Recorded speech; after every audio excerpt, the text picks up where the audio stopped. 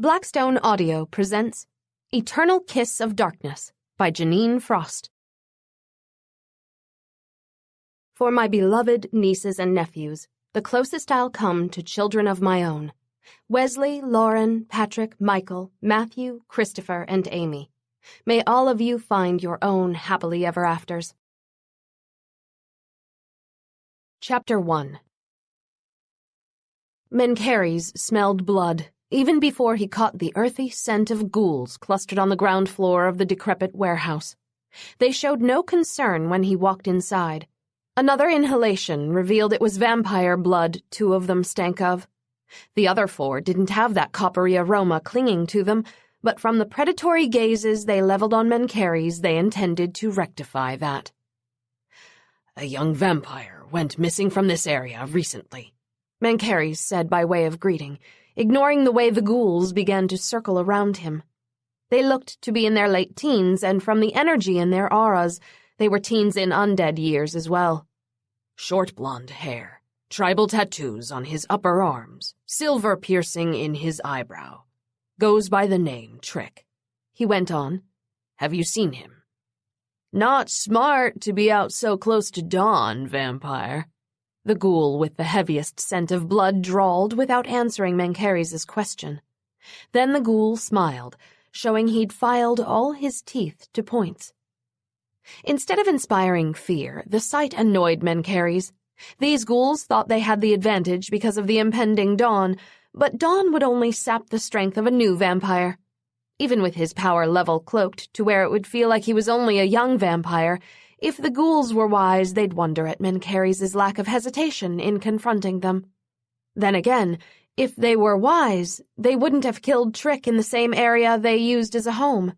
It had only taken Mencheres an hour to track them down. Such stupidity wasn't only blatant disregard for vampire and ghoul law, it also endangered the secrecy of both their races. In another mood, Mencheres would have killed the shark-toothed ghoul without further conversation, then rounded up the remaining 5 for public punishment later.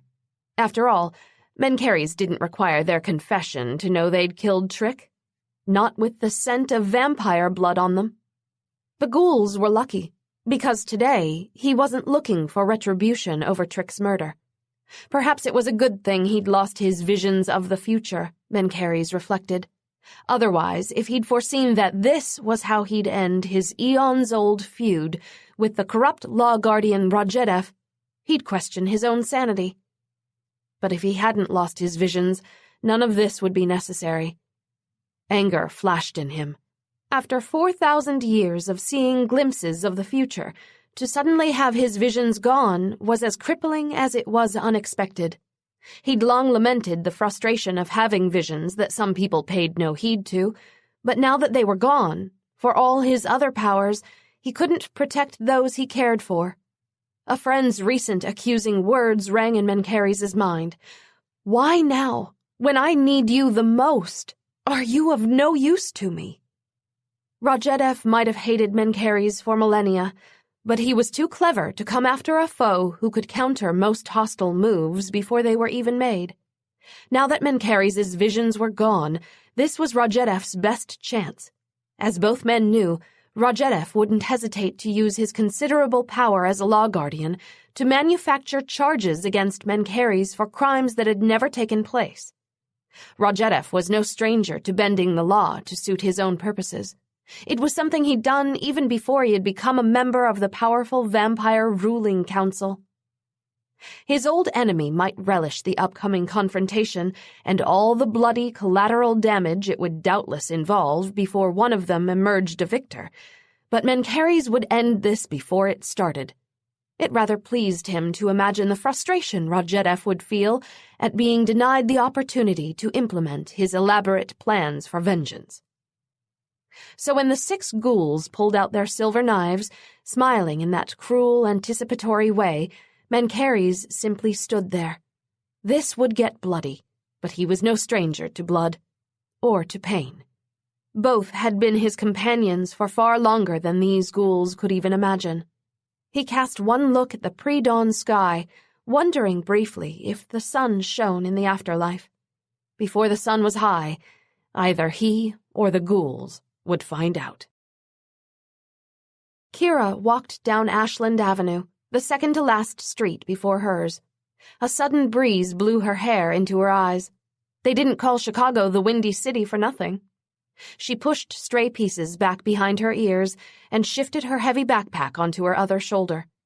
After all the times she'd toted her backpack to and from work, Kira would have thought it wouldn't feel as heavy as it did.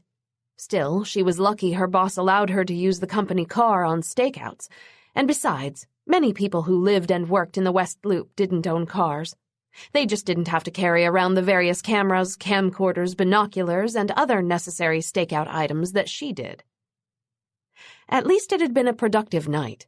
Her surveillance of her client's cheating wife finally paid off in the version of several incriminating photos that Kira dropped off at her office before she'd taken the Green Line back to her neighborhood. She could sleep in as late as she wanted to today, and even her exacting boss wouldn't have a thing to say about it.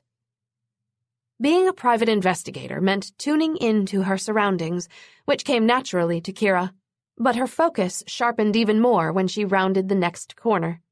Walking this particular stretch of road during the daylight was fine, but now it made her uneasy.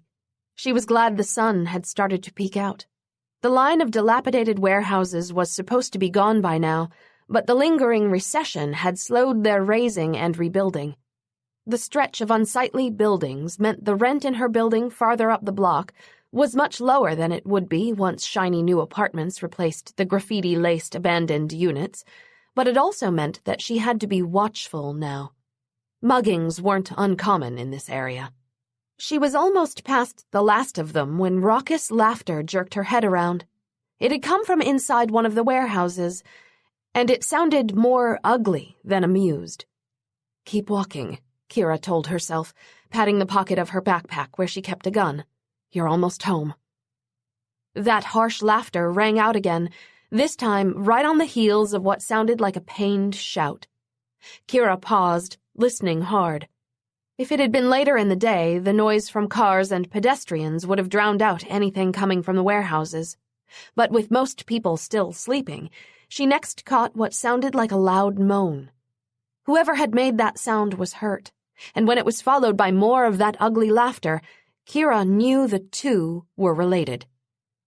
She slipped her backpack off, pulling out her cell phone while walking faster toward the safety of her apartment building. 911, what's your emergency? A voice intoned after Kira punched in the numbers. "I want to report a code 37, Kira said. "Say again?" "Aggravated assault," Kira amended, surprised the dispatch operator hadn't registered the police code. She gave the address of where the warehouse was located. "Sounds like the bottom floor," she added to be more specific. "Please hold while I transfer you to that station," the operator replied. Moments later, another voice asked what her emergency was. "I'm reporting an aggravated assault," Kira said, not bothering with the code this time. She gave the address and information again, her teeth grinding in frustration as she had to repeat twice what she'd heard. "So you never actually saw an assault?" the dispatch operator asked. "No, I didn't go in there," Kira said stiffly, not walking now that she was close to her apartment building. "Right," the now bored-sounding voice replied. "What's your name?" "I prefer to be anonymous," Kira said after a pause. She had a history with the police that wasn't necessarily pleasant. "We'll send a car around," the operator intoned. "Thanks," Kira muttered, and hung up. She'd done all she could. Hopefully it would be enough for who'd ever made that awful noise. But when she started to walk toward the front door of her building, her steps faltered. Instinct told her to turn around and head back to the warehouse. It would be 5 to 10 minutes before the patrol car arrived. What if the unknown injured person didn't have that long? "Never try to be a hero, kid. Leave that to the Shields." Her boss's admonition rang in Kira's mind, but instead of making her feel better, anger rose. If not for her ex-husband, she'd be one of those Shields. She'd aced the police academy, gotten her certification in law enforcement, and she was just 2 blocks away from that scream, not several minutes like the patrol car. Mac's voice, deep and scratchy, sounded through her mind next. Save one life. That had been her mentor's credo. If Mac had been more like her boss, Kira might be dead, not standing on a sidewalk debating whether or not to help someone in need. Mac wouldn't have hesitated, badge or no badge. Who did she want to be like, her old friend Mac or her jaded boss, Frank? Kira spun around, heading back toward the warehouses and the source of that scream. Mencheres let out a long moan when the silver knife slashed into his sternum. When the ghouls first started cutting him, he hadn't made a noise, and they'd drawn their blades even more slowly across his flesh, taking his silence as a challenge. So he grunted, moaned, and even shouted. It helped. They grew more excited. Their cuts went deeper. Soon he'd have to choose between using his energy to cloak the fact that he was a master vampire or using his power to protect himself from the worst of the pain. He'd lost too much blood to keep doing both. But if his attackers had a grain of sense, revealing the extent of what he had coiling inside him might make them run away. No, he couldn't chance that.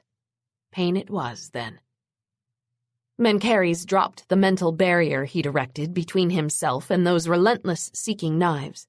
Immediately, his body felt like it was on fire, the silver causing an intense, agonizing reaction as it sliced through him. With his barrier to the pain down, a new problem arose. Every new cut or stab wound roused the swirling energy in him that craved retribution. Mencheres forced it back, concentrating on keeping his aura tamped down, fighting his urge to kill the ghouls, even though his power demanded to be released. Stakes, Mencheres said, calling him by the name the others had used. Are you inexperienced, or is this merely the best you can do? The ghoul snarled at the insult, hacking a deep line in Mencheres' thigh as a response. Another ghoul took hold of Mencheres' waist-length black hair and sawed a hunk of it off at the shoulder. Mencheres' anger rose again, dark and deadly, seeking to merge with his power to be given form. He forced it back, knowing if he released his control for even an instant, all of the ghouls would die. And they hadn't served their purpose yet. "Put the knives down and get away from him," someone gasped.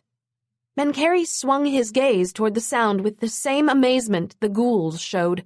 Had he been so distracted by his own thoughts, and the ghouls by their torture, that a human had actually managed to sneak up on them? The proof stood on the other side of the room, posture in a classic shooting stance, gun pointed at the ghouls clustered around him. The woman's eyes were wide, her face pale, but she held her weapon in an unwavering grip. This was a complication he didn't need. "Leave now," Mencheres ordered.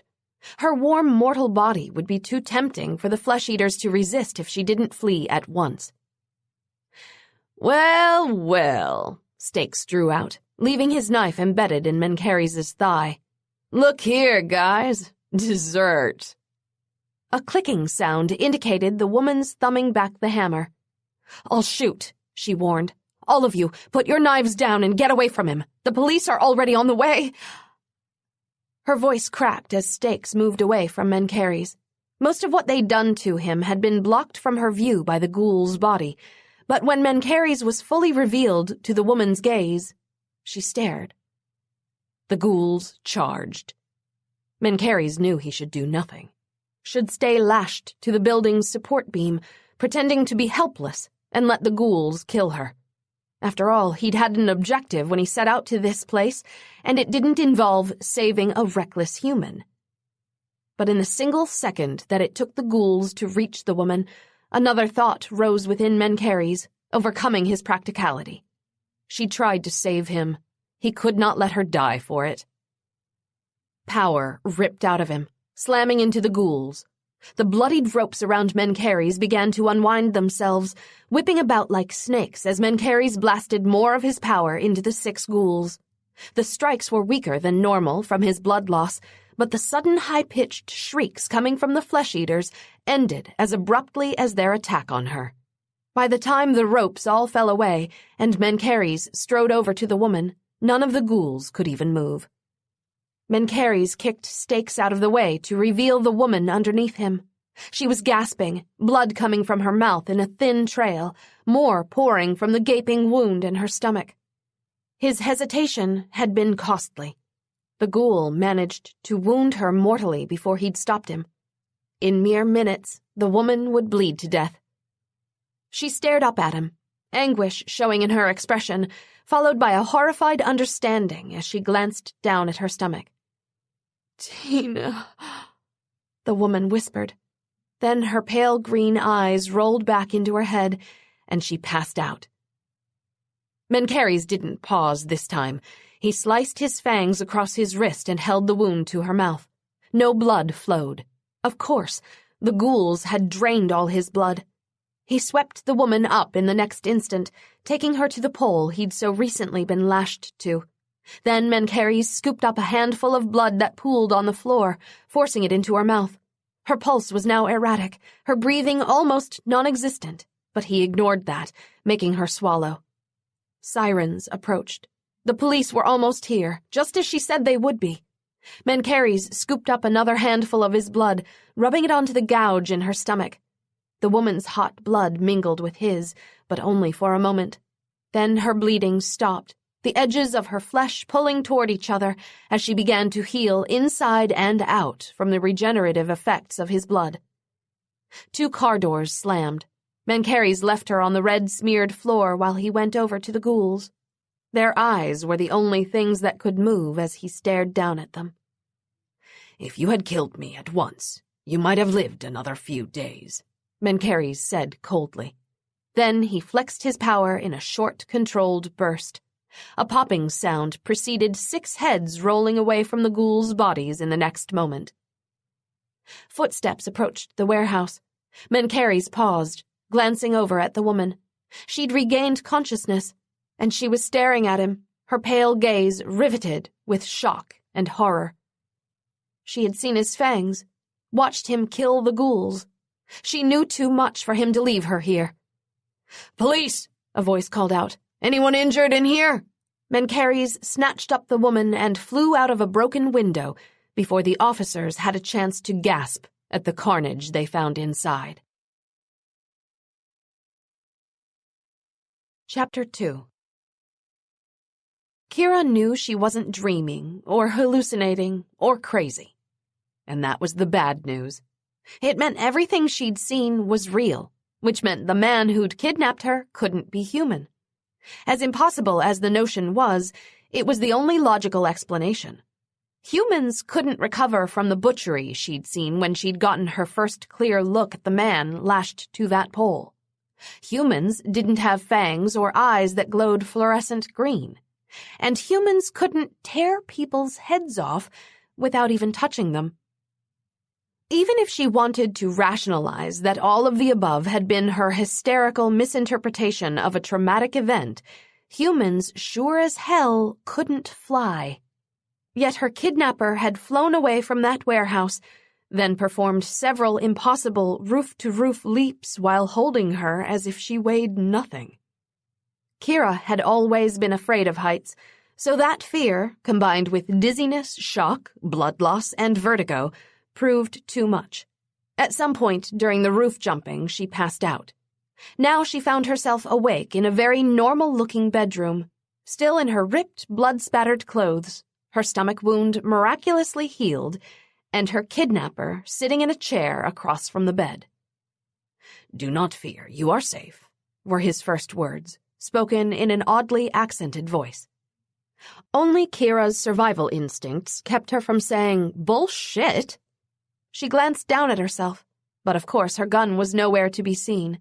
Not that it would have done any good against whatever he and the other creatures at the warehouse were.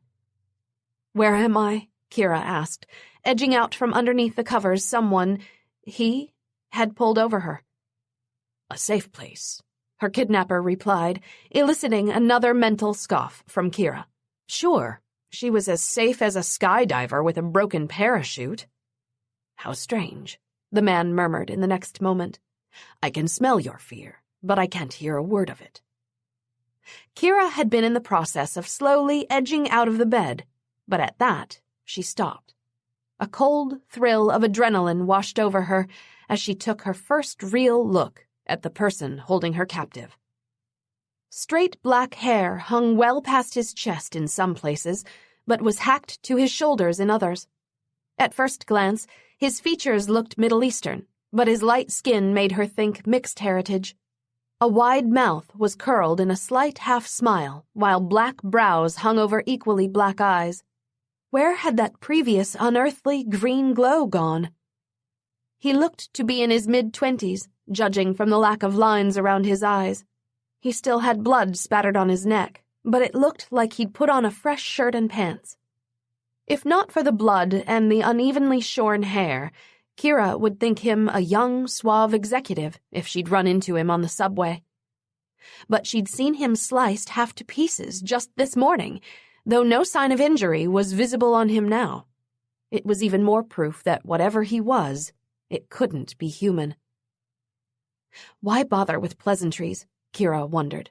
Both of them knew she'd witnessed something that would probably result in her being killed, so she couldn't tell anyone about it. "Fascinating," he said almost to himself. "I cannot hear a word of what you're thinking." Kira's hands instinctively went to her head, as if she could physically block him from trying to peer in her mind. His half-smile quirked.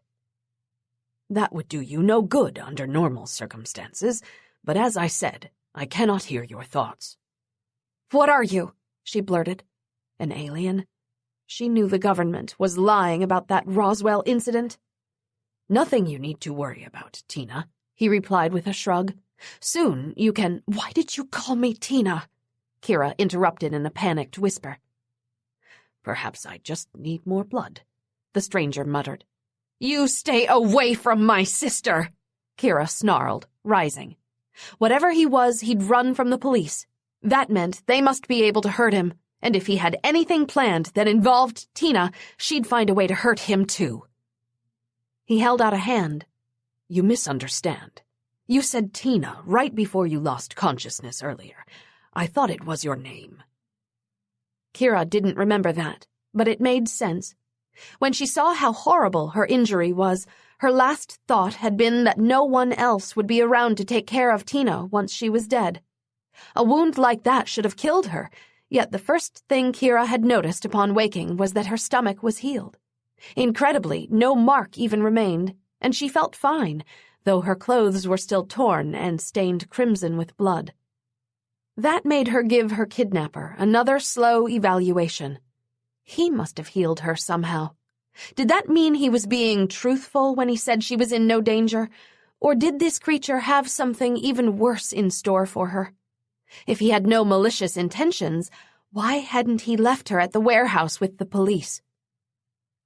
The dark stranger sat motionless, that single hand still extended toward her. Kira took a deep breath and sat back on the bed.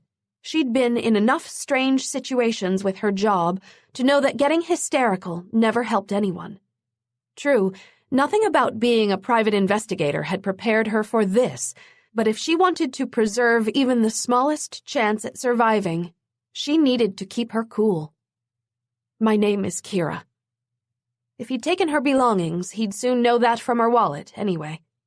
"I want to go home now. I'm not sure what happened this morning.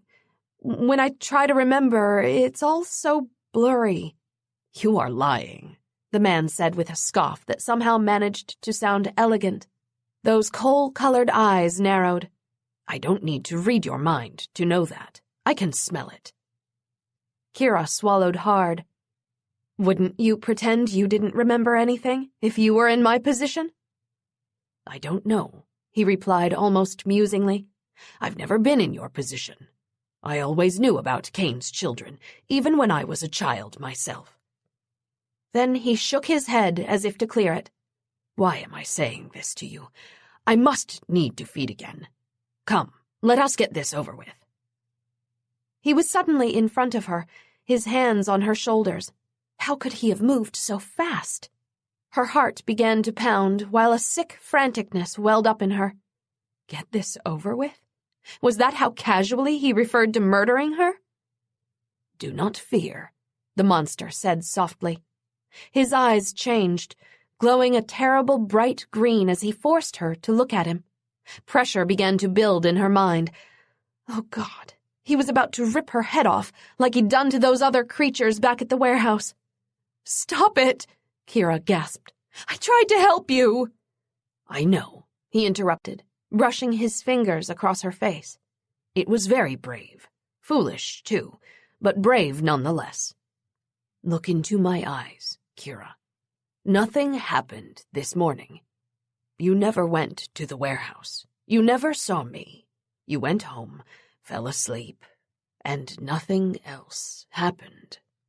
His voice deepened until it vibrated with something more than his unusual accent. The pressure in Kira's mind intensified, but her head didn't feel like it was about to snap off her shoulders. Maybe he wasn't trying to kill her. It hadn't taken this long for him to kill the others at the warehouse. After several more moments staring into his impossibly bright eyes, Kira tried to reason with him again. "That's exactly what I'll say. Whatever you are, whatever they were, I don't want to know about it. I just want to forget about it." A frown creased his features. "Impossible," he muttered. His eyes brightened even more. "Nothing happened this morning. You walked home, you went to bed." "Got it," Kira said, blinking. Looking into his eyes was like staring into two green spotlights. He was on the other side of the room before her next blink, looking at her with the same wary speculation she'd bestowed on him before. "You are immune to my power." A short laugh came from him. "This is a memorable day indeed. Perhaps it's because I gave you my blood to heal you. That could interfere with my mesmerizing you now. Once you get it out of your system, you will be susceptible again." That didn't sound good. It sounded lengthy, like she wasn't getting away any time soon, and things were forming a connection in her mind. Blood, mesmerizing, fangs, flying. Only one creature had all those in common, but this stranger couldn't really be a vampire, could he? "I might remember what happened this morning, but you can bet I won't tell anyone," Kira said quietly. "You don't have to wait for anything to clear out of my system. I'll go home and won't say a word about you, that warehouse, or anything else that isn't completely normal." He stared at her, darkness replacing the green in his gaze. Then, very slowly, he shook his head. "At this moment, you may believe that, but I cannot take the risk that you will change your mind later." The sound of the door shutting was the only indication that he'd moved. Kira ran to it, but though the knob turned and she shoved against it, she couldn't open the door. Something very heavy must be on the other side of it. How was she supposed to get away from him when he moved so impossibly fast? Once again, the word vampire jumped into her mind. With all the other traits she'd seen, it seemed to be the front-runner for what her kidnapper was. Then again, weren't vampires supposed to catch fire in the sunlight? He hadn't. The sun had been out when he'd carried her from the warehouse, yet her kidnapper hadn't suffered any ill effects. Plus, she had on a cross necklace, but that hadn't stopped him from carting her over half of Chicago's rooftops this morning either. That shot a big hole in her vampire theory. Some part of Kira couldn't believe she was contemplating what sort of supernatural creature he could be. None of those things were supposed to exist, let alone kidnap her. Disbelief battled with the memory of everything she'd seen. Even if she wanted to believe that her long night without sleep had made her see things that weren't real, her blood-smeared, perfectly healed stomach was a reminder that her eyes weren't playing tricks on her. She hadn't imagined the agony of her flesh being ripped open, either, or the coldness that had seeped through every pore, the sense of fading away, and then the abrupt yank back to life, just in time to see her dark-haired captor ripping the heads off several people when his hands hadn't even been near them. It didn't matter what he was, Kira decided. The most important thing was getting away from him. She began to prowl around the bedroom, ignoring its lavish furnishings, No phone that she could see. An attached bathroom loaded with all the amenities, none of them useful for escape purposes. No computer. She went over to the window and stared out in frustration. Of course she'd be a few stories up without a balcony or trellis. She supposed she should be grateful that there didn't appear to be a moat around the property, or wolves baying around the perimeter. Was she still in Chicago? Or, when she'd been unconscious, had he managed to take her much farther away? Kira sank onto the bed, fingering the fabric of the comforter. Frank probably wouldn't even notice she was missing until later tonight. Her boss knew she'd pulled an all-night stakeout. He'd expect her to sleep late today. Tina also wouldn't attempt to call her until later, and if Kira didn't answer, her sister would just assume she was working. Her only hope was that her kidnapper had left her backpack at the warehouse. The police would definitely investigate her whereabouts if they found her belongings at the scene of a grisly multiple homicide. Had he taken it with him when he grabbed her? She couldn't remember. Her backpack wasn't in this bedroom. That was all she knew. Kira fisted the comforter, wanting to shred it out of frustration, but with its thick smoothness, it was probably 1,000-thread count and thus stronger than rope. All she'd do if she tore at it was break several fingernails. All at once, Kira began to smile. Improvisation is a necessary part of the job, Frank had told her when training her to work as a PI. He'd been right about that. Kira went into the bathroom, dragging the comforter behind her. Mencheres closed his eyes as he swallowed. Warm flesh pressed to his mouth, a sweet pulse vibrating underneath his lips. A haze of pleasurable thoughts blanketed his mind as he lightly dug his fangs in again, but they weren't his thoughts. They belonged to Selene, the human he fed from. "Yes, bite me deeper, deeper, oh, so good, don't stop." Selene shuddered with an ecstasy Mencheres hadn't felt in centuries. He drew back after his next swallow, closing the punctures from his fangs with a drop of his blood, while the bliss he'd so briefly felt turned to ashes. Selene's passion was only due to the skillful way he'd bitten her, combined with the mild euphoria-inducing venom all vampires had in their fangs. He'd be able to give her mind-shattering orgasms with his bite if he wished to, but any vampire could rouse the same sensations in her. If there was one thing Mencheres' long years had taught him, it was that being an instrument of pleasure wasn't the same as being truly desired. Once he would have scoffed at that. When he was a human ruler in Egypt, it was considered an honor to share his bed, and Mencheres had welcomed many there. When he became a vampire, men and women flocked to him in the hopes that he'd transform them into vampires. Later, his power drew those looking for protection. Over time, being his lover was a status symbol among vampires. Even if Mencheres lived among humans, hiding what he was, his wealth seduced people to his side. After living that way for 2,500 years, even the most sensual enjoyments began to feel hollow. Mencheres wanted more. He thought he'd found it in Patra, the young Egyptian queen he married 2,000 years ago, but that had ended in disaster. Back then, he'd been naive enough to believe he could sate Patra's need for power by changing her into a vampire, sharing his vast wealth, and teaching her the deepest, most forbidden secrets of his race. But it hadn't been enough. Nothing he'd done had been enough, and a long-ago sin resulted in Patra nearly destroying everyone Mencheres cared about until she'd finally been killed last year. As depressing as the thought was, everyone in his life had been drawn to him for an ulterior motive, even those he trusted, even those he loved. Oddly enough, the only exception was the human locked upstairs in the bedroom. Kira had tried to save him, acting without the influence of his heritage, status, power, wealth, or charisma. She'd risked her life without expecting a single thing in return. No one had done such a thing for him, ever. As a result of Kira's baffling, senseless act, combined with his inability to control her mind or hear her thoughts, he hadn't been able to stop thinking about her. Even as the day slipped into evening and he sent another vampire to deliver food and refreshment to her room, Mencheres couldn't banish her from his thoughts. Kira. In Greek, her name meant lady. In Celtic, it meant dark. Which fit her better? Her appearance fit both meanings of her name. Her face was delicate and beautiful, except for that strong jaw that warned of stubbornness.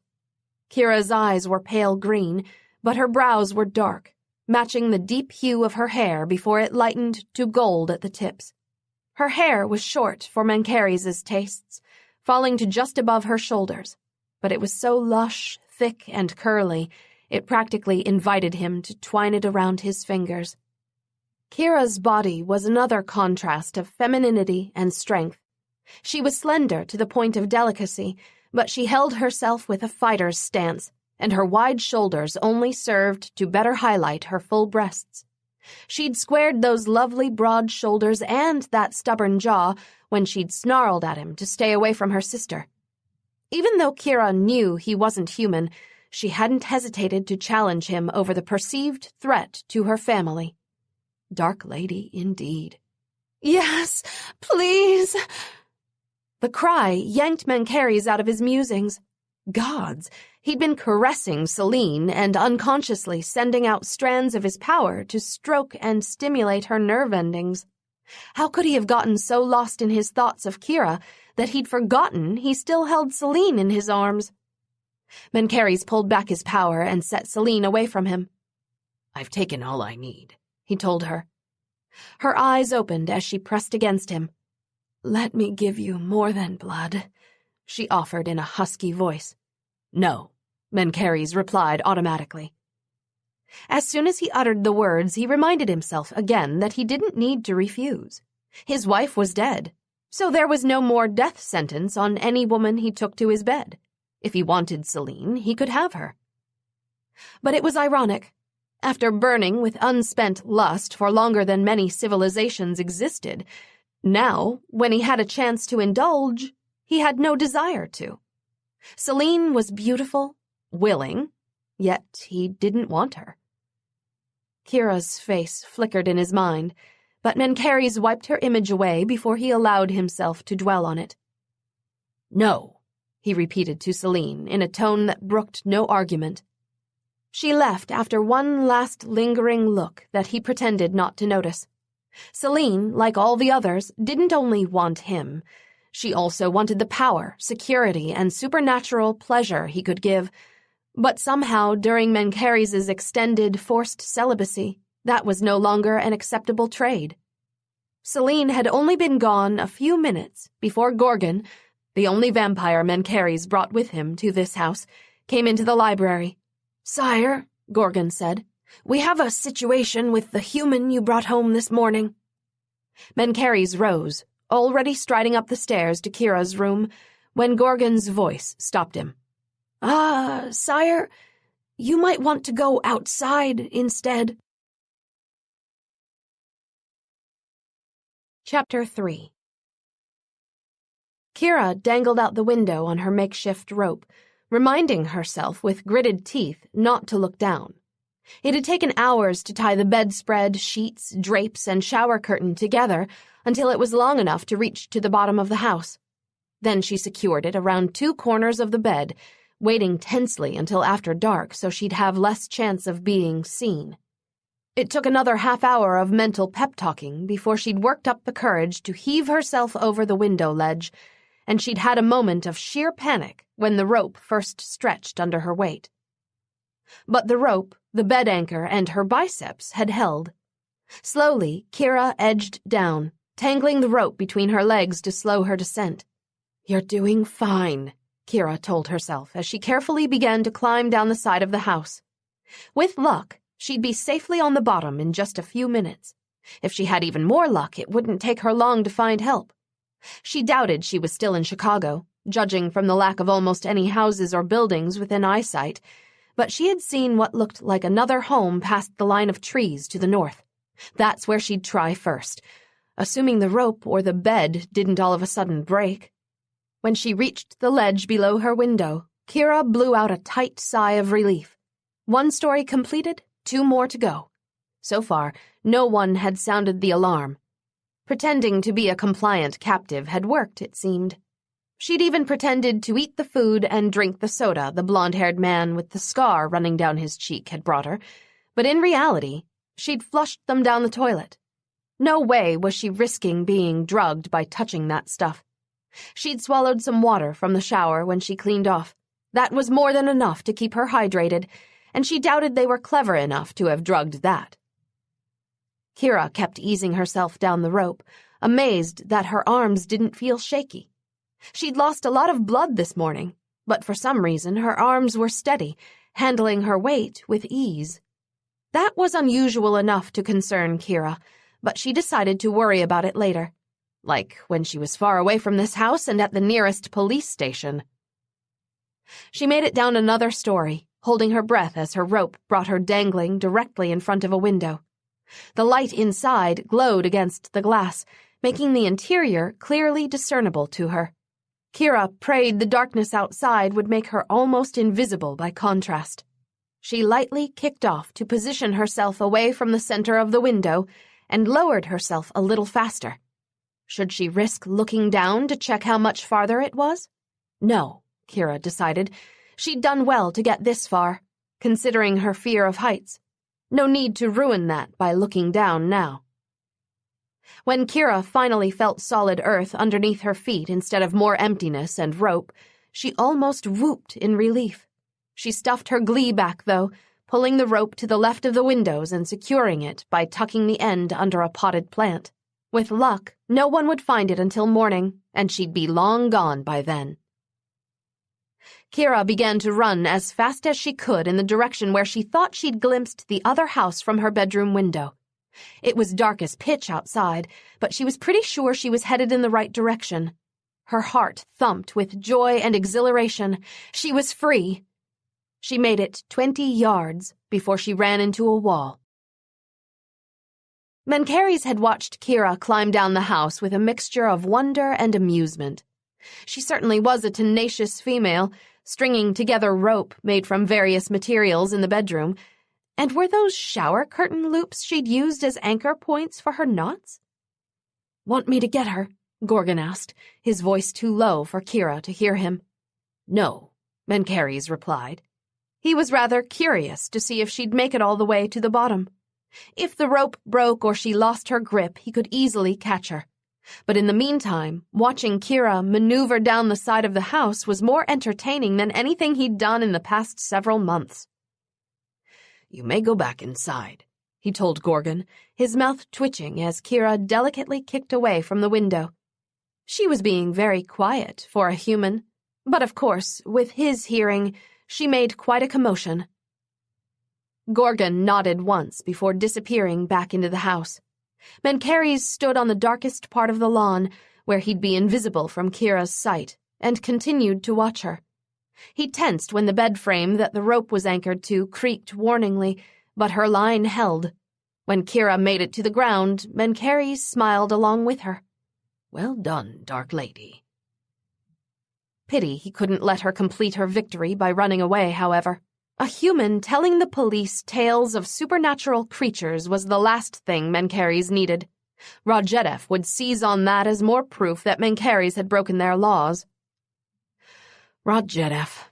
How odd that Mencheres hadn't thought about the vengeful law guardian since he left the warehouse this morning, but he would tend to his business regarding Rajedev later. First, he had to erase Kira's memories of everything supernatural. He could pass her off to Gorgon or another vampire in his line to mesmerize, but taking care of Kira himself seemed the least he could do to repay her for the kindness she'd shown him at the warehouse, even if she regretted that kindness now. He could always find another way to implement his plan concerning Rajedev after Kira's memories of that warehouse and him were gone. Mencheres hadn't seen Rajedev in over a week. No need to rush. He'd accomplish his objectives soon enough. Mencheres let Kira run for a few paces before he stepped in front of her.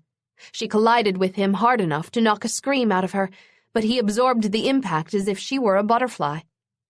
"That's 2 brave yet foolish things you've done today. Mencheres noted.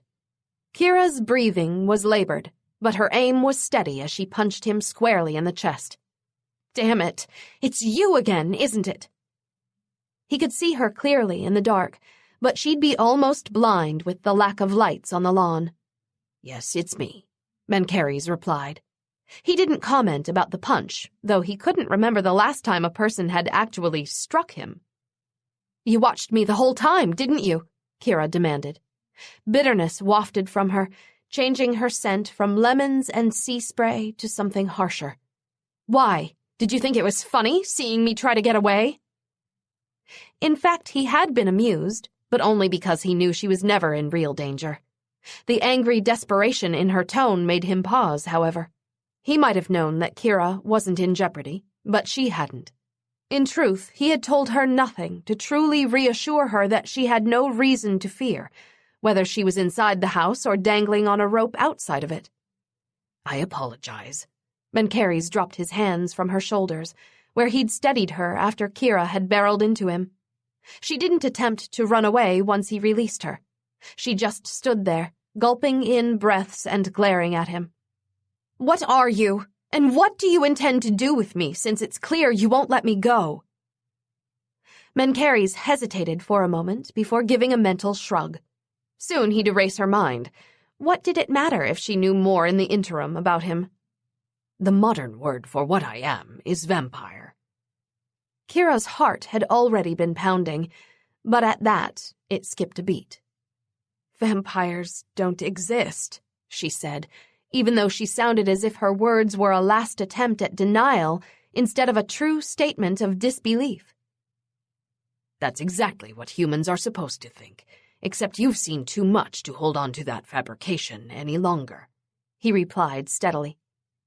But you were out in the sunlight this morning, and my cross. Mencheres reached out to touch the emblem hanging from Kira's neck. Merely touching silver wouldn't hurt him. Its burning, draining effects were dormant unless silver broke a vampire's skin. The effects of sunlight, crosses, wooden stakes, and holy water are red herrings my people deliberately planted along the millennia. Our real weakness is not something we allowed to become common knowledge. Silver, Kira said. His brows rose. She couldn't see it, but she must have sensed his reaction because she shrugged. That must be what those other, vampires were using on you this morning. The knives didn't quite look like steel, but of course, they were so bloody. Her voice trailed off again, and she looked away, biting her lip. Amidst the shocking silence of her mind, he caught a changing of her scent into something that reflected an emotion he was well acquainted with. Regret.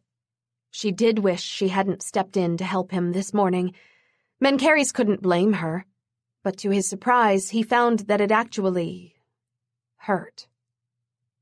By the gods, was he really saddened over what a stranger thought of him? He was over 4,500 years old. Perhaps it truly was time that he passed on from this world, before he manifested other forms of what had to be undead senility. Those other men were not vampires, Mencheres corrected her coolly. They belonged to another race known as ghouls, or flesh-eaters. It sounded like Kira gagged. This morning I walked in on ghouls who eat flesh, hacking away at a vampire who drinks blood. Is that what you're telling me? Yes. Now fear sharpened Kira's scent, and a fine tremble went through her limbs, but her spine stayed straight. Is that what you're keeping me here for? To drink my blood? Mencheres couldn't stop himself from glancing at her throat with its temptingly rapid pulse before he replied. No, I told you. You have nothing to fear from me. I would have already returned you to your home, except I am unable to erase your knowledge of this morning yet. Once my blood has left your system, and I can clear your mind of this, you will be freed. Until then, you will be unharmed. I give you my word. That tremor slowed, but her heartbeat didn't stop its racing. This is like a bad dream, Kira whispered. You might promise not to harm me, but someone else brought me dinner, and I'm guessing he wasn't human either. If you mean it when you say you don't want me harmed, you have to let me go. If not, I'm only safe until one of the other vampires around me gets an appetite." Mencheres couldn't stop the snort that escaped him. "My word is law among my people. No one would dare to touch you without my permission, and I've expressly forbidden it. You are quite safe from anyone getting an appetite around you, Kira." She was silent for several moments. Mencheres concentrated on her mind, but it remained frustratingly elusive to him. Her scent wavered between mistrust and shock, though, telling him as much about her internal struggle to digest this information as her thoughts probably would. Kira's distress was to be expected, considering she'd started the day without knowing about the creatures that existed alongside humanity, then had almost been murdered by some of those creatures and was now held against her will by others. She'd shown remarkable strength. Mencheres had seen leaders of nations reduced to incoherent sobbing under lesser circumstances. "Even if my life isn't in danger, I can't just stay here waiting for my mind to become malleable again," Kira said at last. "I have a job and, other very important responsibilities. Please don't misunderstand. I'm more than relieved that you're not intending to eat me, but I can't just disappear for several days. If you let me go, I'll go home, and I won't breathe a word to anyone about any of this." "Is that where you were intending to go when you ran tonight?" Mencheres asked, his hand shooting out to stop Kira as she started to turn away. "And do not lie to me again." Kira's face flushed as she met his gaze. "I was headed for your nearest neighbor's house to call the police," she replied softly. Mencheres dropped his hand from her face. "And that is why I cannot let you go while you remember anything about what you've seen." "But that was before," Kira said insistently, "when I still thought you were going to kill me, so yes, the police sounded like my best option. But you've proven that I can't run off without you knowing, and you could clearly overpower me any time. I can't imagine you'd go through the effort to lie to me this much if you just intended to kill me. And if you're not going to kill me, then you must not be the insatiable murderer's legend paints you to be, so I don't need to warn humanity about you. Yes, you killed those people who were torturing you, but that's justifiable homicide in any court, so there's no need for me to tell anyone anything." Kira's voice had risen in her agitation, and her pulse accelerated again. Mencheres said nothing, knowing she was trying to reconcile the facts out loud more than anything else. It was always frightening for humans when they realized their belief in the superiority of their race was false, when they realized how vulnerable they truly were to the other species that shared the dark with them. "Besides," she said at last, expelling the word on a ragged sigh, "no matter how many people I'd tell, who would believe me? I'd never believed any of the clients who used to talk about weird, impossible things, and I heard more than a few of those stories as a private investigator." Kira's eyes widened even as she stopped talking in mid-sentence. Mencheres couldn't hear the thoughts form in her mind, but from her expression she was realizing some of the stories she'd summarily dismissed might have been true. Then she looked around the darkened yard as if seeing it with new eyes, her breath hitching. Mencheres watched with pity, knowing it was the moment Kira truly accepted that all of this was real. The small part of her that still hoped there was another explanation had finally given up. He'd observed this same mental surrender in humans before, too many times to count, and though Kira might believe she could return to a normal life with this information, Mencheres knew she couldn't. "You do not want this knowledge," he said, his voice quiet but firm. "It will destroy your life. You will see every shadow in a different way, and every strange sound will make you wonder, is that a person or a monster? Humans who are not part of a vampire's or ghoul's line do not do well with this information. Time has proven that repeatedly." What he didn't tell Kira was that time also proved that such humans usually ended up dead. Eventually, those mortals tried to make someone believe them about the supernatural world, and an unclaimed human spreading tales about the undead was a threat to both species. Both vampires and ghouls did claim a certain number of humans as property, But those humans were specially chosen, then removed from their own world. They lived with their undead protectors in full knowledge that if they spilled the secret about either species to mainstream society, they would be eliminated. Such knowledge wouldn't reassure Kira, however, so Mencheres kept it to himself. He really didn't want her climbing out of any more windows in the future. "You'll let me go unharmed?" she asked at last, seeming to come to a decision. "As soon as I remove these memories from your mind," Mencheres promised. She gave him a measuring look. "I'll need to call my boss, make some excuse about missing work. I can't afford to get fired." "I'll see to it that your employment situation is taken care of." But Mencheres wasn't about to let her call her employer, even under his watchful eye. Kira worked for a private investigator. The line could be traced, or she could use code words indicating danger that Mencheres might not recognize. He would like to hope that Kira wouldn't do such a thing in light of her new capitulation, but he was too jaded to trust in hope. "I need to call my sister." Her voice hardened in a way that it hadn't when Kira spoke of her job. "She's not well. I can't let her worry my disappearing without telling her something." Mencheres inclined his head. "I will make arrangements for you to speak with her tomorrow." Kira took in a long breath and let it out slowly. "All right. How long should it take until you can erase my memories?" He mentally calculated how much blood he'd given Kira. It had been several swallows at least, and his blood was very potent. "A few days at minimum, a week at most." She winced, but didn't reply. Again, Mencheres was impressed with her fortitude. Kira had attempted to run away and had repeatedly argued with him to let her go, but she hadn't resorted to begging or hysterics. What sort of person was she to make her so unusually strong in the face of such trying circumstances?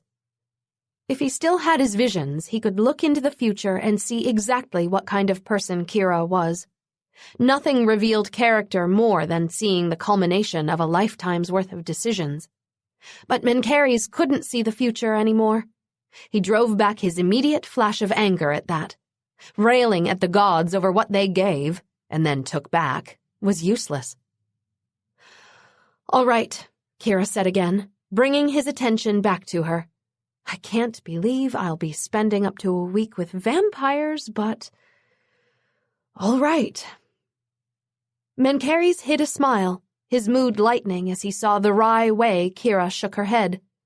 She wasn't the only person surprised at this recent turn of events. A part of him also couldn't believe he'd just committed himself to being housebound with the same human who had ruined his plans this morning. "Are you ready to go inside now?" Mencheres asked, offering her his arm. Kira's mouth curled as she took it after a moment of hesitation. "I guess so. Tell me, vampire, what's your name?" What was one more thing to erase from her mind? "Mencheres."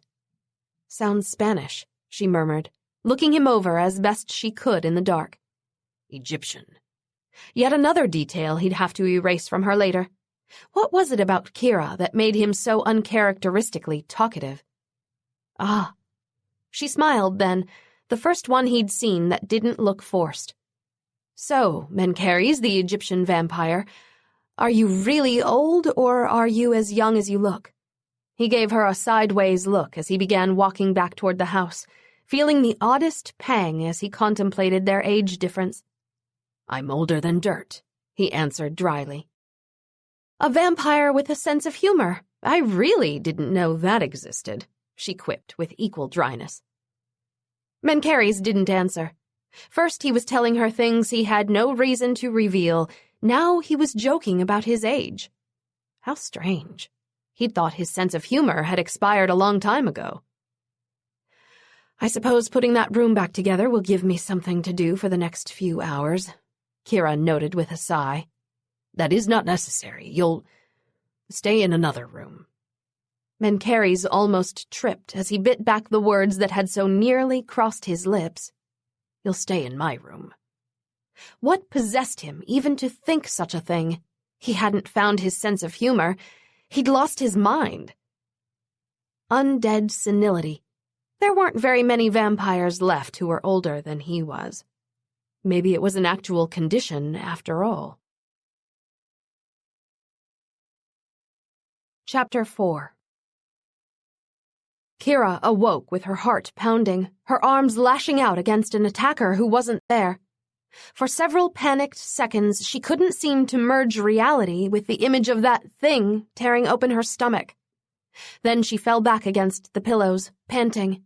Just a nightmare. Only a nightmare. Except it was more than that. Kira willed her breathing to slow as she counted backward from 30.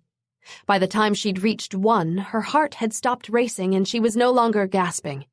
Another set of backward counting took care of the tremble in her hands. By the 3rd set, Kira could get out of bed without constant images of the ghoul's face bombarding her mind. "He's dead. He can't hurt you anymore," she reminded herself firmly. Besides, though the circumstances were different, this wasn't the first time someone had attacked her, yet she'd survived. Those awful memories might show up again in her dreams, but she wasn't about to give her attackers' ghosts, either of them, power over her once she was awake. And soon her memory of this recent assault would be erased, courtesy of a strangely formal, lethally powerful vampire named Mencheres. Of all the assaults she had to stumble upon on the way to her apartment, who would believe she'd come across one involving creatures who weren't supposed to exist? No one, that's who, Kira thought darkly. Hell, she'd seen it, was living proof with her stomach miraculously healed, and still she had a hard time grasping that all of this was real. Vampires, ghouls. What other creatures existed that weren't supposed to be real? Kira shuddered. Maybe Mencheres was right. She'd probably live a much happier life if she didn't remember any of this. Oddly enough, she did expect to get out of this alive. After their exchange last night, Kira believed Mencheres when he said he'd let her go. It could just be part of vampire allure, but all of Kira's instincts said that Mencheres was trustworthy, and her instincts had never been wrong, even when she desperately wanted them to be. Vampires who didn't murder innocent people. It was almost as incredible a revelation as vampires' existence. Ghouls seemed to be a much crueler species, at least from what Kira had seen. What those creatures had done to Mencheres had been horrifying, and they'd certainly shown her no mercy. If Mencheres hadn't stopped them, then healed her, she wouldn't have lasted 5 minutes after walking into that warehouse. Kira froze in mid-stride to the bathroom as a question that had been buried under an avalanche of shock finally surfaced in her mind. If Mencheres could stop those ghouls so easily, why hadn't he done it before she arrived? Mencheres felt Gorgon approach before his image appeared through the haze of water above him. He gave a mental sigh as he rose from his comfortable position at the bottom of the swimming pool. Being underwater was one of the few times he could enjoy relative quiet. The layers of water muted the sounds from the mortals in his house, and being enclosed in it had become a sort of meditation. "Sire," Gorgon said, once Mencheres had surfaced, "your human is requesting to speak with you." Mencheres' gaze flicked behind Gorgon to Kira, whose expression said she didn't care for the term "your human." Once again, Mencheres probed at Kira's mind, and once again he came up against a thick wall. The barest hint of confusion threaded through her scent, but the bewildering, impressive barriers that prevented him from hearing Kira's thoughts as easily as he heard her heartbeat were still there. "Bring her forward," Mencheres said, balancing his arms against the side of the pool. "Tinted glass," were Kira's first words as Gorgon beckoned her forward. "I thought you said vampires had no aversion to sunlight." Mencheres glanced around the enclosed pool area with a slight shrug. "Sunlight does not harm us, as legends claim, but prolonged exposure does sap our strength, and we tend to sunburn easily." Why am I explaining that to her? He wondered in the next moment. Every word he uttered to Kira would only be erased from her recall later. It was as senseless as speaking to the wind. She sat a few feet from the pool's edge, folding her legs underneath her as if she were at a picnic. Why not have real walls around your pool? Concrete blocks a lot more sunlight than opaque glass. Mencheres gave a small, grim smile. because sometimes I enjoy things regardless if they are beneficial to me or not. Speaking to Kira was another of those unbeneficial things he seemed to enjoy, because here he was, still answering her questions despite there being no sense in it. Kira tilted her head, the muted sunlight highlighting the gold in her hair. She had on denim pants and a collared blouse that was a fraction too tight. Mencheres made a mental note to arrange for new clothes for Kira during her stay. She was wearing some of Celine's now, but Celine's breasts weren't as generous as Kira's. Mencheres' gaze lingered on her chest until Kira crossed her arms over it with obvious annoyance. She gave him a pointed look as his gaze traveled upward to meet hers. He glanced away, almost chuckling at this unexpected absurdity from him. How many centuries had it been since he'd been caught ogling a woman's breasts? A woman's clothed breasts, no less. His co-ruler Bones would fracture a rib laughing if he knew. Some things must never change, Kira muttered under her breath. Mencheres found himself smiling. It appears they do not. Kira brushed a hand through her hair, giving him another feminine, censuring look before her expression became serious. Why didn't you stop those ghouls yesterday before I showed up?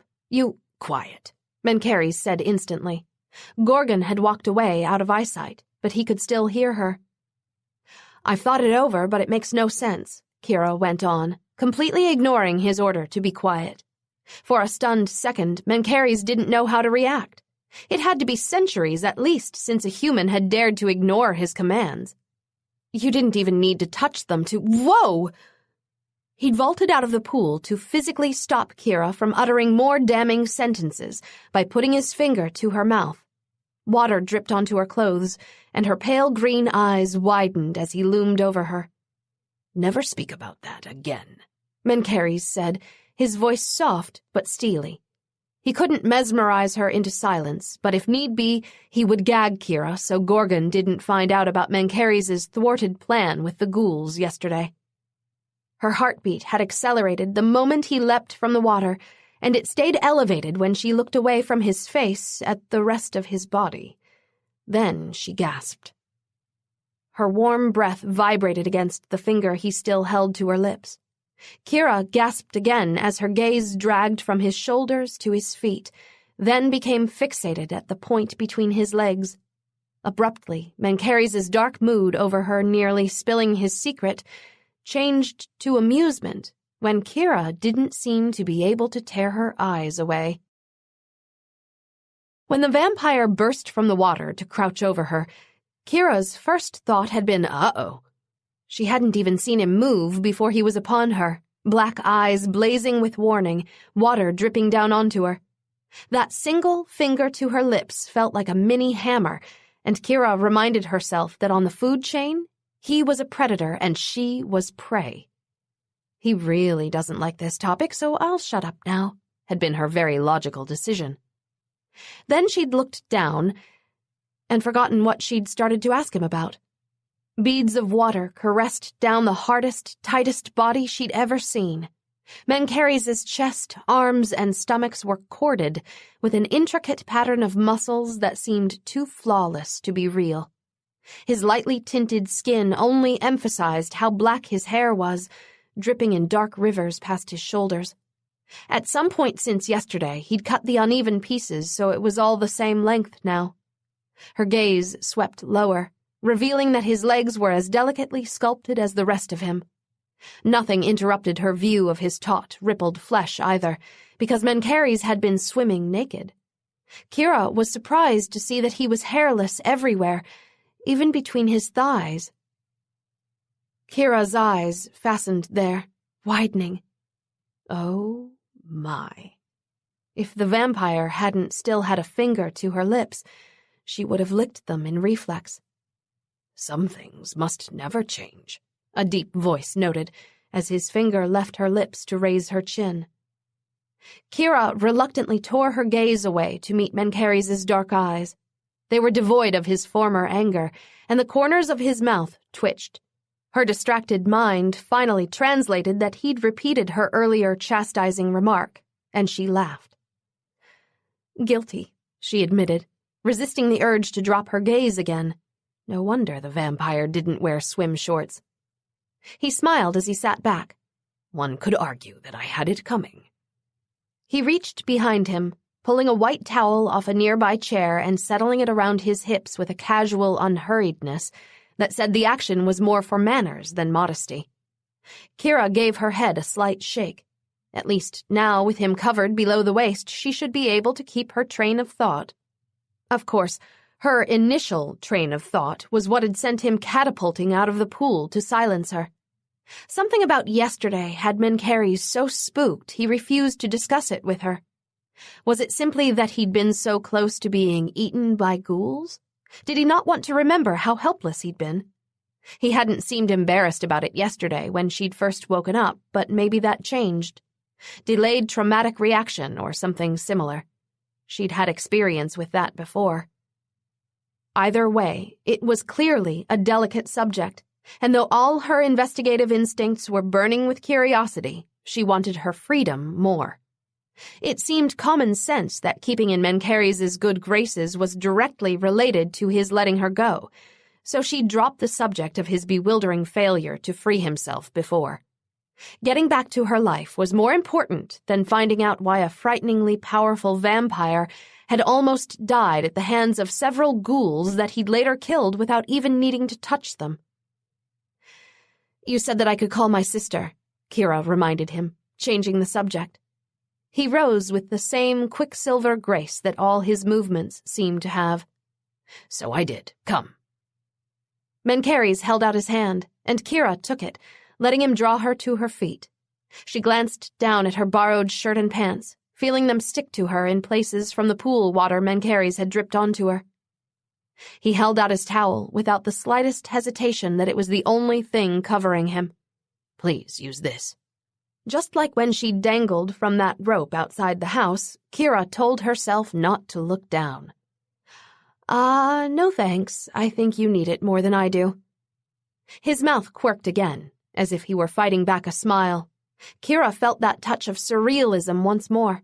She couldn't really be standing by a pool next to a naked vampire who was offering her his towel so she could blot her damp jeans and shirt, could she? So much of what had happened in the past 30-some hours had a dreamlike quality to it. All she needed to make this scenario more unbelievable would be for leprechauns to come somersaulting out of the nearby garden, or for the gorgeously bare vampire to give her a sensual massage while feeding her peeled grapes. Then she'd know this was a dream. But because Mencheres was belting the long towel back around his waist instead of throwing it to the ground while he went in search of fruits and scented oils, Kira supposed this was reality. A bizarre, sometimes terrifying, sometimes titillating reality, but reality nonetheless. And her memories of it would only be temporary. In some ways, that was the strangest part of this whole thing. How could she simply not remember any of this in a week? Wouldn't some lingering knowledge remain? Like she'd experience déjà vu whenever she saw a vampire movie in the future? "There is no need for you to be concerned," Mencheres said quietly. "Your life will continue on without any ill effects from this experience." "Are you able to read my mind now?" Kira asked, feeling embarrassment rise. "Because if so, about that massage." His brow ticked upward. "I still cannot read your thoughts, but your scent and expression lead me to surmise that you were thinking about your future. I would, however, like to hear about the massage." "I've, got a kink in my shoulder," Kira said, glancing away. A soft laugh. "Humans emit a distinct scent when they lie, and you, Kira, smell of that scent now." Kira turned back around with a challenging look. He wanted the truth? All right, then. Mencheres might be a powerful vampire, but she was a grown woman, so she wasn't about to act like a timid, blind virgin. Dead or not, you must be bored with women telling you how you look like the hottest, most exotic wet dream they've ever had. No wonder the thought of you, grapes, and some scented massage oils crossed my mind. And if you drop that towel again, I'm going to need a cold shower. Kira expected a smug smile in return. Maybe a knowing glance down and a wink, too. But Mencheres' expression could only be described as surprised. Then it became carefully blank. You know nothing about me. She stiffened. Was that his way of telling her she was shallow? Oh, please. He'd flaunted his looks by walking around naked. Now she was cheap because she'd noticed them? Don't worry, I think Mount Everest is gorgeous too, but that doesn't mean I have any intention of trying to climb it. I do not understand this analogy, Mencheres muttered. Kira let out a sigh. Let's just keep this subject in the same do not discuss category you want your actions yesterday under. Pinpoints of green flared in his charcoal-colored eyes, reminding Kira that what she'd said was akin to yanking a tiger by the tail. But for the strangest reason, Kira wasn't afraid of Mencheres. He might be a predator who could kill her with laughable ease, but Mencheres also had an aura of complete control about him. Even when he'd leapt from the pool to shush her, she'd been startled, but every instinct said he wouldn't break his promise not to harm her. Although if he hadn't given his word about that, Kira would be terrified of him. All that astonishing ability, combined with an iron will, made Mencheres more than deadly. It practically made him a force of nature. Someone who could rip the heads off other supernatural creatures without using his hands, who could heal her life-threatening injury, could fly, and make her forget that any of it had happened. Mencheres might not frighten her as much as he should, but knowing that power like his existed was scary. What if all vampires could do the same things he could, but they weren't as disciplined as Mencheres about not killing humans? The ghouls yesterday would have made lunch out of both of them, so clearly, not all supernaturals operated under a strict moral code. Those missing person case files with strange stories attached to them flashed in Kira's mind. What if those disappearances weren't just related to sinister human activity, but something else?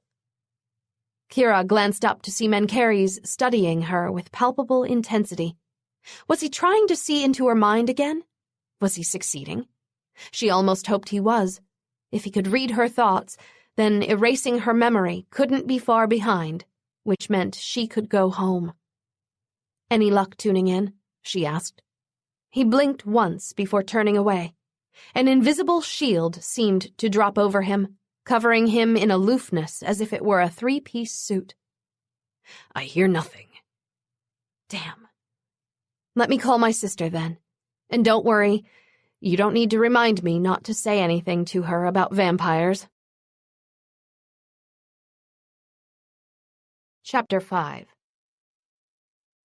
Kira paced around her room. Tina hadn't answered when she tried calling her earlier. She could just be out, but what if something happened and her sister was too ill to get the phone? Kira debated asking Mencheres to send Gorgon around to Tina's apartment to check on her. According to Mencheres, the blonde vampire was already stopping by her office today to somehow mind-manipulate Frank into believing that Kira was unable to come into work because of the flu.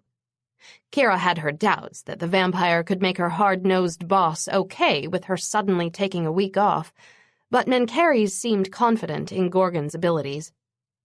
Her gut wasn't sensing any menace from Gorgon, just like it hadn't with Mencheres, but maybe that was part of a vampire's natural camouflage. Nothing helped predators more than their prey thinking they were harmless. Kira wasn't about to risk exposing her sister to a vampire, even if Gorgon was harmless, and it would set her mind at ease to have Gorgon report that Tina was fine. She'd just have to try calling her sister later. Mencheres didn't seem to be so draconian that he'd only allow her one call, regardless if she reached Tina or not. For an undead captor, in fact, Mencheres was turning out to be pretty accommodating. He'd told Kira she could have free reign of the house, pool, and the surrounding garden, as long as she didn't try to make any unsupervised calls, emails, texts, or attempt to run away again. Her shackles would be velvet-lined, apparently. How odd. She'd been in harsher captive circumstances when she was married. Kira brushed aside the thought as quickly as it had come. That chapter of her life was closed, and everything she'd seen in the decades since had just served to reinforce that she'd done the only thing she could. Survival. Sometimes it wasn't noble or pretty, but it was necessary. Her stomach growled, reminding Kira that she'd only had a banana for breakfast today and nothing at all to eat the day before. Mencheres told her to help herself to whatever was in the refrigerator, actually sounding apologetic when he said she'd have to prepare her own food. Velvet shackles indeed. Kira strode out of the bedroom, heading for the kitchen. Time to see if Mencheres meant it when he said she'd have free run of the house. She went down the staircase, pausing on the landing of the second floor. Her bedroom was on the third floor, and though there were 2 more doors in her hallway, she hadn't heard anyone else on her floor. If Mencheres was up there, he was very quiet. Or was his room on the second floor? Aside from her, Gorgon, and Mencheres, she hadn't seen anyone else in the house. Were they the only ones here? If so, why did Mencheres need such a big place, if it was normally just him and Gorgon? And either Mencheres was the most unsentimental person ever, or he hadn't been here long. The house had no personal photos or memorabilia that Kira had seen, and it had that cold model home perfection that spoke of habitual emptiness. If this wasn't Mencheres' main home, why was he here now? And where did he live when he wasn't here? Laughter jerked Kira's attention away from curiosity over her mysterious captor.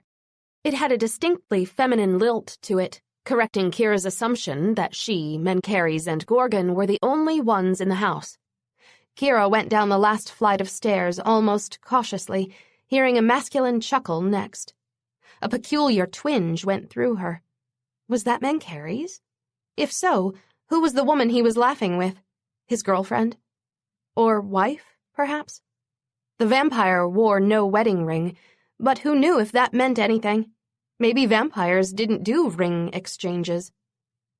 Kira squared her shoulders and followed the sounds. At least they came from where she was already headed, the kitchen. No need for an excuse to go in there. Her growling stomach would explain her presence. But when Kira caught her first glimpse of the people clustered around the dinette table, she didn't recognize any of them. Conversation stopped as Kira entered and they looked up at her. From the food in front of them, Kira surmised that the 2 men and 1 woman were human. More witnesses kept against their will, Kira wondered. Good Lord, did Mencheres have a stable of people held captive who'd inadvertently found out about vampires? A tremor went through her. Maybe everything Mencheres had said was a lie. Maybe he had no intention of ever letting her go. "Hi," the blonde woman said in a cheerful way, waving over at the stove. "There's some eggs and bacon left over if you're hungry." "Sup," the dark-haired male said, to an accompanying friendly grunt from the sandy-haired guy whose mouth was full. Kira blinked at their greeting. If these 3 were prisoners, they sure seemed relaxed about it. "Thanks," she managed, heading over to the stove more for something to do as she pondered this new development. Kira glanced around. No signs of Gorgon or Mencheres, but that didn't mean they weren't nearby. She scraped the leftover eggs and bacon from the 2 pans onto a plate, then sat at the remaining empty chair at the dinette table. 3 sets of eyes regarded her curiously. "I'm Kira, by the way," she said, wondering how to discreetly find out if they were being held against their will. "We know," the black-haired guy replied, with a slight grin. "Name's Sam, and this is Celine and Kurt." Kira chewed some eggs, trying to appear casual. "You know, huh?" she remarked once she'd swallowed. "What do you know?" "That you're not staying here long, and that you're not thrilled about the time you are spending here," Celine summarized with that same sunny smile. Kira swallowed another bite of eggs before replying.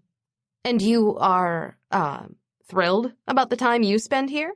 she asked carefully. "Beats working a 9 to 5, Kurt said, speaking for the first time. The 3 of them laughed at that. Kira blinked.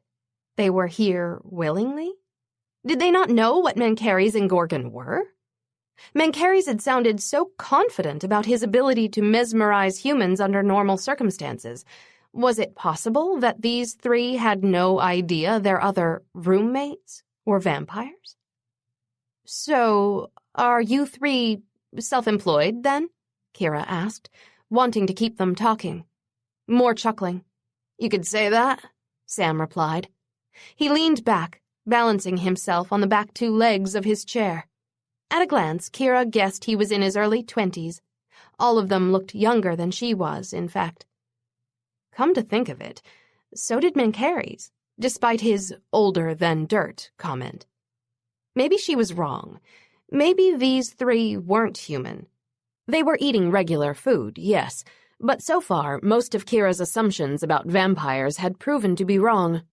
Maybe vampires ate 3 square meals a day, just like everyone else, except they followed up those meals with a blood chaser.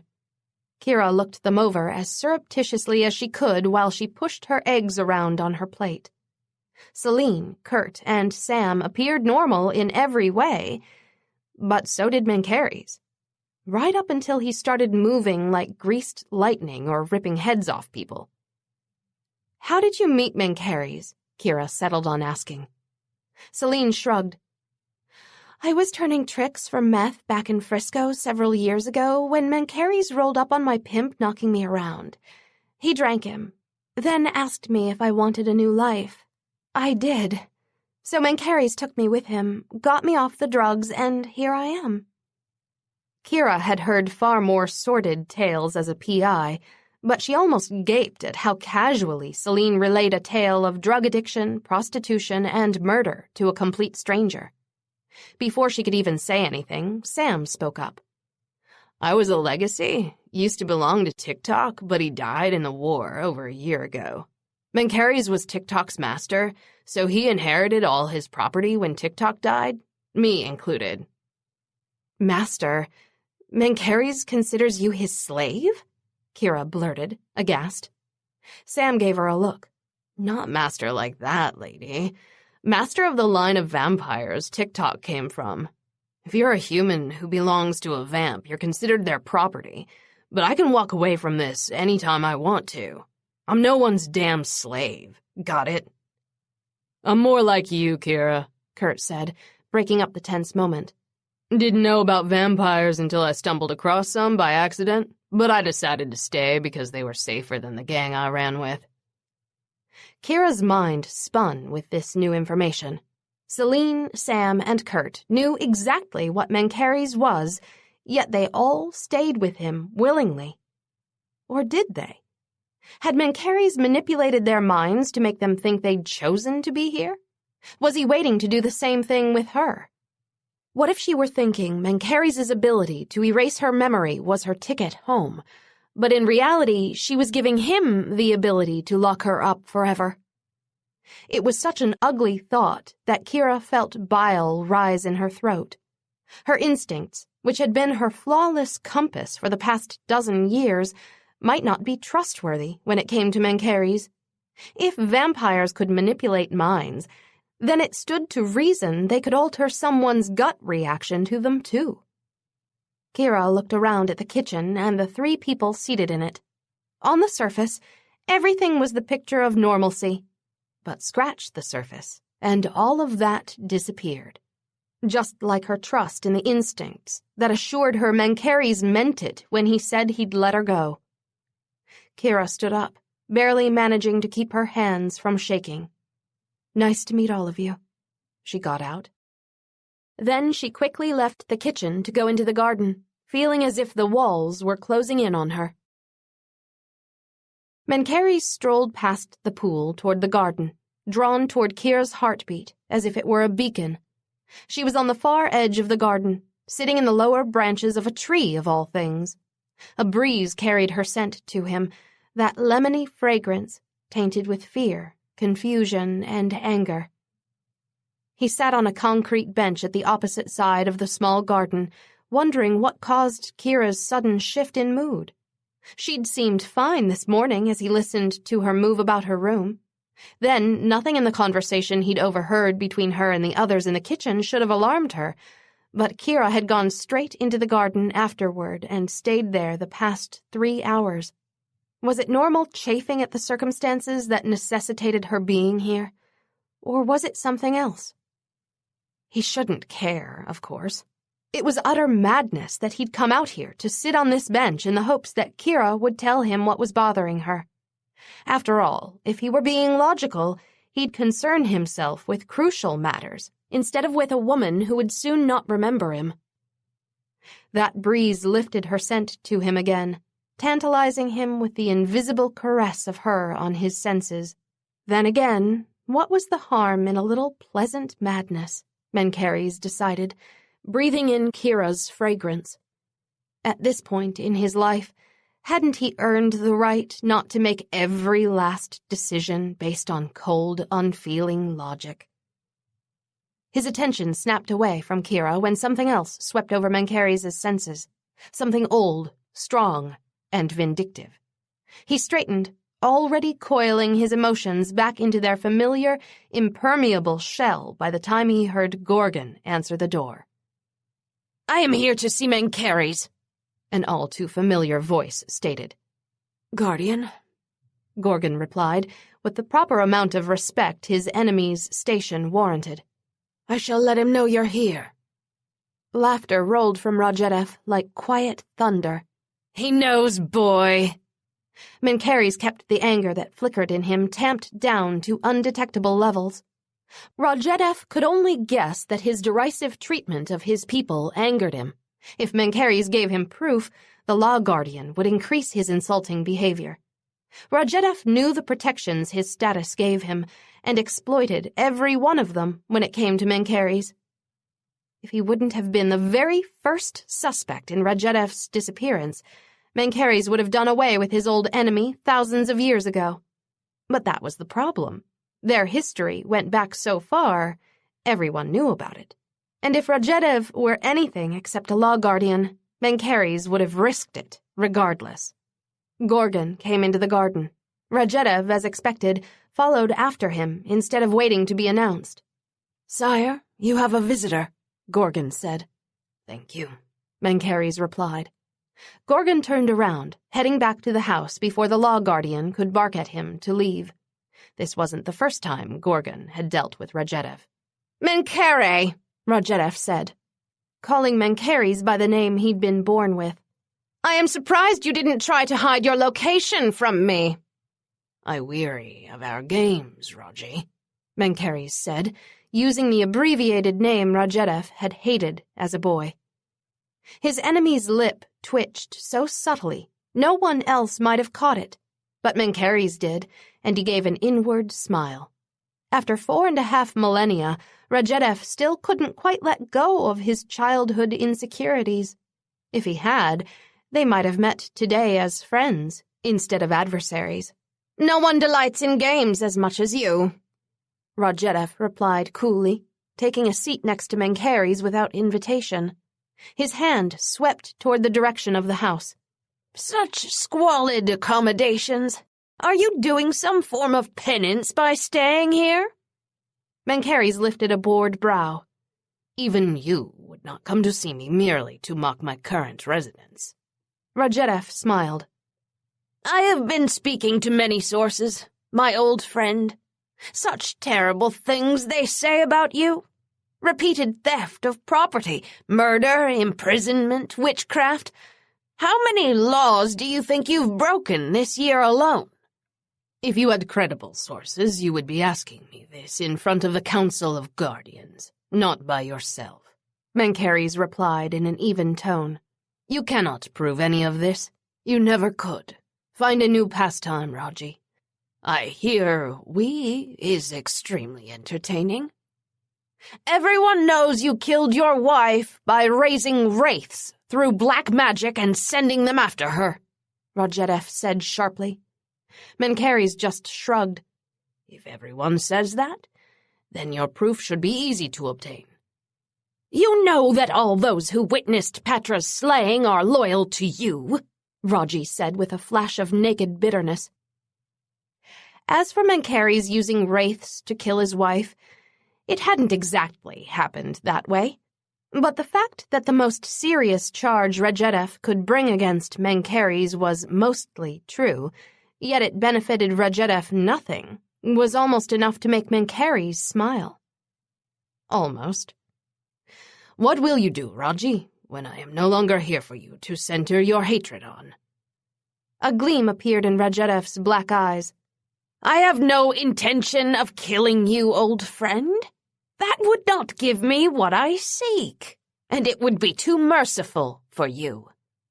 "You might find me gone, regardless if it is what you seek," Mencheres muttered, in a rare moment of unguarded honesty. Raji smiled. "My heart twists in my chest at the thought." "Not as much as it would if I struck silver through it," Mencheres mused darkly.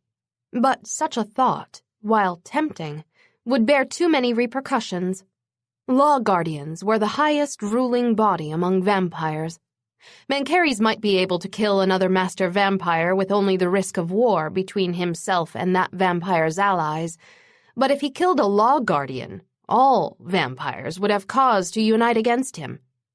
After the last few wars he'd been in, Mencheres had too many enemies who would relish him making such a stupid mistake, but he wouldn't.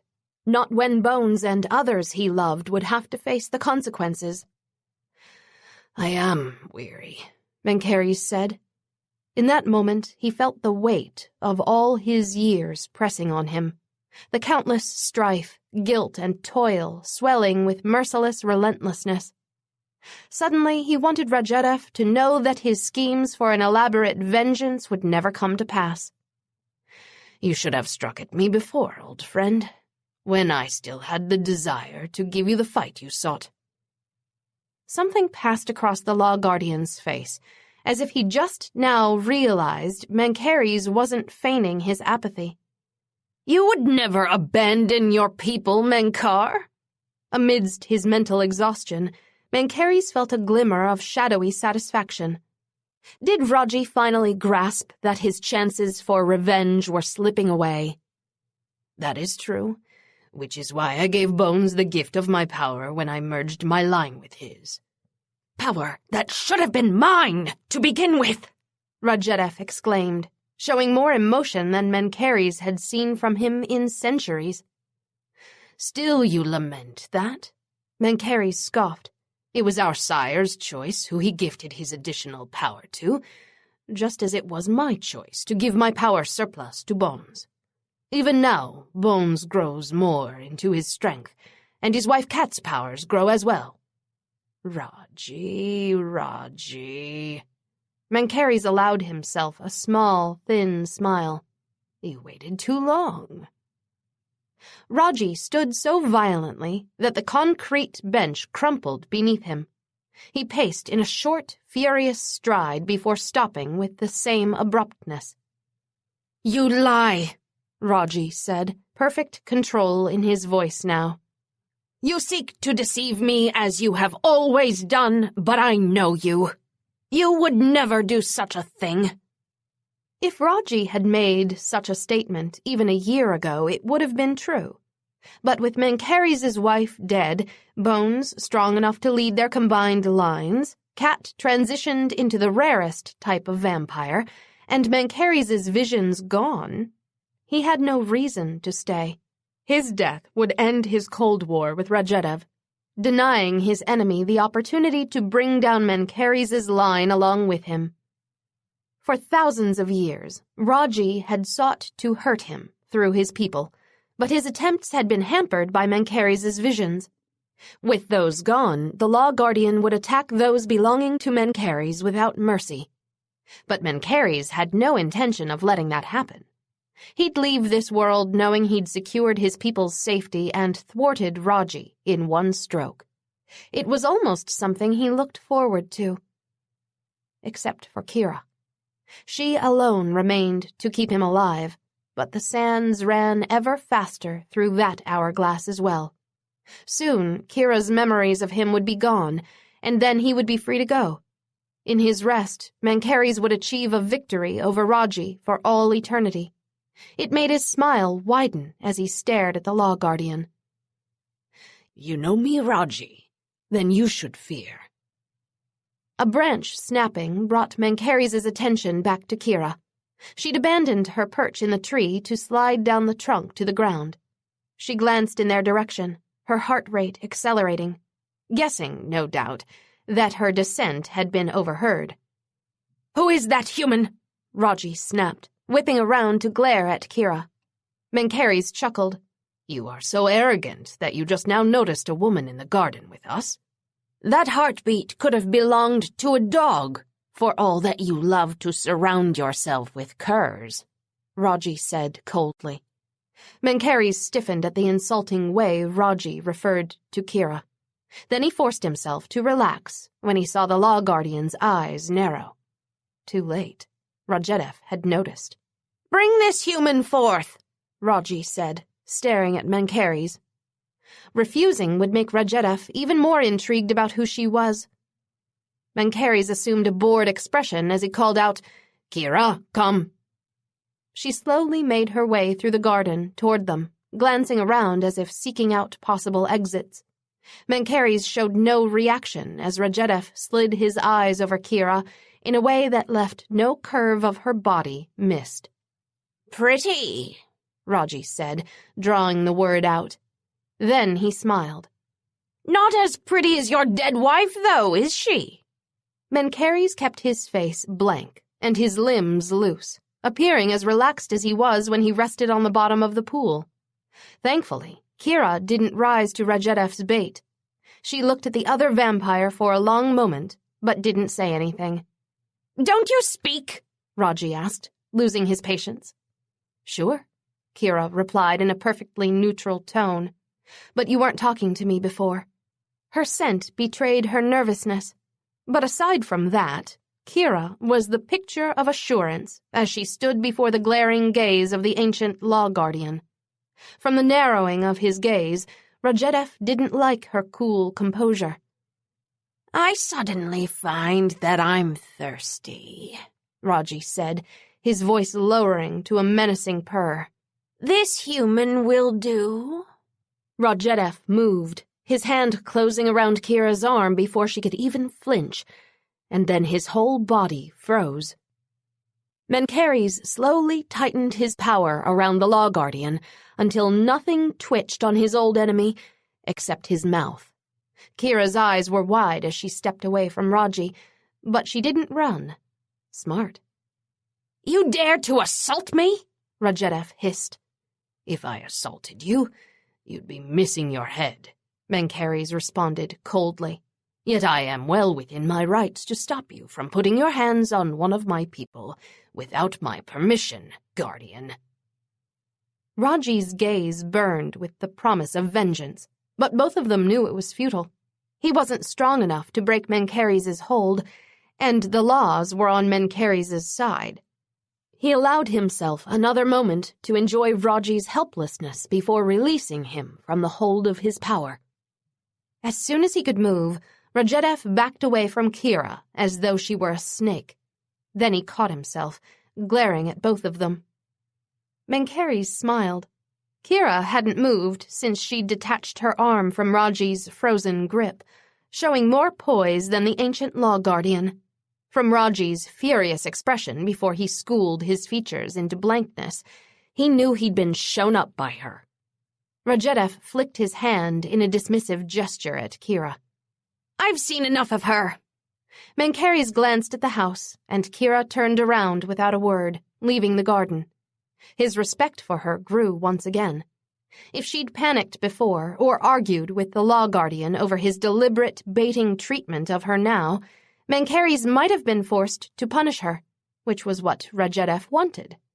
But her poise left Rajedev with nothing to do but simmer in his own impotence. The very laws he could have invoked to punish Kira kept him from being able to do anything now. And once Kira was safely back home and Mencheres was gone, both of them would be forever past Rajedev's bitter reach. Mencheres smiled again at his old enemy. "You know the way out, Raji." Chapter 6. 2 days passed. Kira watched more TV than she'd seen in the last month, plus sunned by the pool, something she hadn't done in, well, she couldn't remember how long. Who would have thought this was how she'd spend her time as a prisoner in a house with vampires? Still, she didn't have much else to do. Every time she left her room, she knew she was being politely shadowed by Gorgon, which was equal parts unnerving and annoying. She hadn't seen Celine, Kurt, and Sam since that afternoon in the kitchen. Kira hoped they hadn't gotten into trouble for talking to her. None of them had seemed to be afraid of their circumstances, but again, Kira had only seen the surface of life among the undead. Much more might be lurking within the depths, and chances were, a lot of it wasn't pretty. Kira also hadn't seen Mencheres since the day he'd had that ominous visitor. She shivered at the memory of Raji, as Mencheres had called him. So much for her thought that all vampires gave off a calming aura as part of their camouflage. As soon as she'd seen Raji, her instincts went into overdrive with alarms of danger, danger. Her short time in the garden with him had been like standing near a rabid pit bull. Any sudden moves, her gut warned her, would result in a vicious attack. And that was before the cold-eyed bastard had tried to bite her. Kira was beyond relieved that Mencheres made good on his vow that no one could touch her while she was with him. When Raji stared at her while Mencheres somehow managed to freeze him into place, she'd felt waves of malevolence pouring off him. He hadn't just wanted to bite her, she could tell. He'd wanted to hurt and humiliate her, even though she was someone he'd never met before. Even though she hoped never to see him again, coming across Raji had relieved some of Kira's anxiety. Even staring at him from her perch in the tree before his vicious display in the garden, something about Raji had put her off. That proved her instincts could still transmit danger warnings, even with vampires.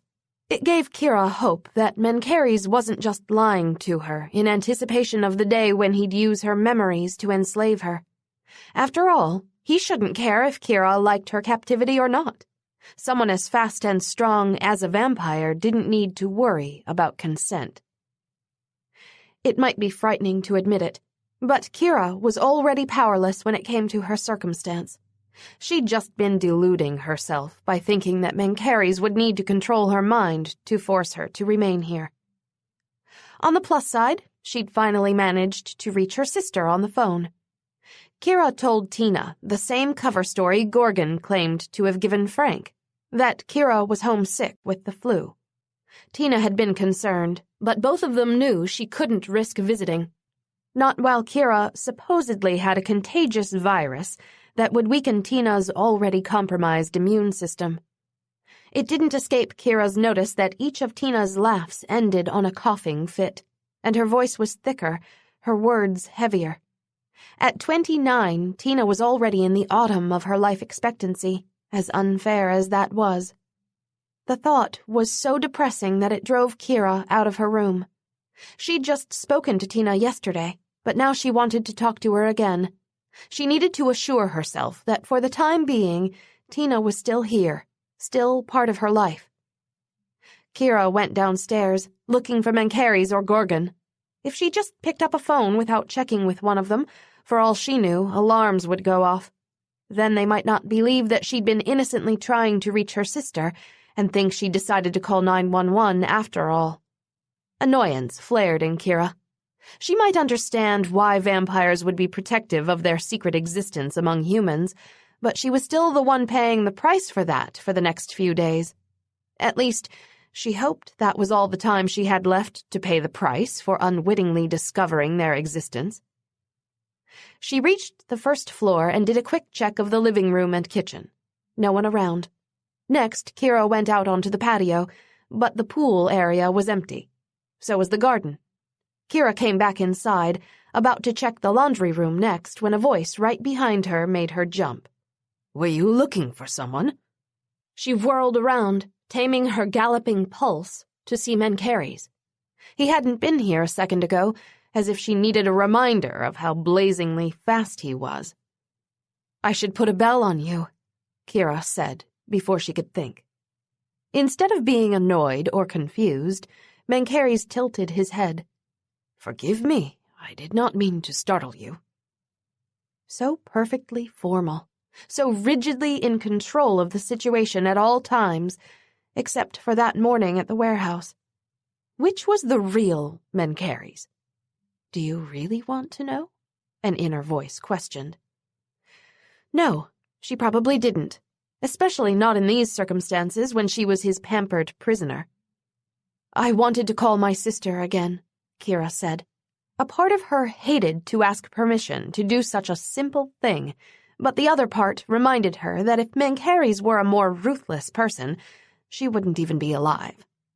Dead investigators tell no tales of vampires, Kira thought wryly. Certainly, Mencheres said, as if there was never any chance that he would refuse. Kira released the breath she hadn't been aware of holding. What a strange scenario this was, being a captive who was treated like a guest, most of the time. Raji's hawkish features flashed in Kira's mind. She hadn't been treated like a guest in front of him. In fact, she'd felt like more of an insect under Raji's cold, pitiless gaze. Will you be expecting that vampire to return any time soon? Kira asked, phrasing her words carefully. Mencheres arched a brow.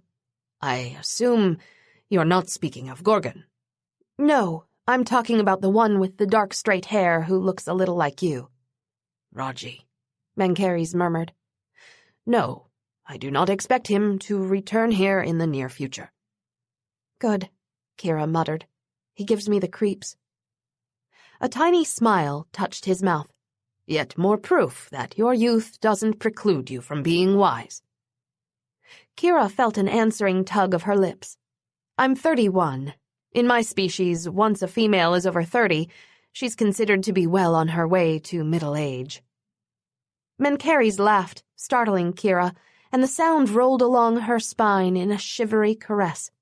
It was the first time she'd seen him laugh, and Mencheres' relaxed expression combined with his wide smile changed his features from striking into stunning. God, you're gorgeous, she thought. Glad the vampire couldn't hear that in her mind, or know how it was hard for her not to stare. Such foolish human notions that women are only beautiful in the first flush of youth. My wife was 35 in human years when we married, and she was ravishing. Just as abruptly, his laughter vanished, and that familiar look of impassivity settled over his face. Kira reached out to touch Mencheres' arm. Raji said that your wife was dead. I'm sorry. A strange, sad smile flickered on Mencheres' mouth. As am I, but not for the reasons you think. A dozen questions instantly sprang to Kira's mind at that mysterious comment, but Mencheres changed the subject in the next moment. Come, place your call now. The library should be the most comfortable for you. You don't like that topic at all, do you? Kira thought, her investigative instincts still urging her to find out more about the obviously unusual circumstances surrounding Mencheres' late wife. But Kira tamped them down. She wasn't on a case here. She was a captive, albeit a well-treated one. If she asked Mencheres about his wife and he became defensive, he might not let her call her sister. Tina ranked higher than Kira's curiosity. The library sounds good to me, was all Kira said, and let Mencheres lead the way. Mencheres waited in an adjoining room as Kira made her call. He'd let her have the illusion of privacy by leaving her alone in the library, but both of them knew he was listening. He marveled at how Kira's voice changed when she spoke to her sister. It became softer, gentler, with an undertone of protectiveness.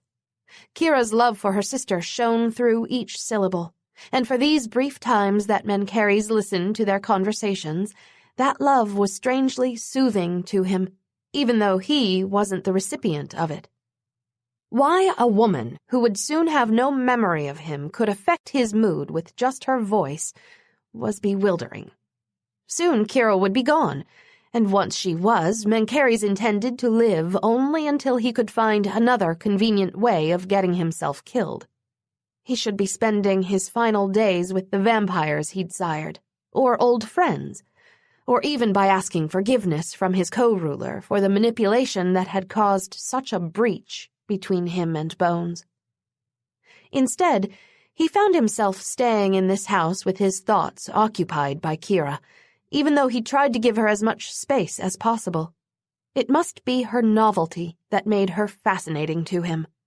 Kira had known nothing about him when she rushed to his aid at the warehouse, and what she had learned about him since then should only have terrified her. Yet the look Kira had given him the other day when he crouched over her by the pool had been filled with heat. Then she'd casually admitted to her attraction to him, as if that hadn't leveled him where he stood. It made no sense. Since Mencheres had wanted as much solitude as possible in his last days, but couldn't be completely alone without arousing suspicion, he'd chosen this small, modest house.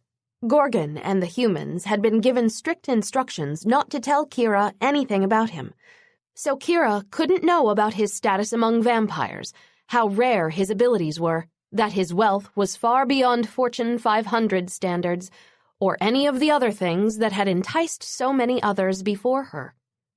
That she would find him desirable based on mere flesh and bone, nothing else, made him equal parts enticed and incredulous. If things were different, Mencheres might have acted on the draw he felt toward Kira, the first woman in thousands of years, possibly ever, to want him without ulterior motives. But his time was almost finished. Of course, Kira's flattering comments could also have been an attempt to sway him to release her. Kira hadn't hinted at any desire for him since that day by the pool, so it was entirely plausible that she'd first sought to charm him into letting her go, realized it wouldn't work, and thus ceased. Mencheres felt a pang as he contemplated that. Yes, that was far more likely. Treatments again. Kira's voice interrupted his musings. It sounded like she took in a deep breath as her pulse sped up. Well, those do help, and I should be able to go with you. I told you I feel better, and I've been on antibiotics for days now. Yes, my phone's still acting up at home. Well, I fell asleep and forgot to charge my cell. Sorry I missed your call. I'll call you tomorrow. Promise. Love you, Tiny T. A click signaled that Kira had hung up, but Mencheres stayed where he was. The sudden raggedness of her breathing said she was fighting back tears. Kira hadn't been prone to overreactions thus far, so her sister must be quite ill. Mencheres felt a twinge of guilt that he forced back. Whatever her sister's condition, it didn't sound as if it were new, and Mencheres couldn't let Kira leave with her memories intact. With luck, she would only be here another day or two. I'm done now, Kira called out, her voice throatier than normal. Mencheres rose, glad she hadn't tried to covertly make another call. That showed caution and intelligence, two things undervalued in modern times, from what he'd observed. When he came into the library, Kira's eyes were dry, but a frown stitched into her forehead, and her scent was deeper with worry. He hadn't tried mesmerizing her in the past 2 days. Maybe enough time had passed that he could erase her memories, even if he still couldn't hear her thoughts. Kira, I will attempt to breach your mind again. If I am successful, you can return home tonight. She gave him a glance that was both hopeful and wary. Mencheres found that he had mixed feelings about this as well. Logic stated that the faster Kira was gone, the better it would be for both of them. But despite that, he knew he would miss her. The stupidity of missing a human who wanted nothing more than to forget she'd ever met him was so enormous, he'd find it funny if the jest weren't on him. All right, Kira said, standing up. Emerald blazed from his eyes as he locked them with her light green ones, compelling her not to look away. Kira. Her name was barely a whisper, but seething energy filled that single word. Come to me. She did, taking the hands he held out to her. Her heartbeat, breathing, and blood rushing through her veins, a symphony of sounds calling to him. But her mind remained quiet, secluding its secrets behind a wall he couldn't penetrate.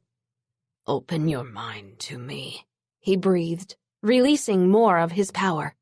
I'm trying, she gritted out, her hands flexing in his grip. The mental wall flickered, but didn't fall. Mencheres released her hands and stepped back. "It's still too soon," he said, more disturbed by the knowledge that he was relieved he wouldn't need to say goodbye to Kira tonight than by his inability to breach her mind yet again. "It's been almost 5 days since that morning at the warehouse," Kira said, spinning around in frustration. 5 days of being trapped here. I don't know how much more of this I can take.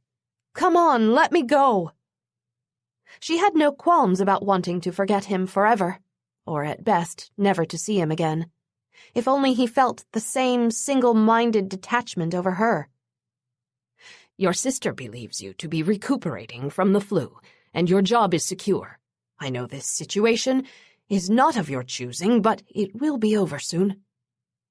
Kira's fists clenched and her natural, sweet scent soured. "My sister isn't well." "Is she in danger of dying in the next few days?" Mencheres asked bluntly. Kira hesitated, biting her lip. "No." "Then I cannot justify the risk." "Look, she's scared," Kira snapped. "I don't suppose that happens very often with vampires, but it does with the rest of us. These hospital stays are hard on Tina. They beat on her back to loosen the mucus in her lungs and then give her treatments to help her breathe easier. She's my little sister. I told her I'd be there for her." Kira's voice wavered, becoming huskier. "I told her she could always count on me." Mencheres closed his eyes. Kira didn't know it, but loyalty was one of the qualities he prized most. And he understood all too well the sense of responsibility Kira felt toward someone she considered hers. He studied her strong, lovely face and the curve of that stubborn jaw. Any manipulations Kira might have tried on him were justified. Mencheres would have done the same himself if he were her. "There is one thing that might hasten my ability to erase your memories." Kira's expression became hopeful, and she took a step toward him. Whatever it is, I'll do it." Would she still say that once she heard what it entailed? "Your blood would give me greater power over you. For humans with very strong minds, drinking them is sometimes necessary before they can be mesmerized. You are very strong-willed, Kira. Perhaps more than my blood in your system is preventing me from manipulating your mind." Kira paled as she digested what she'd have to do. Mencheres watched her, keeping his expression blank. Was her protectiveness for her sister greater than her fear of offering her throat to a vampire?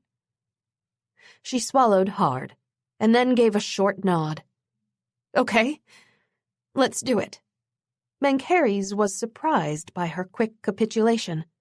"You realize this means I will bite you and drink your blood?" he asked, just in case she hadn't understood. Kira let out a small laugh. "You're a vampire. I didn't think you'd use a needle and a straw." "You're not afraid?" he challenged. Her pale green gaze was steady, even as her pulse began to race. "You promised not to harm me, so then I have nothing to be afraid of." Loyalty, bravery, determination. Kira's attributes were like a torch shining on all his dark years of ruthlessness. Long dormant emotions rose in him, and his eyes flared green. He couldn't remember the last time he'd met someone of her quality, and her blood would become part of him when he drank from her.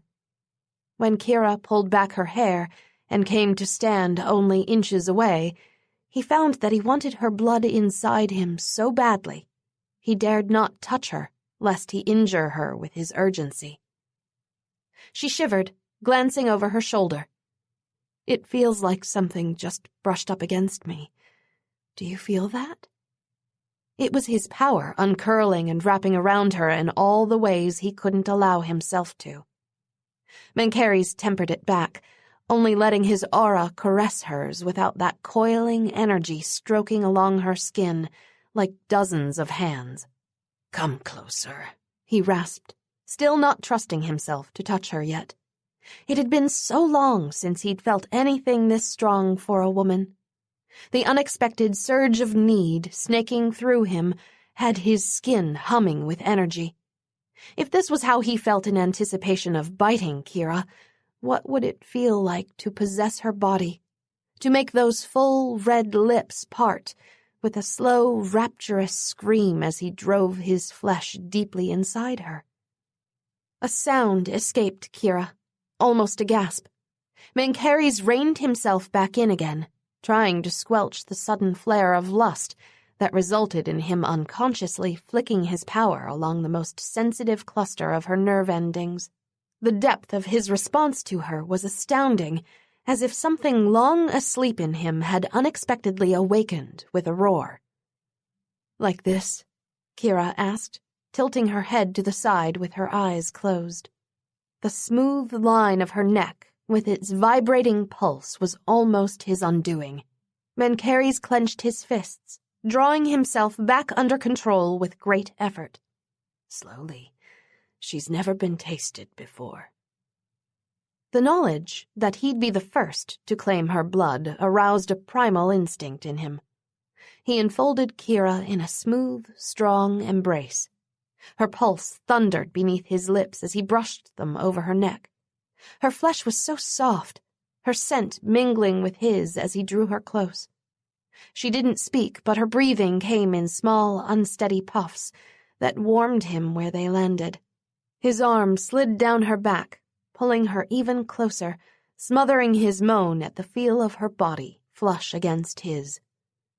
"How much will you need to take?" she whispered unsteadily, her heart rate jumping when Mencheres grazed her throat with his fangs. "Have no fear." His voice was low, almost a growl, as his hand threaded through the thick mass of her hair.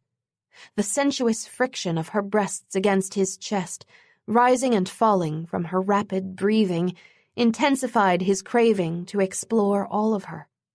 Thoroughly, relentlessly, and slowly.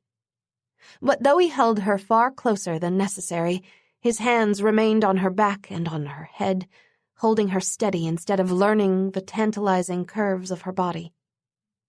She gasped when Mencheres sealed his mouth over her neck, sucking on it with slow, steady pressure.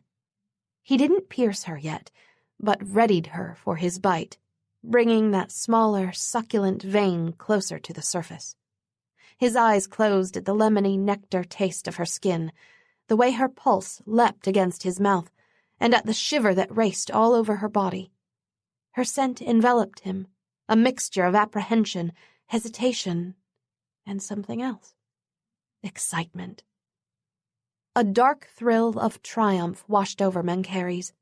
She might not be aware of it, but a part of Kira yearned for him to bite her for reasons that had nothing to do with her sister.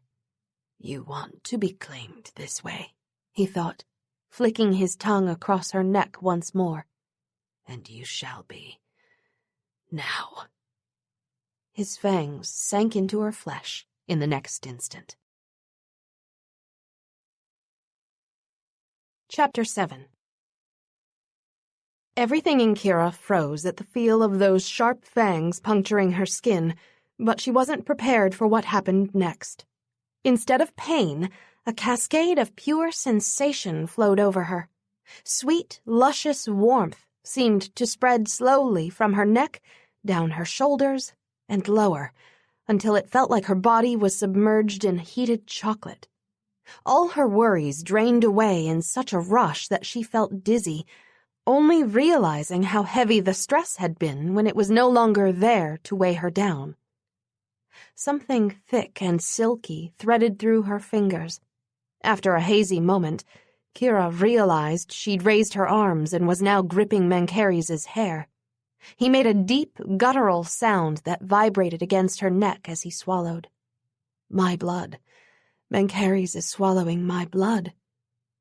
The thought should have frightened her, or at the very least made her uneasy, but Kira found herself pressing closer to him instead.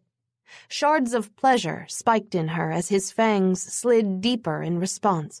The heat spreading through her began to swirl and concentrate in one spot, making her gasp at the sudden intense need in her loins.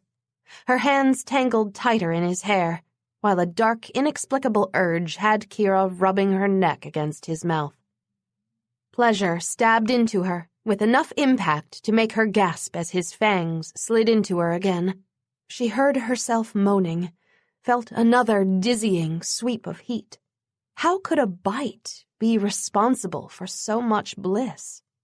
Mencheres lifted his head all too soon, leaving cool air on her throat instead of the hard, sensual pressure of his mouth. The firm caress of his hands on her back and head vanished too, resulting in disappointing emptiness instead of the feel of him gripping her. She didn't even think before she yanked his head back down to her neck. "Don't stop," she gasped. A harsh noise escaped him as his tongue slid a slow, long path across the spot on her throat where he'd bitten her. "You don't really mean that." Like hell she didn't. She needed more of that wonderful, seeking heat flooding all through her. More of him touching her. Her breasts rubbed against the muscled wall of Mencheres' chest as she tightened her grip on his head, keeping him cradled in the crook of her neck. His hands reached up, clasping her wrists in a gentle yet unbreakable hold as he lifted his head away from her.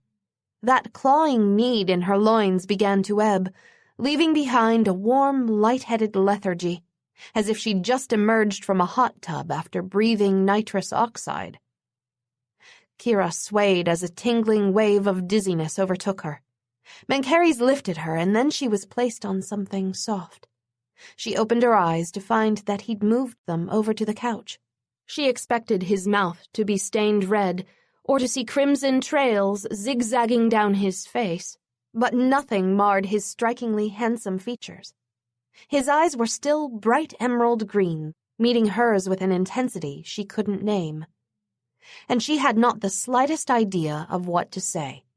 The uninhibited feelings that had led her to shove Mencheres' head to her throat, demanding that he bite her again, had faded, leaving Kira torn. Was her impassioned reaction just what happened to everyone Mencheres bit? Was that why he'd said she didn't really mean it when she told him not to stop? Or had she not wanted him to stop because the vampire's bite was an excuse to act on the desire she felt toward him? She certainly wouldn't let her unhealthy attraction loose under any other circumstances. No matter how well-intentioned his actions were, he was still her captor, her inhuman captor. She wasn't about to further complicate an already twisted situation. "Are you feeling better now?" Mencheres asked, none of her discomfiture coloring his tone. Kira looked away, taking in a deep breath. She noticed her heart wasn't racing anymore. In fact, it had the same relaxed cadence as if she'd just woken up. "Fine." Then she forced herself to ask, "Is that whole more response common when you bite someone, or do I owe you an apology?" Mencheres moved away from her before he answered. "It is very common." His tone was so stiff that Kira shot a glance at him. Mencheres' face was utterly closed off, as expressionless as a statue. Why would you expect anything different? She asked herself. This might be a new experience for her, but Mencheres must bite a different person every day. The only reason he probably wasn't yawning was because he didn't need to breathe. Then, abruptly, he was kneeling in front of her, his hand cupping her face, and his green eyes blazing into hers. "Nothing happened, Kira. I did not bite you. You did not come back to my house. You went home from work Tuesday morning, and you have been ill in your bed ever since." A strange thickness pressed on her mind as Mencheres' voice seemed to vibrate through her. For a split second, Kira felt elated. It must be finally working. But just as quickly, dismay swept over her. If it was, then she would forget Mencheres. She'd never even realized she'd met him. She blinked, and that insistent pressure vanished from her mind. Mencheres' eyes were still locked onto her, so bright they didn't even seem real, but she no longer felt the urge to fall inside their glow. It's not working. The strangest feeling washed over her. Regret? Relief? Kira let it go before she could determine which. Mencheres was across the room with his back to her before her next blink. Nothing from the square set of his shoulders gave her any indication of what he was thinking. "We should try again in 2 days," he said. That would make it a week since that fateful morning at the warehouse. The maximum amount of time Mencheres said it would take for the effects of her drinking his blood to wear off on her. Kira bit back the question that immediately popped up in her mind. What if, in 2 days, Mencheres still couldn't erase her memories? And if Mencheres couldn't make her forget everything she'd learned about him and the other vampires, would he ever let her go? Mencheres lay on the bottom of the pool, the rays of the late afternoon sun shining mutedly through the opaque glass. He'd been down here for over an hour in the artificially warmed water, yet even this normally relaxing pastime did little to soothe him. He kept thinking about how Kira's skin felt under his mouth yesterday, how she tasted, and how her scent turned into a richer, deeper fragrance with her arousal. He knew that arousal was only due to how he'd bitten her. Kira's response had been the same Mencheres had encountered from countless women and men he'd fed from before. What was so different was his response. When Kira moaned for him not to stop, for a moment he was tempted. He could drink from her the entire time he took her, draining only the smallest amount of blood but giving her the same incredible sensations from his bite, and more. His desire had been so great that it caused physical pain for him to set Kira away. Mencheres couldn't remember the last time he'd wanted anyone with this intensity. Perhaps never. And yet it was more than lust. When he'd been unable, yet again, to penetrate her mind, the relief that filled him was undeniable. He couldn't help but wonder if reluctance on his part played a role in his inability to erase Kira's memory. Yes, there was another possible reason for his inability to alter Kira's thoughts, but the truth was that Mencheres didn't want her to leave. It was a pleasure seeing Kira's face each day. Her voice was something he found himself straining to hear, whether she spoke to him or not, and her close proximity occupied his thoughts far more than he would ever let her know. It was ironic. He held her captive, yet she'd captivated him. Mencheres rose from the pool, abandoning this futile pursuit of tranquility. One thing would make him feel better, and it had nothing to do with basking underwater. He would have Gorgon pull all of Kira's information, discreetly and thoroughly. Mencheres had already decided to claim her as his, so she would be left in Bones's care once he was gone. Now all he needed to do was ensure that Bones knew who to look after once that day came. The fact that this was one of the few items he was prioritizing didn't escape his notice, but Mencheres didn't care. He could pretend that Kira hadn't become important to him, or he could accept it and find a way to proceed regardless. Denial had never assisted him in the past. "Gorgon!" Mencheres called out. He didn't even wait for the other vampire to come out onto the deck before he spoke again. "I have a task for you." Mencheres could hear Kira pacing in her room. She'd been doing that for the past 2 hours. Doubtless she was again chafing at her circumstances, for which he could not blame her. Her time with him had gone on longer than either of them had anticipated.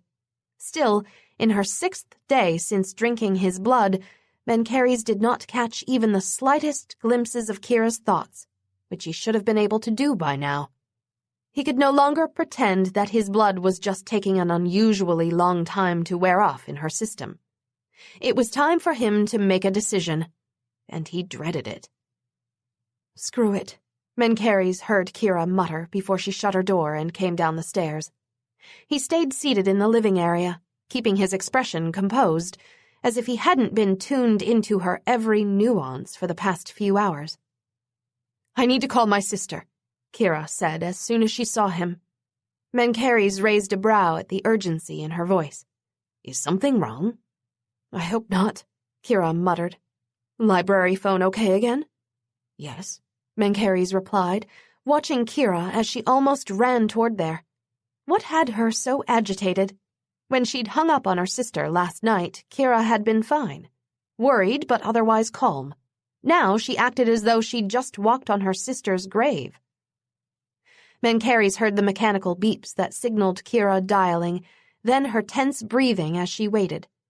After a dozen rings, Kira let out a curse, then hung up and dialed again. He came into the library just as Kira muttered another curse and hung up again. Her face was pale. "She's not answering. Something's wrong." Mencheres didn't reach out to her, but to his bafflement, his first inclination had been to stroke her in a comforting way. "You've been unable to reach your sister other times before, yet nothing was amiss," he noted. "This is different. Ever since later this morning, I just felt that something was off." Kira shot him a pensive look. "You'll think it's crazy, but sometimes I just know things. Call it instinct, gut reaction, whatever, but I've had it all my life." On the contrary, Mencheres was one of the few people in the world who could relate to knowing things based on an unusual inner gift. Or at least, he used to relate. "Concentrate on this feeling.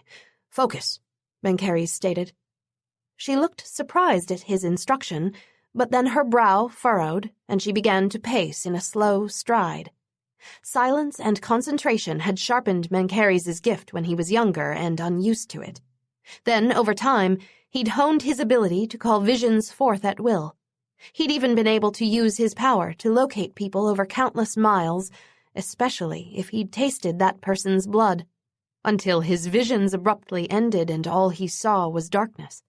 Symbolism was often a part of his visions, and Duat, the underworld where his soul would travel to await judgment by the god Anubis, was a place of uniform darkness.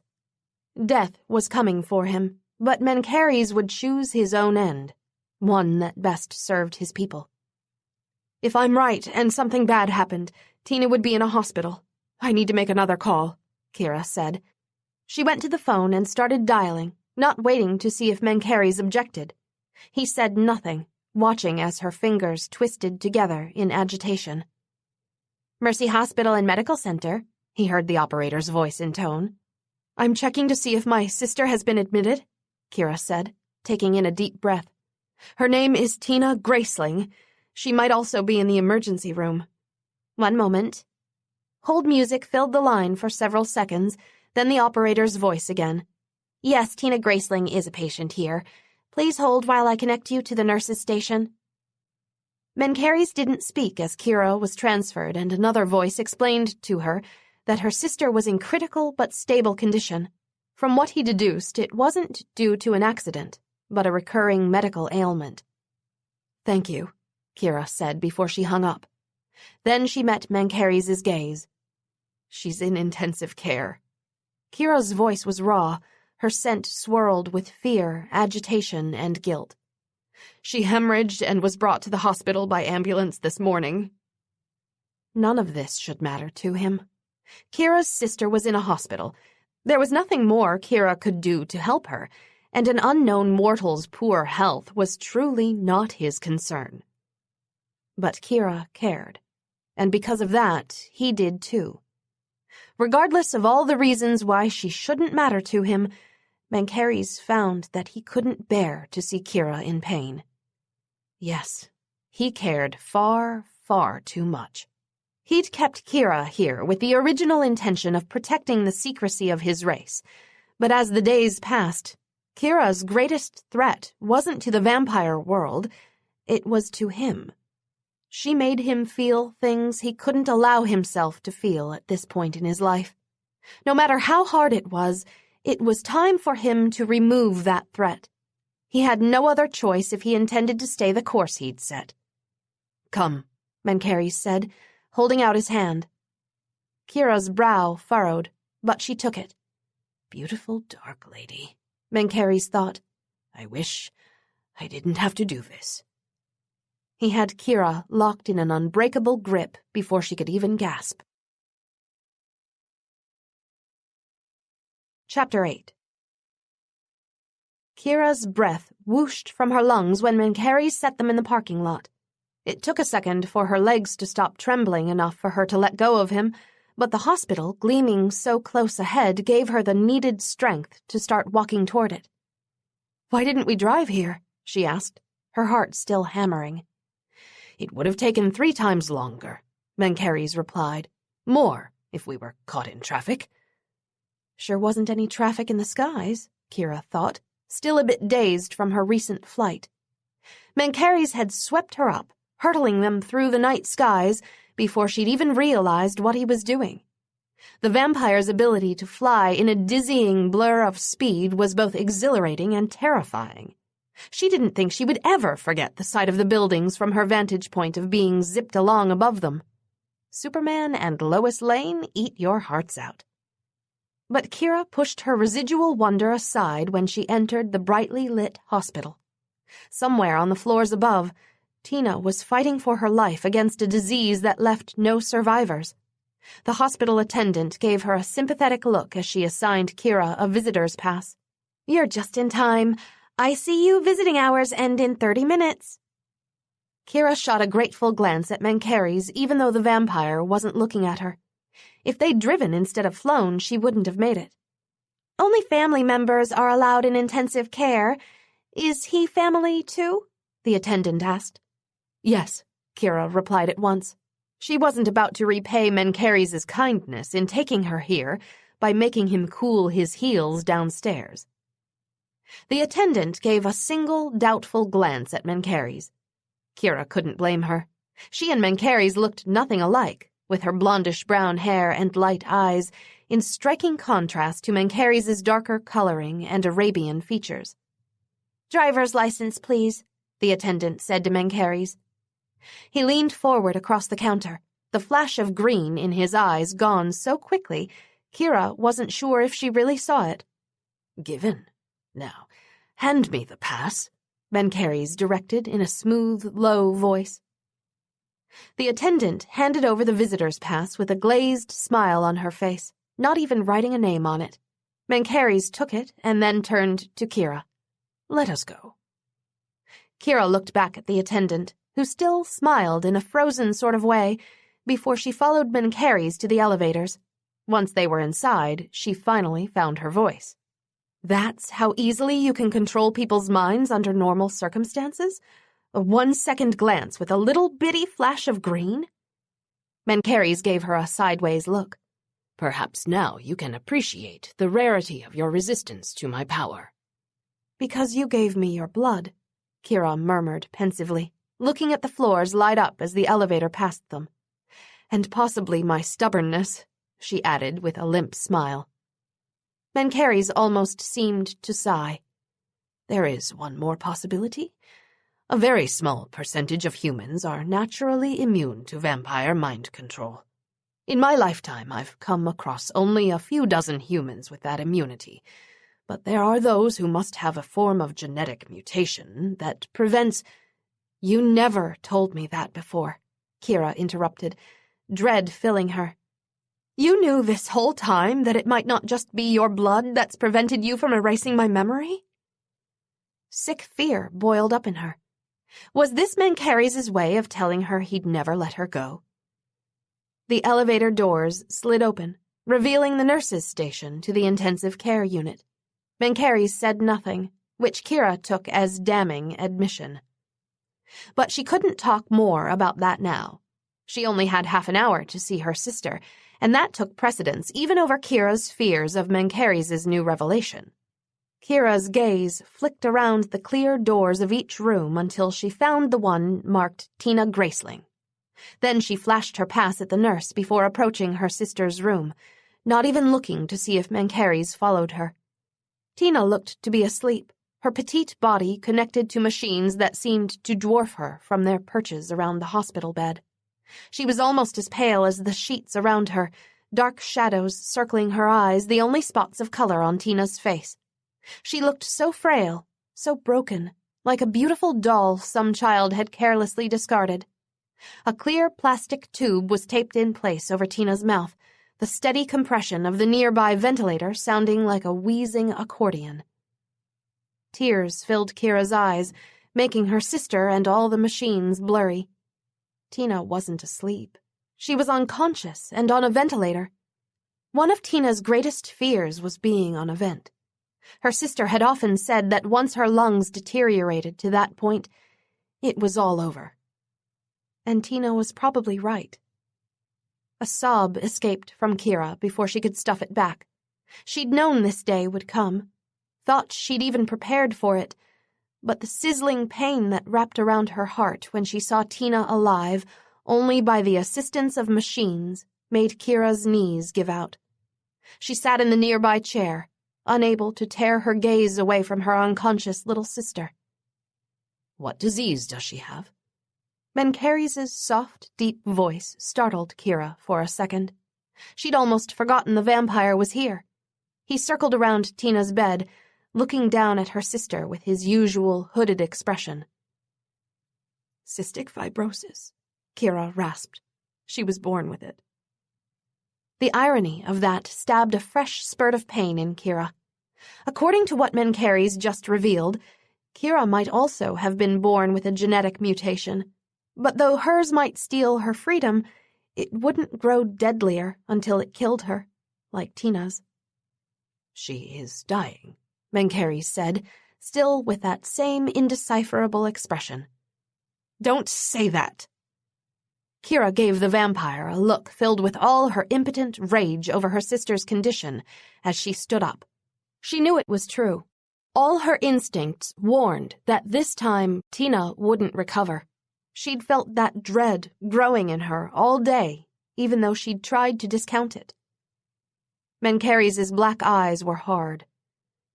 As she is now, that is fact. But what are you prepared to do to change that fact? Did he mean...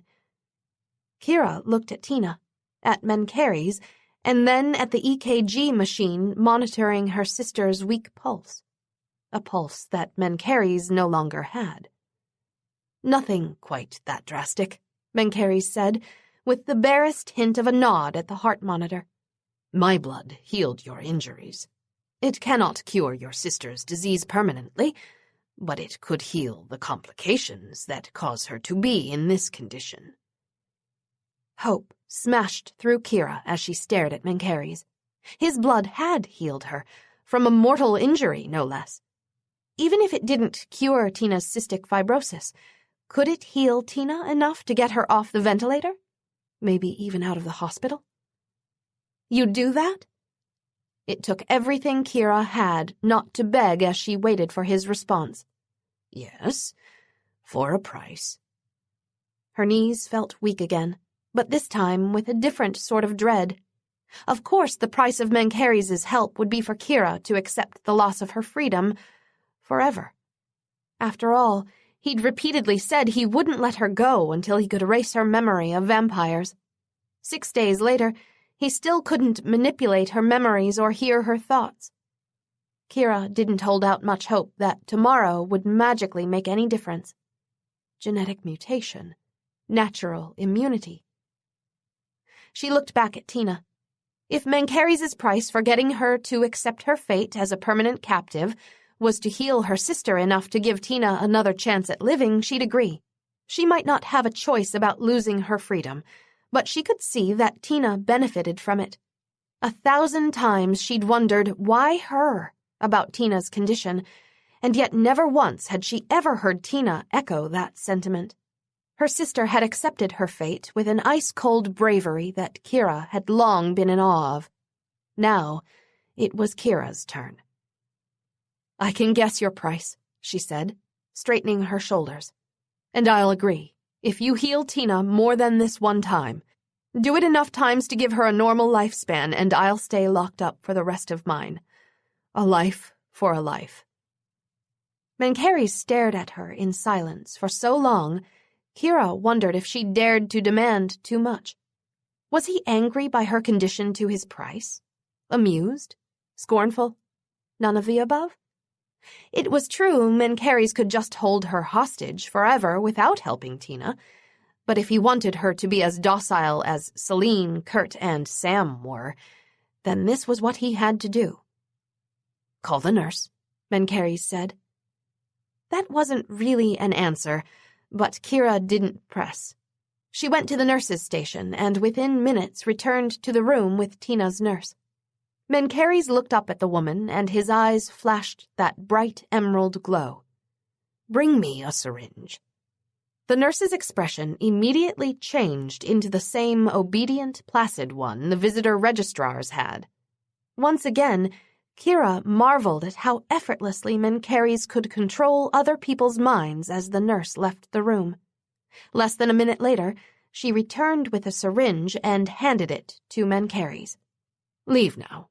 You gave me nothing. You remember nothing about me," Mencheres said to her dismissively. The nurse walked away without a backward glance. Kira would have commented about how eerie that whole exchange was, but she was too busy concentrating on Mencheres as he slid the needle into his wrist and pulled the plunger slowly out. Red liquid oozed into the syringe until it was full. She glanced behind them at the nurse's station. No one was looking their way. Kira glanced back to find Mencheres staring at her. He now had the needle inserted into the IV line. She didn't look away as Mencheres pressed the plunger down, turning the tube that fed into Tina's hand red with his blood as it absorbed into Tina's vein. Kira held her breath until the syringe was empty and out of the IV line. Mencheres capped it and slipped it into his coat pocket. The only trace that anything unusual had happened was the residual pink fluid at the end of the IV line where the catheter was secured into Tina's flesh with tape. "Stay here," Mencheres said, before walking out of the room. She didn't ask where he was going. Kira sat by the bed and traced her hand along her sister's pale, motionless arm. How long would it take for his blood to counter the merciless damage Tina's disease had inflicted on her? He'd only given her one single syringe full. Maybe that's all he intended to give her to start, but then he'd inject another few syringes worth of blood into Tina in the next day or so. Maybe he didn't have enough blood in him now to give more. That could be where Mencheres was headed, to find an unknowing donor and refill. Tina coughed. Everything in Kira froze as she saw her sister's eyes open. Tina blinked several times before coughing again, her head turning. Her sea-green gaze met Kira's in question, but not confusion. Tina was awake and lucid. Then the limp arm Kira had been stroking lifted, her sister's hand moving up to tug at the tube in her mouth. That was all Kira saw before her gaze blurred, and she choked out a single word. "Nurse!" Mencheres watched Kira say goodbye to her sister. Kira's face was still flushed from happiness as she leaned down to kiss Tina's cheek. "I'll try to come again soon," she murmured. "Love you, Tiny T." "Love you too, sis," Tina replied, her voice soft, but lacking the scratchiness Tina should have had after her ventilator tube had been removed. "It's just miraculous how fast she responded to the new antibiotics," the nurse marveled to Kira as she accompanied her out of Tina's room. "Oh, yes, miraculous," Kira echoed, but she looked up at Mencheres as she spoke. He gave her a faint smile. The healing effects from vampire blood, specifically blood as old and powerful as his, would indeed seem miraculous to the nurse, who didn't know better. Kira did, though. She took his hand once she drew near, then she brought it to her lips. "Thank you," she breathed, as she placed a kiss upon it. Such a simple gesture. The same one countless others, human, vampire, and ghoul, had made to him over the course of thousands of years, yet it seared through Mencheres with more force than a thunderbolt. All too quickly, the brush of Kira's mouth and the soft pressure of her hand were gone, leaving him feeling colder without her touch. By the gods, this mortal was so dangerous to him. "We need to return now," he said, relieved that his voice didn't betray the emotion raging inside him. Kira glanced back toward her sister's room and nodded, some of the happiness leaving her face. "I'm ready." Mencheres didn't speak as they took the elevator to the ground floor of the hospital. Neither did Kira. When they were in the darkened corner of the parking lot, he opened his arms, and she stepped into them, her warmth enveloping him as he catapulted them into the sky. In moments, they were high above the hospital, then high above all the other buildings, too, invisible against the night with his black coat wrapped around them. Kira's heartbeat drummed against his chest, her body molded so closely to his he could scarcely think of anything else. The wind rushing around them stole away her lemony scent, but he knew he'd smell it on him later. He might not wash this shirt or coat again, lest he lose all trace of her scent from them. All too soon, he saw the outline of their destination ahead. His mouth tightened. It was time to eliminate the threat Kira posed to him. He had no choice. Mencheres set them down on the building and let go of Kira as soon as she gained her balance. She looked around the roof with confusion stamped on her lovely features. "Where are we? This isn't where you live." He steeled himself, locking down his emotions behind an unreachable wall. "No, this is where you live." Kira glanced around again, her eyes widening as she recognized the cityscape surrounding her apartment building. "Did you want me to pick up some of my things before we go back?" she asked in confusion. "I don't have my keys with me." "You aren't going back," Mencheres said in a cool, steady voice as he handed her the keys she'd left in her backpack the day they first met. Then, with a mental push, the roof door gaped open. "I still cannot hear anything from your mind or control it, so it is obvious you are naturally immune to my power. I told you at the hospital that my blood came with a price. My price for healing your sister is your silence on all things you've learned in the past week. Speak of me and them to no one." Her mouth opened in disbelief, those naturally red lips taunting him with their fullness. "But you said as long as I knew, I could never leave." "And you said I could trust you," Mencheres interrupted softly. "So I am trusting you, Kira, and letting you go despite your knowledge." She had no idea how difficult this was for him. When Kira offered herself willingly in exchange for healing her sister, Mencheres had almost seized on it. The chance to see her each day, learn more about her, and seduce her to his bed had filled him with a primal, hungry purpose. He wanted to show Kira things she hadn't even imagined, take her to places she'd only heard of, and lavish on her extravagances that would shame a queen. It made no sense. He barely knew Kira, yet something in her called to him in a way that almost overpowered him. The last time he'd felt this strongly about a woman, kingdoms had fallen in his wake. But the darkness of the underworld loomed before him, mocking him that his time was almost over. Kira had a future. He didn't. He had to free her, both to let her live out her life and to let him finish what was left of his. She came toward him with that strong fighter's stride that was at odds with her feminine slenderness and grabbed him in a fierce hug. "Thank you," she whispered. This time, she kissed his throat, not his hand, and the brush of her soft, warm lips there almost broke his control. He had to leave, now. Instead of returning her embrace, Mencheres reached into his coat and pulled out a bag. "Take this," he said, thrusting it toward her. "Undead blood will not degrade with time. Use a quarter of each tube every time your sister's condition worsens. You can either claim it's an herbal supplement and inject it into her, or slip it into a beverage strong enough for her not to taste it." Kira opened the bag, her eyes growing shinier when she saw the dozens of vials filled with his blood. He'd mesmerized a nurse to provide the tubes while Kira had been busy with her sister. The contents of the bag should be enough to counter Tina's disease to give her a normal, mortal lifespan, as promised. "Does this mean that I'm never going to see you again?" Kira's voice cracked faintly as she asked, causing pain to slice through him. Did she feel something for him as well? She'd admitted to lust before, but did her emotions run deeper than that?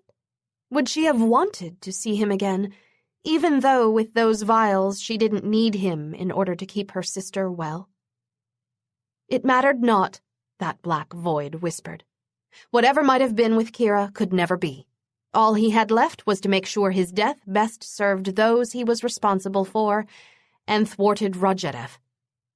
"Goodbye, Dark Lady," Mencheres murmured. Then he flung himself up into the night. Chapter 9. Graceling! Kira's head jerked around to see Frank wearing his usual scowl as he threaded through the desks separating them. Her boss had missed her while she was away, sure, but not in a lovey-dovey way. Are you finished with those reports? Almost, Kira replied. The stack on her desk was reduced by 3/4 since she'd returned to work 4 days ago, and that wasn't counting the new things Frank dropped on her desk that she'd completed on a daily basis. Good. Clients can't be neglected just because you get sick, Frank said, dropping another inch-thick stack of papers on Kira's desk. I need these back by the end of the day. It's a recession economy, jobs are hard to come by, Kira mentally chanted as she forced herself to smile. If the employment market were better, she'd be tempted to tell Frank to bend over so she could get those reports back to him now. "Will do," was what Kira said. Frank tapped his finger on her paper stack. If everything's caught up before the weekend, I'll put you in line for the next missing person account we get. I know how you want one of those. It was Thursday afternoon. Kira would have to work until midnight tonight and tomorrow to accomplish that, but Frank was right. She did want more serious assignments than catching cheating spouses, workers' comp surveillance, or serving subpoenas. Her old mentor's motto rang in Kira's mind: save one life. Well, Mac, Kira thought, remembering Tina's smile as she checked out of the hospital the day before yesterday, I think I did. Maybe if she were assigned a missing person case, Kira could make it 2 lives. I'll have everything finished, she told Frank. He gave her his version of a friendly smile, which still had a mercenary edge to it. Old Mackie told me I wouldn't regret hiring you. And he told me you were a prick, Kira mentally added.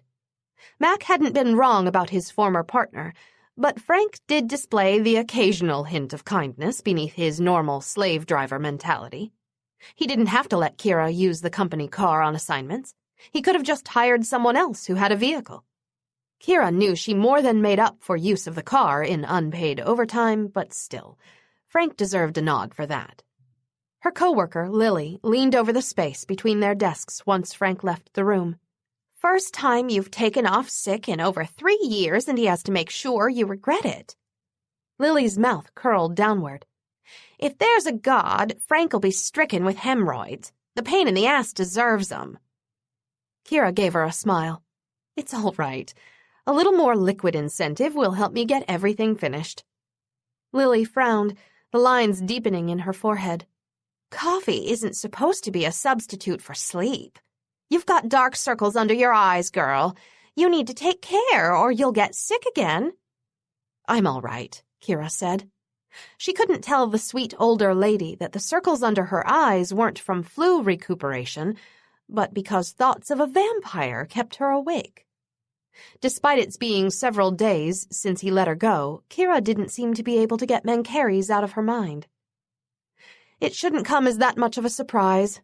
In the 6 days she'd been with Mencheres, he'd shown her that 2 other species existed alongside humanity, saved her life, saved her sister's life, fascinated her, tempted her, bitten her, and against the best interests of his kind, released her. Why wouldn't she be thinking about him? Every time she saw or spoke to her sister, Kira was reminded of Mencheres, let alone every time she walked past that warehouse on her commute from the subway to her apartment. His impact on her life had been enormous, and now that he was gone, Kira felt an acute sense of loss.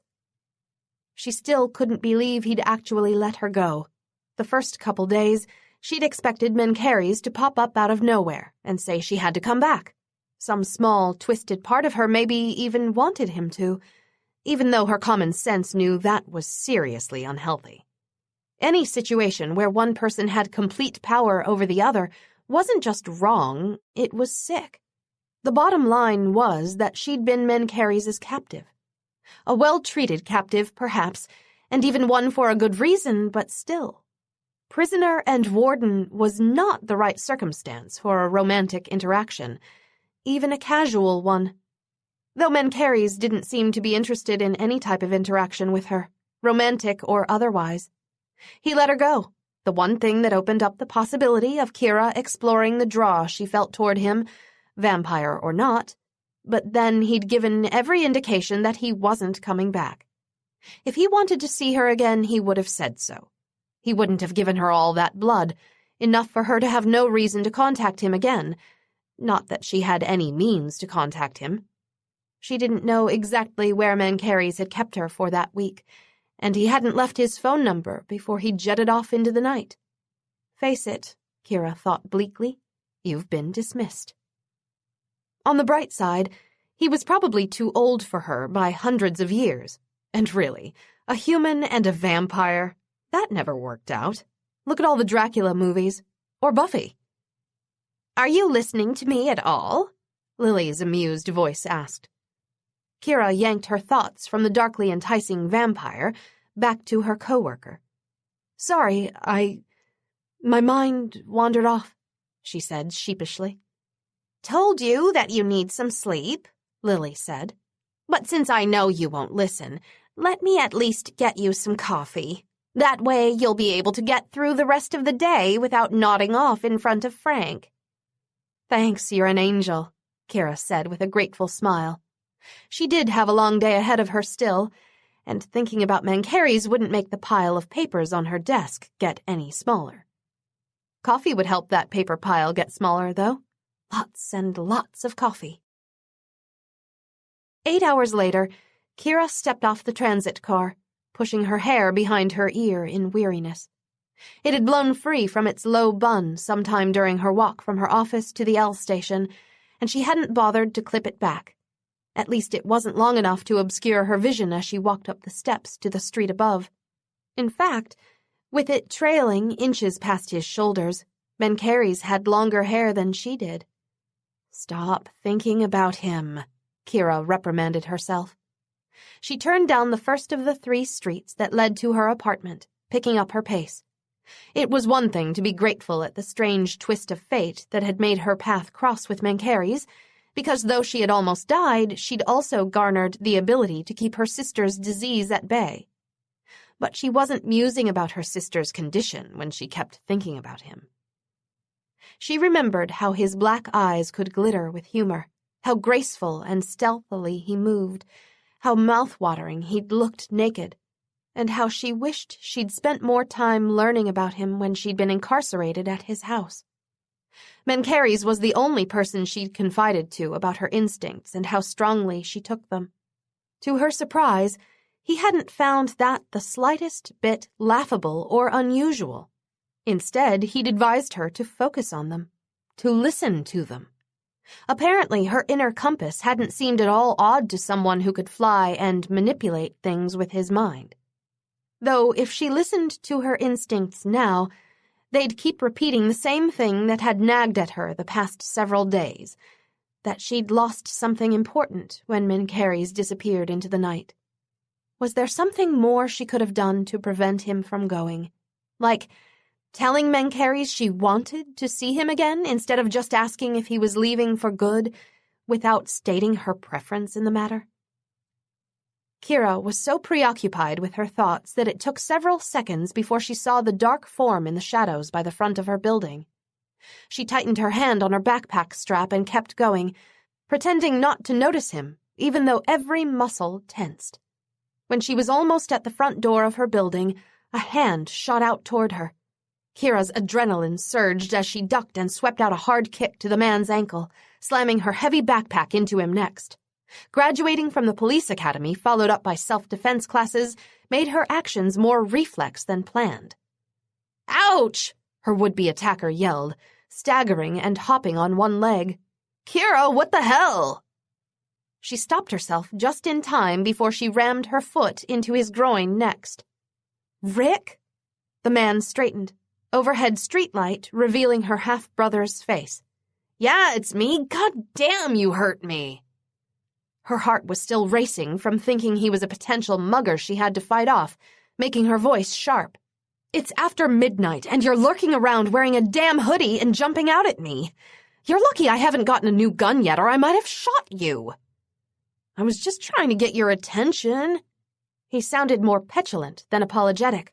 You almost walked right past me. That was so like Rick, not thinking before doing something stupid. Kira heaved a sigh. She didn't feel up to lecturing her little brother right now. What are you doing here this late? His gaze darted around the street.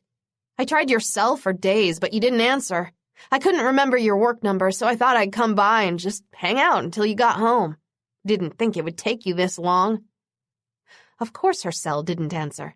Mencheres hadn't given it back to her when he dropped her off on the roof with only his blood and her apartment keys, and she hadn't gotten a new one yet. She assumed he still had her backpack, too, since that was where he would have gotten her keys, unless he'd thrown everything away right after he unloaded her that night.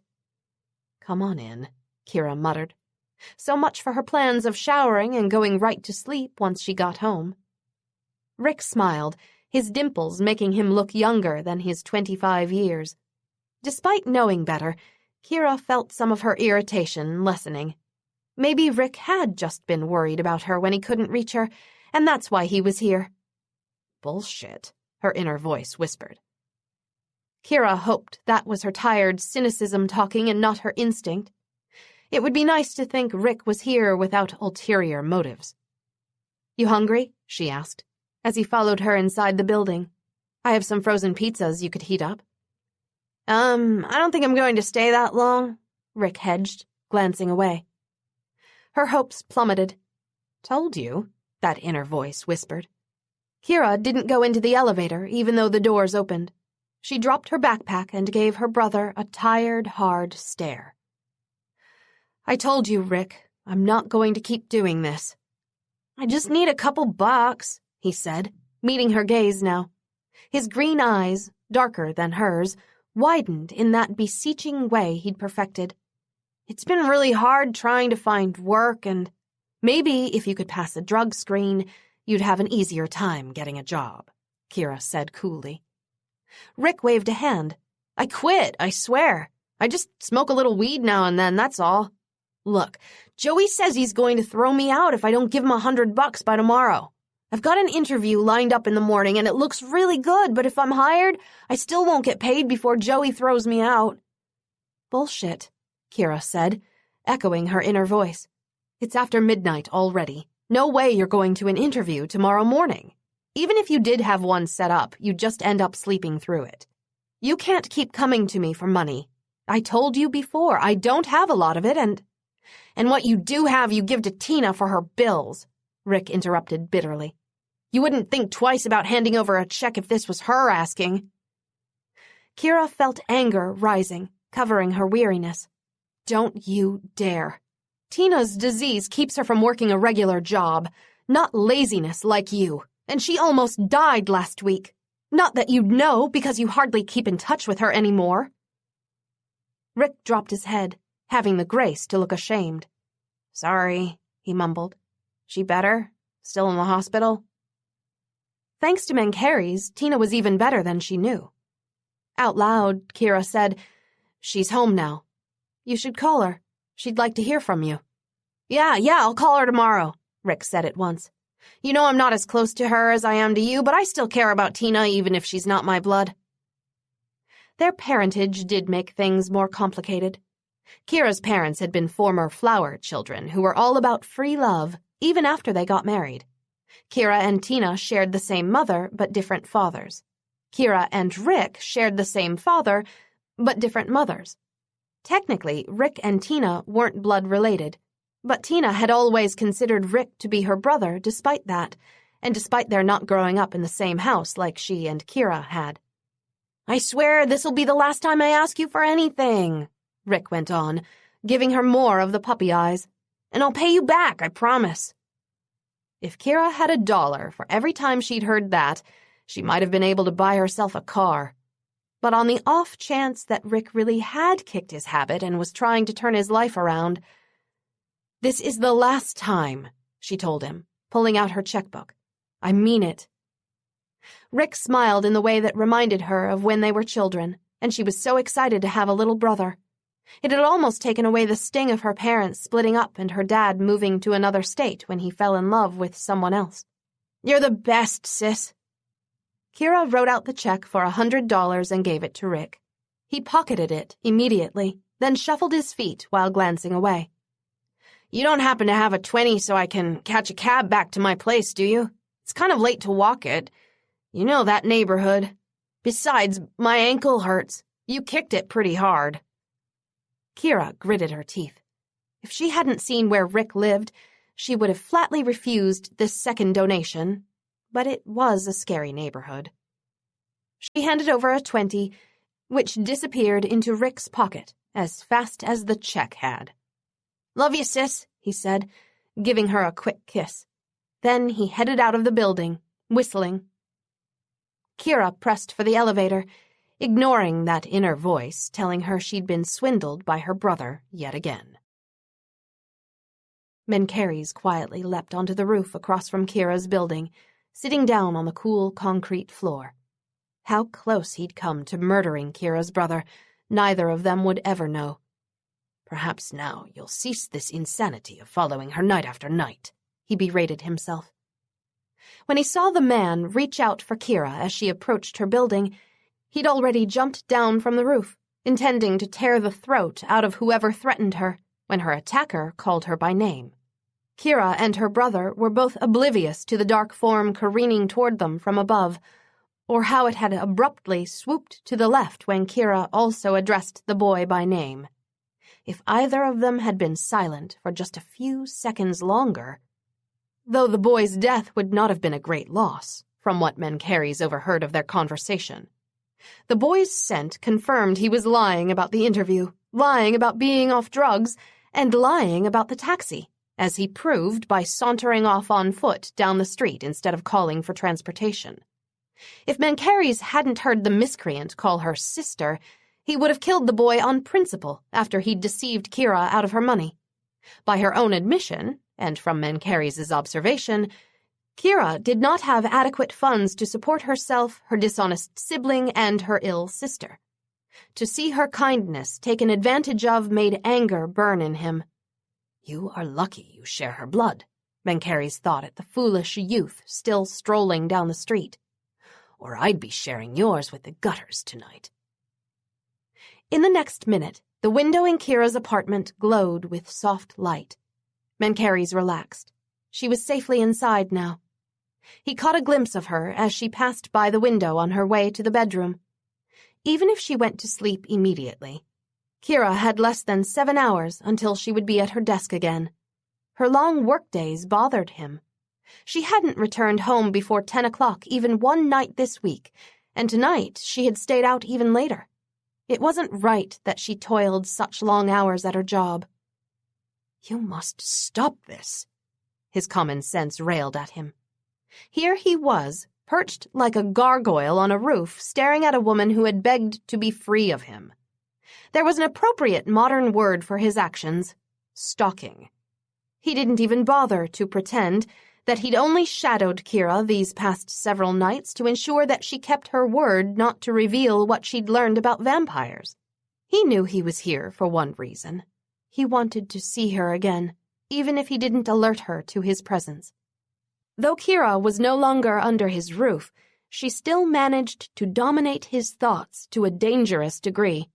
Even now, he wondered what she would do if he appeared at her door. Would she welcome him into her home? And if she did, would he be strong enough to leave? Or would her nearness, her tantalizing scent, and the smooth melody of her voice be enough to make him abandon all his careful planning in favor of the chance to be with her? Better not to find out. Kira made him want to live, to fight Rajedev to the bitter, bloody end, regardless of the consequences, and he couldn't afford that sort of thinking. His people couldn't afford it. They'd suffered enough the last time he'd let his emotions for a woman sway his actions.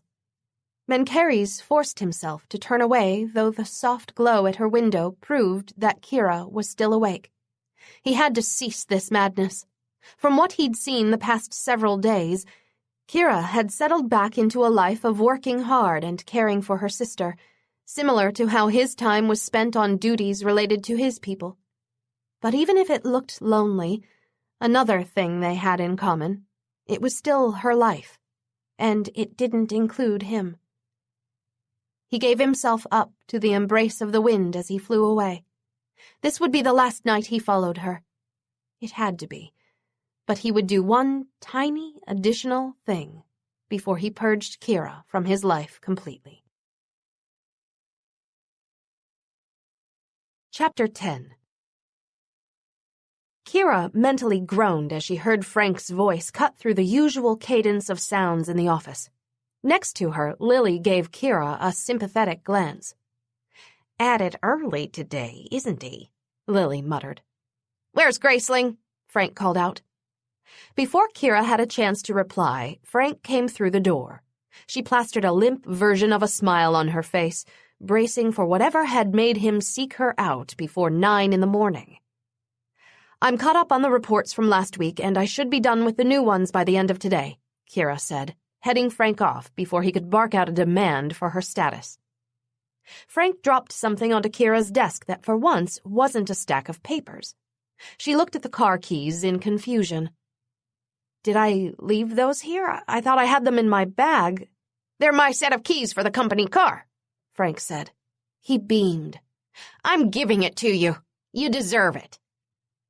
Kira's mouth fell open, even as she heard Lily drop something that sounded like her coffee cup. "You're giving it to me?" she repeated, glancing at the calendar. No, it wasn't April Fool's Day, unless Frank was getting his prank in a couple weeks late. "Plus, I'm giving you a raise," Frank went on. "And I want you out of the office by 6 o'clock every night that you're not on surveillance. You work too hard." One extravagantly good deed from Frank, Kira could chalk up to his trying to balance his bad karma or something. 3 extravagantly good deeds. Either he was high, or this was his idea of a joke. "I'm waiting for the punchline," Kira said cautiously. Frank laughed, loud and hearty, confirming her guess that he'd been joking. She wanted to smack him. That man had a real sick sense of humor. Then Frank slapped an envelope on her desk. "Open it." Kira broke the seal, glancing once at Lily for moral support before she pulled out the contents. It contained 2 pieces of paper. One was the title for the company car, signed by Frank and made out to her as the new owner. A check for $2,000, also made out to her, was the other piece of paper. "I made your raise retroactive," Frank said, still in the same cheerful tone she'd only ever heard him use with clients. "Good job, Graceling." Kira just stared as Frank walked away. She was too stunned to even say thank you. "What the hell just happened?" Lily whispered. "I mean, you do deserve all that, but Frank's so cheap I can't believe he did it." Neither could Kira.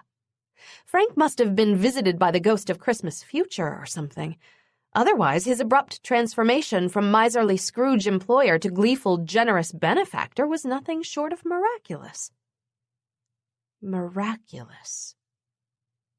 "Oh, my God," Kira whispered. "What?" Lily asked. Nothing." Kira swiveled her chair around, taking in several deep, uneven breaths. Frank hadn't experienced a miraculous change of heart after a visit from the ghost of Christmas future. No, he must have experienced something just as unusual.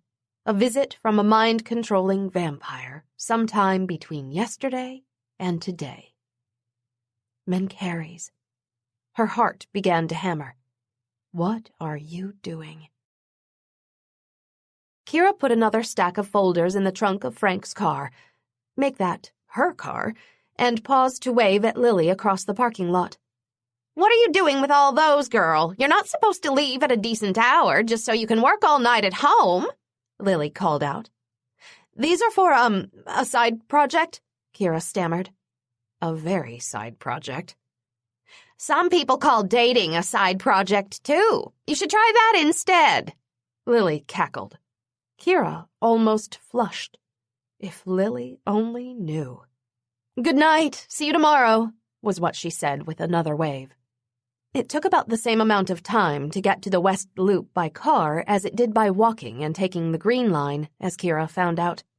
Still, it was infinitely nicer not to heft that heavy backpack around, or to tense at every shadowy patch along the streets she walked when she worked late.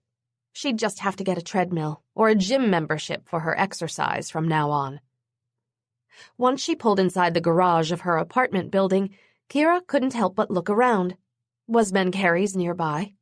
The thought sent a thrill of excitement through her. Or had he mesmerized Frank at the office without anyone's noticing him? It was possible. Mencheres moved so quickly, he could have been in and out without Kira or anyone else seeing him.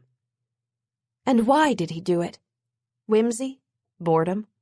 Or as a hint that he wanted her to find him? Mencheres knew she worked for a private investigator. He knew she'd had cases where clients spoke of strange happenings that she'd previously dismissed, but now realized might have been true. If mesmerizing her boss into giving her a car and cash was Mencheres' way of dropping breadcrumbs to see if Kira followed them, it worked. The chance to see him again, not as his captive, but as a woman, made more slivers of exhilaration course through her. She had 1,000 good reasons why seeing him would be a mistake, but instinct overruled those whenever she thought of him. All right, Mencheres. I'm taking the bait. 2 trips from her car to her apartment later, and she had all the boxes of files spread out in her living room. Each case contained some sort of occurrence that might be paranormal in nature, be it outrageous witness testimony, odd evidence left at the scene, or rumors of involvement in something freakier than the occult. Kira intended to go through all of them until she found a common denominator. Mencheres might have stayed in his house most of the time that she'd been with him, but she had a feeling being homebound wasn't his normal pattern, or the pattern of most vampires. Time to follow those gut feelings. With luck, somewhere in these files she'd find something that would lead her to Mencheres. If that didn't work, she'd search the internet next. Or she could always tape a bat image to her apartment window right above a welcome sign, but Kira thought that might be pushing it. She picked up the first folder. Follow the breadcrumbs. Gorgon appeared in the bedroom doorway, but Mencheres didn't bother to open his eyes. He knew who Gorgon had come to announce. He'd heard him arrive. "Tell him I'll be down momentarily," Mencheres said. "Yes, sire," Gorgon replied. Mencheres opened his eyes once Gorgon shut the door. He stared at the ceiling for several long seconds, not seeing its pale patterns, but trying to see into the future, hoping something had changed. Perhaps the new vigor for life Kira had somehow wrought in him would alter the vision of the future he'd seen before. His power reached out, piercing the veil that separated now from later, but instead of images of people, places, or happenings, all Mencheres saw was a blanket of ebony as vast and fathomless as the universe. The underworld of Duat, waiting for him, just as before. Mencheres got up from the bed. His fate was still death, but instead of the acceptance he'd felt when he first saw that looming, endless void, now it angered him. Death had become a bitter defeat instead of a coolly logical way to thwart Rajedev while releasing the burdens he'd long carried. And it was all because of Kira. He clenched his jaw. How cruel the gods were to send her into his life. She made him want to live when he had no time left. And even less time for complaining about his fate, Mencheres reminded himself. He took the manila envelope from his nightstand before he swept out of the room. Some things he still had control over, even if his future wasn't one of them. Mencheres went downstairs to the front hall. A vampire stood near the door, his dark curly hair cut close, and his lean frame encased in casual black pants and a fitted pullover shirt. For a moment, Mencheres stared at him. My co-ruler, my heir. And his wife's murderer. Bones, he said in greeting. Thank you for coming. Dark brown eyes met his with a coolness that still stung, even though Mencheres knew he had earned it. "You said it was urgent," Bones replied, a British accent coloring his words even after centuries. "I don't trust this to be passed even through members of our line," Mencheres said, not bothering with any formal pleasantries. Bones had always preferred getting right to business. He held out the manila folder that contained all of Kira's personal information. "Put this with my other legacy items." Bones arched a brow as he took the folder that was meant to be opened only in the event of Mencheres' death. He didn't know it, but by taking it, Bones had just assumed responsibility for Kira once Mencheres was gone. "Still think you're soon to be shriveled, grandsire?" Bones asked with a hint of a scoff. "Vision impotence doesn't necessarily mean impending death. It might only be a temporary loss." Bones knew that Mencheres' visions of the future were gone, but Mencheres hadn't told his co-ruler that the one thing he did see ahead of him was darkness. He also hadn't told Bones that his Cold War with Rajedev was heating up. Bones would feel obligated to act on both pieces of information, and Mencheres didn't want that. He'd settle his own affairs in the time he had left. "It is foolish not to be prepared for any eventuality," Mencheres said with a shrug. "Indeed.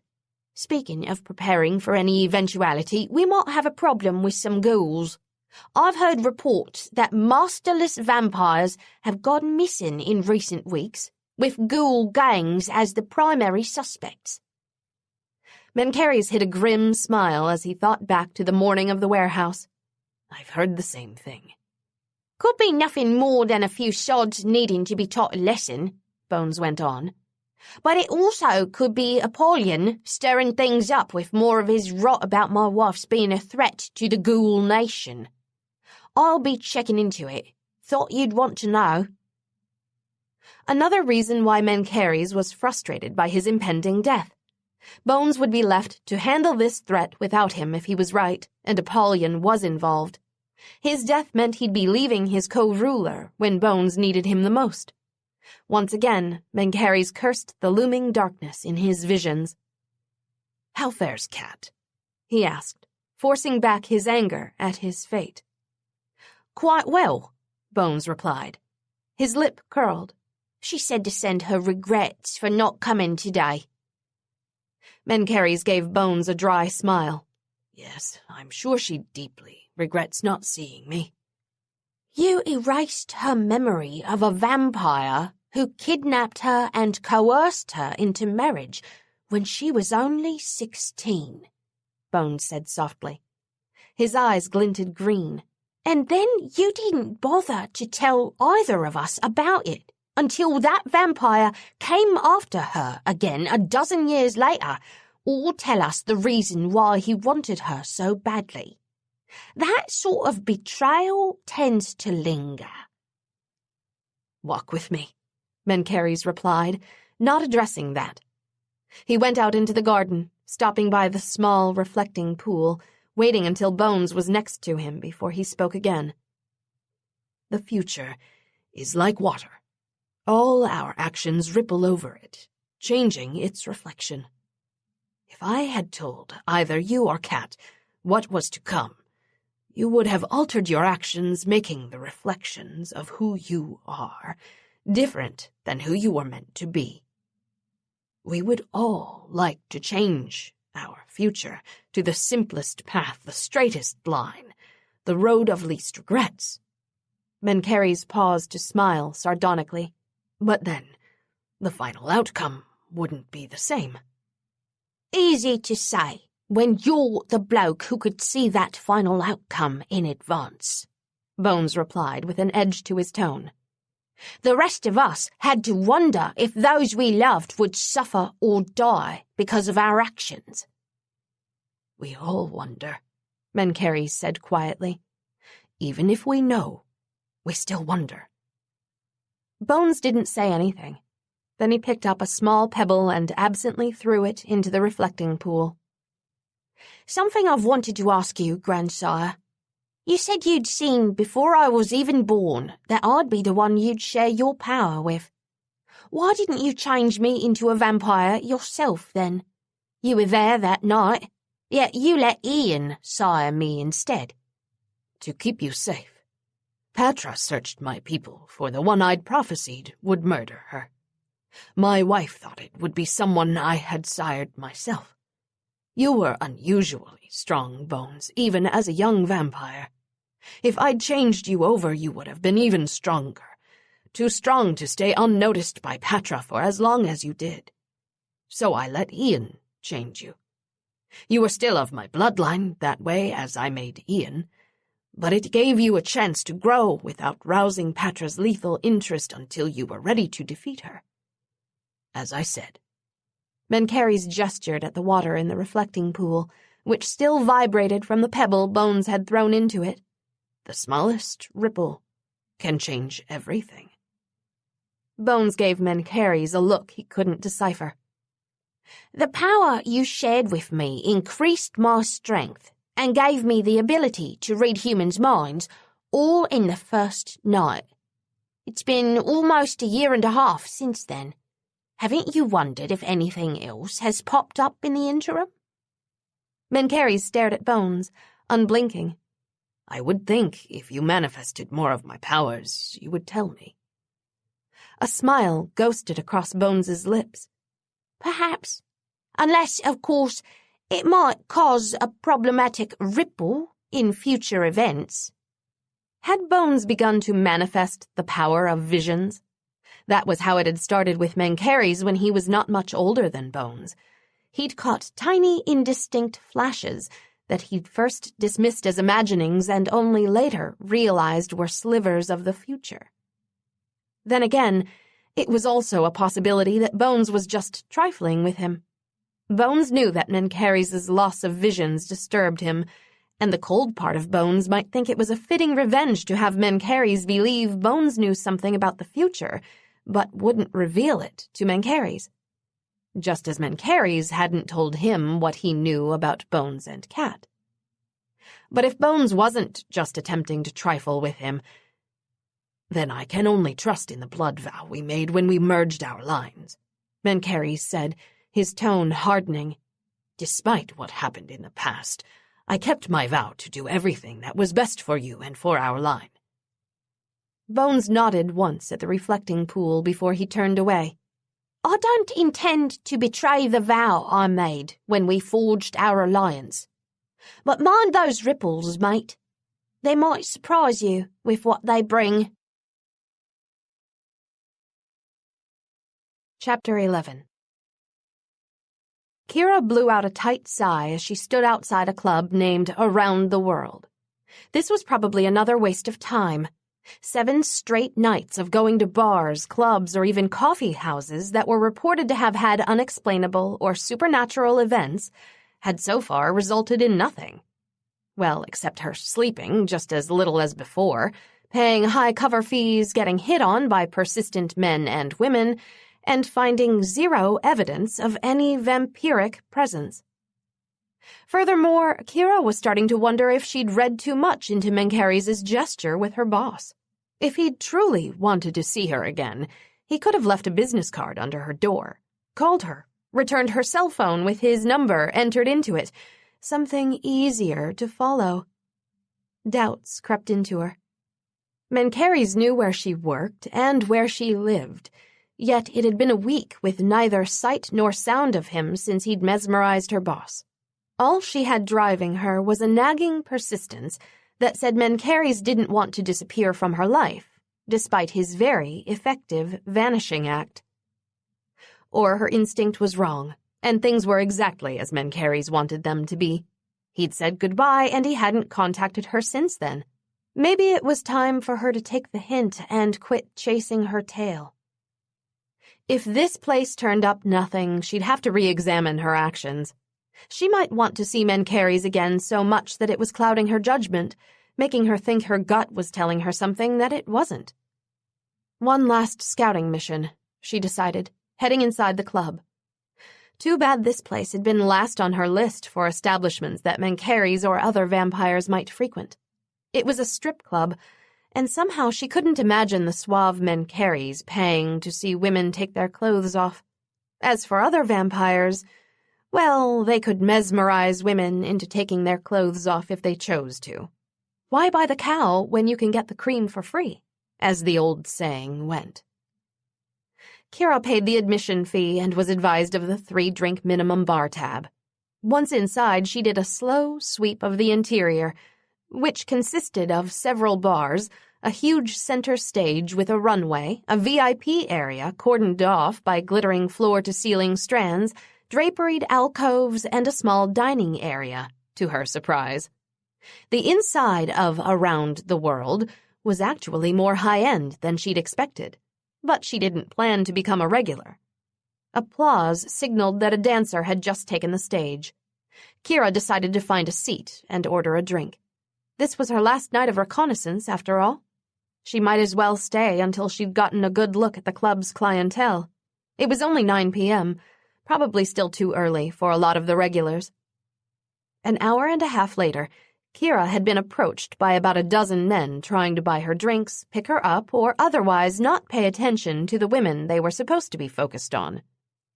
Kira kept her rebuffs quick and to the point, causing a few of them to rudely state their speculation on her sexual orientation.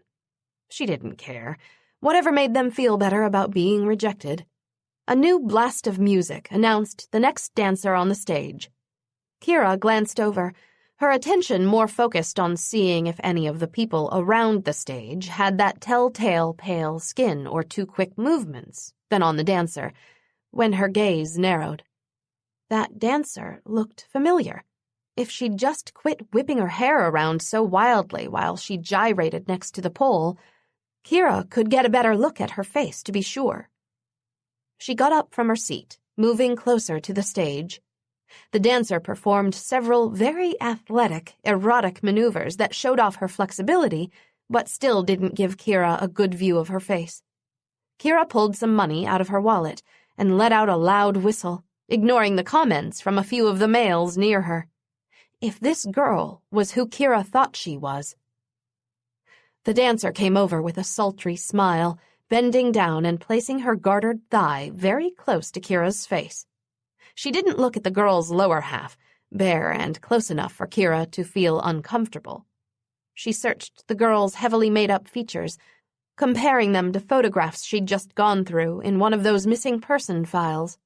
Older, yes, and a damn sight less shy-looking.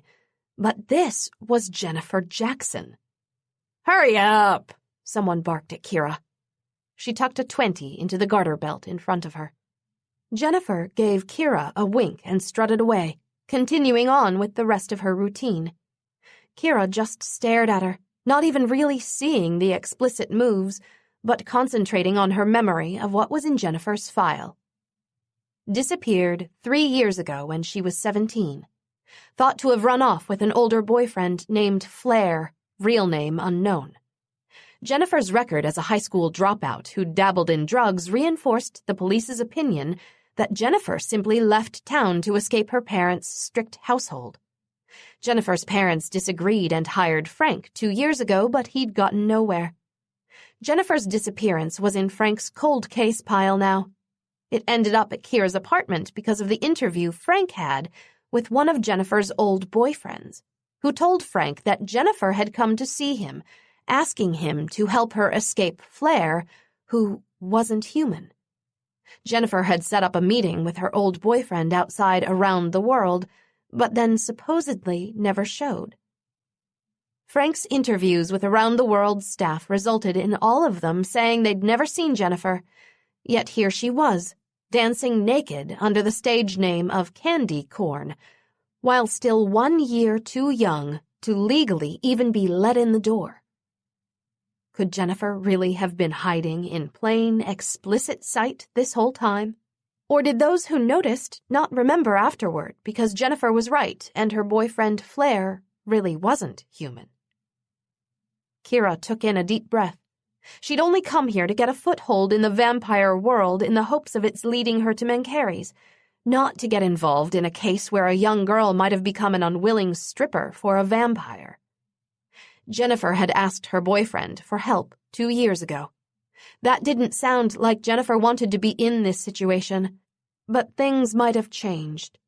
If they hadn't, and Jennifer was held against her will by a vampire, it would be damn hard for Kira to help Jennifer do anything about that, as she knew from experience.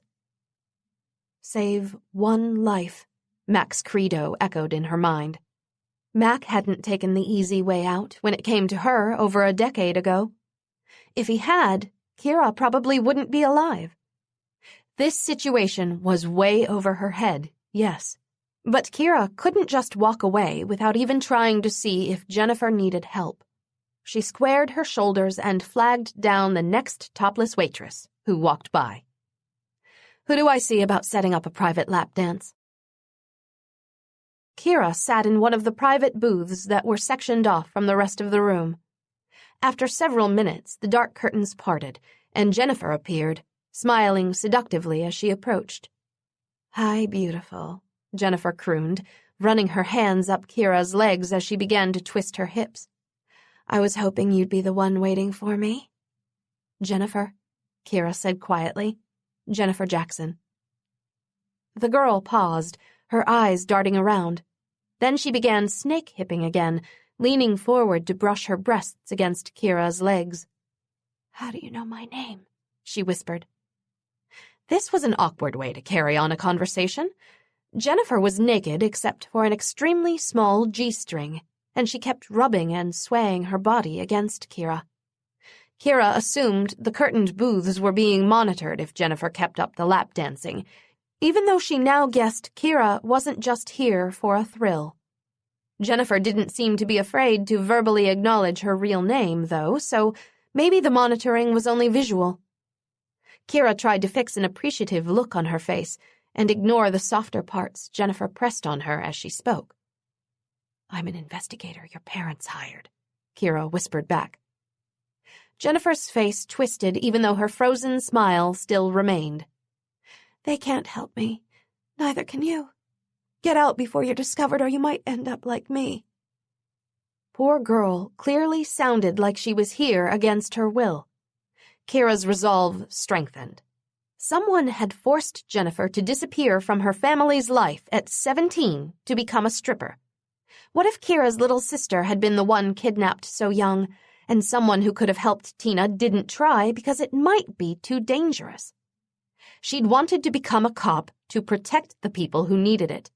Well, here was someone who really needed it, and Kira might be the only one who knew enough about what held Jennifer to help her get away. "Did Flair make people forget they'd even seen you when you tried to get away before?" Kira asked, taking the plunge. Jennifer stopped in the act of straddling her. "Who are you? How do you know that?" "Keep dancing," Kira hissed. Jennifer began her sultry squirming again, even though her practiced smile had slipped. "I'm someone who knows what kind of creature can make people forget things they've seen with just a look," Kira said, her confidence growing as Jennifer's expression changed from suspicious to hopeful. She would hang a bat sign in her apartment window and shine a big light behind it to get Mencheres' attention if she had to. Or she'd take an ad out in the papers with her picture and a plea for someone tall, dark, and dead to contact her. Everyone but Mencheres would think she was just a crazy, horny female. Mencheres had kept Kira captive before, yes, but he'd been faultless in his courteous treatment of her. Kira couldn't imagine that he'd condone another vampire snatching a teenage girl from her family and forcing her to strip. "And I'm someone with a gun containing silver bullets right here in my purse," Kira went on. "If you come with me, Jennifer, I'll try to get you away from this. I know someone who might be able to help." From how hopeless Jennifer had sounded before, she probably hadn't tried to escape in years.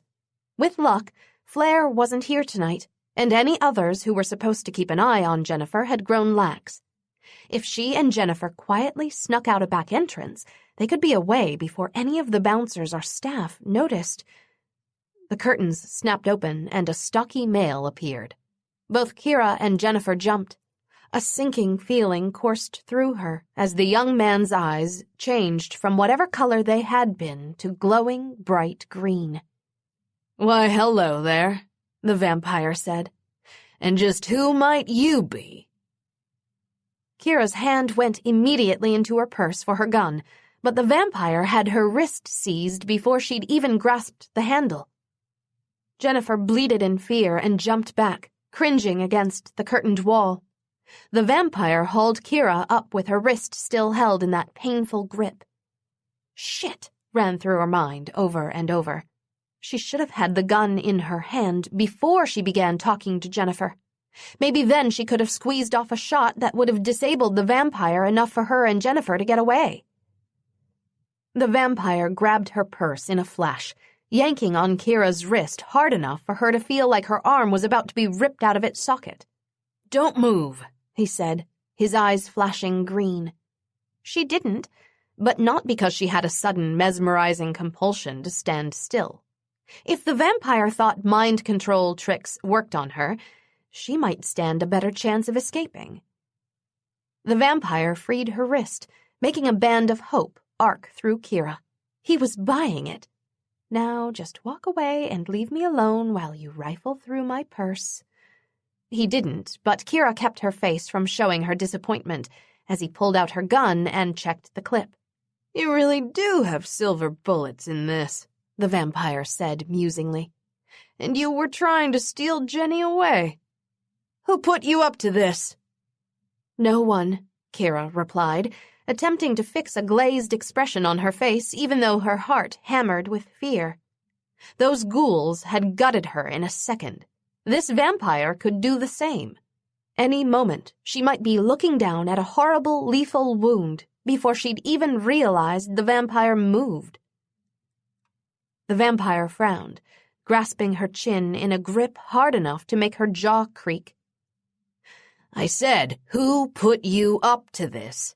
Only another vampire would know to send you here packing silver bullets. Whose pet are you, Give me a name.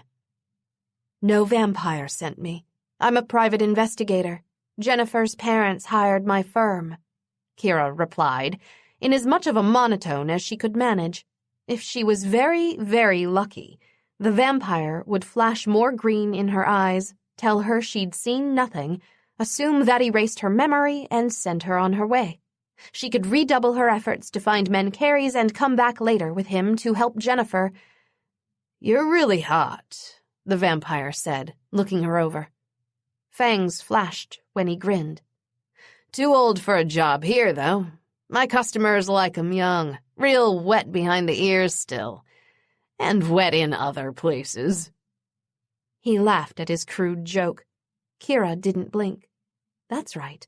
I'm too old to force into nude dancing, so just send me on my way. But you sure are a sexy thing, the vampire continued. He grasped her wrist again, this time hard enough to make her bones grind together. And you're lying your pretty little ass off, he whispered as he yanked Kira closer. His breath smelled like alcohol fumes when he blew it out after a deep inhalation. No scent of vampire on you, but you could have washed that off easy enough. And someone sure sent you here, he went on. Someone who told you about silver and who fed you enough of their blood to make you immune to my gaze, or you'd have spilled who they were by now. Who is it, sweetie? And why did that person want you to steal my property from me? Tell Papa Flare all about it. Despite the fear and adrenaline coursing through her, Kira thought of her promise to Mencheres not to tell anyone about him. She swallowed hard, while her instincts warned her that she walked a razor's edge between life and death right now. I came on my own. Pain exploded in her face, so quick it stunned her. Her eyes teared, her head rang, and blood filled her mouth. As suspected, she hadn't even seen Flare move before feeling the effects of his striking her. Flare smiled as Kira regrouped from the blow. It reminded her of the smile that ghoul had given her a couple weeks ago, right before he'd torn her stomach open. So you need a little persuading before you tell me who it is, huh? Flare asked. He sounded almost elated. Well, we'll need a more private place to talk then, won't we? Chapter 12. Mencheres snapped his suitcase shut, taking a final look around the bedroom. It was the last time he'd see this tiny space with its unappealing decor. He wouldn't spare a thought about leaving under normal circumstances, but it was symbolic of his decision. He wasn't coming back. Not to this room, or this house, or this city. He'd lingered here too long already, loath to sever that final connection to the human who still haunted his thoughts, even though he'd kept his vow not to follow Kira again. Gorgon came into the room, his blue eyes somber. The Nordic vampire could sense his sire's moods, especially now with the normal shielding Mencheres maintained, slipping as he looked around again. Celine, Kurt, and Sam had already left the day before. It was time for him and Gorgon to go. He could delay no longer. "The plane is fueling?" Mencheres asked. "Yes." Mencheres gave Gorgon a dry smile. "You need not go with me, my friend. I have told you many times that you should occupy yourself with other things aside from my domestic duties." Gorgon smiled back, stretching the scar that ran down the length of his cheek.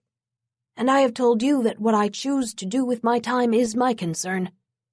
Gorgon's loyalty was required as a member of Mencheres' line. His friendship was not. Neither was his genuine affection and concern.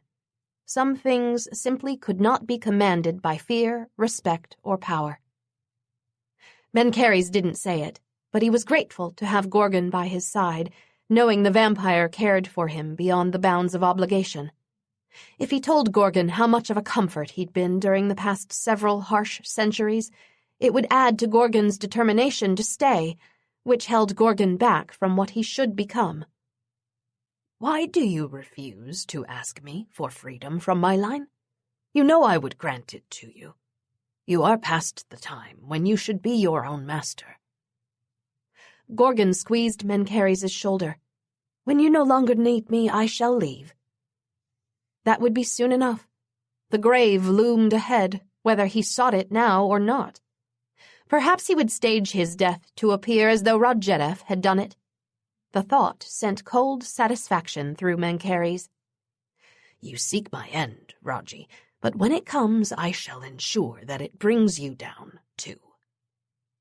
Gorgon's mobile phone rang. "Probably the pilot," he murmured, walking away. Mencheres steeled himself not to take another look around as he left the room and went down the hall of the 3rd floor. The air was still faintly scented with lemon, Kira's essence lingering as if she were a spirit taunting him. Mencheres walked faster, taking the stairs 2 at a time.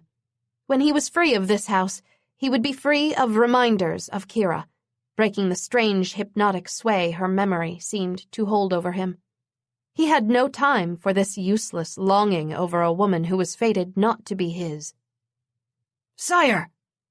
Gorgon's voice cracked through the empty house, filled with an urgency that made Mencheres spin around in mid-step.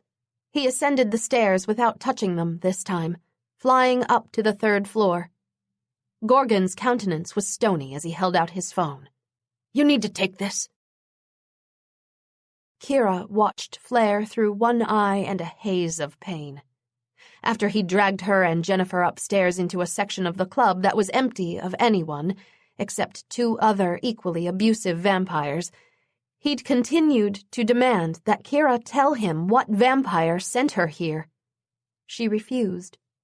The beatings to her face grew more severe, but still she wouldn't break her promise to Mencheres.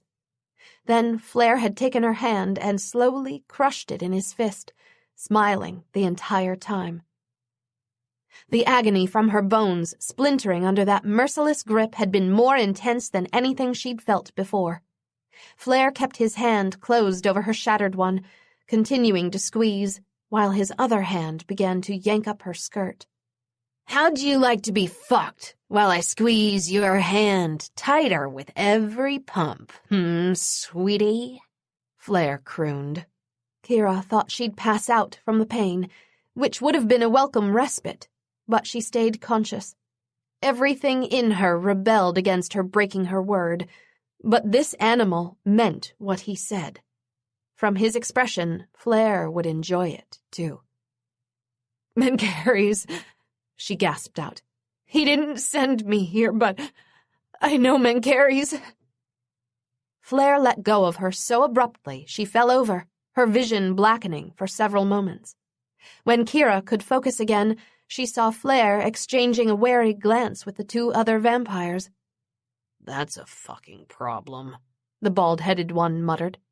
"If she's telling the truth," Flare countered. The cheerful expression he'd worn for the past hour slipped, and he began to pace. "Put her over there. I need to check this out." The bald vampire hauled Kira up, sitting her in a chair. Everything swam in her vision for a few moments at the agony from her hand being jostled, but she took several deep breaths and kept herself from screaming. Jennifer edged a little closer to Kira's chair, not touching her but staring at her with silent sympathy. Kira stayed quiet while Flare began making a series of phone calls, repeating to several people that he urgently needed to get through to Mencheres.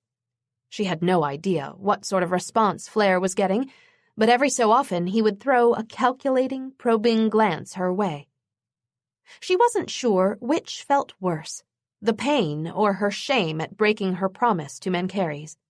Still, she couldn't have allowed Flare to carry through with his threat. From what she knew of Mencheres, he'd understand. "Finally got through," Flare said with a sharp glance at her. "He's coming to the phone now. Moment of truth for you, sweetie." Kira suppressed a shudder. Flare didn't need to add that what happened in the next few seconds determined whether or not she would die. She already knew that. The question that loomed in her mind was whether or not she could stand what Flare would do to her before he killed her. "This is Mencheres?" Flare asked. "Yeah. Sorry to bother you, but I have this human at my place who insists she belongs to you." "I said I knew him," Kira corrected at once, coughing a little at the blood in her mouth. A heavy hand landed on her shoulder, 5 fingers tightening in warning. Even that slight movement blasted more pain through her hand. "Shh!" the bald vampire blew out threateningly. "She's about 5'5", dirty blonde hair, pretty. Name on her driver's license is Kira Graceling," Flare went on. He straightened from his easy slouch in the next moment, his expression turning grim. "Uh-huh. Right. No, she's mostly fine. In a club called Around the World on State Street, Chicago Heights. Why don't we—" Flare clicked his phone shut. "He hung up, and he said he's on his way," he told the room at large. The bald vampire's hand left Kira's shoulder. "Shit, bro." "I didn't fucking know," Flare snapped. "I mean, what are the odds?" Kira was weak at relief at hearing that Mencheres was on his way, but there was too much subtext going on for her to know if that meant she was out of danger or not. And she was having a hard time concentrating while mind-blistering pain continued to sear through her. "You might want to fix her up," the vampire with the dreadlocks stated. "If Mencheres is coming to get her himself, then she's higher up on the food chain than just a blood snack to one of his people." "Maybe not. He's got to be local since he said he'd be here in 20 minutes, Flare replied almost sullenly. "And if you're right, he'll be more pissed if she tells him I fucked her up, but he can't see for himself that it wasn't bad." Not bad? True. Compared to what the ghouls had done to her, Kira was in stellar condition. But how cruel Jennifer's time with him must have been if this is what Flare considered not bad. Jennifer. More shame swept through her. Some savior she'd turned out to be. "How close are you to Mencheres?" Flare asked her suddenly.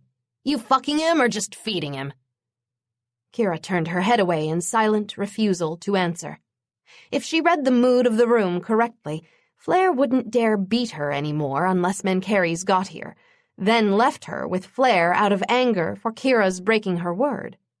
But she didn't believe Mencheres would do that, no matter how upset he was at her for revealing that she knew him. Though this was hardly the way she'd hoped to see him again. Not gonna answer me, huh? Flare said, with a glint in his eye. Smart girl. Knows I can't touch her with the big dog coming to get her. But I can touch Jennifer, because she's mine. Flare was behind Jennifer in an instant, his fangs cutting a thin red trail down her shoulder. Kira was on her feet before she even had a chance to wince at how much it hurt her to move. I'm not sleeping with Mencheres, she got out through gritted teeth. Flare let Jennifer go. She stumbled off to the other side of the room, looking scared but not hurt aside from those 2 red scratches. Dreadlocks and Baldy made noises that sounded like relieved whoops. That's a load off, Flare muttered. Oh, yeah, Dreadlocks said. Then he laughed. Know how dead you'd be if you worked over the first woman Mencheres is taken up with in how long? He'd be grinding your bones to make his fucking bread, Baldy joked, to more laughter. Scared me for a minute, Flare admitted, not looking afraid now. Kira glanced away from them. Maybe if she concentrated very hard, she could focus on something other than their smirking laughter, or the pain radiating up her arm. She leaned against the wall with her good side, closing her functional eye, taking in deep breaths and trying to mentally will herself away. Unfortunately, even after several minutes of trying, no meditative technique Kira tried could hold up against the throbbing anguish in her hand. If Flare let her go, she could use some of the blood in those vials at her house to heal herself. But could she take some of that limited supply, knowing it might result in robbing Tina of a year or more of life? Do you feel that? Flare muttered. Kira opened her eye in time to see the 2 doors across the room explode outward, ripped off the hinges by some invisible force. They crashed onto the floor with a thud that seemed to reverberate around the room. Flare, Baldy, and Dreadlocks jumped, backing away. Then a tall, cloaked figure swept into the room, long dark hair swinging with his rapid stride, charcoal-colored gaze turning to blazing green. Kira's heart felt like it skipped a beat. Mencheres. His eyes seemed to meet hers without pausing over anyone else in the room. Then Mencheres stopped, his features hardening like sand turned to glass. The fury that emanated from him was palpable, making her heart skip a beat again. Was her beaten condition the reason for his anger, or was Mencheres that furious at her? Chapter 13. Mencheres crossed the room to Kira, rage erupting through him as he took in her battered face. One sniff revealed that though she'd been grievously mistreated, she had not been raped, which changed her captor's fate from a slow, tortuous death to merely a quick, painful one. Then Mencheres saw Kira's hand, swollen, bloody, and misshapen, with shards of bone piercing her skin. A slow, tortuous death it was, then. He didn't spare a glance at the 3 vampires as he gently took her into his arms. From their auras, they were too young and weak to pose any threat to him, even with his back turned. Mencheres' mouth tightened when he felt Kira flinch away from his touch. Was it from the pain she was in, or from fear of him? He cut open his wrist with his fangs, holding the bloodied slash to Kira's mouth. She didn't attempt to turn her head away to his relief, though she grimaced as she swallowed. Then a harsh gasp came from her. Your hand will hurt as it heals. It will quickly pass, Mencheres said, keeping his wrist pressed to her mouth. Even though his wound closed in seconds, drops of blood that Kira could swallow still clung to his wrist. Something low clenched inside him as he felt her warm tongue flick across his flesh. Before his gaze, Kira's nose straightened back into its normal, lovely slope. Her swollen eye cleared, her lip mended, and her hand stretched, fingers losing their twisted, crippled malformation until they became straight and smooth again.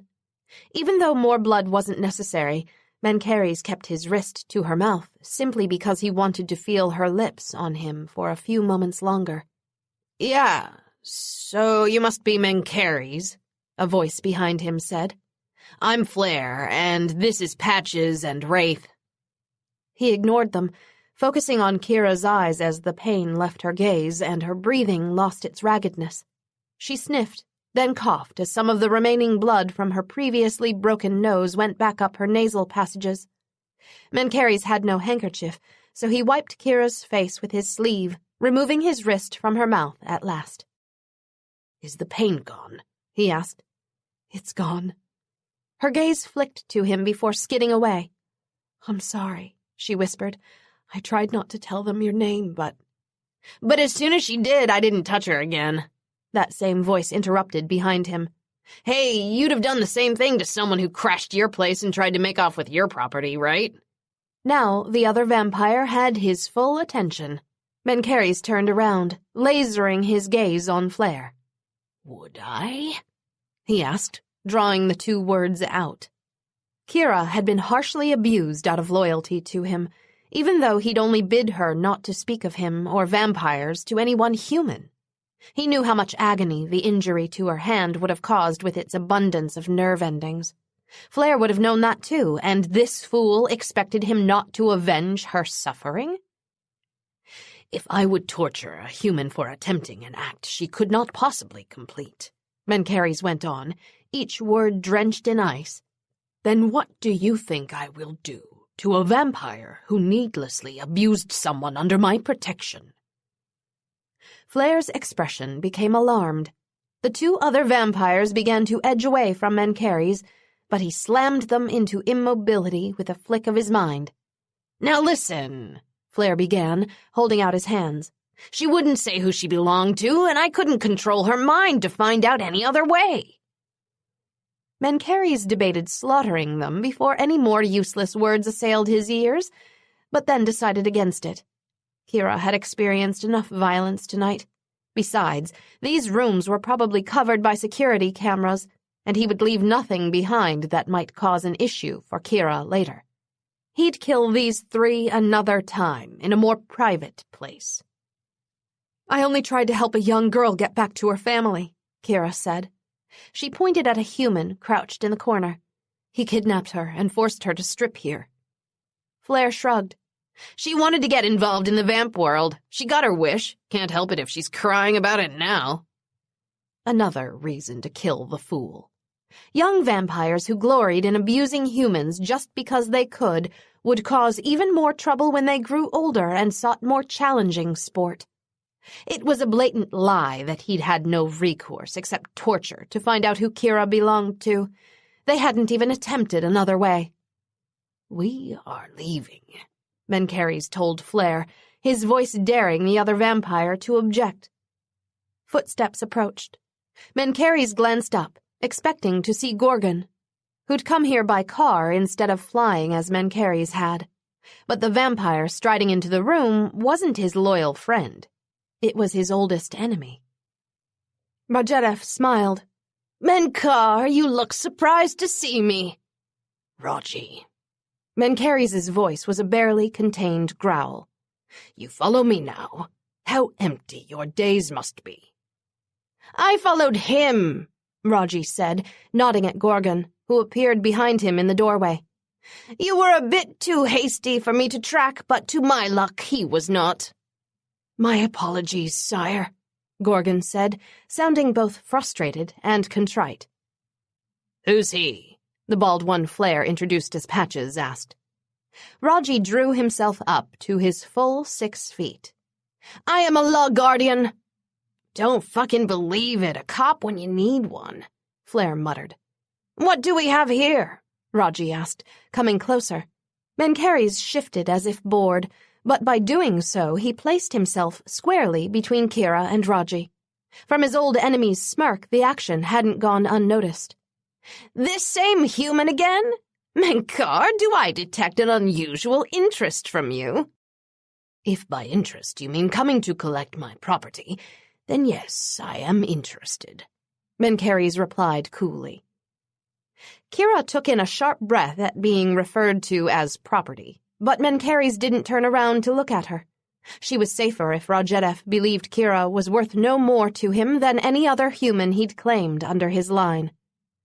Raji appeared to be mulling Mencheres' sincerity. "You are very protective of your people, even property. But there's something more here, I believe. You—" Raji's gaze swung to Flare. "You implied that you were glad a guardian was here. Why? What transpired with Mencheres and this human?"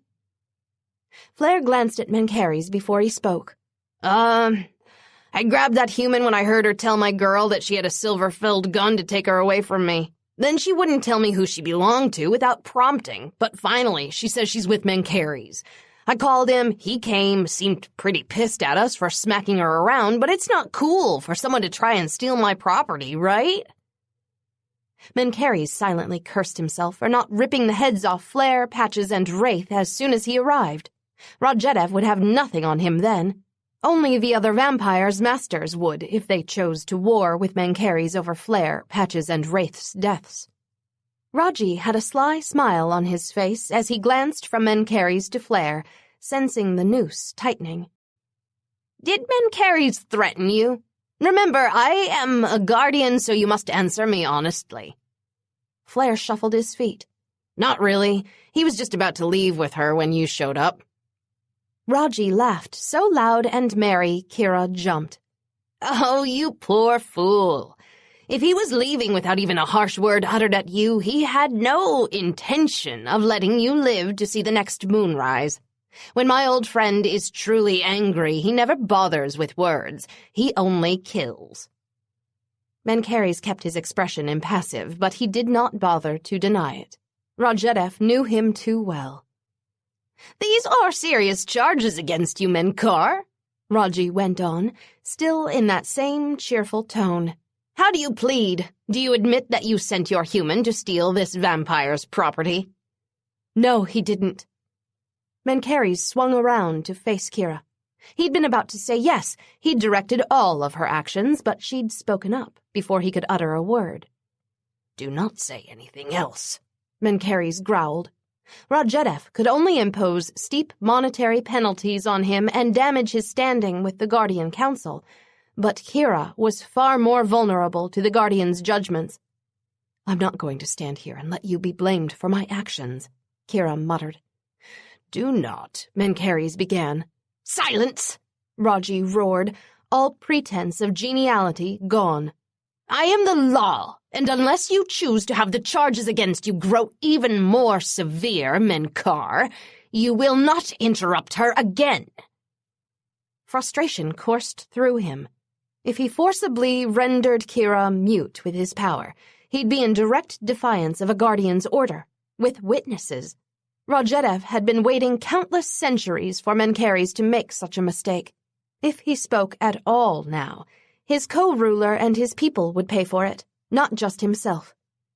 "I haven't seen Mencheres in over a week," Kira went on, her jaw set in that stubborn line. "He had no idea I was coming here. I'm a private investigator, and I recognized Jennifer from one of the case files at my job. She clearly wasn't here of her own free will, so I offered to help her escape. And yes, I told her I was armed. Mencheres only got involved when Flare caught me and called him." "'S about right from what I know," Flare muttered. Patches and Wraith also murmured their agreement. Raji looked disappointed, but it was all Mencheres could do not to roar with pain.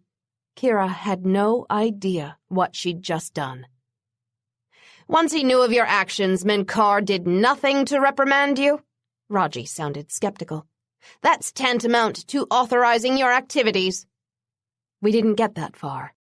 I'm sure Mencheres is very angry at me." Kira glanced at him with those words, blind to the trap she'd dug for herself. "But you showed up right after he got here, so he didn't have a chance to do anything about it." Raji let out a disappointed noise. "Very well, Menkar, your human has exonerated you. Will you be killing her now, or shall I?" Chapter 14. Mencheres listened to Kira seal her fate as if he were trapped inside a terrible dream. For several frozen moments, he could almost see her death happening before him, Raji snapping her neck with a careless flick of his wrist, or opening her jugular to leave Kira choking on her own blood as it streamed from her throat. What would it feel like to watch her die? Would it bring back the antipathy he'd had about living before he met her, making him once again view the impending darkness in his future as something to be welcomed? If Raji were anyone else, Mencheres could kill him. He could slaughter every vampire in the room and hide all traces of their remains. He could raze this entire building so that even if his actions were recorded, they would never come back to harm him or Kira. All of these things he could do, were it not for the smirking law guardian across from him. "Ah, my old friend, I do believe I've finally cracked that impenetrable sarcophagus of yours," Raji said with satisfaction. "This one did mean something to you, didn't she? How amusing." A slow-building rage began to snake through him, throbbing beneath his skin, seeking to be released to wreak its will. "You could still kill them all," it whispered.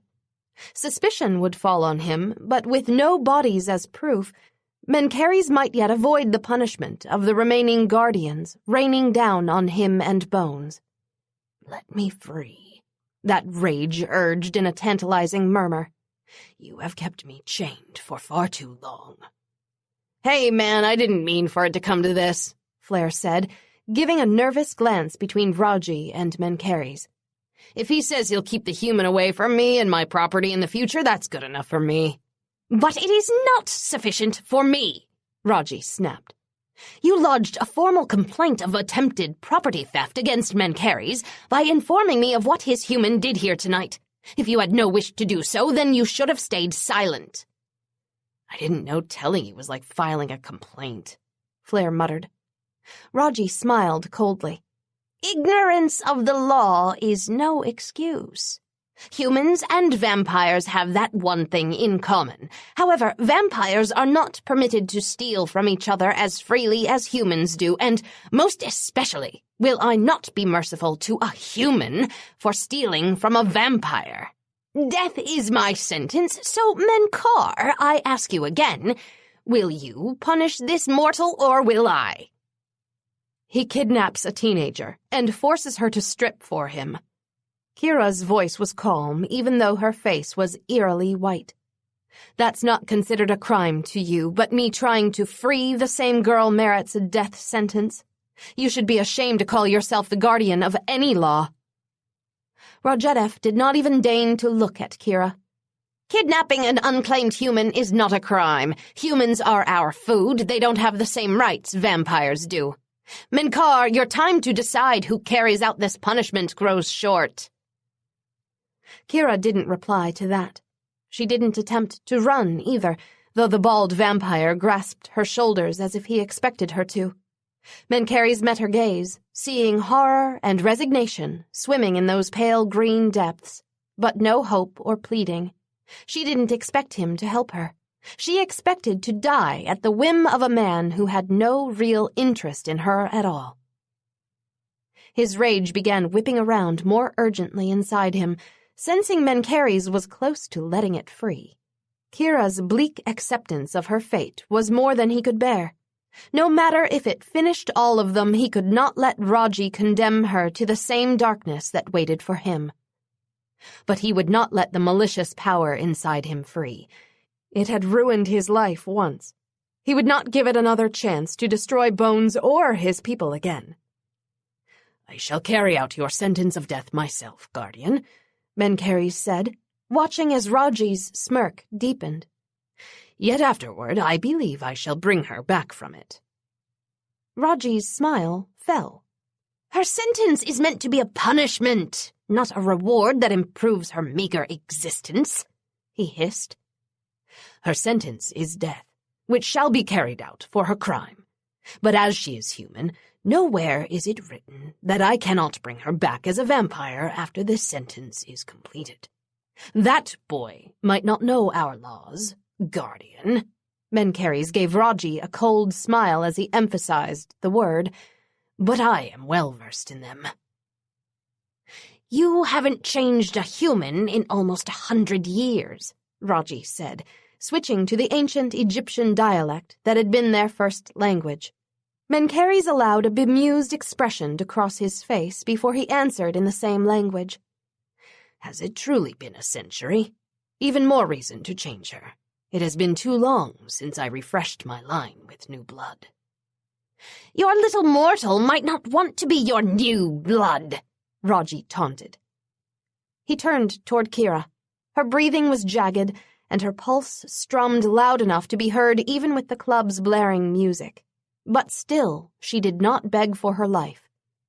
Kira wouldn't have understood his recent exchange with Rodgedev.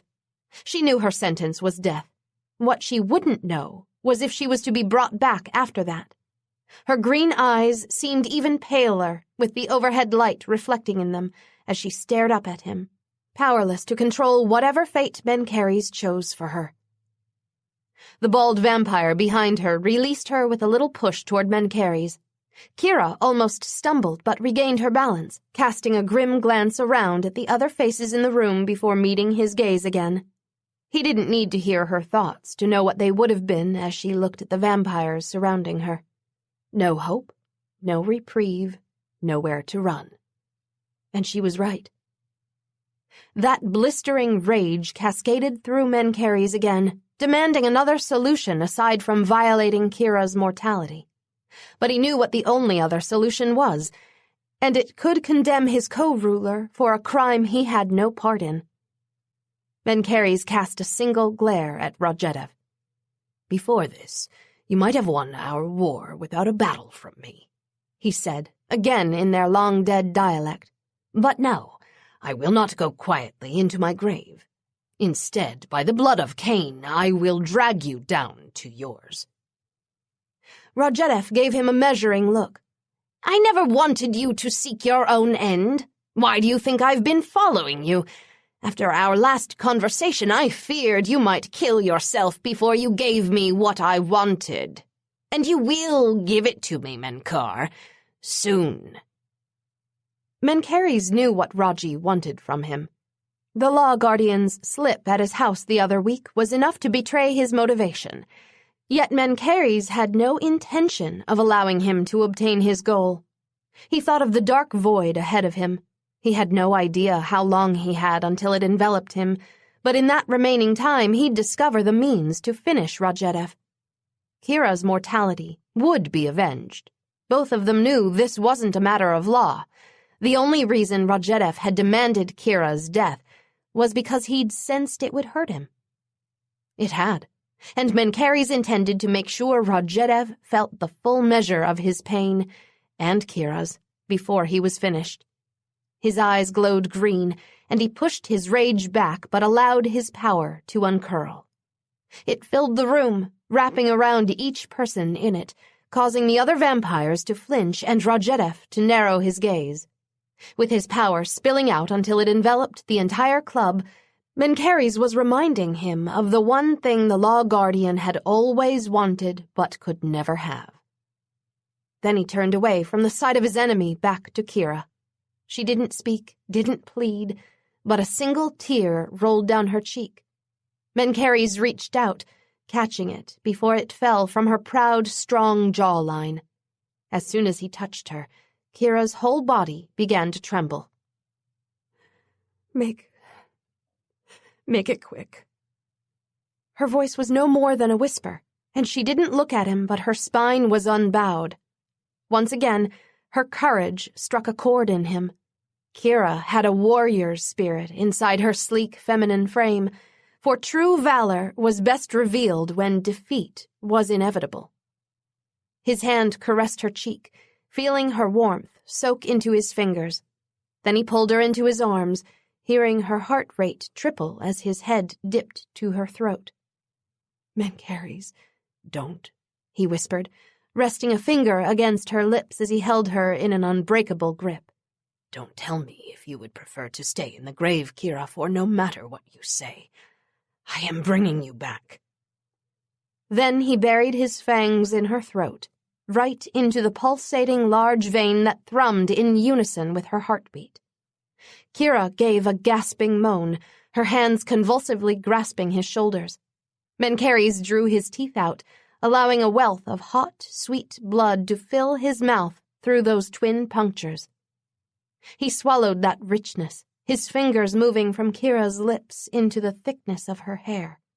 Then he slid his fangs into her jugular again, deeper this time, sinking them to the hilt. Kira shuddered against him, the toxins from his fangs combined with blood loss making her sway on her feet. His arms tightened around her, holding her body and her tender throat closer to him as he bit her a third time, the 3 sets of twin punctures sending Kira's blood shooting into his mouth as fast as he could swallow it. His entire body began to feel heated, heavier, and humming with the energy he absorbed with every crimson swallow. Despite hating the circumstances, feeling Kira's blood pour into him, merging them together more thoroughly than any sexual act, caused a heady exhilaration to flare through Mencheres. She would never be closer to anyone than she was to him in this moment, overflowing him with the life force that drained out of her, stitching them together with a bond that could never be undone. When Kira hung limply in his arms, her heart beat silent except for a few stubborn, intermittent flutters, Mencheres pulled away from her throat at last. Her eyes were closed, her mouth slightly open, those full red lips now palest pink without any breath stirring them. Her penalty of death paid, now to usher her into a new life. Mencheres tugged Kira's silver necklace off, wrapping its thin chain around his fingers. Then he dug the long end of the cross into his neck, ripping it open, held Kira's slack head to the wound and willed his blood out of him and into her. The silver burned his flesh, healing slower than a wound from any other material, as Kira's mouth filled with their blood. He could feel her body react to the blood, even though not a muscle moved at first. Mencheres tilted her head back, sending that blood down her throat and deeper into her body. He dug her cross into his neck again, ripping another hole, willing more of their conjoined blood along with his power into her. This time he didn't need to assist Kira to swallow his blood. Her throat worked even as her heart fell silent for the last time. Mencheres cradled her next to his neck, stroking her hair, as he felt Kira's teeth bite down into the same spot he'd torn open with her cross. A sharp sting later, and she'd broken his skin, the life and power in his blood instinctively calling to her. She fastened her teeth harder into him and began to suck while great racking shudders enveloped her body. He let his necklace-wrapped hand fall from his throat, using it to support Kira as he lowered both of them to the floor. None of the other vampires spoke as Mencheres sat with her in his arms, willing more of his blood into her while she tore and chewed at his throat with an ever-increasing hunger. The slight pain felt wonderful, because in each desperate swallow, Kira absorbed life from him just as he had from her. It was a darker way of life, yes, but a stronger one than the mortality that had slipped away with the fading of her heartbeat. Live, Kira, live. When she swallowed more than the blood Mencheres had drained from her, he pulled her away, flexing his power to hold her when she would have fought to return to his throat. Her eyes were open but sightless, flashing with a darker, brighter shade of green, and 2 fangs curved out from Kira's previously flat upper teeth. Rest now, Mencheres whispered, holding her still. A last shudder tore through her. Then her eyes rolled back, and she slumped against him, her humanity murdered, her new vampire body unconscious, but soon to rise. Chapter 15. Kira was trapped in a roaring inferno. She could hear the booming crashes of her apartment building collapsing around her, feel the agony of the flames as they ravaged her body, and she prayed for death to end the pain. And then death came, washing over her burned, broken body with sweet relief, easing the torment that seared her from the inside out. Cool, languid nothingness enveloped her, cocooning her from the fire that still raged around her. She had to be dead, because the pain was gone, but oddly enough, Kira could still hear the crashing of her building and smell the fumes from the fire. What a strange thing for her to so acutely hear and smell, even though she was dead. Furthermore, she also could taste something incredible, something so rich and succulent it made even the sounds and smells fade into obscurity. She needed more of that, whatever it was. Yes, more. Then that amazing nectar was gone, and lights smashed over Kira's gaze. The roaring of the collapsing building was back, along with the choking fumes of gas that must have started the blaze.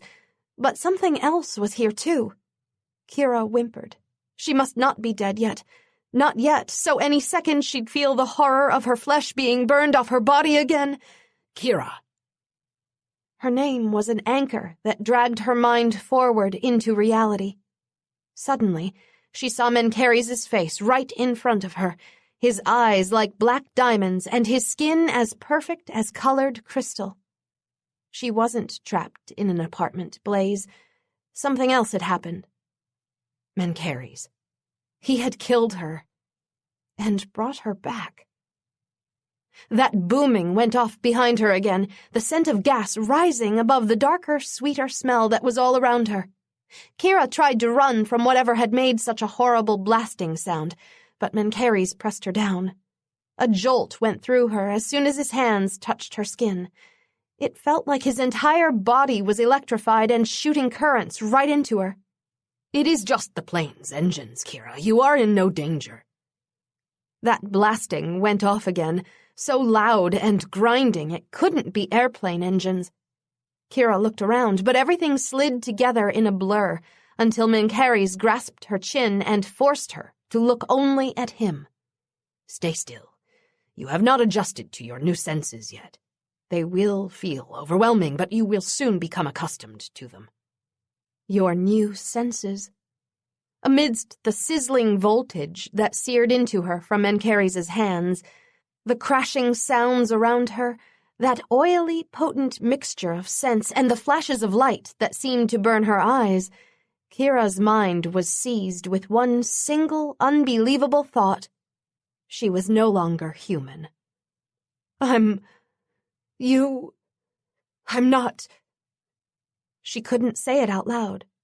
Shock blasted through her when she realized that though she'd used air to speak, she wasn't breathing. Almost blindly, her hand reached out to feel her neck. Nothing but smooth stillness beneath her fingers where her pulse should have been. I'm a vampire. Mencheres said nothing, his hand still cupping her face. Only then did her vision quit sliding enough to notice the rest of him. He was still wearing the same shirt from when she'd last seen him, but now it had large red splotches on the front of it. Was that her blood? And Raji?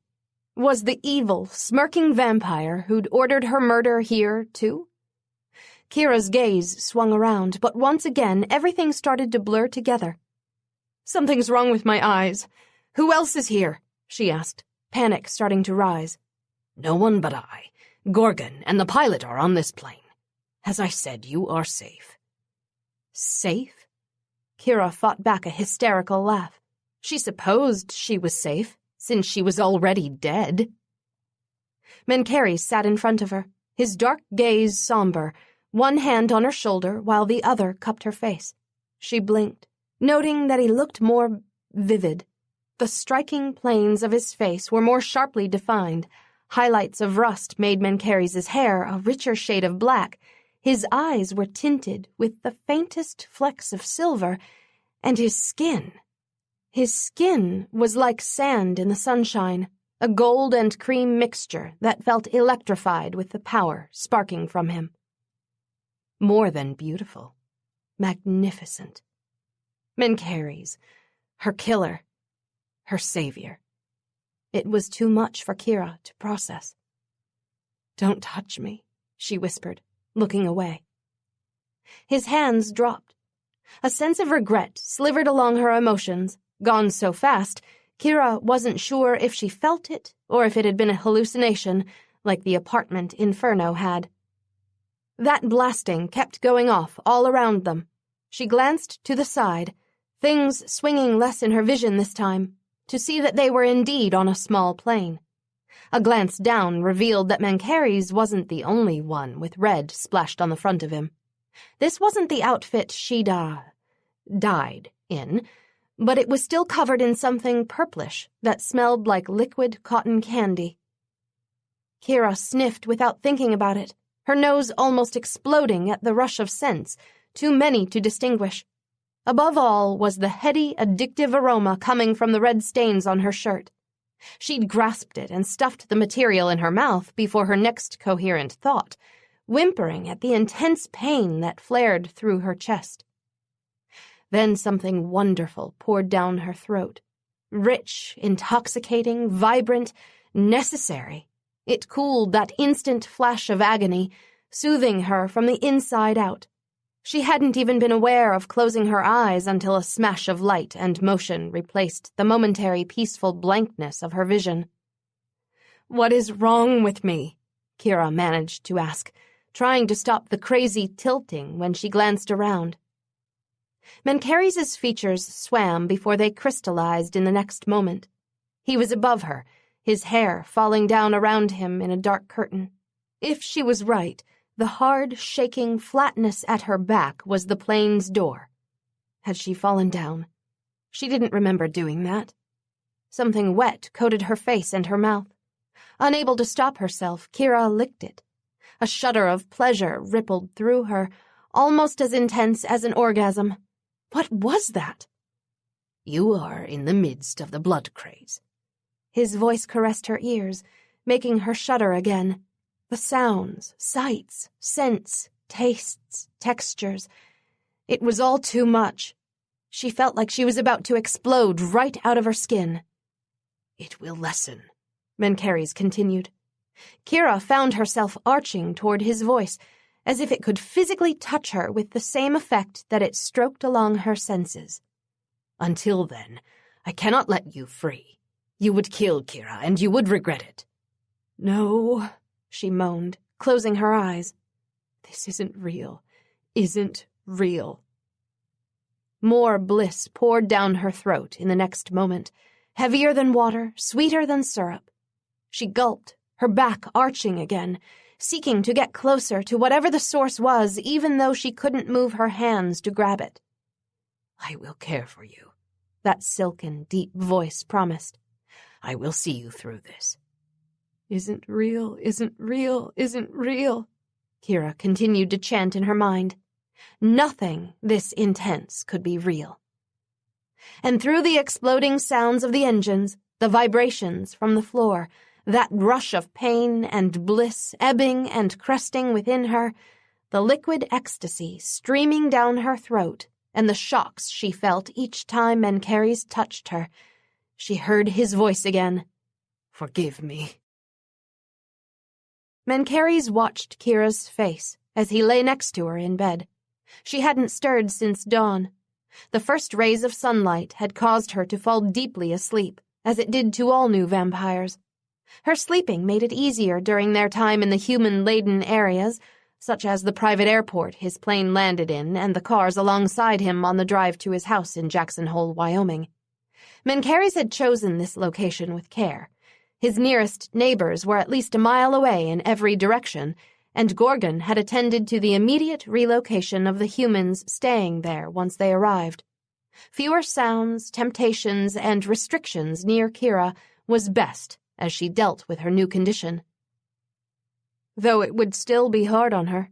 Normally, humans who were chosen to become vampires went through an extended period where they imbibed vampire blood in ever-increasing quantities. It gave them a glimpse of what their new hunger, senses, and increased strength would feel like, making the final change less of a shock.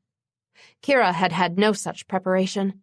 Everything would be overwhelming to her at first. And she had not chosen this transition of her own free will. That would be the greatest obstacle for her to overcome. Still, Mencheres knew he could not have acted differently. If it was a choice between Kira's death or her despising him, he would always choose to be the object of her hatred, rather than the instrument of her permanent destruction. Gravel churning on the driveway announced that Gorgon was back. Mencheres felt a twinge of relief. Kira had drunk almost all the blood bags he'd hastily stolen from a hospital on their way from the strip club to his plane. Animal blood would suffice in desperate circumstances, but he suspected that if Kira roused from her sleep to find herself feeding from a dead deer, she'd harbor even more resentment toward him. "She awake yet?" Gorgon called out as soon as he entered the house. Not yet. Mencheres glanced at the ebbing rays of the sun straining through the crack in the drapes. She would rise soon, by nightfall at the latest. Gorgon came into the bedroom, carrying a styrofoam cooler that he set on the floor. "This should last until dawn. I'll go back out to get more. Not a lot of hospitals around here, and I'd feel bad if I took their entire supply." As would Mencheres, though again, the lengths he'd go to protect Kira superseded his concern for the trouble that might cause some unknown mortals. Secure fresh blood as well.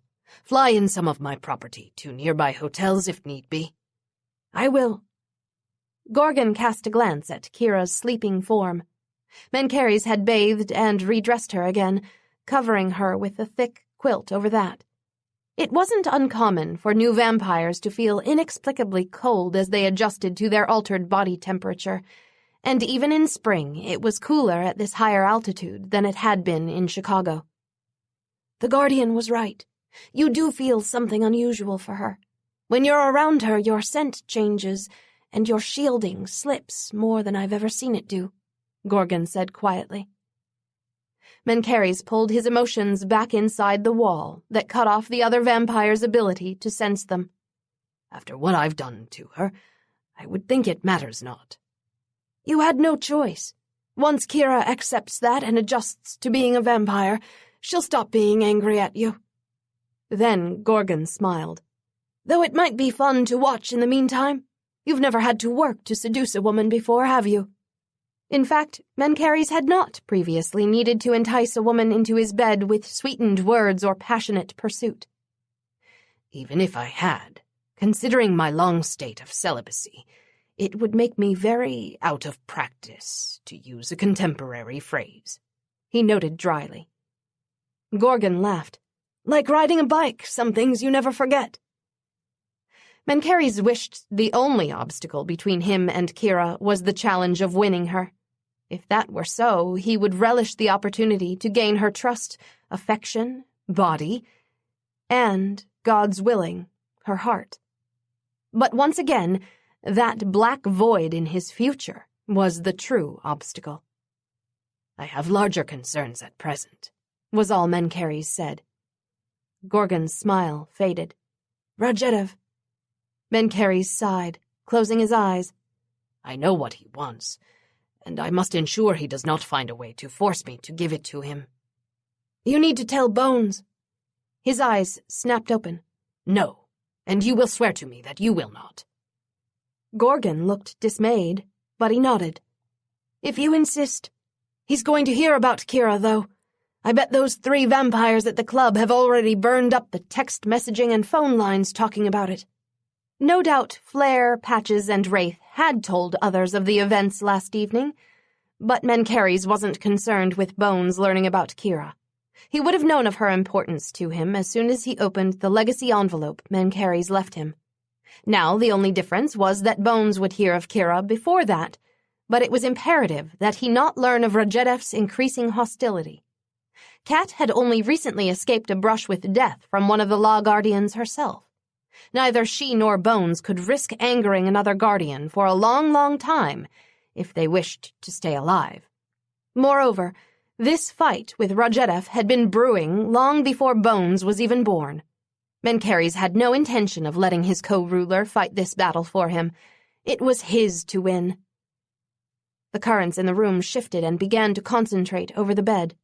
Mencheres glanced at Gorgon, who wordlessly got out a bag of blood from the cooler. He picked Kira up with one hand and took the bag blood from Gorgon with the other, heading for the bathroom.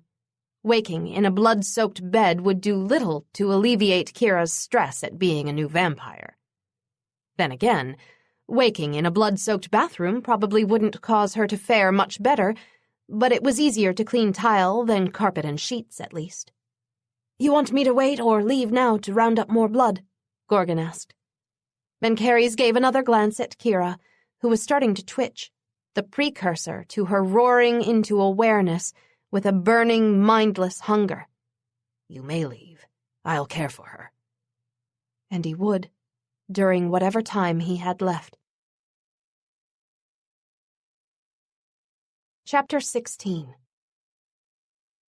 Kira sat in the chair by the fireplace, hearing the crackling of the flames as acutely as if it were trees being chopped down. Still, she'd wanted the fire. Its warmth was a gentle cocoon, and it was softer on her eyes than the glare of the high-hat lighting or table lamps. She might be able to see in complete darkness now, but she didn't want all lights extinguished in order to be reminded of that. It was hard enough dealing with the intermittent chills, fangs stabbing her in the lip without warning, the clamor outside from the woods, and oh yes, her violent blackouts where she'd come to with blood running down her face and a burning desire for more of it. She only had Mencheres' word that she hadn't hurt anyone during these blackouts. Well, that and the cooler of rapidly dwindling blood bags. Mencheres said not to worry, that Gorgon would be back with more by dawn. The thought both disgusted and relieved Kira. No one needed to tell her that she was a threat to anyone, or anything, with a heartbeat right now, but though her body craved that red liquid with a boundless ferocity, Kira's mind still couldn't reconcile the fact that she was drinking blood. Human blood. She'd consider it a form of cannibalism, except she wasn't human herself anymore. She leaned back, and the chair crashed beneath her, startling her.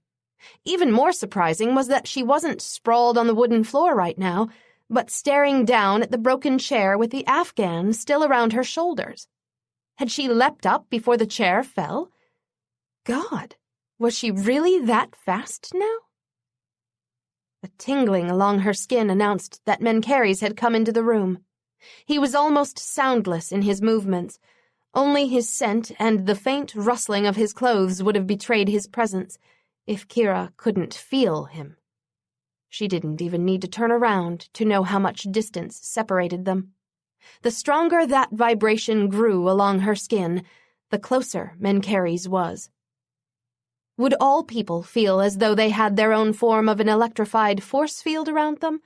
Or was that exclusive to vampires? Kira didn't want to ask. She wasn't sure she could handle more information right now. I don't know what happened. The chair just broke, she said. So much for getting a little time to herself. She hadn't been alone for 10 minutes before the chair self-destructed on her. Leave it. I'll attend to it. Even his voice sounded different than it had before she woke up undead.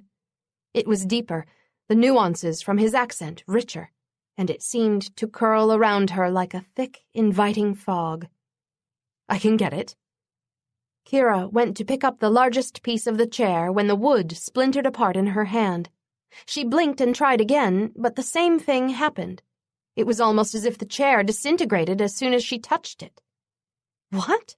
She began. Mencheres moved next to her, close but not touching. Whenever she had an extended bout of awareness, like this one, he heeded her order not to touch her. She knew that wasn't the case during her blood-rampaging blackouts, but she couldn't blame him for that. Of course, with his scent and tingling aura flowing over her, Mencheres might as well be touching her. Add in his voice, and Kira felt consumed just being near him. You are unused to your new strength. He reached down, grasping a chunk of the wooden armrest. It didn't dissolve into splinters like it had with her. He held it out to Kira. Try taking this, but very gently. She grasped the wood, and it fell apart in her hand. Frustrated, Kira spun around, only to feel something stinging at her ankle. She looked down. Her right foot had gone through the wooden floor. What the hell? She exclaimed, yanking her foot out. More of the floor came up with it, leaving a ragged hole. As I said, you are unused to your strength, Mencheres noted, no reprimand staining his tone even though she'd just ruined his chair and his floor. This is another reason why you cannot be around humans until you have acclimated yourself to your new abilities. She couldn't even rock back in a chair or stomp her foot without causing massive damage. Add to that the blood-crazed blackouts every hour or so, and she'd been turned into a walking death machine. Kira's eyes burned as if they'd been sprayed with mace, her too sharp vision turning pink and blurry. Would she ever be able to hug her sister again? Or would she crush Tina as easily as she'd ruined this chair if she touched her? "Damn you for this," she choked, turning away from the sight of Mencheres. Then, immediately, she wished she hadn't said that. It wasn't fair to blame him. He'd done his best to help her, both before Raji arrived and after, when the crooked cop made that lethal judgment against her.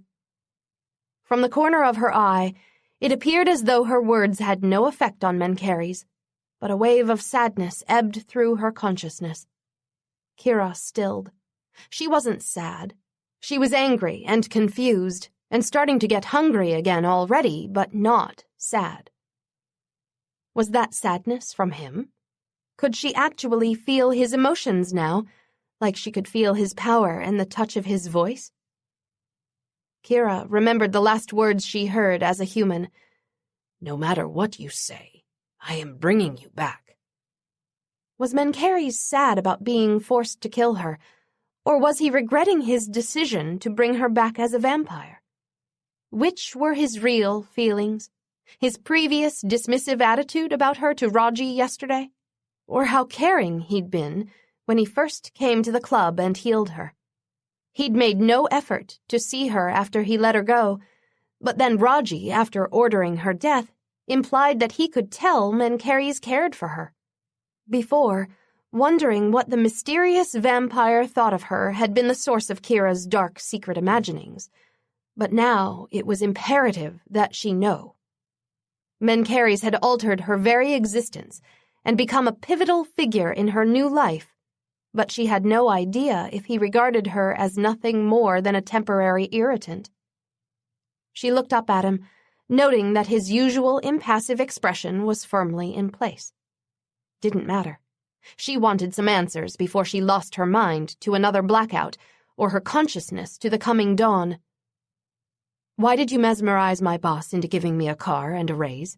she asked, almost tensing in her concentration to see if she could sense any emotions from him. A faint tinge of surprise wafted across her subconscious before it vanished. Kira almost whooped. That couldn't be from her.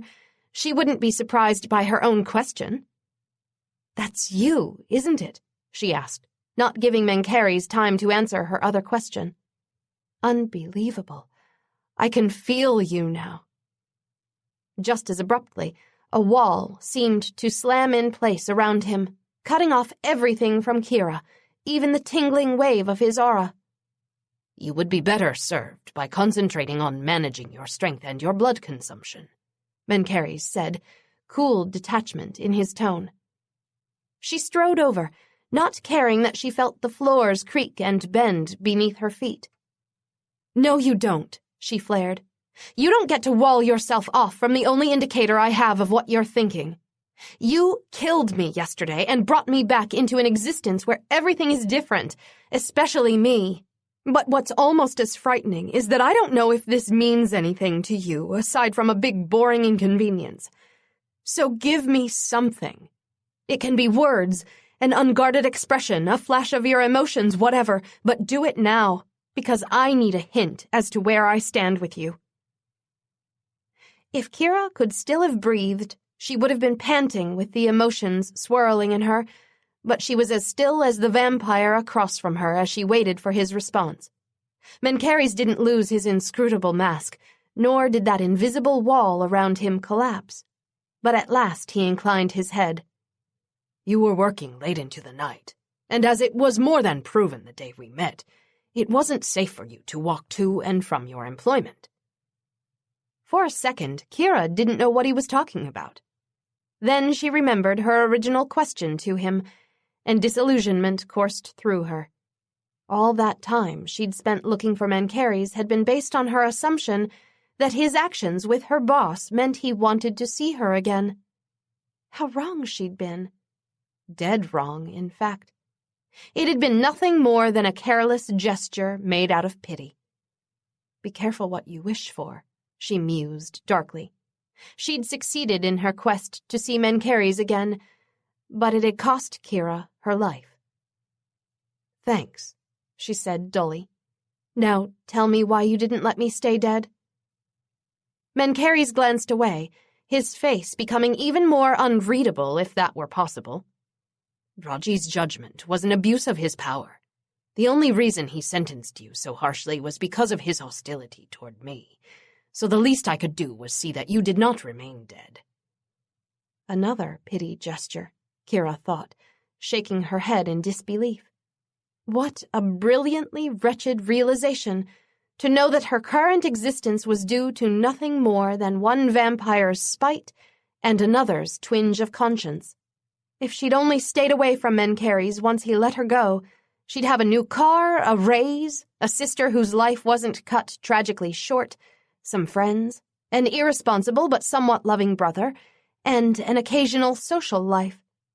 But no, she'd thrown that all away, chasing after a vampire who probably hadn't spared her a thought since he dropped her off on that roof.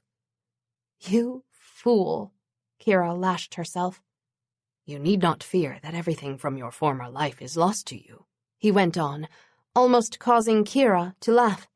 In a few months, you should have enough strength after dawn in order to return to your employment. And in as little as a week or two, you should have control of your hunger and abilities around humans enough to resume seeing your family again. You just don't get it, do you? She interrupted him, recklessness rising up in her. All of this suddenly being something else is bad enough, but to know the only reason I'm not in a grave isn't because my life meant anything to you, but because you thought it would balance some imaginary set of justice scales. Well, that sucks. And yes, I realize the irony of that statement. Something wet slipped down Kira's cheek. She swiped at it, surprised to see pink liquid on her fingers. Were those tears? Could she still cry, even though she was a vampire now? Before she could ponder that, a pain that was becoming all too familiar ripped through Kira. She bent over, holding her stomach as if she could somehow stuff her need for blood back down inside her. The breeze lifting her hair was the only indicator she had that Mencheres left and returned in a flash of movement. He held two of those damn red bags in his hand, and the inner leap Kira felt when she saw them left her twisted with dueling urges. She wanted to throw the bags out of the window in repugnance. She wanted to tear them from Mencheres' hands and devour them with rabid gulps. He held one of the bags out to her, but Kira looked away. She didn't want to drink more blood. It was wrong, gross. Twin stings of pain in her lower lip told Kira her fangs had burst out of her upper teeth, resulting in a tease of that rich, coppery taste flavoring her mouth. More pain erupted through her body, that hated feeling of being burned from the inside out increasing to a ferocious pitch. Mencheres had her in his arms in the next instant, holding the slickness of the bag to her mouth. You must. She only knew she'd torn into it when incredible relief filled up the previous torment inside her. Kira felt herself beginning to float away, her mind numbing from the rush of exhilaration and hunger. But before she lost herself to the blackness, something nagged at her subconscious. Something she'd been too distracted to pick up on when Mencheres first told her why he'd mesmerized her boss into giving her the car and the raise. You were working late into the night. There was only one way Mencheres could know what sort of hours Kira had been working that week. He'd been following her. Mencheres walked beside Kira in the woods. The air was pleasantly cool in the pre-dawn hours, but Kira wore a thick sweater and pants as if it were much colder. She seemed preoccupied with the ground as she walked, her eyes flickering every so often to the sides only when nocturnal animals startled at their presence. He said nothing, letting her become acclimated to the deluge on her senses from her surroundings. She'd woken a few hours before dusk on her second day as a vampire, insisting on showering by herself after she sated her hunger on the fresh bags Gorgon came back with. As Mencheres warned her, that did not bring positive results. Kira ripped the shower door off when she attempted to open it, then tore the faucet out of the wall when she tried to turn the water off after completing her doorless shower. Then her frustration at her inability to control her strength resulted in another attack of hunger, which was also no surprise. Anger and the urge to feed were tightly tied together for new vampires, and with all of Kira's emotions heightened to previously unexplored levels, she would be a swarm of volatility for the next few days. "It doesn't seem right not to see the darkness," Kira said, finally breaking her silence. "I know it's night, but it looks like a sharper, overcast afternoon with a sun that doesn't hurt my eyes instead. There are no shadows anymore, only spots of shade. How long did it take for you to get used to there being no darkness?" Mencheres tried to recall his first days as a vampire. It was so long ago, it felt like the transformation had happened to someone else. He remembered the hunger when he first awoke. No vampire forgot that. But he couldn't remember what true night had looked like when he was human, so he could not recall how long it had taken him to stop missing it. "Much of those early days I've forgotten," he admitted. "Because you're older than dirt, right?" Kira cast a slanted look at him.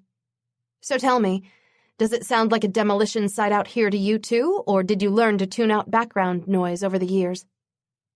He briefly focused on the sounds that filled the forest. No, he had not bothered to pay them any heed, aside from discerning whether they were natural or a threat that needed to be eliminated. Had he simply learned to tune them out, as Kira described? Or was he so jaded that he no longer cared if the crickets sang, the leaves danced, the branches rubbed together while reaching out for one another, or the animals hunting for sustenance or companionship found their quarry? "You learn to choose what you focus your attention on," he replied. That was true. He might not have paid any notice to the sounds in the forest, but he could tell Kira every nuance of how her scent had changed as she walked alongside him, or how many times her eyes had flared with emerald when she'd caught a glimpse of something with a beating heart in her vicinity. Kira stopped walking, turning her face up toward the trees. Fireflies. I haven't seen them since I was a kid. Tina and I used to go into the woods by our old house to try and catch them. Mencheres stopped as well, following her gaze to the lighted insects interspersed throughout the air. Her voice held another wistful note of remembrance he could not relate to.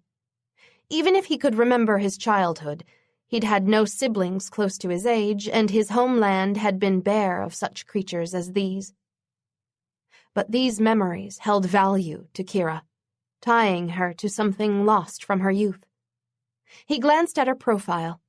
Her head was tilted back, full lips parted slightly, pale line of her neck in stark, tempting relief against the backdrop of the forest. She looked so beautiful, almost ethereal. Despite knowing better, he could not force himself to glance away. He might not be able to share her memory of chasing fireflies as a child, but he could give her a new memory of the woods, one that no one else could replicate. Mencheres sent wisps of his power along the ground, curling them around the blooms from several nearby patches of wildflowers. One by one, he plucked those blooms until he had hundreds of pale, purple, blue, yellow, and white flowers floating above the brush. Kira didn't notice. She was still staring at the fireflies. Slowly, he drew his power back until the randomly interspersed blooms began to congregate into one large cloud. Kira's eyes widened as she saw the mist of flowers sweep toward her on the ground. A shiver rippled over her flesh. I can feel the energy coming from you. What are you doing with them? She didn't look at him as she asked. Mencheres didn't reply, but he sent his power out in another wave, grouping the flowers into a trailing comet that dipped and swooped around the tops of the trees in an intricate ballet. Kira made a sound between a gasp and a laugh, her face suffused with wonder instead of the pain and trauma from the past 2 days. Still, she didn't look at him, but kept watching the dancing flowers. Mencheres extended their former comet shape into one long swath. He sent that softly fragrant banner through a series of rising twirls before gathering the blooms into a circle several meters above Kira's head. Then he gradually widened the circle and brought it down around her, encompassing her inside a sheath of flowers. She stared at the rings of wildflowers encircling her, reaching out her hands but not touching them. Then she finally looked at Mencheres, her green eyes lit up with a shade not unlike the fireflies she'd been admiring before. "Let them go." Her voice was lower, its melodic rustle twining around him with its own invisible pull. Mencheres let his power fall away, freeing the flowers to float down gently to the ground around her. Then something inside him clenched as Kira walked slowly toward him. Chapter 17. Kira held his gaze as she closed the distance between them. She'd gone on this walk meaning to confront him about following her, to find out if Mencheres had been motivated by suspicion or by the desire to see her again. But that wasn't necessary now. She could feel his craving for her. It seeped out from that wall he shielded himself with in ever-widening streams until it was a tangible force, invisible but everywhere. And it flared a hunger in her that almost brought her to her knees. She wanted to touch his skin, taste his mouth, and twist her hands in his long hair while he took her in his arms with something other than protectiveness. A throb took up cadence inside her as she came closer, almost within touching distance, impatient to feel him surrounding her with his body instead of just his power. "Kira." His voice was low, and he breathed in after he said it, as if inhaling her name. She reached out, her hands almost aching to connect with his flesh. Mencheres caught them, but he held her away from him, his aura of need changing to frustration. "You don't really want this." She almost laughed at the absurdity of that statement. Couldn't he sense the ache building in her, too strong to be called desire, too deep to be mere lust? If she could feel his emotion raging past his barriers, couldn't he feel hers too? "I want this. You. All of it." She brought her body flush against his as she spoke, though he still held her hands away from him. The contact with his body, even covered in clothes, was enough to send a shock through Kira. She closed her eyes while a moan edged out of her throat. With his power sizzling into her everywhere they touched, he felt so good it almost hurt. A harsh noise escaped him as well, so deep and primal, more heat flooded into her loins. Kira tried to free her hands from his grip with all of her uncontrollable strength, but Mencheres held her effortlessly, not even shifting his stance. His head dipped, his hair brushing her face and neck like sensual flicks of silk. "This isn't what you feel. It's your new senses," he said, his voice dropping to almost a growl. "They make you feel things that might not be real." "I felt this for you before." Kira cut him off, need roughening her tone. "Even when you held me captive, but especially after you let me go. Don't tell me what I'm feeling isn't real, and don't even pretend that you don't want me to." She didn't care how challenging that sounded. With the same uninhibited, single-minded clarity she'd only felt before in dreams, all Kira knew was she wanted him and that he felt the same way about her. She tried to free her hands again. This time, Mencheres released her while his eyes turned from black to bright, blazing green. Then he yanked her to him. Her nerve endings jumped in frantic response to the crush of his body against hers. She had time to wind her fingers into his hair before his mouth slanted over hers.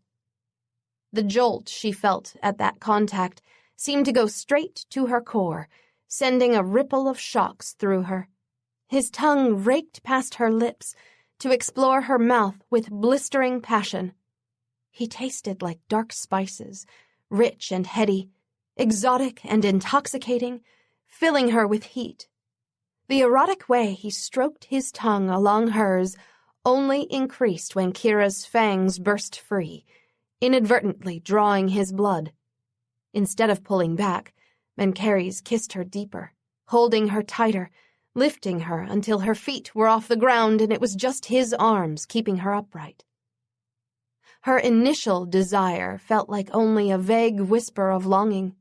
With Mencheres gripping her to him and his tongue ravening her mouth, she burned for him. Her hands left his hair to glide down his back, nails restlessly digging into him. Those hard muscles moved underneath her palms, taunting her with the rub of skin that was so close, yet denied to her by their clothes. Kira didn't want fabric between them. She wanted to feel his skin on hers. The steady pulsing between her legs built into a throb that demanded to be sated.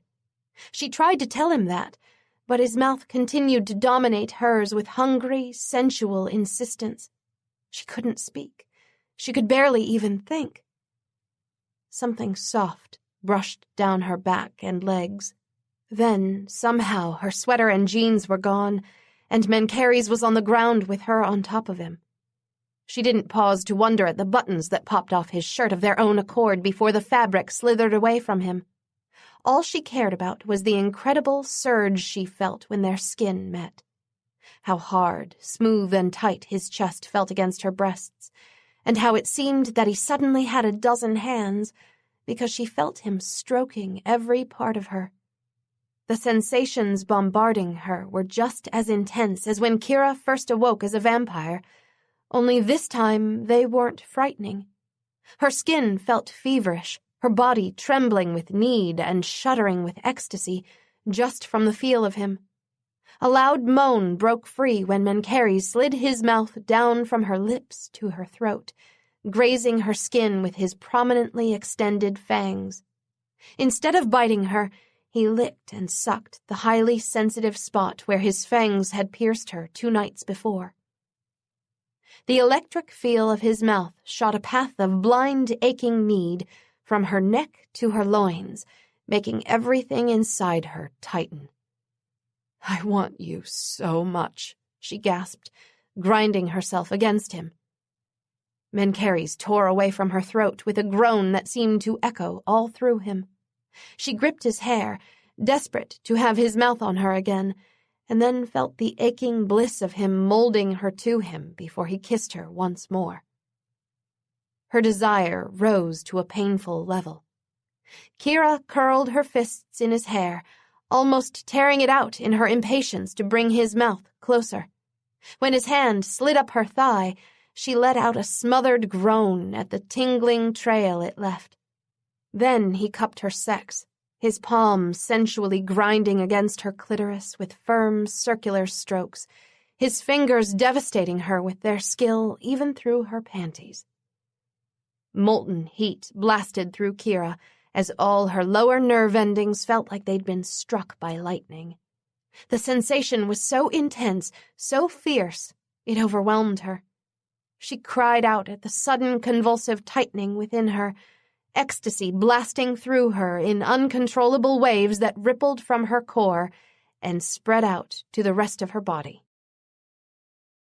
Mencheres reveled in the feel of Kira's orgasm.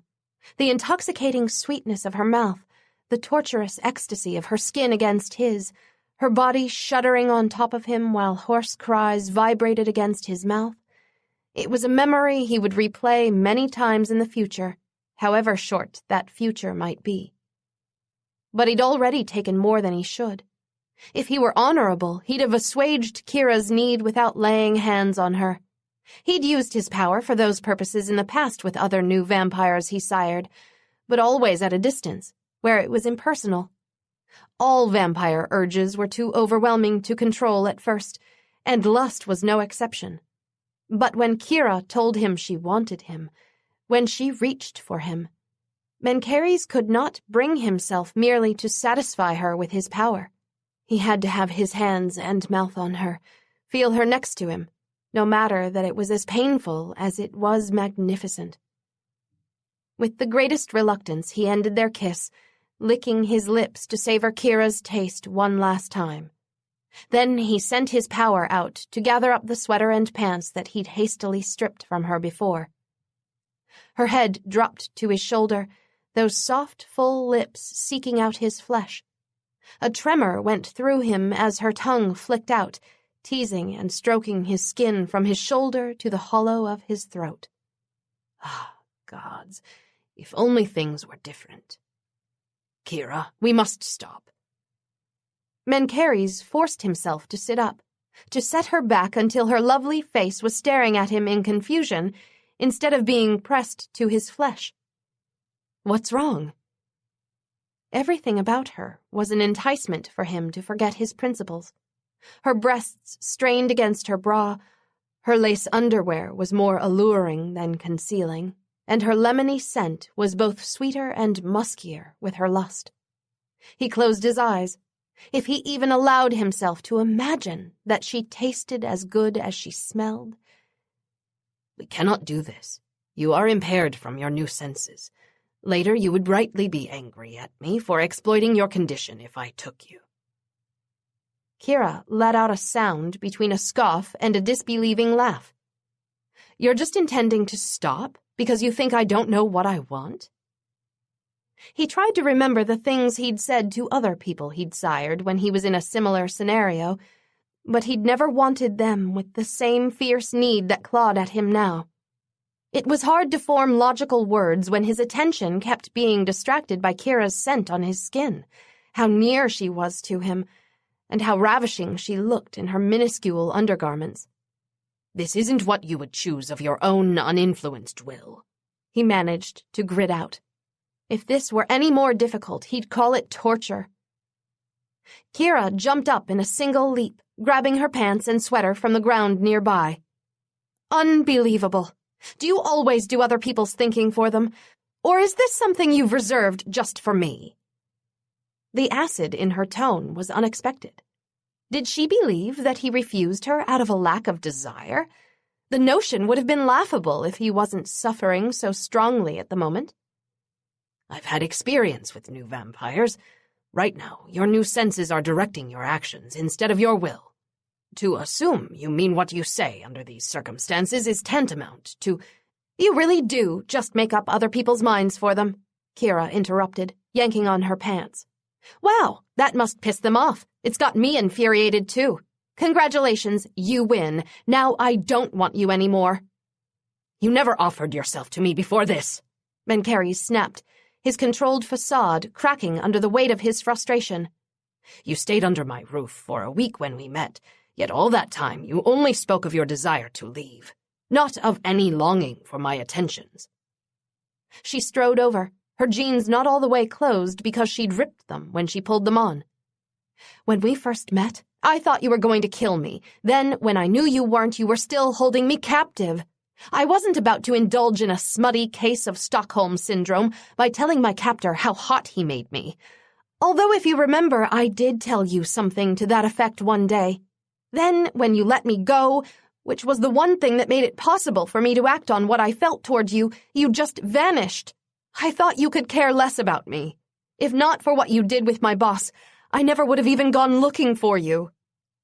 Kira stopped abruptly, turning away and yanking on her sweater next. It, too, ripped beneath her strength, hanging on her like a poncho from the tears. Mencheres leapt up, grasping her arm and spinning her back around. Something twisted inside his chest.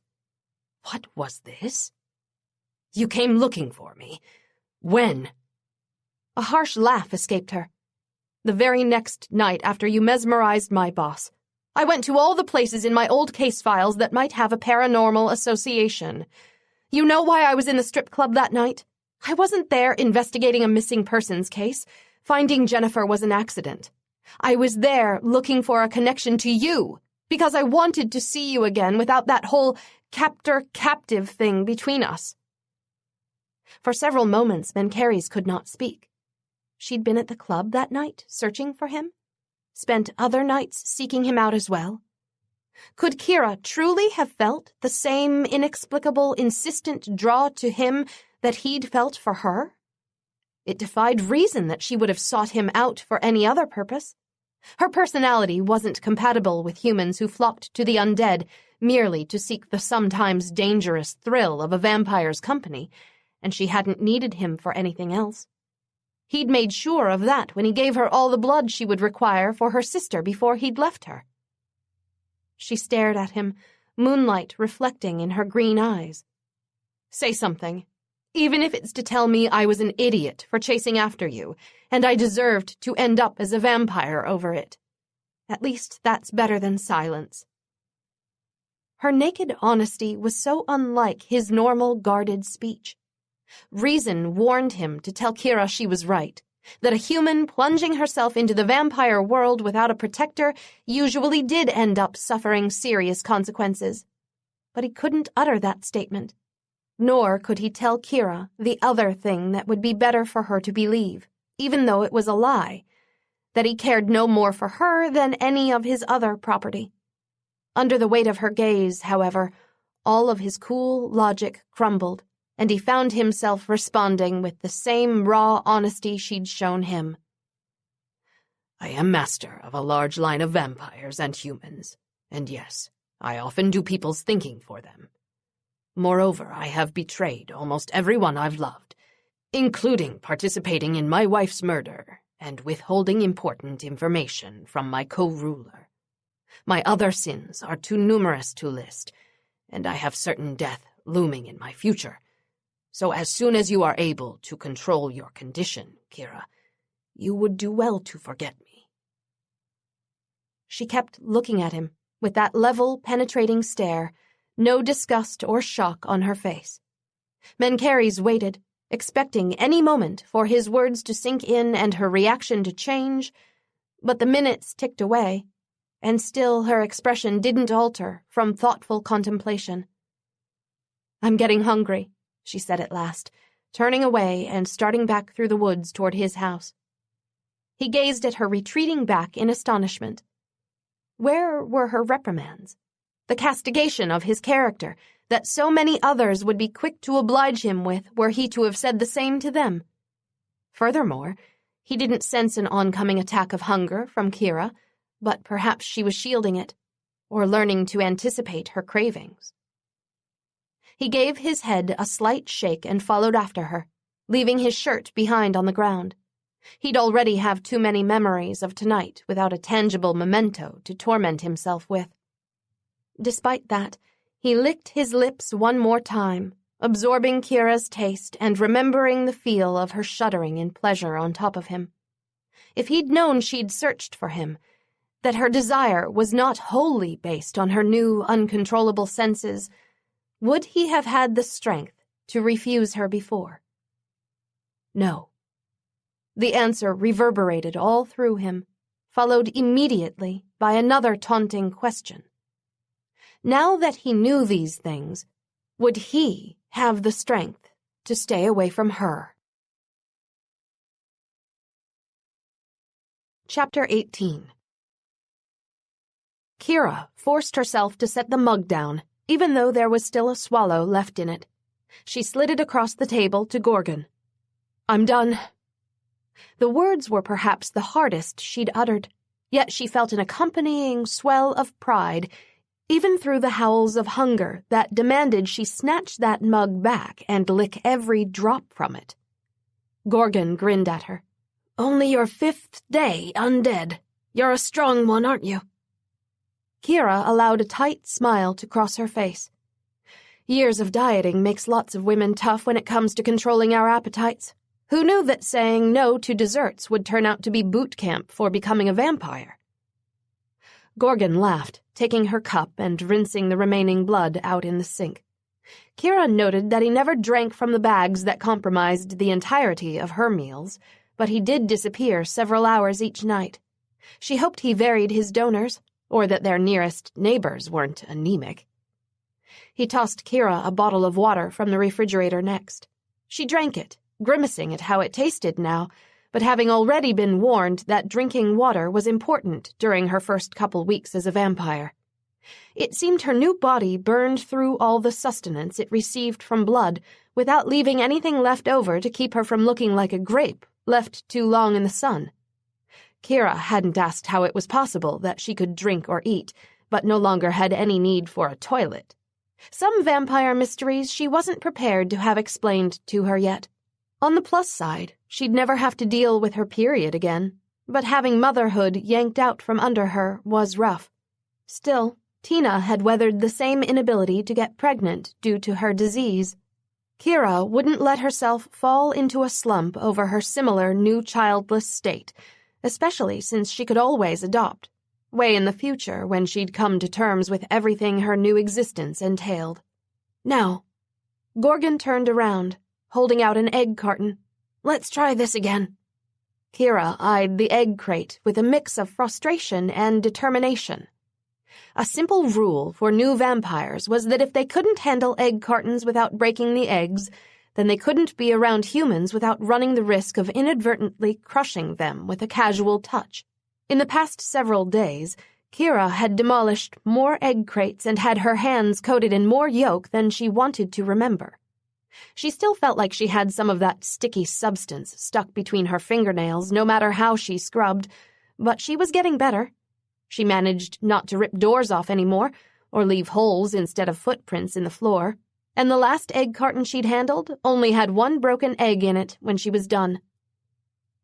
Kira walked over to Gorgon, chanting "gentle, gentle" in her mind as she reached for the carton. When she managed to take it from Gorgon's open grasp without any egg guts streaming out onto her hands, she grinned. Ha! Looked like the 50th time was a charm. Gorgon's smile was proud. "Now, if you can open it and take some eggs out without breaking them, you're almost ready to be around humans again." Very slowly, Kira opened the container and touched the top of an egg. It didn't break, to her relief. Now all she had to do was take it out. In her peripheral vision, she noticed Mencheres walk by. That was how she'd mostly seen him lately, out of the corner of her eye. He hadn't been completely avoiding her, but he always seemed to be busy doing something else aside from spending time in the same room with her. It wasn't done in a rude way. Instead, it almost came off as though Mencheres wanted to avoid her, but couldn't bring himself to totally stay away. The motivation behind his there-but-not-quite-there presence pricked her curiosity. Was this admittedly far older and sophisticated master vampire actually feeling awkward about what had happened between them? "Take the egg out," Gorgon prompted her. Kira put 3 fingers around that cool oval shape, pressing as softly as she could to lift it. The egg trembled, but didn't explode. "Think of Tina," she urged herself. This wasn't an egg. It was her little sister's hand, and she was going to clasp it without hurting her when she saw her again. The egg cleared the container in one piece. Gorgon whooped. Kira almost jumped in excitement, but smashing through the floor would ruin the moment.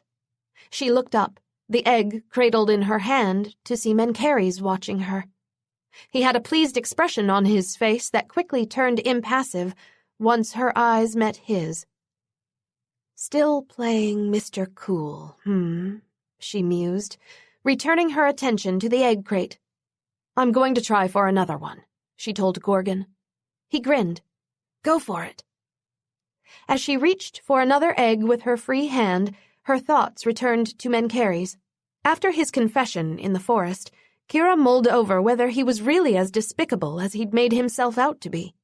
After all, she was the last person to think, ooh, sexy, when a man admitted to being a controlling, ruthless bastard. She'd been through that kind of relationship before, so she knew there was nothing romantic or sexy about it. But though Mencheres had painted an ugly picture of himself, on reflection, his actions were in contrast to his words. When he'd kept her with him that first week they met, he'd gone out of his way to give her as much freedom as possible. Then he'd let her go, despite the risk to the secrecy of his race, plus given Kira the means to treat her sister's disease so Tina would have an average lifespan. Then, when Flair had her, Mencheres had come for her and healed her, without the slightest hesitation. Faced with that ultimatum from Raji, Mencheres did the only thing he could for her. He'd brought her back from death. Since she'd first woken up on that plane, he hadn't placed one condition or limitation on her that wasn't solely to prevent her from killing innocent people. She had complete freedom to do anything she wanted, including call anyone, check her email, or even shop online so she could have something other than borrowed clothes to wear. And Mencheres had repeatedly stated that once she was in control of her hunger and her new strength, she was free to go. Again. "Almost there," Gorgon said encouragingly, as Kira began to pull out another egg. A slight crack appeared on its white surface. She pursed her lips, but kept going. After another couple seconds, the egg lay in her hand, a tiny zigzag crack marring its smooth surface, but its contents still safely contained. "Put 'em back without smashing them, and I think you've got it," Gorgon said, winking at her. Kira split her attention between returning those eggs to their container and on everything Mencheres didn't say or do. She'd felt his need the other night, but though she'd practically demanded he have sex with her, he'd refused on the grounds that she might be under the influence of her new senses. Then he'd told her terrible things about himself, almost as if he wanted her to reprimand him. Mencheres didn't act like someone who had little regard for others. He had extraordinary power, but he didn't flaunt it. In fact, she'd only seen him use them when it benefited other people. If she were him, she'd use those powers all the time, like teleporting her blood or water to her while sitting on her butt relaxing. And God help everyone if Kira ever had the ability to move objects when someone cut her off in traffic.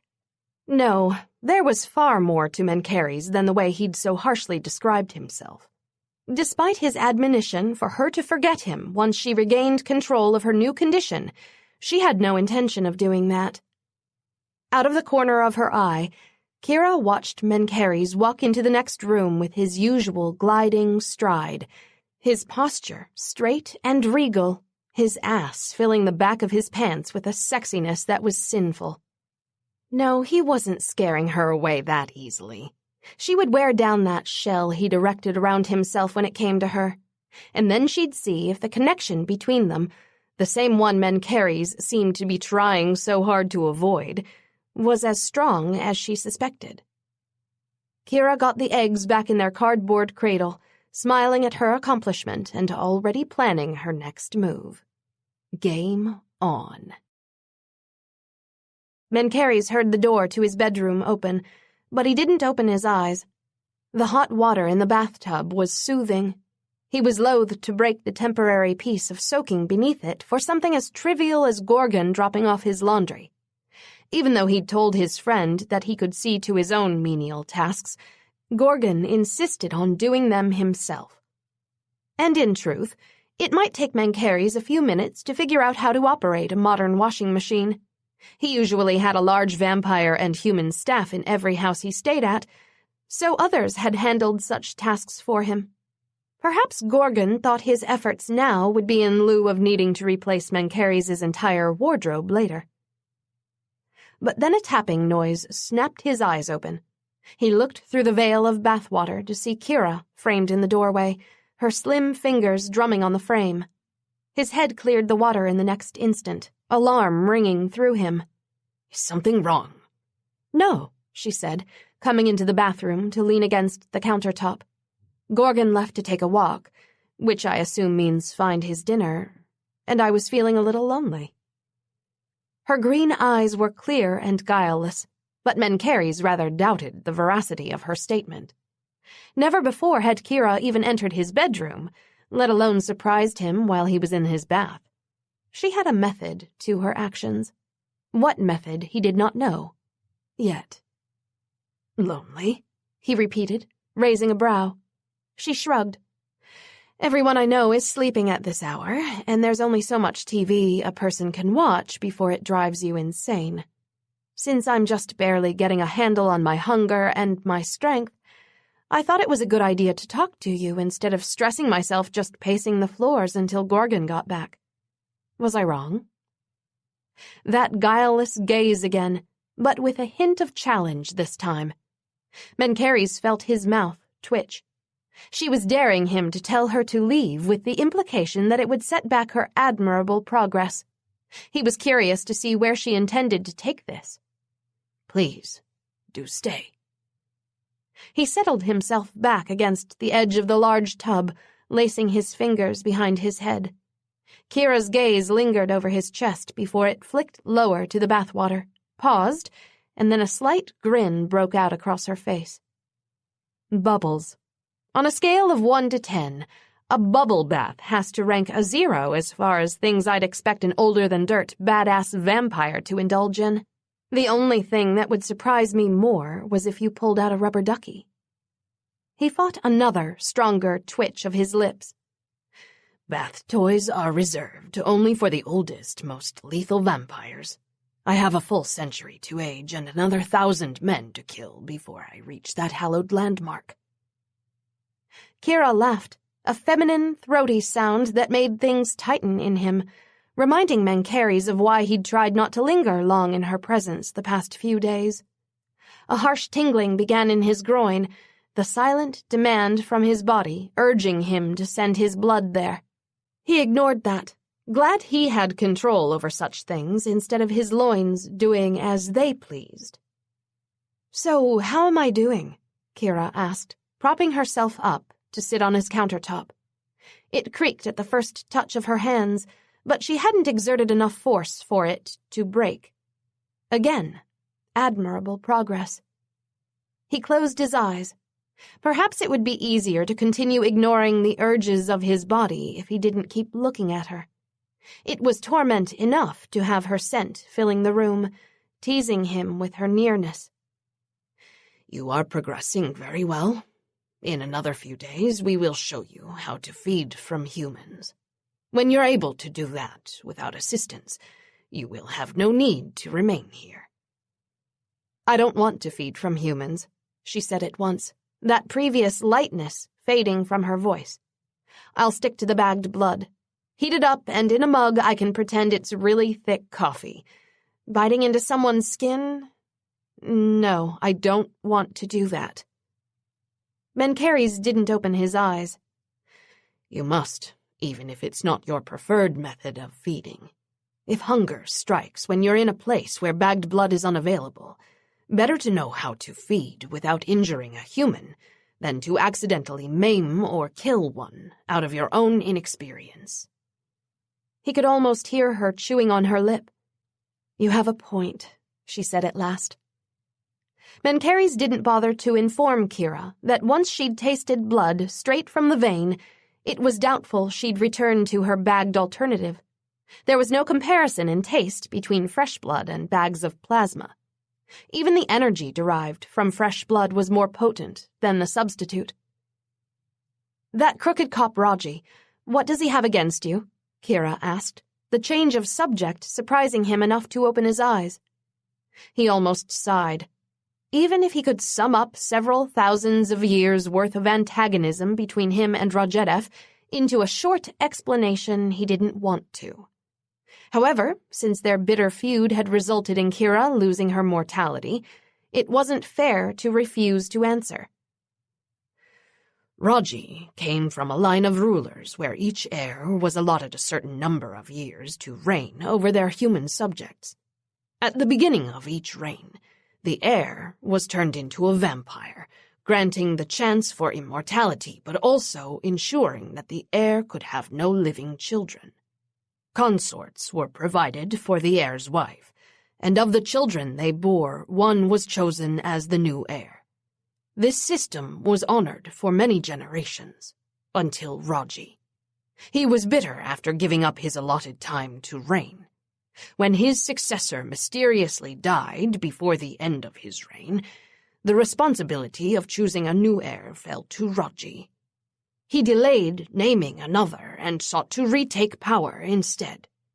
An heir was chosen despite Raji's objections, but then he refused to relinquish control, citing concerns over the new heir's ability to rule. When attempts were made on that heir's life, Raji's sire interceded and forcibly removed him from the kingdom. Later, a gift of power originally intended for Raji was given by his sire to the new heir instead. Raji's hatred has burned ever since. Kira stared at him, her face reflecting sympathy, understanding, and a touch of anger. You were the other heir, the one he tried to kill. Mencheres inclined his head. Yes. That green gaze didn't waver. And what was the gift you got instead of Raji?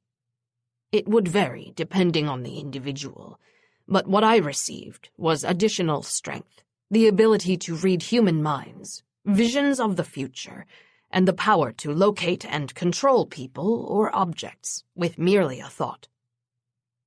She let out something like a laugh. Oh, those trivial things. It's his own fault, but since he's too ruthless to admit that, no wonder Raji hates you. World wars have been fought over lesser jealousies. Yes, and if he told Kira how many of the wars fought between humans over the centuries had stemmed from feuds spilling out between other master vampires, she'd be amazed. So before you became a vampire, you were some sort of chieftain? Mencheres gave her a slight smile. Something like that. No wonder you're used to doing other people's thinking for them, she murmured. Just like politicians today. He stifled his laugh at the wryness in her tone. Absolute power corrupts absolutely, he quoted. She jumped off the counter, wincing as the floor creaked when her feet landed, but looking relieved when the tile remained unbroken beneath her. And Raji took his bitterness and became the vampire version of a cop instead. Seems like an odd choice. Mencheres lifted one of his raised shoulders in a half shrug. Law guardians are in the position of highest rule among vampires. Raji was denied one form of power, so he assumed another. Kira looked thoughtful. I wanted to be a cop. It didn't work out. He was intrigued. She had proven herself to be a very determined woman. What had been enough to deter her from this goal? What happened? She gave him a look. If you want me to tell you, then I'm soaking my feet in your tub. I'll need something to relax me for this trip down memory lane. Now he was truly intrigued. Mencheres inclined his head at the side of the tub. Kira took her shoes off before carefully seating herself on the flat ledge. He moved his legs to allow her more room, but it wasn't necessary. He'd deliberately chosen a large tub so it would encompass his entire body when he rested underwater. Kira let out a noise of enjoyment as her feet, then her calves, disappeared into the water. Mencheres kept his gaze on her face, not on the lovely thighs that were all too bare and close, given the way she'd slid up the edge of her dress to well above her knees. I told you I get feelings about things. When I was 17, I had a feeling about my friend's older brother, and that feeling was danger. On the surface, there was no reason for it. Pete was athletic, popular. He came from a whole family of cops, and he'd just become a cop himself shortly after graduating high school. I think the only reason Pete noticed me was because I avoided him whenever I hung out with his sister. Mencheres couldn't contain a mild snort. Of course, it had nothing to do with your intelligence or beauty. She gave him a slanted look. Pete had lots of girls after him, just as smart and pretty. But he started putting the charm on me, and I ignored that warning feeling about him because I hadn't learned to trust my instincts yet. We began dating. Things were good at first, but then Pete's jealousy started worrying me. He hated it when I spent time with my friends. Couldn't stand any other guy even looking at me. Right before graduation, I broke up with Pete. He was starting to scare me. In the bedroom, Mencheres' mobile phone began to ring. She glanced over. Do you need to get that? It can wait. He thought of the manila folder he'd given Bones. It contained all of Kira's information, details Gorgon had gathered that Mencheres refused to look at, with the notion that the less he knew about Kira, the simpler it would be to purge her from his thoughts. Now he would let nothing, not even the ringtone indicating that it was Bones calling him, interrupt him from hearing about this part of Kira's past. My mom contracted bacterial meningitis a little after we broke up. Before Tina and I knew it, she was just gone. We were devastated. Pete stepped up and helped with the funeral, took care of things. He was amazing. He apologized for everything before, said he'd realized his mistakes and even wanted to marry me. I wasn't sure, but the Department of Children and Families was sniffing around Tina. She was just 16. My dad wasn't her dad, and her real father didn't want her. If I married Pete, Tina would have what they considered a stable home environment, and she wouldn't go into foster care. So even though I'd just turned 19 and I still had doubts, I married him. She paused to give Mencheres a dry smile. As you can imagine, Pete had not miraculously changed. His possessiveness grew worse. Soon I had no friends, college was put off, and the only family I saw was Tina because she lived with us. I was miserable, but I decided to wait it out until Tina turned 18 before I left him. I think Pete suspected what I intended. His fits of anger got worse and he started beating me. Mencheres said nothing, but in his mind, he was already ordering Gorgon to duplicate the information he'd gathered about Kira so he could find this Pete and kill him. Yes, he knew the sort. No, they never changed. I tried to hide the bruises from Tina because she was already dealing with enough hell from her disease. Then, one day, when I was cleaning in the attic, I found a few bags of white powder and a pile of money stuffed in a box. It didn't take a genius to figure out what Pete was doing. I called his partner, hoping he'd step in, but that was a mistake. Pete denied it, said I was crazy. His partner buried the information, and Pete beat me unconscious. Threatened to kill me if I ever breathed a word about the money or drugs to anyone again. Strange people started showing up at the house at all hours after that. I knew Pete was dealing, or worse, and it scared the hell out of me because of Tina. I had to try and get help again, no matter what he'd threatened me with. There was an old cop, Mac Davis, who I'd met at my wedding. Pete said he was with Internal Affairs, so I went to see him. Her voice changed from the flat, emotionless tone she'd used in her retelling to something softer and richer. That alone told Mencheres that Mac Davis had not failed her. Mac believed me, set up a sting on his own to catch Pete, because he knew that with the long line of cops in Pete's family, someone would probably tip Pete off if Mac went through normal channels. Inside of a month, Mac had all the proof he needed, from video, recordings, and things I gave him to go straight to the DA. Pete and a couple other officers involved were arrested for running drugs. I was one of the star witnesses at Pete's trial. The judge locked him up for 30 years, but Pete was killed in prison within a year of his incarceration. Kira paused to look straight into Mencheres' eyes. I knew how former cops were treated by inmates when I testified against him. I even knew, deep down when I first went to see Mac, that it would result in Pete's death.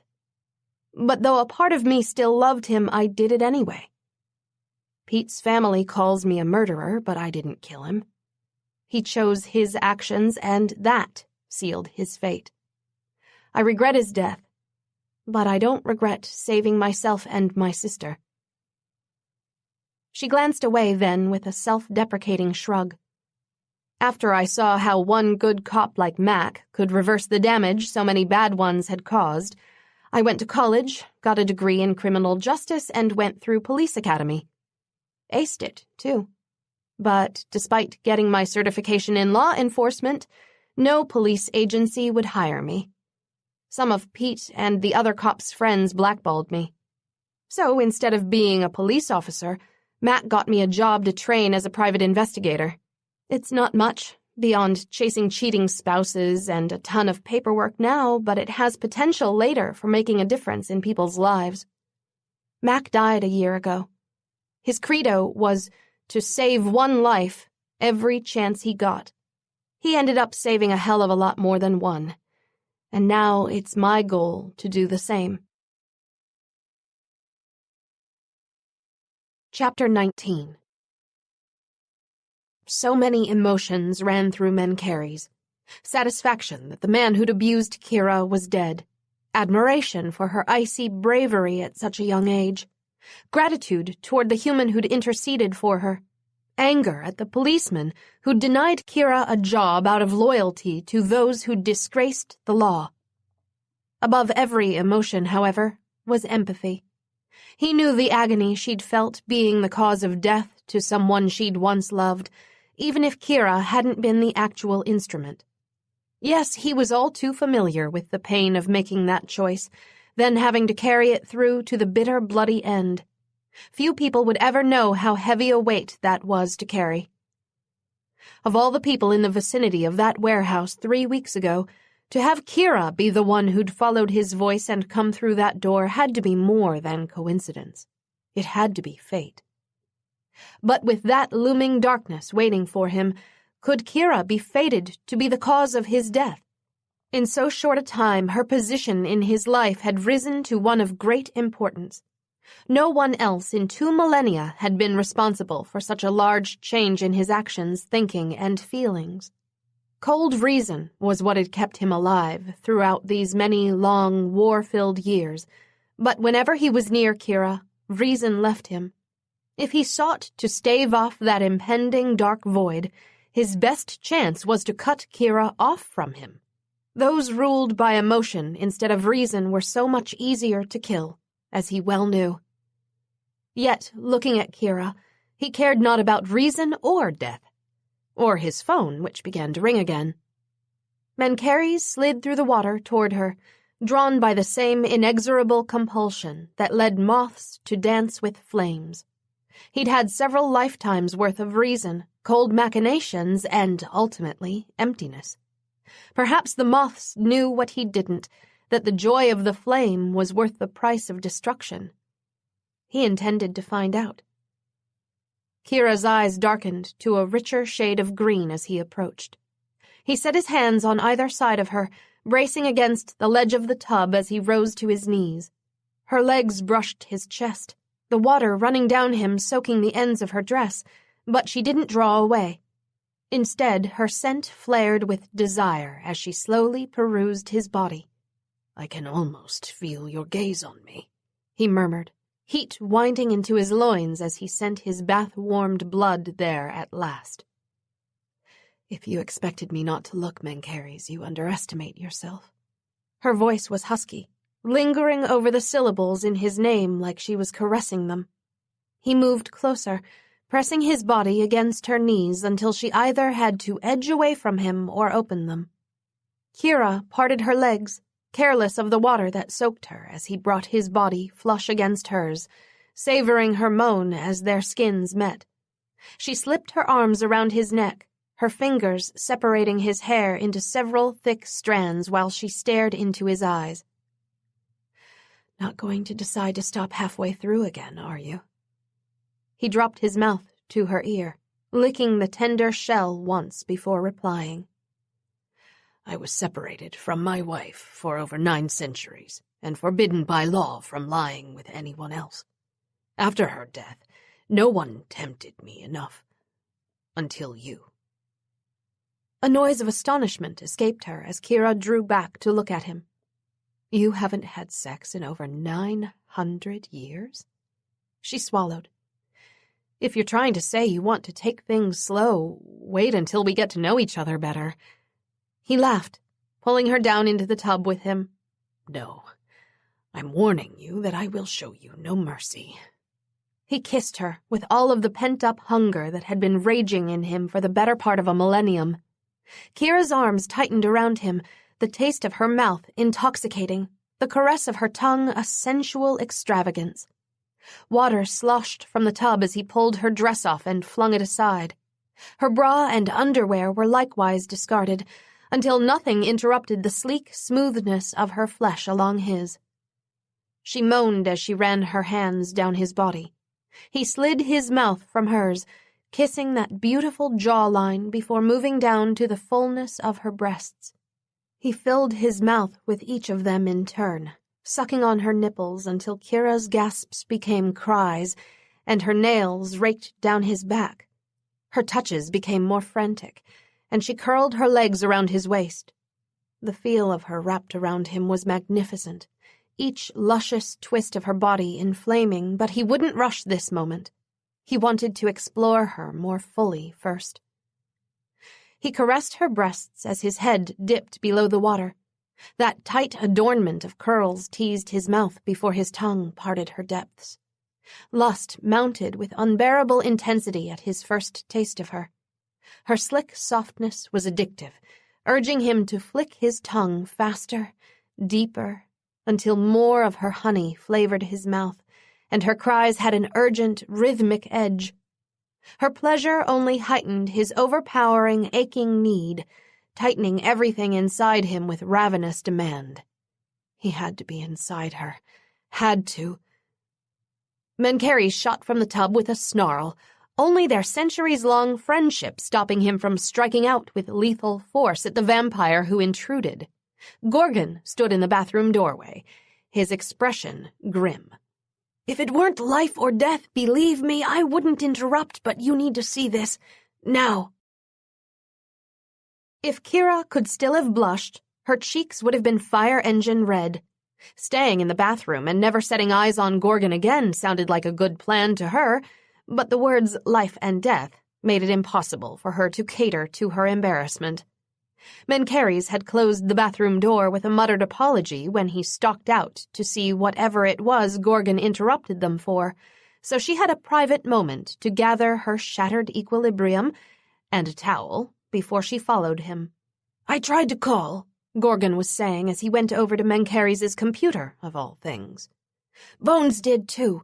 He phoned me after he couldn't reach you. When I hung up with him, I ran back from town as fast as I could."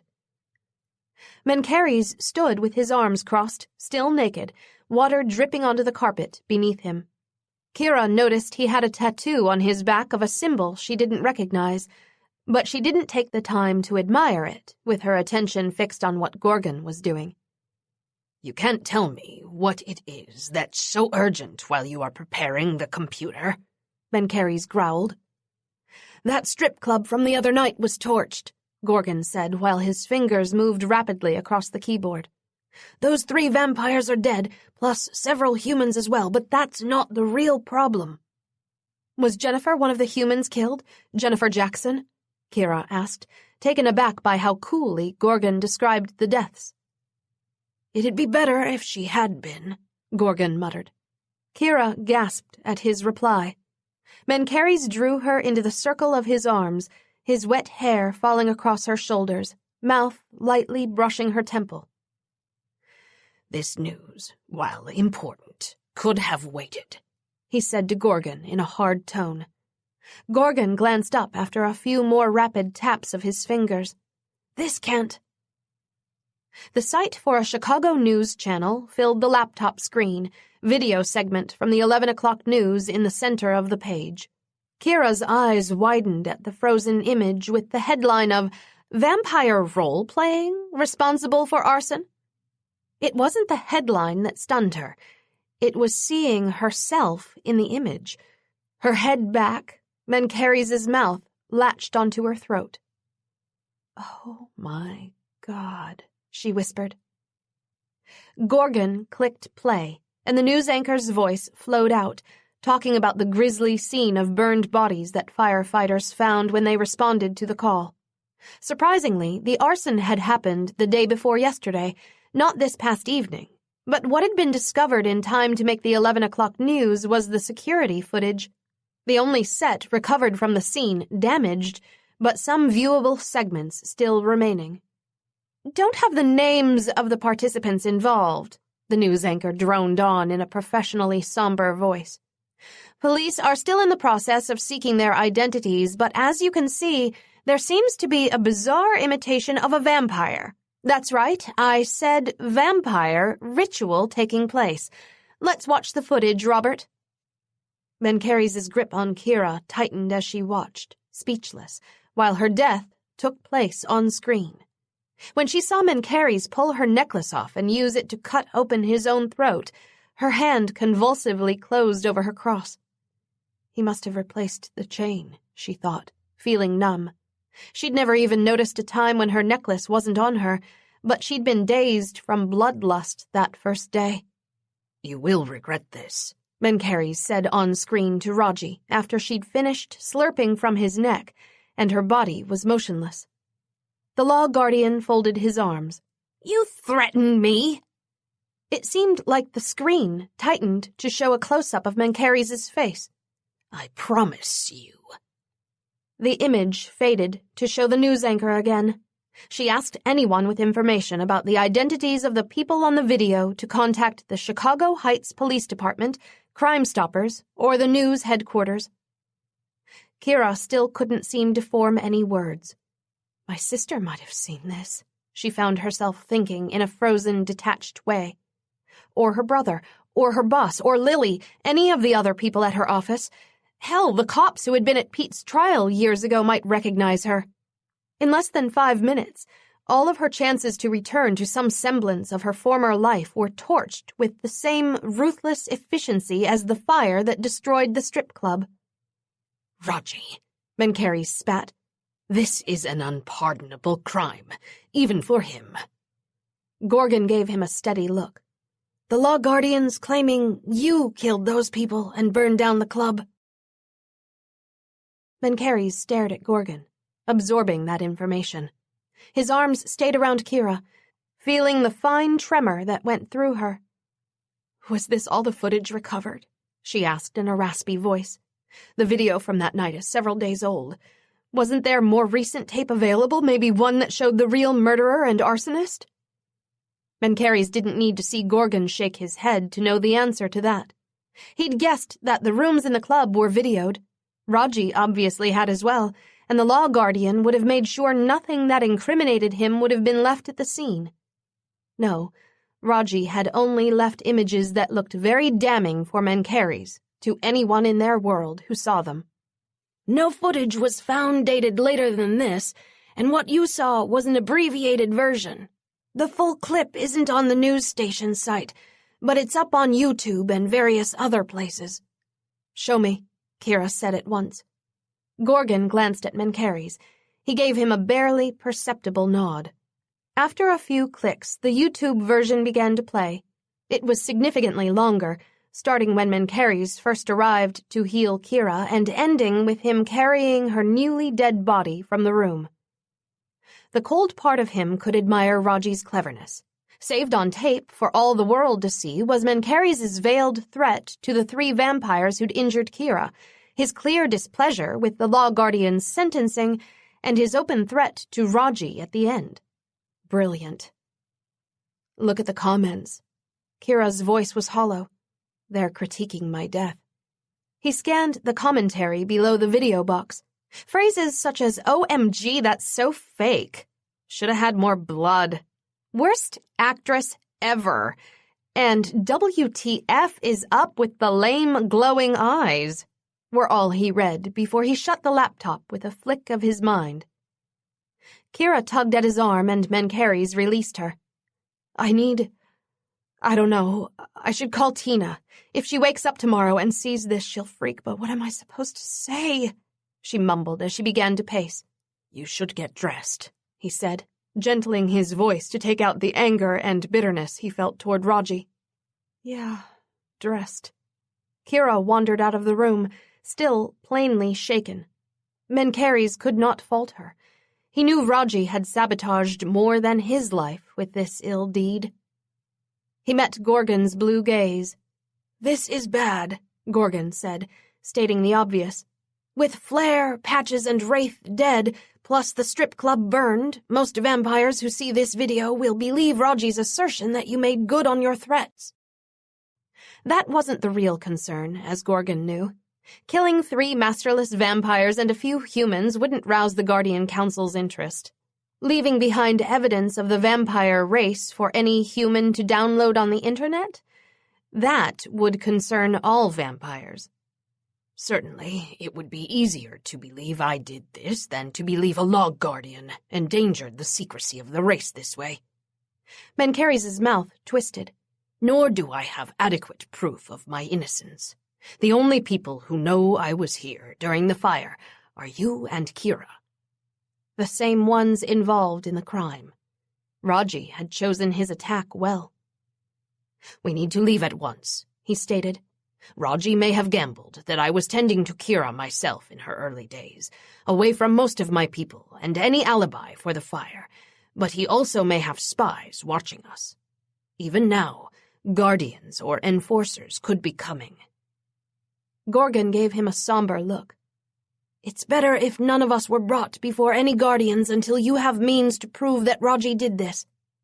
Raji wants something from you, but he has no use for me or Kira, and we're the only ones who could back up your claims of innocence. Yes, the 2 of them would be Raji's first targets. Mencheres calculated their chances if they stayed together. He didn't like the odds. It was better if they split up while he rallied his allies. Otherwise, if one of them were caught, all of them were caught, and the truth might never be made public. Go, he said softly to Gorgon. Do not tell me where. Stay hidden until this matter is over. Gorgon clasped him by the shoulders. You have allies who will urge the Guardians to listen to you. When the day comes that you need me, I will be there. Mencheres briefly touched his friend's hands, the gesture encompassing the words he had no time to say. Go, he repeated. Gorgon left without taking anything or looking back. Wise. Time was of the essence, and what couldn't be carried in one hand wasn't worth the delay of taking. He quickly pulled on some clothes, gathering only his mobile phone, his laptop, and his coat. Along with Kira, that was all he intended to leave with. Chapter 20. Kira awoke to the sounds of people screaming and the whoosh of a train as it barreled closer. She shot upward in blind survival instinct to avoid the train's oncoming path, but hard arms seized her. Do not fear. You are safe. Mencheres. How many times had she heard those words from him? A lot, it seemed. She came awake enough to notice that they were in a bare room with several pieces of large equipment stacked against the walls. The machines hummed with their own internal racket, while somewhere above them, that cadence of screams, followed by the sounds of a freight train, rose and fell again. What the? Kira managed. He glanced at the ceiling.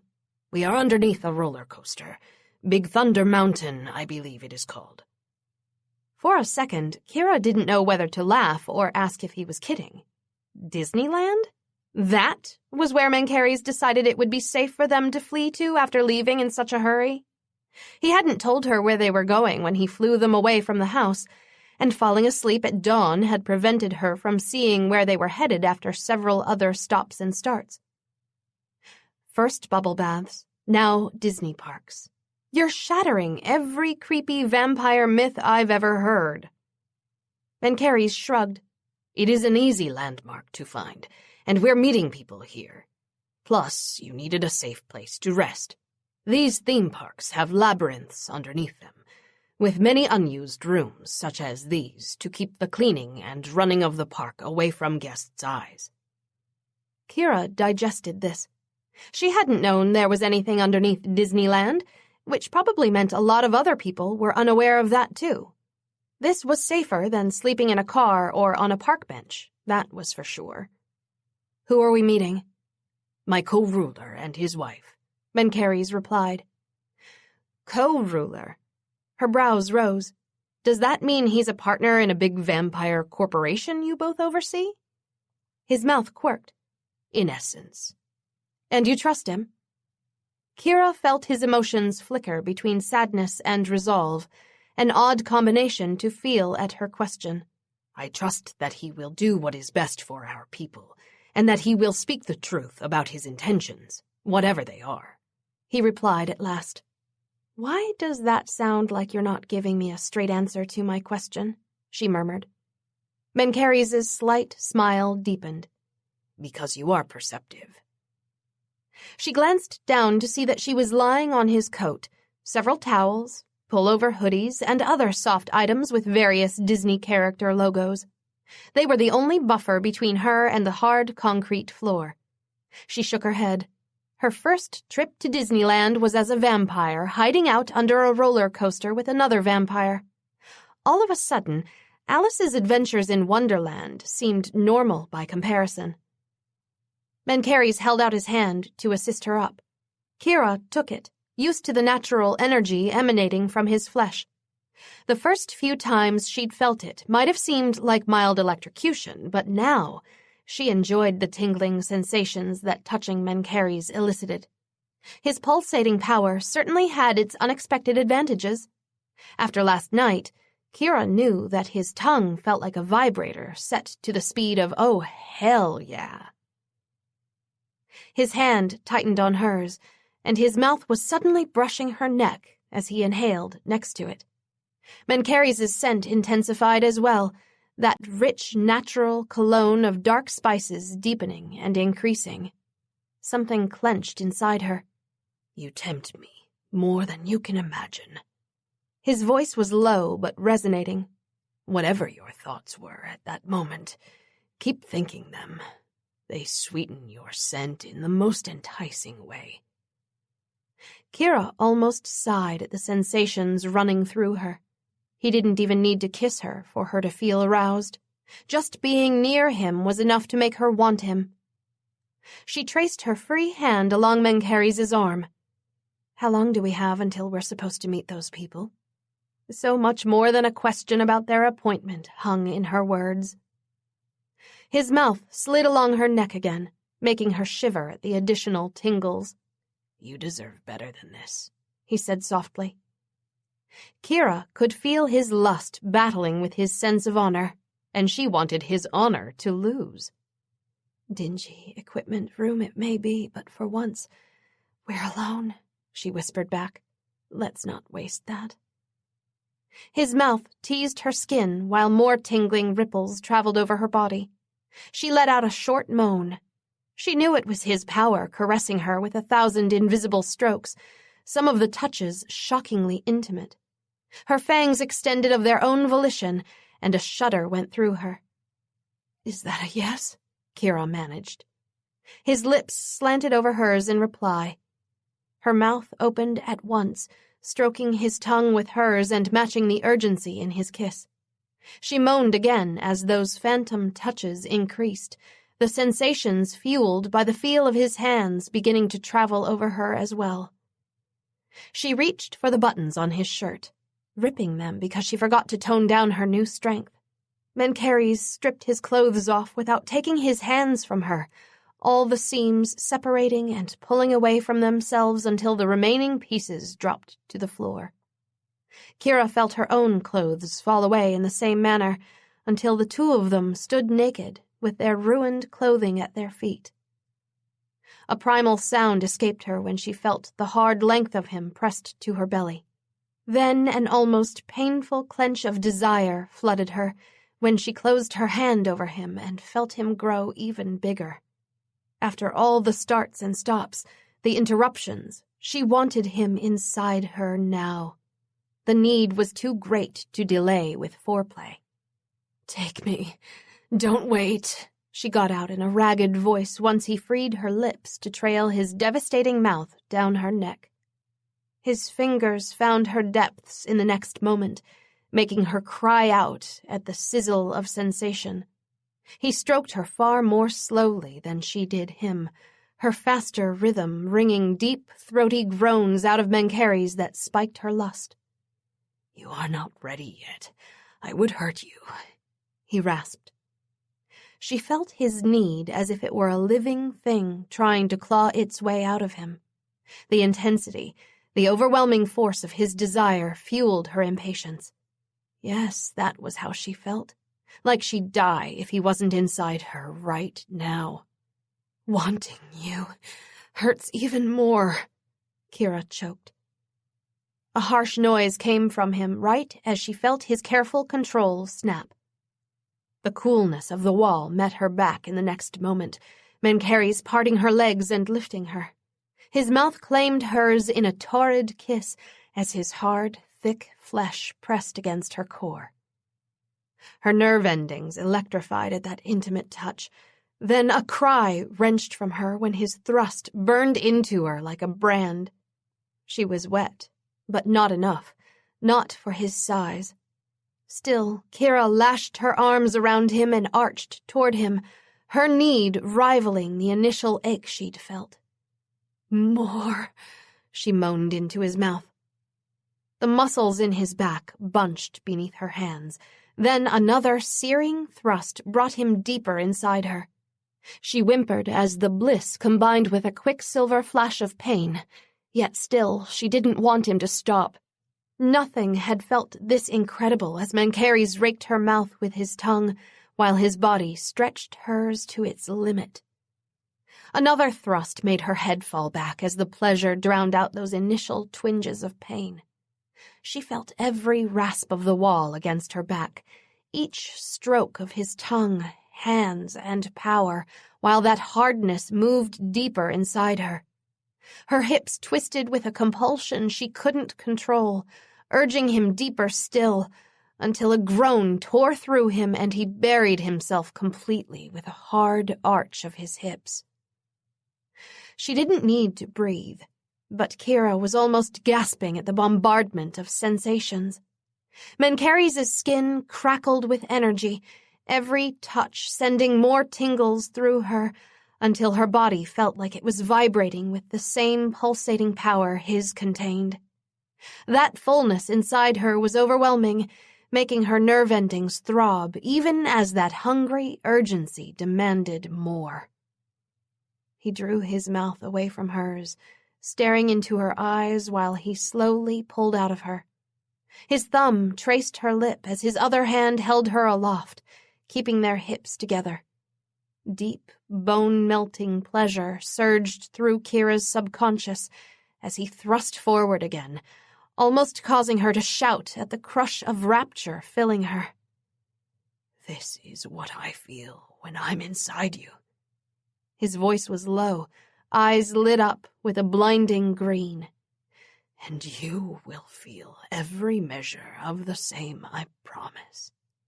A curtain fell over his emotions then, until the sensations Kira felt were hers and hers alone. She curled her hands into his hair, about to tell him to drop that wall so there were no barriers between them, but a clench of pleasure gripped her before she could speak. It cleared her mind of thought, wringing a cry from her instead of words. Mencheres slowly began to move, his mouth parting as he stared at her while his body merged into hers. Another clench of pleasure seized her, causing her to gasp out his name while those rapturous bands inside her tightened. He smiled, so sensual and beautiful, it was another form of bliss just looking at him. Kira's hands unwound from his hair to caress his back, growing more excited by every flex of his muscles that meant another amazing thrust inside her. His mouth closed over hers again, his kiss somehow darker and richer. Their tongues twined together, with the same silkiness as his movements within her.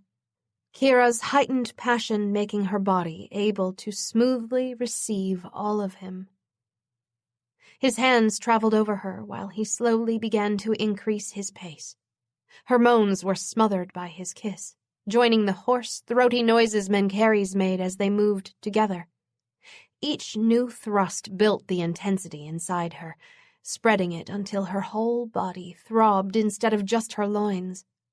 Even her skin ached with a beautiful torment for more contact with his, making her grasp him even more feverishly while her legs slid around to encircle his hips.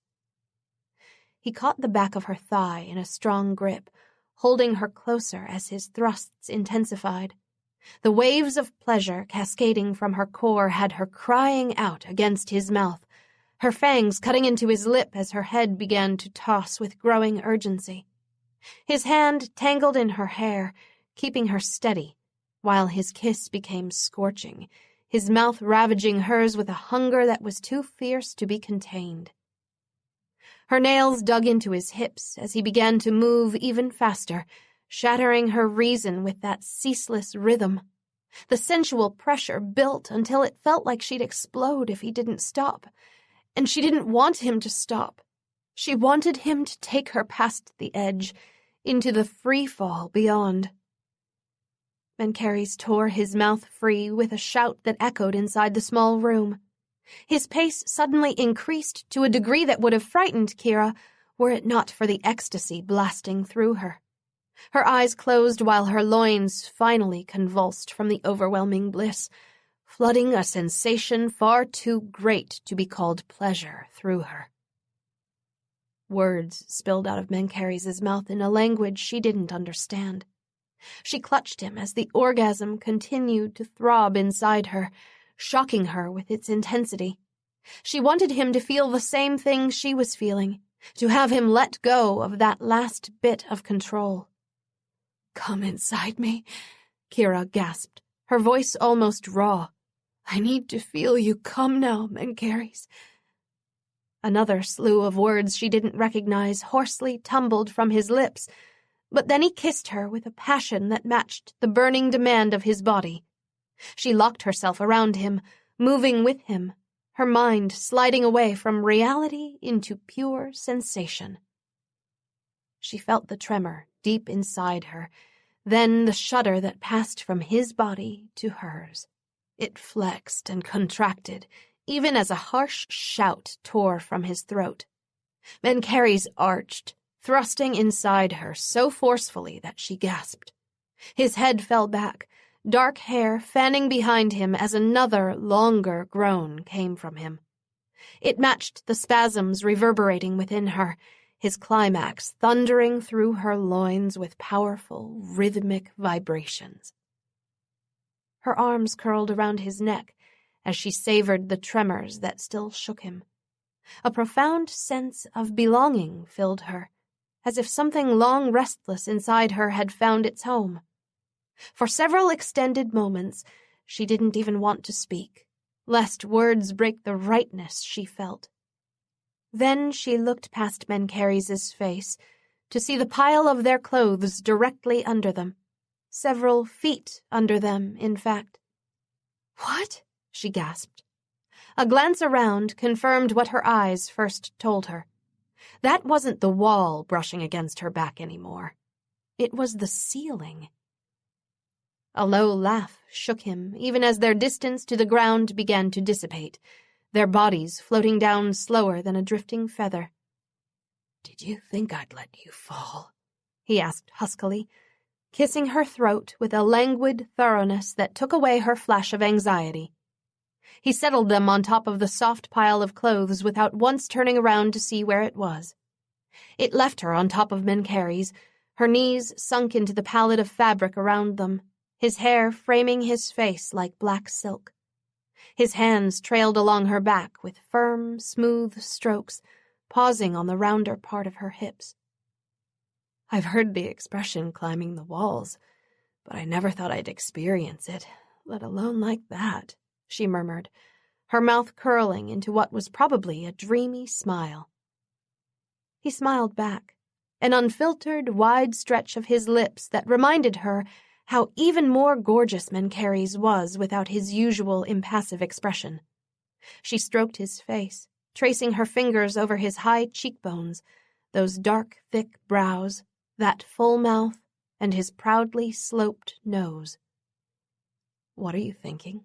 she asked, leaning forward to brush her breasts against his chest.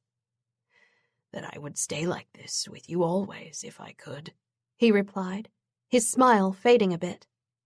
Was the shadow that passed over his face due to their lack of time because they had to meet his co-ruler soon? or because of Raji's frame job implicating Mencheres in murders he hadn't committed. She didn't want to ask. She wanted to keep this moment just between them, without other people or things intruding on it yet. "Why did you close yourself off from me so I couldn't feel you?" she asked, resting her elbows on his shoulders. His gaze slid over her breasts, compressed now against the wall of his chest.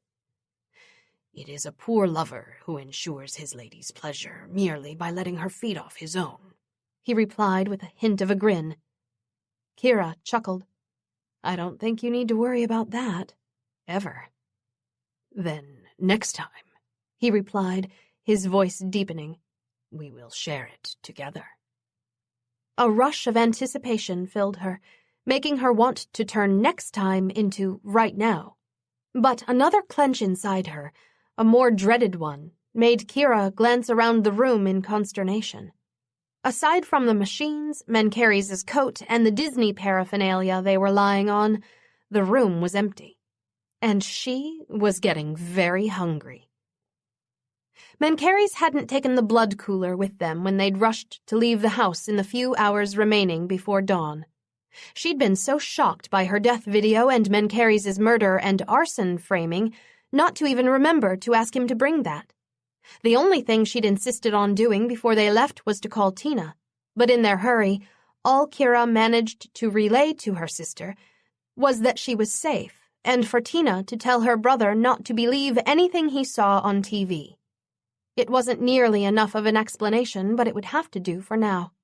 "Please tell me you stuffed a couple blood bags into your coat before we left," she said, shifting uncomfortably as the clench in her stomach increased. "I told you there would come a time when you wouldn't be able to cater to your feeding preferences. That time came sooner than expected." Kira's mind revolted at the thought, even as her stomach yowled in need once more. She swallowed. If she refused, tried to wait it out until they came across a hospital or blood bank, she might be thrown into the same mindless blackout hunger that had dominated her first couple days as a vampire. And if Mencheres wasn't right by her side when that happened, she could kill someone. "How should I go about doing this?" she whispered. No way did she want to try winging it by herself. He gestured to the pile beneath them. "We'll change into some of these clothes and go up to the park level. There are hundreds of adults there to choose from." So saying, Mencheres gently rolled her over and sat up, pulling a t-shirt out from underneath him and slipping it on. He selected a pair of pants and donned them in the same careless fashion, completing the cover-up of his magnificent naked body, much to Kira's dismay. Still, she couldn't complain. If not for her, they could have spent more time making love in what was now her favorite room in the world. Next, he selected a hat from the pile, twining his long dark hair into a knot and placing a Disney ball cap over it. The effect on his appearance was startling. Somehow, in mere seconds, Mencheres went from looking like a striking, elegant man in his later 20s to a much younger tourist who might get carded if he attempted to buy a beer. "You're like a chameleon, you know that?" Kira said. He raised a brow. "Disguises are a necessary skill for vampires. It is not just a matter of changing clothes. It's affecting a new persona as well. Our faces have been publicized not only on the Chicago news, but also downloaded over the internet. No need to chance any humans here recognizing us, even though our time will not be lengthy." "You didn't say much about what our plan was when we left before. Then, of course, I passed out at dawn. I don't even know how you managed to get us from Wyoming to Southern California. You couldn't have flown the whole way." He shrugged. "It is easy enough to compel people to transport us where we need to go, once I was certain we hadn't been followed." And with Mencheres' hypnotic powers, none of those drivers would even remember their stint as a taxi driver. The thought made Kira pause. Did she now have that same ability to mesmerize people? Or was that something she'd grow into with time? Another clench of her stomach reminded her that she didn't have the luxury of sitting here pondering the extent of her new abilities. She rooted through the pile of clothes until she found a t-shirt and some sweatpants, pausing to discreetly wipe away the remains of their passion with one of the torn pieces of her prior clothing. Then she tucked her hair inside a hat, as Mencheres had done. It was unbelievable to realize that soon she'd learn how to actually bite someone and drink their blood, all while wearing a goofy ball cap and a Minnie Mouse t-shirt. Her life had been blasted apart by Raji in every way possible. But right now, Kira wasn't thinking about that. Incredibly, she was happy, even though that happiness made no sense in light of the dire circumstances she and Mencheres were in. He stroked her cheek when she stood up, staring with more than casual interest at her mouth.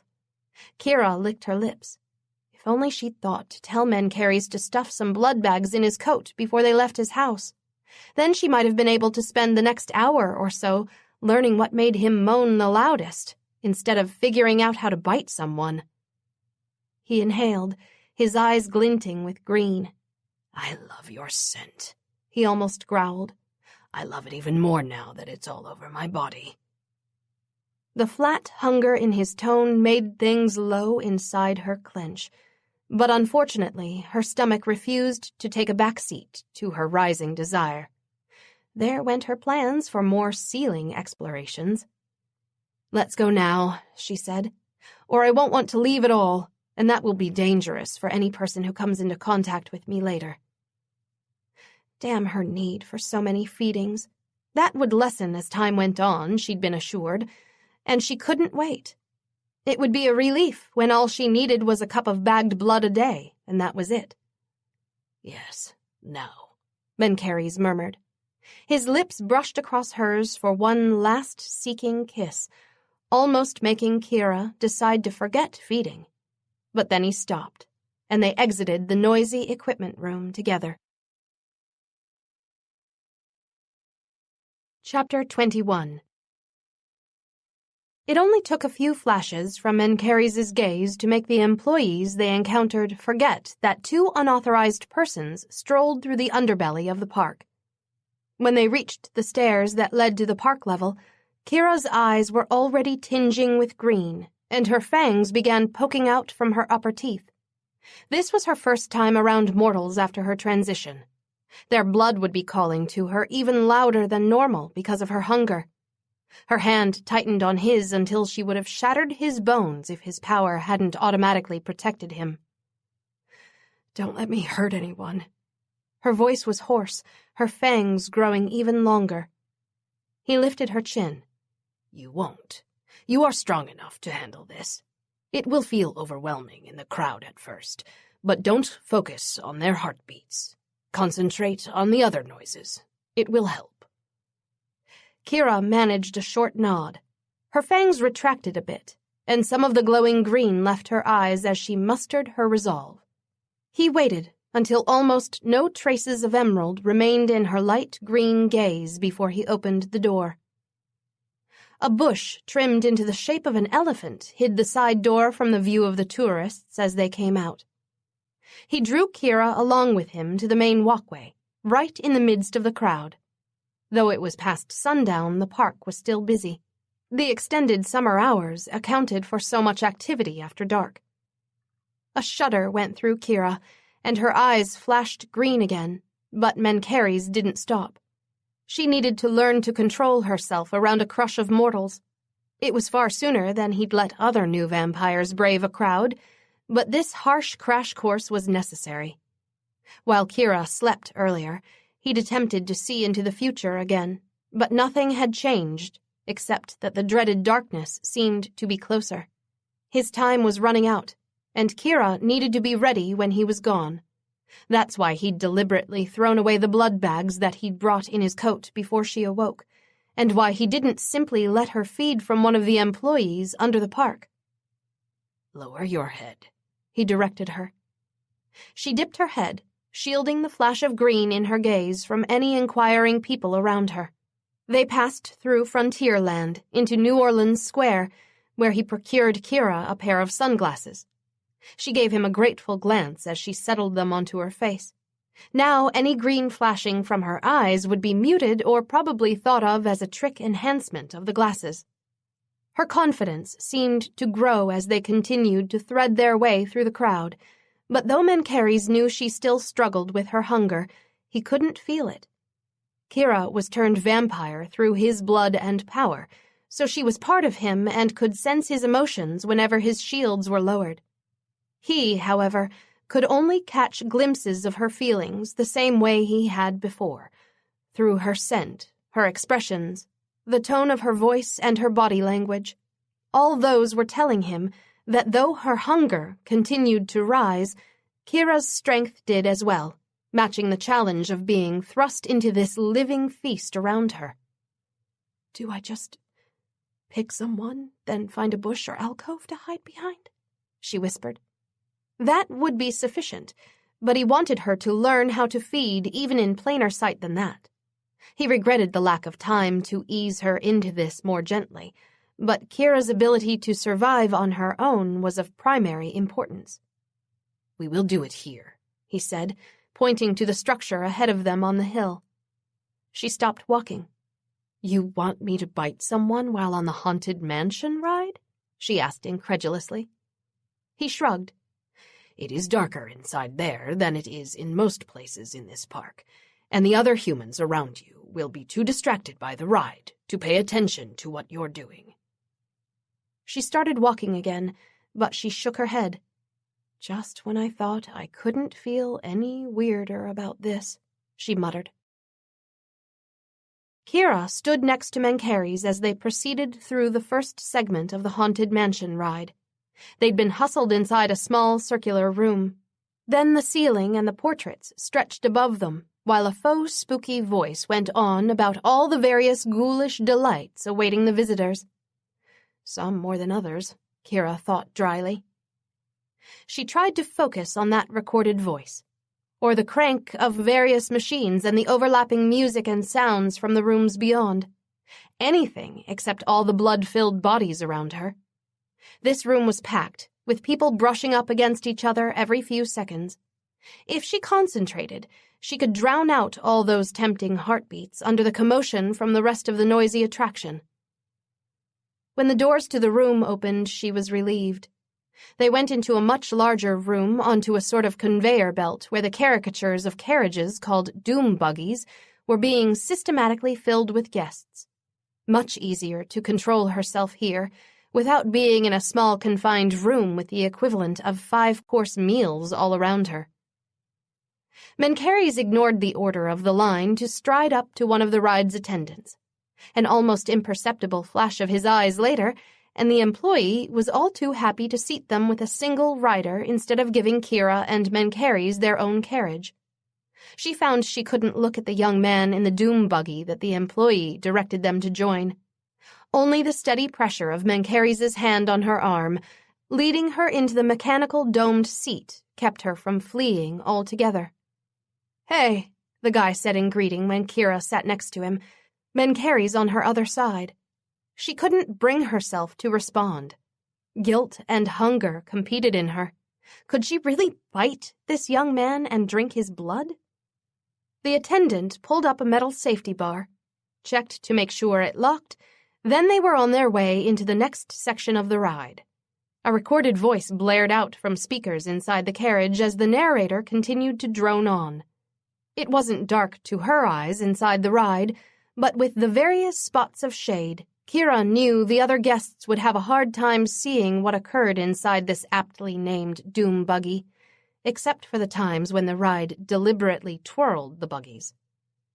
"I don't think I can do this," she whispered to Mencheres, as the guy laughed and waved at his friends when the ride spun the carriages to briefly face each other. His gaze was steady. "You must." The pain spreading throughout her body with ever-increasing intensity seemed to agree. Mencheres was right. She was a vampire now.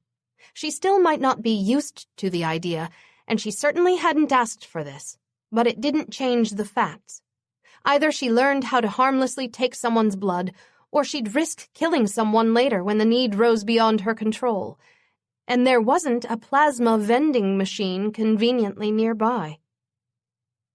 Mencheres leaned forward, catching the laughing young man's attention. His eyes flashed green before he spoke. Lean back with her into the corner. Say nothing. You feel no fear. That familiar, complacent look settled over the young man's face as he draped an arm around Kira and leaned them into the side of the carriage. She almost gasped. With half his body pressed to hers, his pulse seemed to drown out all the other noises around them, focusing her attention on that delicious, steady rhythm. The hand is safest until you have more experience. Then advance to the wrist, then the neck. But never bite the jugular, unless you mean to kill, Mencheres instructed in a calm voice. The ride entered a faux ballroom filled with images of dozens of dancing ghosts dressed in 18th century attire. Kira looked at them instead of the young man's face as she slowly drew his hand to her mouth, reminding herself to exert no more pressure than she had when handling those eggs. If anyone could see them, all they'd notice was a couple huddled in the corner of the doom buggy, the man's hand over a woman's mouth as if urging her to silence. Her glasses hid her glowing eyes, and the young man's hand blocked her fangs from anyone's view when they popped out as that throbbing pulse beneath his thumb neared her mouth. She closed her eyes, chanting gently, gently to herself as she pressed her fangs into the vein jumping against her lips. The ambrosial flavor that immediately filled her mouth washed away her last vestige of hesitation. What she swallowed was richer than chocolate, smoother than cream, and it spread with luscious warmth all through her. Her mind hazily mused that this wasn't anything like when she'd fed from those bags. That always had a faintly acidic taste and left her with a sense of wrongness, but this felt entirely natural, like she was part of an ancient chain of life that was at turns sacred and mysterious, dark and beautiful. After her fourth swallow, Kira's eyes fluttered open. The young man's face was the first thing she saw. She braced for an accusing glare, but his eyes were slitted, and a smile of pure bliss wreathed his face. He'd pressed closer to her, until his head lay on her shoulder and his body was an instant brand against her right side. One look at his lap revealed that he was enjoying this a little too much. Kira's gaze flew to Mencheres, but instead of jealous or censuring, his expression was faintly amused. Carefully, Kira pulled out her fangs, surprised when Mencheres gripped the boy's hand before she could even ask what to do next. One way to heal the punctures is to cut your tongue on a fang and hold it over the wounds before you remove your mouth, he said. Or you could draw your thumb across your fang and press your blood across both holes. In either choice, preventing more blood loss and stained clothing is the intent. She thought it was ironic that the ride took them through a singing graveyard as she followed Mencheres' directives. She opted to cut her thumb instead of her tongue, placing it over the twin punctures she'd made when Mencheres lifted his hand. Seconds later, when she checked, those puncture wounds were completely healed, and so was the slice on her thumb. No evidence at all remained of what had happened, except the satiated warmth spreading throughout her body in place of that former gnawing hunger. The guilt and shame Kira expected to feel was curiously absent. Instead, she felt better in a way that wasn't only due to her lack of hunger. All the heartbeats and the warm bodies inside this building no longer felt like temptations seeking to turn her into a murderer. The people around her felt like people again. Who would have thought that feeding from a human would make her feel more connected to her lost humanity instead of less? Take your glasses down, Mencheres said quietly. Then look into his eyes and tell him he remembers nothing of what transpired except the entertainment of the ride. She shot a glance at Mencheres. I can do that already? She felt worlds better, stronger even, but not like someone who could alter a person's memory with a mere stare and a comment. His mouth quirked. Yes, already you have that ability. Kira tried to muster her inner hypnotist as she slipped her glasses down her nose, directing her gaze at the young man who still leaned against her with a dreamy smile. So, nothing happened except, you liked the ride, she stammered. God, that was a pathetic attempt at mesmerism. She'd have to do better to make this stick. The young man sat up, that blankness leaving his eyes as the buggy started its trek toward a set of mirrors where the automated voice informed them that soon they'd see if one of the mansion's ghosts had hitched a ride in their carriage. Mencheres reached over and pulled Kira to him, his arms encircling her in a loose embrace. That worked? Kira blurted to him in astonishment. He still had that faintly amused expression. Of course. She was overwhelmed with how smoothly everything had transpired when the young man turned to her with a grin. Look, you've got a ghost sitting on your lap.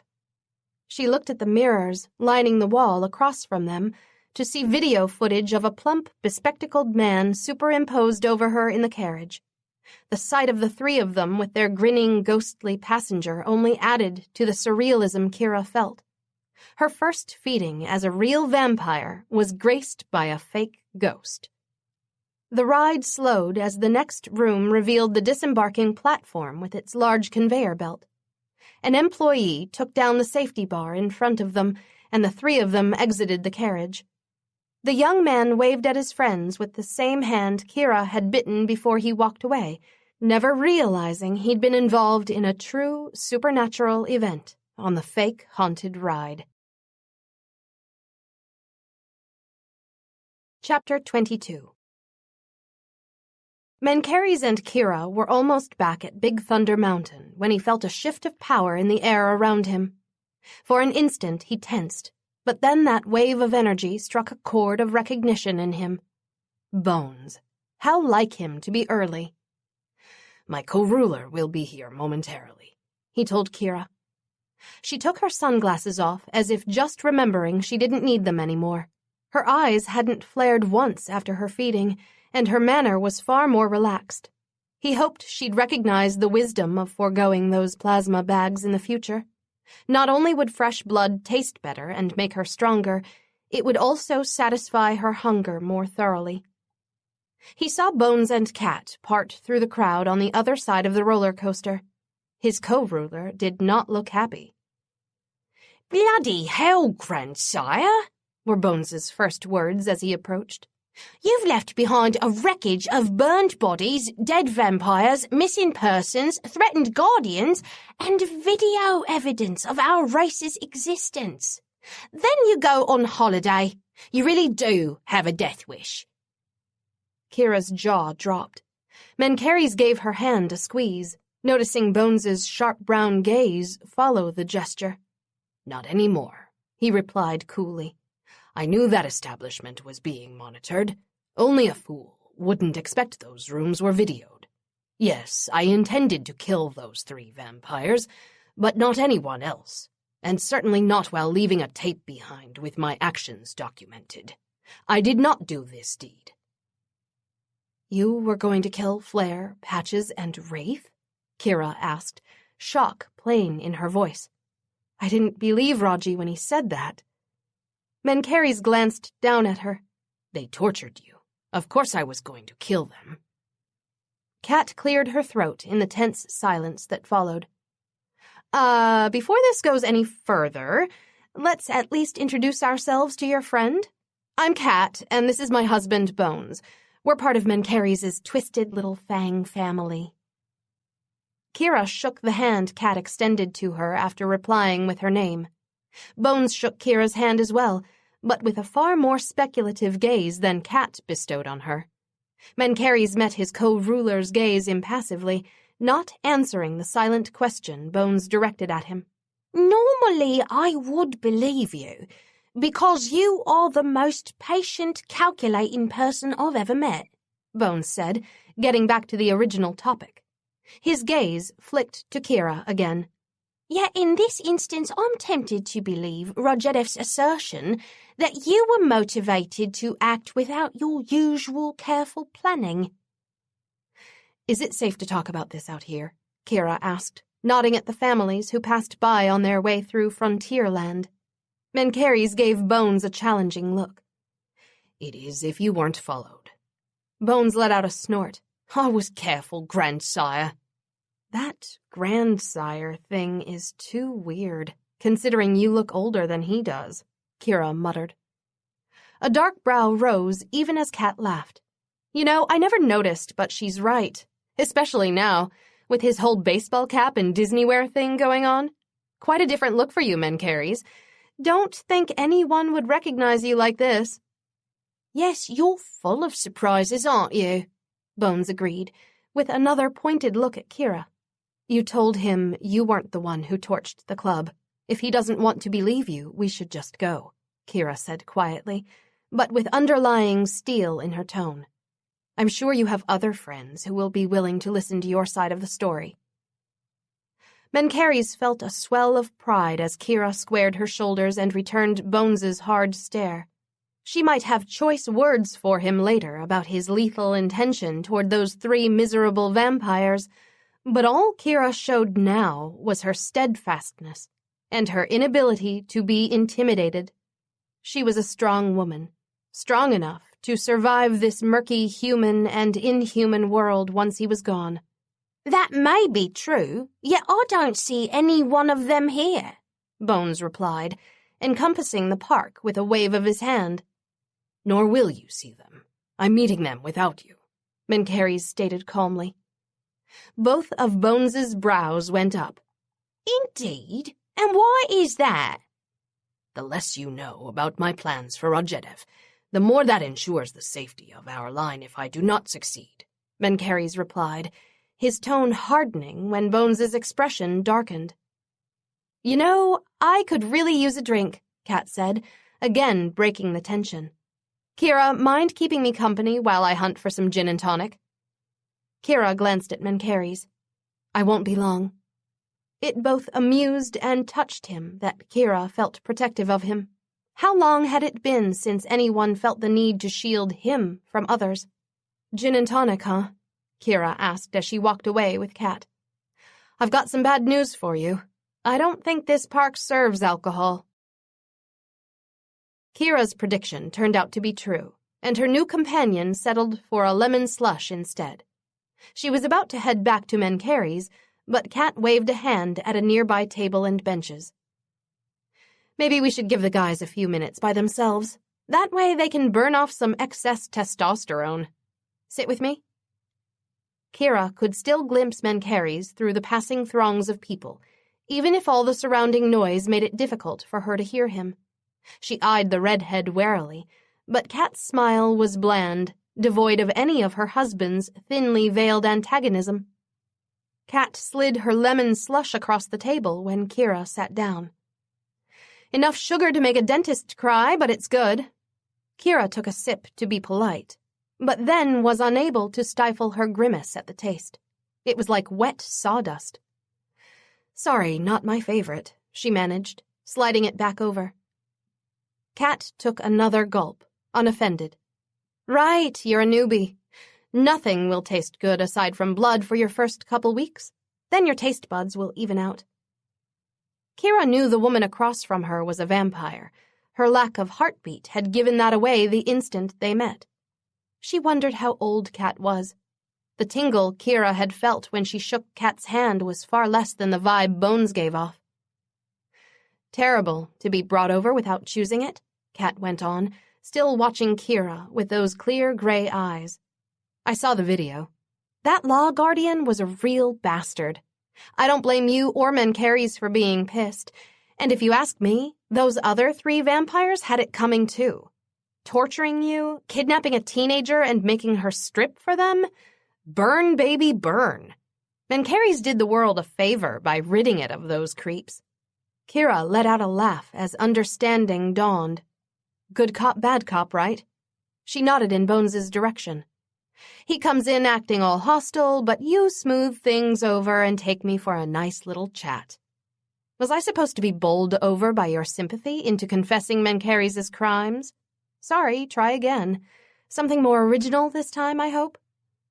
A smile played across Kat's lips. Was I that obvious? God, I suck at subtlety. I suck at beating around the bush, too, so since you're obviously an intelligent woman, let's cut the shit and get right to it, shall we? Yes, let's, Kira muttered. It wasn't Mencheres. I've been with him in Wyoming ever since we left that club over a week ago. Yes, he could have snuck off while I was passed out from dawn until late afternoon, but the news station reported that the fire started after midnight. And Mencheres has been with me every night from the time I opened my eyes until dawn broke, so it couldn't have been him. See, that's the real scary thing right there. Kat leaned forward, her voice lower but more intense. Mencheres clearly has a thing for you. That tape and seeing firsthand how he acts around you proves it. Normally I'd say live and let love, but the last woman Mencheres fell for was an evil, murdering bitch. He couldn't bring himself to take her out until she almost destroyed everyone, and I mean everyone, close to him. Me and Bones especially. So you'll understand if the sight of Mencheres making goo-goo eyes at you strikes fear in the hearts of me and anyone else who lived through what happened the last time that man had it bad for a woman. Kira closed her eyes, hearing again in the flat intonation in Mencheres' voice when he told her he'd participated in his wife's death. Was he still carrying guilt over whatever happened? She'd already surmised that the circumstances had been justified. If Mencheres was a casual murderer, he'd have killed Kira the first day they met. Kat's description of his ex only confirmed Kira's speculation. Mencheres clearly hadn't had a choice about killing her if he wanted himself and those he cared about to survive. Just as Kira had had no choice about turning her husband in for drug dealing, knowing what would await him in prison. So you're worried that I might be another evil murdering bitch? Maybe one who manipulated Mencheres into torturing and slaughtering those people just to avenge what happened to me, is that it? She asked, opening her eyes. You were tortured and killed. Kat's gaze flashed green for a second. I've been tortured and almost killed, and let me tell you, I swore bloody vengeance against everyone who had a hand in it. If you did encourage Mencheres to torch that place and kill those vampires, I'd understand, but it seems he got overzealous. He does tend to lose his shit over a woman he cares about. Either way, both of you need to quit running and deal with the consequences before this problem gets any worse. It wasn't Mencheres, Kira gritted out, her frustration rising. It was that disgrace of a cop named Raji. He set Mencheres up because he wants something from him. Didn't you pay attention to that part of the tape? If you and Bones were real friends, you'd quit suspecting Mencheres and you'd start helping him prove who really did it. If it was Raji, where is that young dancer? Kat asked. Jennifer, the one you tried to help? She's not among the dead, and she hasn't resurfaced with the police or her family. Isn't it odd that the person you originally tried to take away from the club might be one of the few people who walked away from the fire? Kira stood up, sick of arguing the same point. Raji obviously knows how to do a good frame job. It wouldn't look as convincing if Jennifer ended up dead, would it? If, for once, you looked at this situation with the idea that Mencheres didn't do it, you might be surprised at what else you notice. And you might have wanted bloody revenge against those people who tortured you. Mencheres admitted he intended to kill them too, but that's not me. I could kill in self-defense, but not in retribution. It's my goal to save lives, not destroy them. Kira turned around, feeling those gray eyes bore into her back as she walked away. She doubted Kat had really heard a word she'd said. It seemed she and Bones had made up their minds about what happened before they even arrived. If these were Mencheres' closest allies, then they stood a better chance at defeating Raji without them. No, Mencheres said for the third time. Bones ran a hand through his hair in frustration. I'll take your word that you didn't do this. Your allies probably will too. But you have many enemies who are seizing on this, spreading Roger's version of events high and low to rally opposition against you. If the majority of people are to believe you had nothing to do with this arson, then turning Kira into the Law Guardian so she can support your claim of your whereabouts is your best chance. You know that. What I also know is that Raji will kill her or use her, and the other guardians will not be able to protect her because they won't suspect him.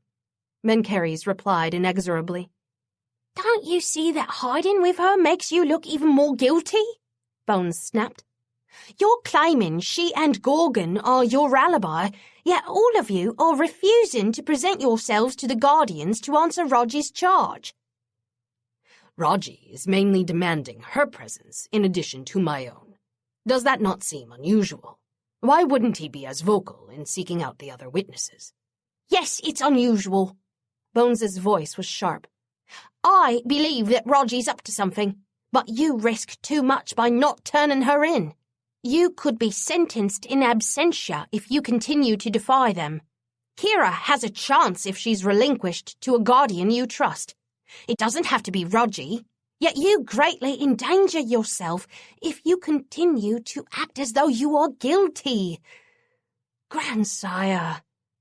That sharp tone softened. Please, don't do this. Mencheres abruptly turned around and stared off toward the beverage stand. Kira and Kat no longer sat at the table next to it. He sent his senses outward and found a swell of inhuman energy behind a tall, wrought-iron street lamp. Mencheres fixed his gaze there, seeing Kira behind it. She flinched as she met his gaze, then pretended to tie her shoe, in a poor imitation that she hadn't been eavesdropping. "You're so busted," he heard Kat remark conversationally as she came up behind Kira. "Mencheres," Bones prodded. "I have nothing more to say on this subject," he replied, watching Kira give up the shoe-tying pretense. "Raji's demanding that I turn myself in to testify?" Kira asked Kat. She'd heard too much. Mencheres cast a hard look at Bones before he started toward her. "Uh-huh," Kat was saying, and Mencheres just said hell no. "Told you he's unreasonable when it comes to a woman he's into." "Oh, he's on his way over. Looks ticked, too." Kira didn't turn around, but her shoulders tensed. Mencheres shot a warning look at Kat that she responded to with a little smile. "You're nothing like she was, by the way," Kat went on to Kira, ignoring his glower. "And believe me, I mean that as a compliment." Mencheres knew who Kat was talking about. Anger flared in him at the mention of his dead, deceitful wife. Was he always to be judged by Patra's actions? Would her sins continue to haunt him, a phantom he could never put to rest? "Just because some of us make a mistake in love once doesn't mean we're doomed to repeat it," was what Kira replied, right before Mencheres reached her. His hand slid across her back even as her words took the sting out of his anger, lessening a guilt he hadn't acknowledged carrying. Yes, his heart had once been ensnared by a woman he knew had the capacity for great evil. He'd warned Patra that her dark actions would lead to her destruction. She'd chosen to stay on that path regardless, determined that she could alter her fate. Patra's demise had come just as Mencheres had foreseen, a silver knife twisted in her heart by the vampire Mencheres loved as a son, shared his power with, and elevated to the status of co-ruler in his line. But just because that bitter fate had befallen him, it did not mean he was forever cursed to love those who would betray him. His hand slid down Kira's back once more. Kat was right. Kira was nothing like Patra, yet she'd captured his emotions even more firmly than his traitorous former wife had. This might be the end of his life, but he'd see that it was well lived. "Our time with them is finished," he told Kira. Bones circled around to stand next to Kat. "There's more that still needs to be sorted." "Finished," Mencheres repeated in a harder tone. Then he placed a hand on Bones's shoulder, meeting his co-ruler's obstinate brown gaze. "Protect the line. Until this is settled, it is yours." "You can't do that," Kira said, shock in her tone. She must realize what he was giving up with those words. Wise lass, you should listen to her, Bones muttered. It is not permanent. Mencheres dropped his hand from Bones's shoulder and placed it on Kira's back again. Raji has failed to defeat me in all of his many previous attempts. He will fail again now. I merely need time. Bones opened his mouth, but Cat touched his arm. Don't bother. You wouldn't give up your girlfriend either if you were him. Mencheres, you let us know what you need. We'll play dumb regarding your whereabouts with the Guardians in the meantime. Kira, pleasure to meet you. Bones, let's go. Bones cast a long look at his wife. His scent still swirled with frustration, but then he lifted a shoulder in acquiescence. All right, kitten. Grandsire, I sincerely hope you know what you're doing. Kira, perhaps next time we'll meet under better circumstances. Then the two vampires turned around and walked away, their striking looks the only thing that made anyone cast a second glance as they passed by. The air emptied of some of the energy in it, filled up instead with the softer vibrations that mortals gave off. Kira faced Mencheres, her jaw set in that stubborn line. He cleared his expression back into an impassive mask as he waited for her to argue about his refusal to surrender her to Raji or the other law guardians. Then, unexpectedly, her hands wound into the round collar of his t-shirt. Come down here, she said. He bent almost cautiously, but his hesitation ended when Kira closed her lips over his. He savored the feel of her full mouth, then the delights of her tongue when she parted her lips. A slow heat began to build inside him. So many hours left until dawn. She broke their kiss to stare into his eyes. How long do we have before we're meeting your next set of allies? She whispered. A glint of emerald appeared in her light green depths, growing darker and brighter. He stopped stroking her face to curl his hand around hers. Until tomorrow, he said thickly. Good. Kira's fangs had already started to lengthen with desire. Then let's go back to the room now. Power washed over the air in the next moment, whipping Mencheres around toward its source. Bones ran through the crowds, too fast to be observed by the humans as more than a rush of wind, Cat right behind him.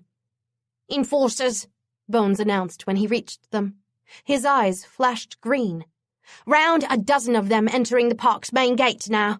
Don't know how they managed to follow me, but they must have. It was unfortunate, but it wasn't a complete shock to Mencheres.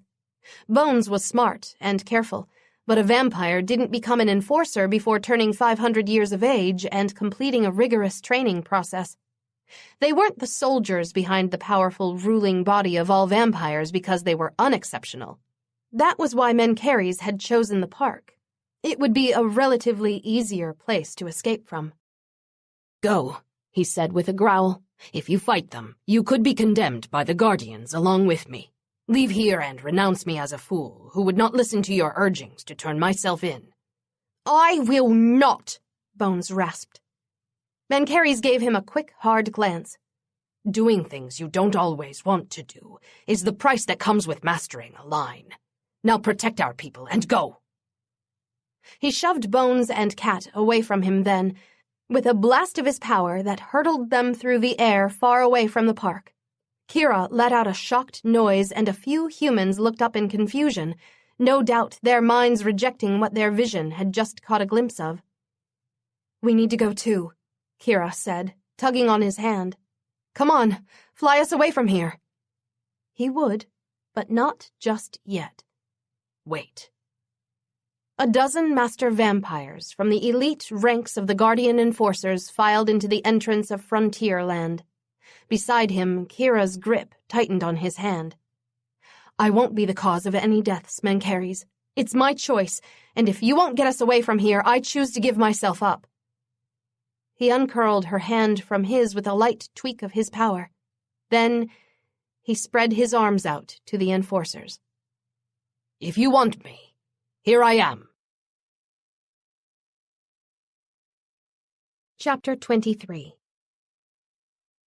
Kira watched the dozen vampires descend on them like it was something out of a nightmare. They moved past the people in the park as if they weren't even there, with a single-minded purpose that made her debate running over to them and giving herself up. She couldn't stand it if a fight broke out that left the park's innocent guests, men, women, and children, in the line of fire where they could get hurt, or worse.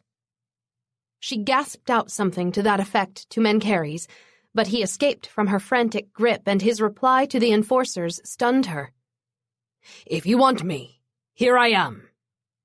The open challenge in his voice said that he had no intention of going quietly. Oh, God, he couldn't mean to fight them. Not here with all these families around. Kira let out a horrified noise as the advancing vampires, men and women both, drew shiny blades out of sheaths in their belts and quickened their pace. A few people paused to stare, but Mencheres didn't even flinch. He just stood there with his arms spread out and his feet squarely planted. "Mencheres," one of the enforcers called out, "by order of the Guardian Council, you will come with us." A muted blasting sound, followed by multiple showers of sparks, filled the air in the next instant as all the lights went out in their section of the park. Even the emergency ones imploded with small popping noises, plunging frontier land into shadows for Kira, but darkness for anyone human. Around them were various sounds of the park's rides grinding to a halt. Several people gasped. Some children began to wail, but aside from giving Mencheres a dirty look, the enforcers didn't react. They kept coming.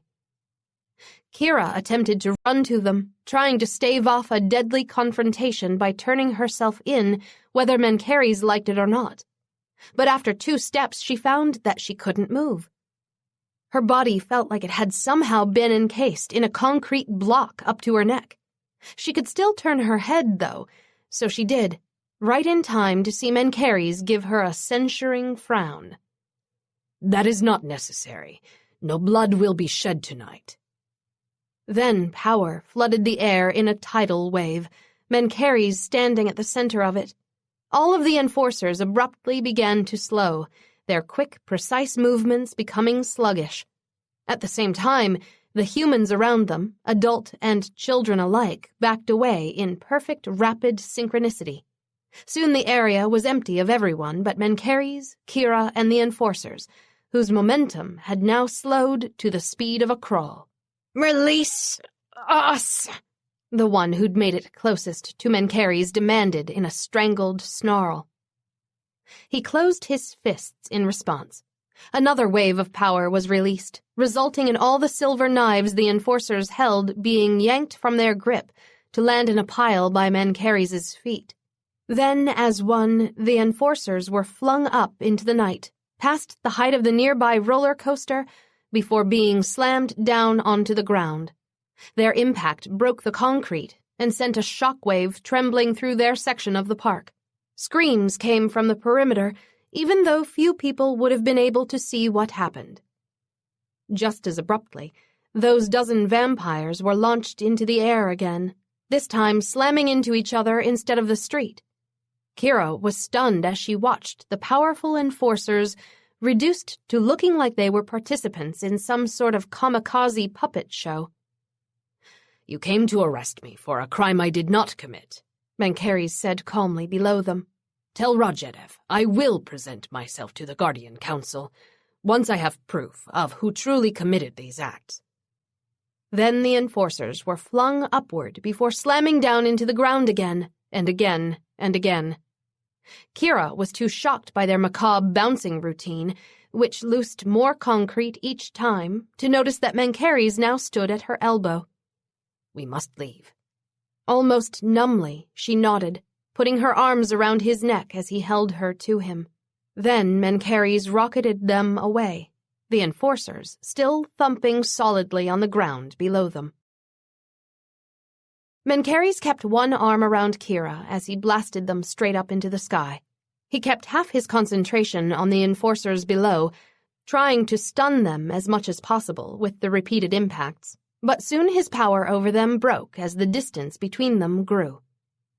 Once he felt that mental snap, Mencheres turned all of his focus on propelling them higher into the sky, farther up than he would have dared when Kira was human.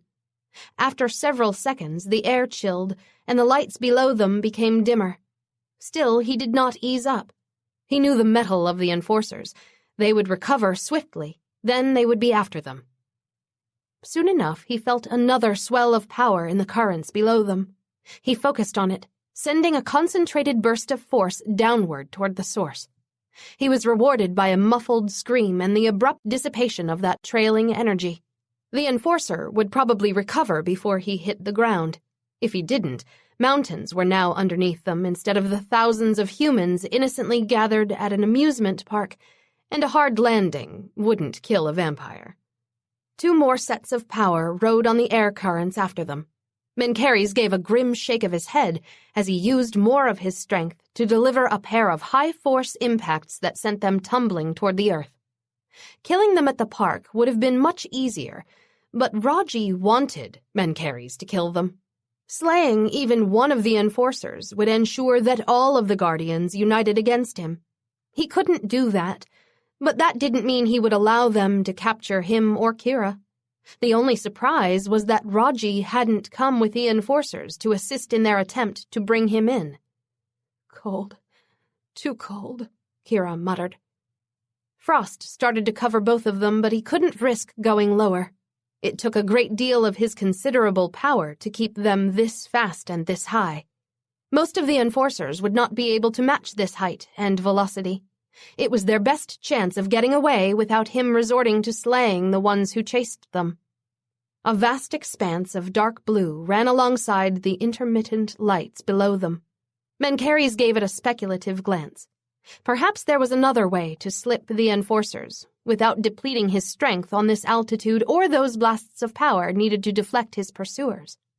Mencheres swung them toward that continual stretch of blue, dropping their height until ice no longer began to crystallize on Kira's skin. At the same time, he felt the charge of 3 more enforcers coming from below them. He let them get closer. Closer, closer. He sent a triple blast of power that spun them back toward the mountains. A stretch around with his senses revealed that the other enforcers were not nearby. Satisfied, Mencheres wrapped both arms around Kira and bulleted their bodies in a straight downward line toward that inviting indigo platform. "Mencheres, no!" she screamed. Their bodies torpedoed into the ocean a moment later. The blast of impact shook Kira, sending sizzling pain through her body. For a few seconds she was stunned. Then the pain dissipated, replaced instead by an inexplicable rush of panic. She had to remind herself there was nothing to be afraid of. She didn't need to breathe anymore, but a part of her still wanted to scream as Mencheres hurtled them deeper into the ocean. He was slower underwater than he'd been in the skies, but still so fast that she felt like they were being yanked downward by a great invisible chain. The water surrounded her with an ever tighter embrace, the pressure increasing until she felt claustrophobic. Nothing but liquid was all around her, yet it compressed against her with the force of a fist slowly closing over her body. Then their downward momentum stopped, and she was flying sideways through the depths. Water cleaved around them with the powerful bursts Mencheres used to propel them, slicing horizontally into the deep, as though their bodies had morphed into a single torpedo. Finally, that rushing sensation stopped. Kira held tightly to Mencheres, expecting another explosion of movement any second, but he remained still. She wasn't even aware that she had her eyes squeezed shut until salt stung her gaze when she opened them.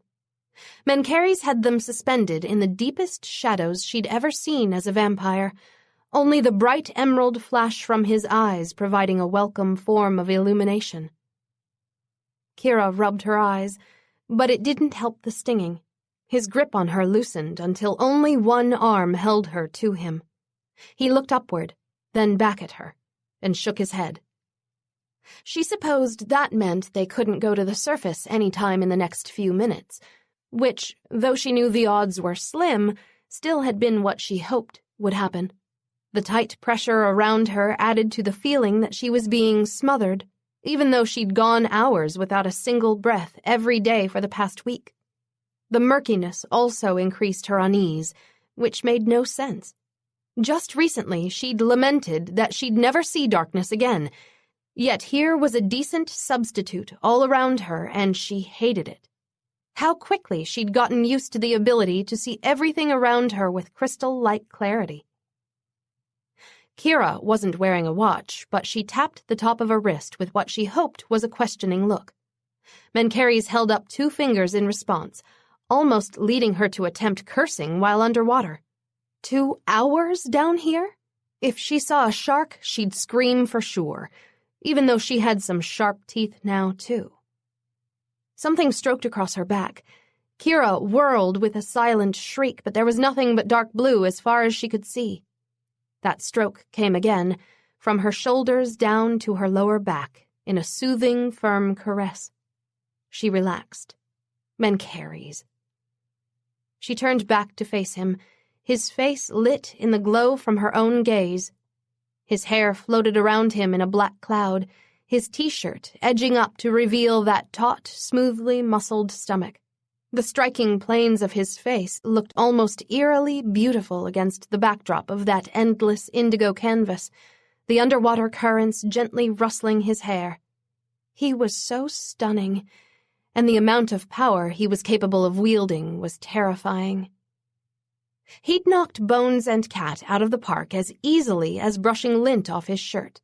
Then he'd disarmed those enforcers, moved people out of harm's way, repeatedly slammed the enforcers onto the ground as easily as a child bounced a ball, all without touching any of them. Then he'd taken her up to the limits of the sky before plunging them into the depths of the ocean while making it look effortless. Kira couldn't even grasp the magnitude of his abilities.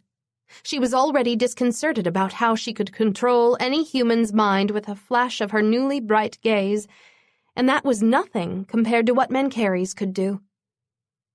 He watched her, his face wearing its usual hooded expression, but slivers of troubled yearning ghosted across her subconscious. Not her emotions, his. Did Mencheres believe his jaw-dropping display would scare her away? On an abilities level, they were grossly disproportionate. He was easily 1,000 years older than her, too, which was hard to even contemplate. Plus, he had that unfortunate tendency to do other people's thinking for them, as he'd admitted before and proved again when he wouldn't let her turn herself into the enforcers. Yet for all of his staggering power, Mencheres still had a strong conscience. Absolute power corrupts absolutely, he'd quipped to her once, yet he'd repeatedly proven otherwise with his actions.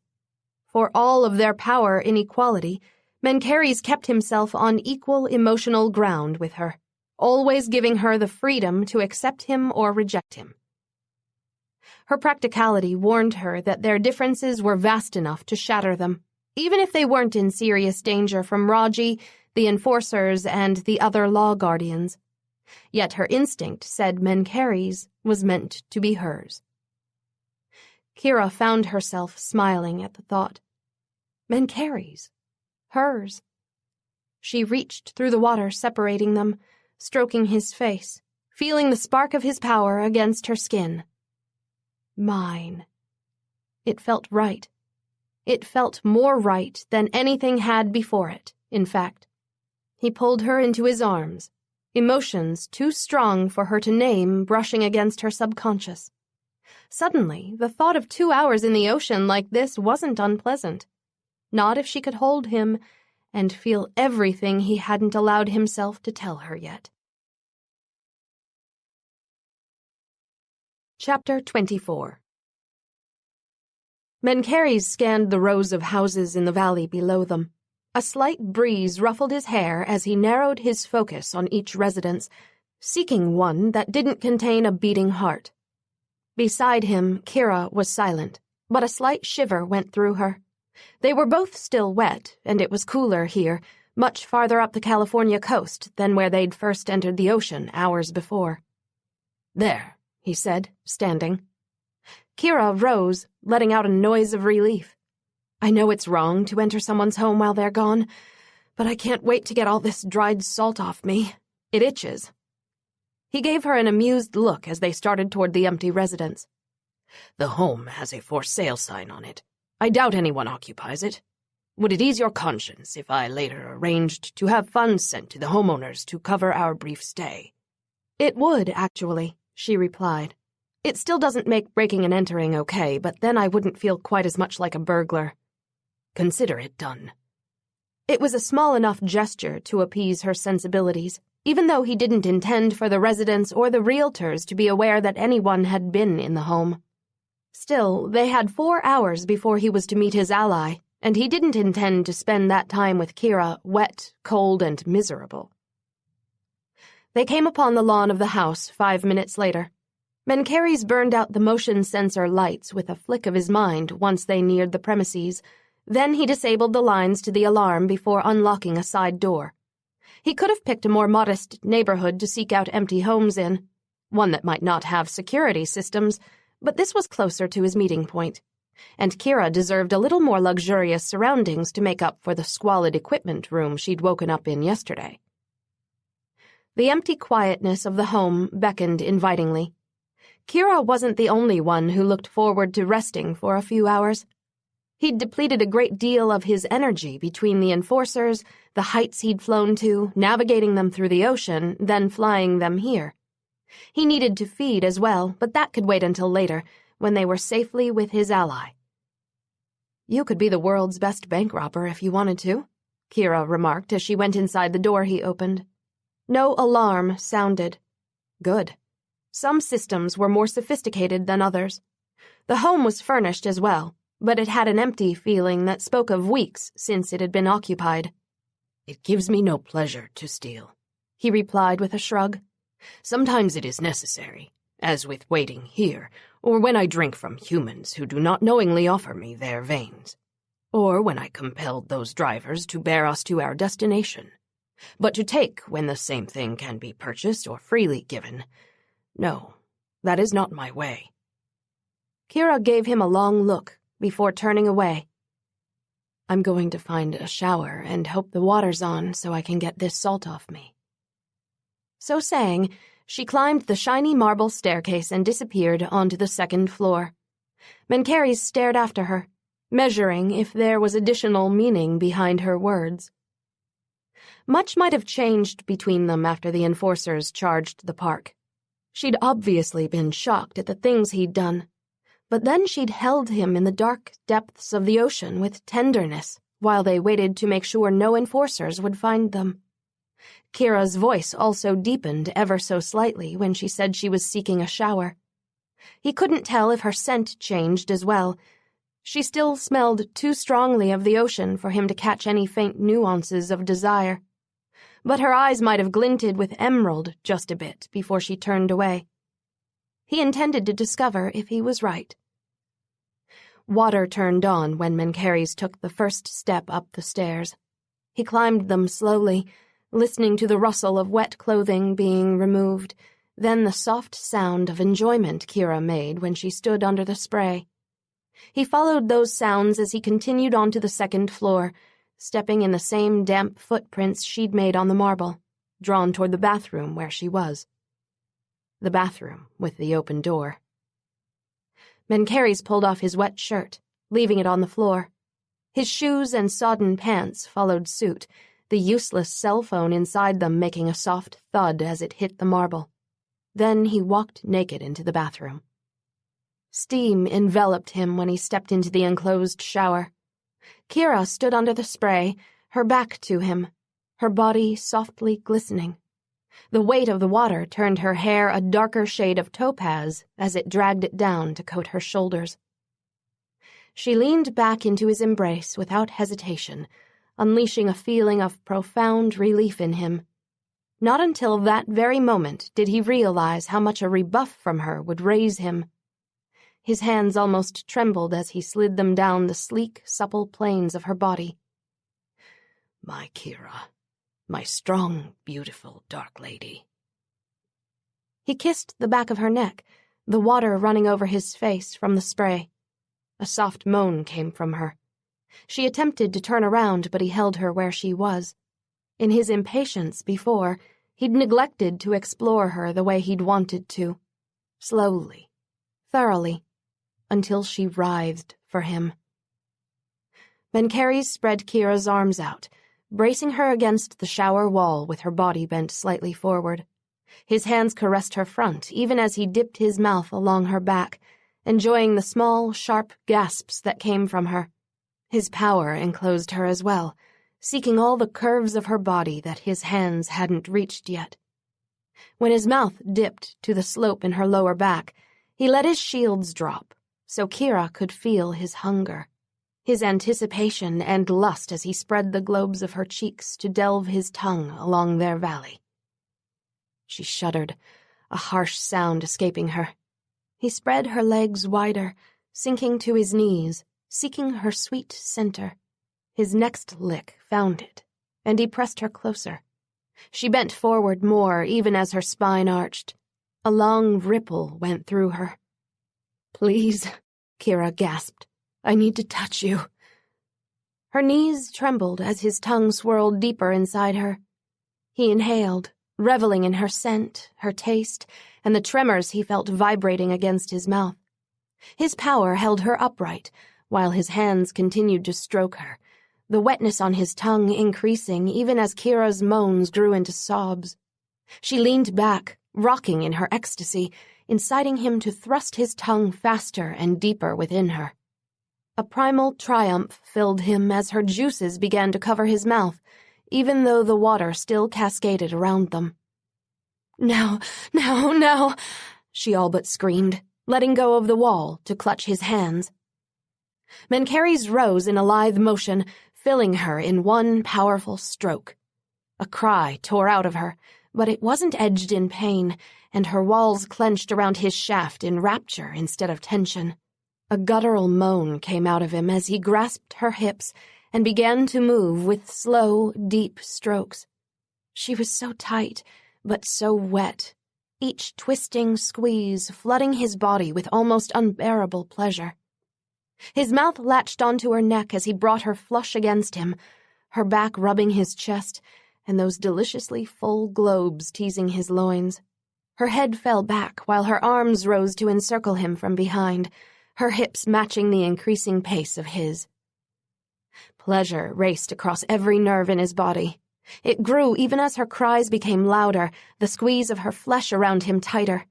The intensity increased until it felt like he burned from the inside out, his skin so tight and heated, even the continual spray of water from the shower was painfully erotic.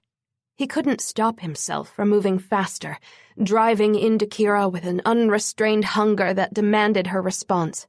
Exultation filled him when she cried out, and spasms squeezed his shaft. Her ecstatic inner clenching only sharpened his pleasure, making his whole body throb with an answering cadence. He wanted to bury his seed deep inside her, but even more than that, he wanted to feel the sweet clamp of her orgasm around him again, right now. She hadn't ceased trembling from her release when Mencheres pulled out of her, spinning her to face him, his mouth covering hers to capture her moan. Kira's tongue stroked his almost feverishly as he thrust inside her again, the remaining shivers from her climax vibrating along his flesh with endless sensuality. He lifted her, using his power to glide them from the shower into the bedroom before lowering her onto the bed. Another long, deep thrust had her legs curling around his waist, while her nails dug into his back. Even through his haze of desire, he felt a flash of clarity. This was where Kira belonged, in his arms, sharing every emotion that rippled through him with devastating intensity. Then he lost himself in the taste of her mouth, the rub of her skin, the strong grip of her arms, and the wet, tight embrace that flooded his body with indescribable pleasure. Her name left his lips in a groan as his mouth slid down her body, reveling in the scent and flavor of her silky skin. "Don't stop," Kira urged, trying to pull him back up. I want to feel you come again, he all but growled. She let out a breathy laugh. Then come back here and give me a few more minutes. Oh! The cry wrenched out of her as he sank his fangs between her legs, right into the heart of her sensitivity.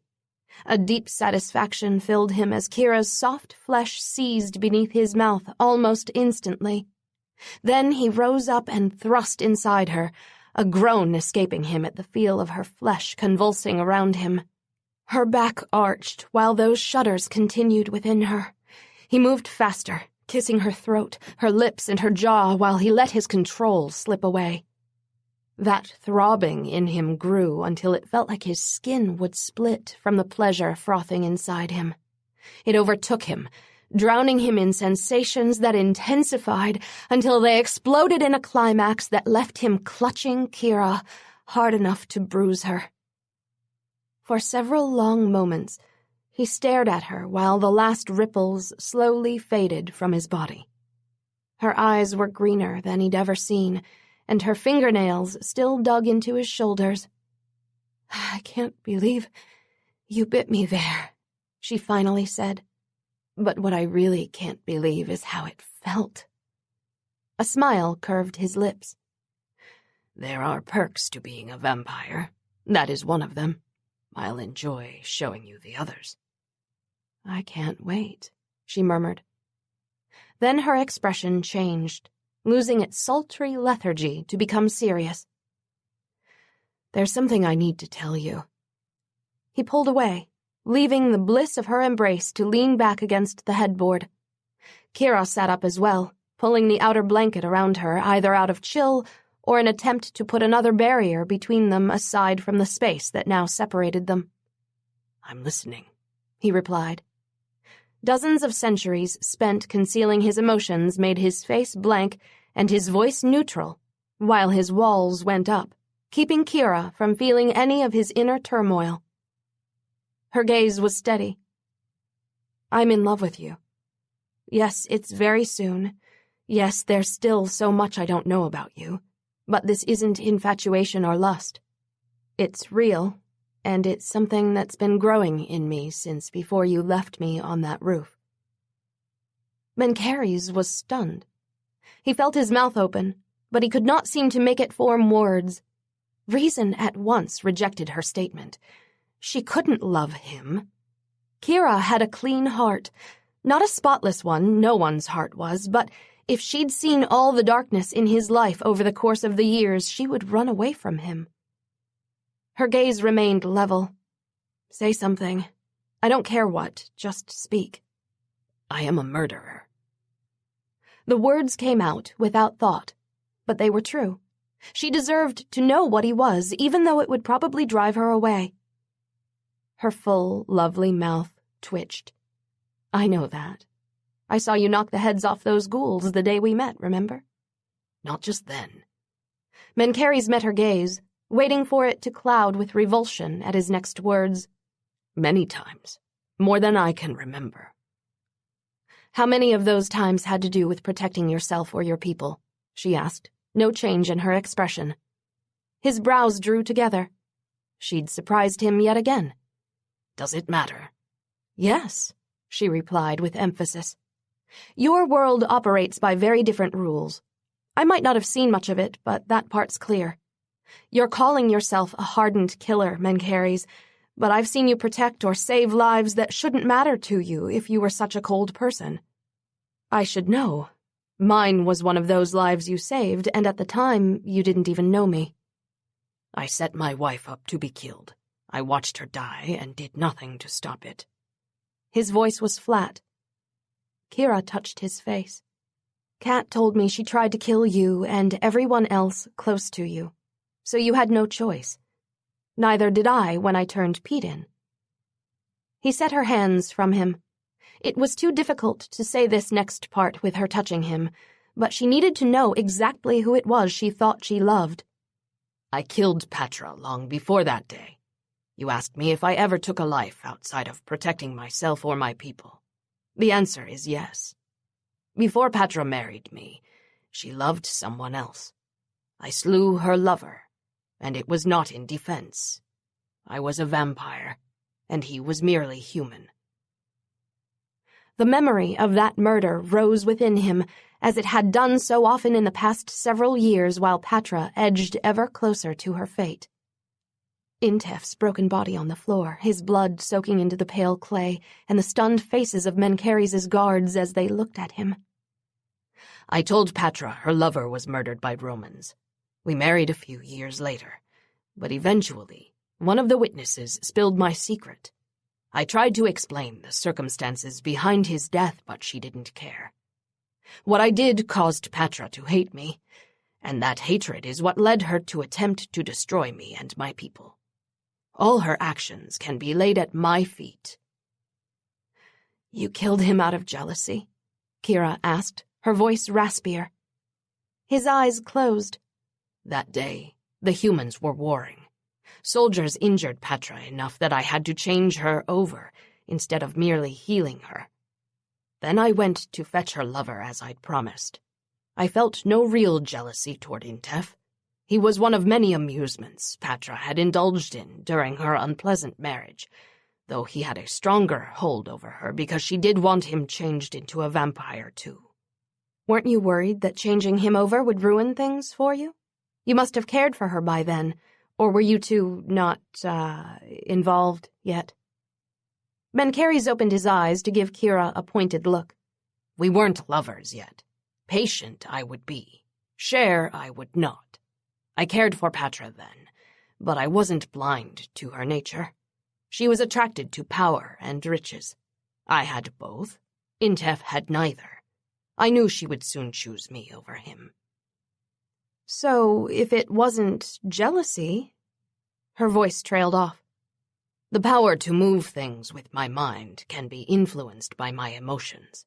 That is why it requires absolute control, which is also why my sire knew Raji would have been a poor choice for it. I hadn't met Intef before that day, but when I went to fetch him, I heard his thoughts. He'd been using Patra to curry power, selling her secrets to her enemies. He was the one who'd sent the Roman soldiers to kill her, the same ones who'd injured her so badly I had to turn her. I heard all that, and my rage let loose my power. Mencheres' mouth tightened into a grim line. He was dead before any of my people could speak to stop me. Pink glistened in Kira's eyes. You were wrong to kill him, she said softly. But you know that, and you've served a 900-year sentence of guilt under it. I think that's punishment enough, and you are not responsible for what Patra did. If that's the excuse she used for all the misery she caused, especially considering he tried to have her killed, then I call bullshit. That man's death is on your hands, but everything she did is on hers. Once again, Mencheres found himself in the rare position of being speechless. People just did not love him if they knew him. They respected him, were loyal to him, feared him, hated him, envied him, lusted for him, needed things from him, or felt a combination of several of those things. But no one simply loved him. Most especially, no one like Kira. She slid her hands along his arms, moving closer to him. For all your experience, I'm guessing this is one thing you're not very familiar with, so let me help you out, she murmured. For starters, it doesn't require weeks or months to know what you feel is love. For another, this is something that, even with all your power, you can't control. You don't have to echo my feelings, Mencheres, but you can't talk me out of them either. I love you. Her smile was wry. Deal with it. She pulled his head down to her then, her mouth moving over his with such gentleness he could have been a human she was trying not to bruise. He still couldn't summon the words to respond to her incredible statements, but this required no words. He kissed her with everything in him that could not form into speech, pulling down the barrier that prevented Kira from sensing his emotions. Her arms tightened, her fangs lengthened, and her body molded to his. A powerful need rose in him, stronger than lust, deeper than possessiveness. He let Kira feel all of it as he rolled on top of her, pulling away the blanket that was the only barrier between them. Chapter 25. The black limousine waited ahead of them at the street Mencheres said it would be. Kira heaved a mental sigh of relief. They were late. Thank God his friend had waited for them. She smoothed down the front of her makeshift toga, imagining that she looked as confident as Mencheres did in his matching outfit. However, while he seemed able to wear anything, even a bedsheet, while affecting an elegant air, Kira was pretty certain she looked like a frat party reject. If they'd thought to put their sea-soaked clothes through the washer and dryer, they would have had something else to wear. But Mencheres had proved to be insatiable, and so, to Kira's mild astonishment, had she. She wasn't sure if this was due to her new stamina as a vampire, or because Mencheres made love like he'd invented the act. If she wasn't already dead, the number of climaxes he'd brought her to might have killed her. And feeling his pleasure at the same time? She shivered. Good thing Mencheres finally remembered about the meeting. She wouldn't have. Of course, that meant they'd had to rush out the door, and the house, while furnished, didn't have any additional clothes in it.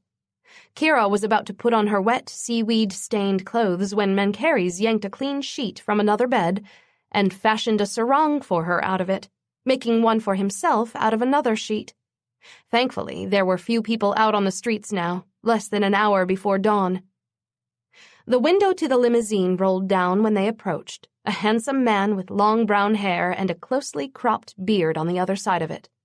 "Mencheres," the stranger said. "If anyone other than you had me fly halfway around the world just to keep me waiting while you were obviously lingering in bed, I'd have my driver run them over. Twice." "Long flight?" Mencheres asked in reply, opening the door to let Kira in.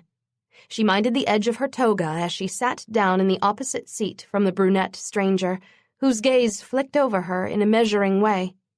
"Very long," he answered. "I was stopped twice at the airport for random security checks, too. Just because I have long dark hair and a beard, I'm constantly mistaken for a potential terrorist. I suppose it's worse when you fly commercial. They must attempt a cavity search every time." Mencheres' mouth curled as he climbed into the limo. "Those private body search rooms do provide an easy opportunity to feed." Then he sat next to Kira, placing his hand on her shoulder. "This is Kira Graceling. Kira, Vlad Tepesh." "Quite an honor," Vlad drawled, holding out a hand crisscrossed with what looked like old scars. Her brow furrowed even as she shook the hand offered to her. That name sounded familiar. Where had she heard it before? "Oh," Kira exclaimed. Her eyes widened. "You're not the real Dracula, are you? Does no one think to warn people before they meet me?" Vlad muttered, shooting an irritable look at Mencheres.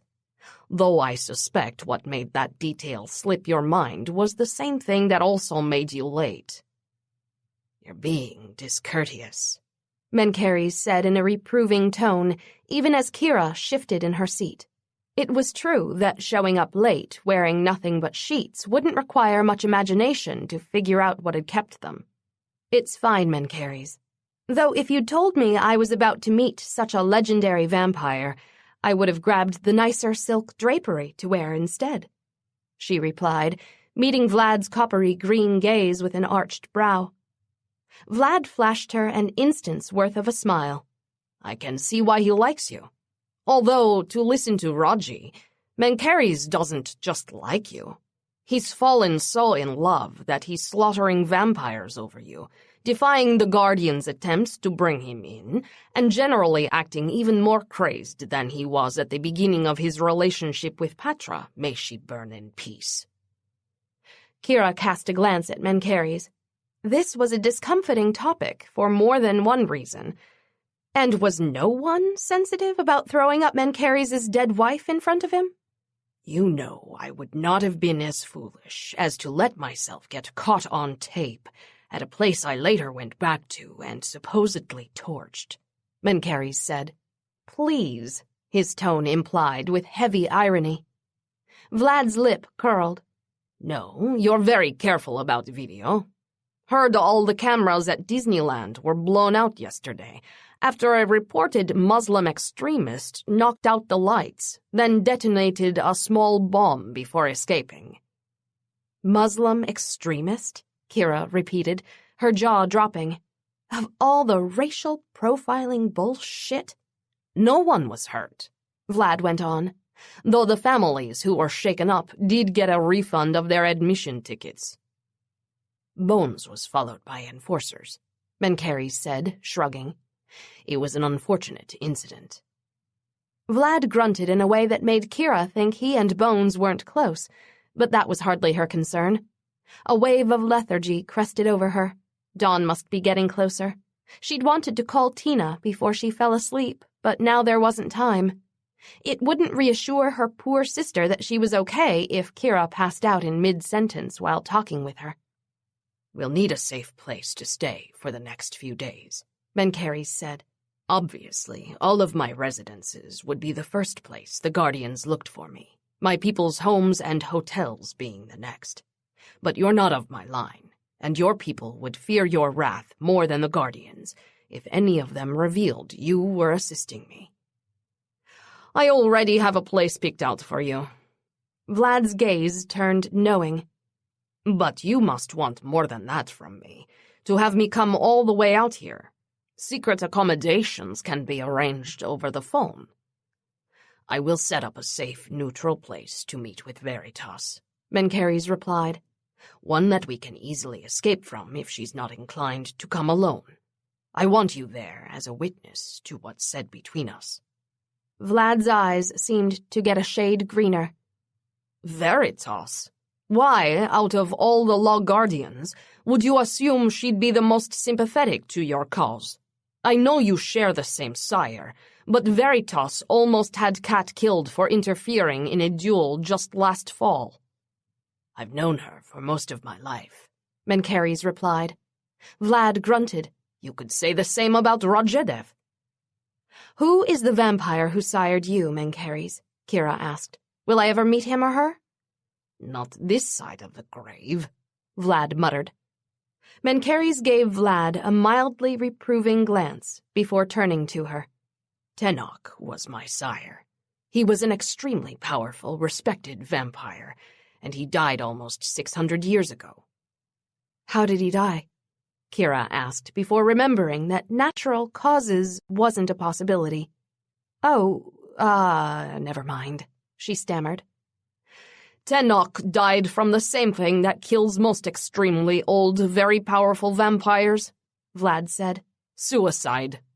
That has never been proved, Mencheres shot back in a hard tone. Tenok had even more power than you do, yet I'm supposed to believe he was brought down by merely a quartet of master vampires, Vlad asked in an equally inflexible tone. Those who don't know the details might believe that fable, but you and I know it was only 4 vampires against him, not 50, as reported. Tenok set himself up. If he truly wanted to live, he could have killed them. Yet Tenok was tired. He'd lost his most treasured anchors to this world, and the majority of his people didn't need him. He wanted to die. He only made it look like murder so his people didn't suffer guilt over it. Mencheres' face was back in that impassive mask again, the walls around him closing up like a force field. I'm sorry I asked, let's just drop the subject, Kira said, thinking it was cruel of Vlad to press the issue. If Vlad was right in his description of the circumstances, then it did sound like Tenok had committed suicide. Some depressed humans did similar things, like pointing an unloaded gun at police in a form of suicide known as death by cop. Death was bad enough, but suicide added an additional pain to those left behind. one Tenok apparently tried to prevent by making his demise look like an ambush by enemies. Her gaze swung back to Mencheres as horror slid up her spine. Her expression was impenetrable, his dark gaze fathomless as he met hers. The warehouse, the ghouls. They'd been butchering him, but Mencheres hadn't even moved to defend himself before she'd arrived, even though he could have killed them at any time. No! Kira launched herself at Mencheres. He caught her, holding her very close, keeping his arms tight around her. At the same time, she could feel the sun rise, sucking all her strength out of her. She tried to fight the pull of those rays, to stay awake long enough to demand to know why he'd done it. But even before she could speak, the darkness came for her. Chapter 26. She seemed quite upset. Mencheres looked up from Kira's newly sleeping form to meet Vlad's level gaze. I have some explaining to do once she wakes, he replied dryly. You, explaining yourself to a vampire not yet 2 weeks old. Vlad shook his head. From where I sit, Rajedev is correct in his claims that you've fallen recklessly in love. Does that make you wonder if his other claims about me are true as well? Mencheres challenged. Vlad's smile was wintry. No, but I'm wondering why all of a sudden Raji decided to come after you this ruthlessly. Your animosity toward each other has long existed, but neither of you has openly acted on it. He didn't even back Patra during her war against you. That's what your other allies are wondering as well. Why would a guardian suddenly risk everything for an eons-old feud? Raji did not back Patra because she meant to kill me, and he wants me alive. Mencheres replied, shifting Kira more comfortably in his arms. Why now is because he fears if he tarries, I might forever slip his grasp, taking with me the one thing no one else can give him for 1,000 years. Vlad's brows rose. And that is my legacy of power. Mencheres let out a soft grunt. Many vampires raged when I passed it on to Bones, but none more than Raji. He feels it's his power that I unfairly stole, but if not for me, Tenok would have given it to someone else. Tenok knew Raji couldn't be trusted with such incredible power over vampires. Of course, Raji doesn't concede this point. Vlad let out a snort. I confess I was one of those vampires who thought I might be the recipient of that legacy. After all, you and I were close, and I was the last vampire Tenok made, though he left you to care for me along with the rest of the dependent members of his line when he killed himself mere weeks after siring me. I was proud to call you one of mine until it was time for you to become your own master, Mencheres said in a voice thickened from memories. You know I care for you still. Fate chose Bones as my heir. I merely obeyed her choice. Vlad's mouth dipped. Yes, Fate does have a whimsical sense of humor, doesn't she?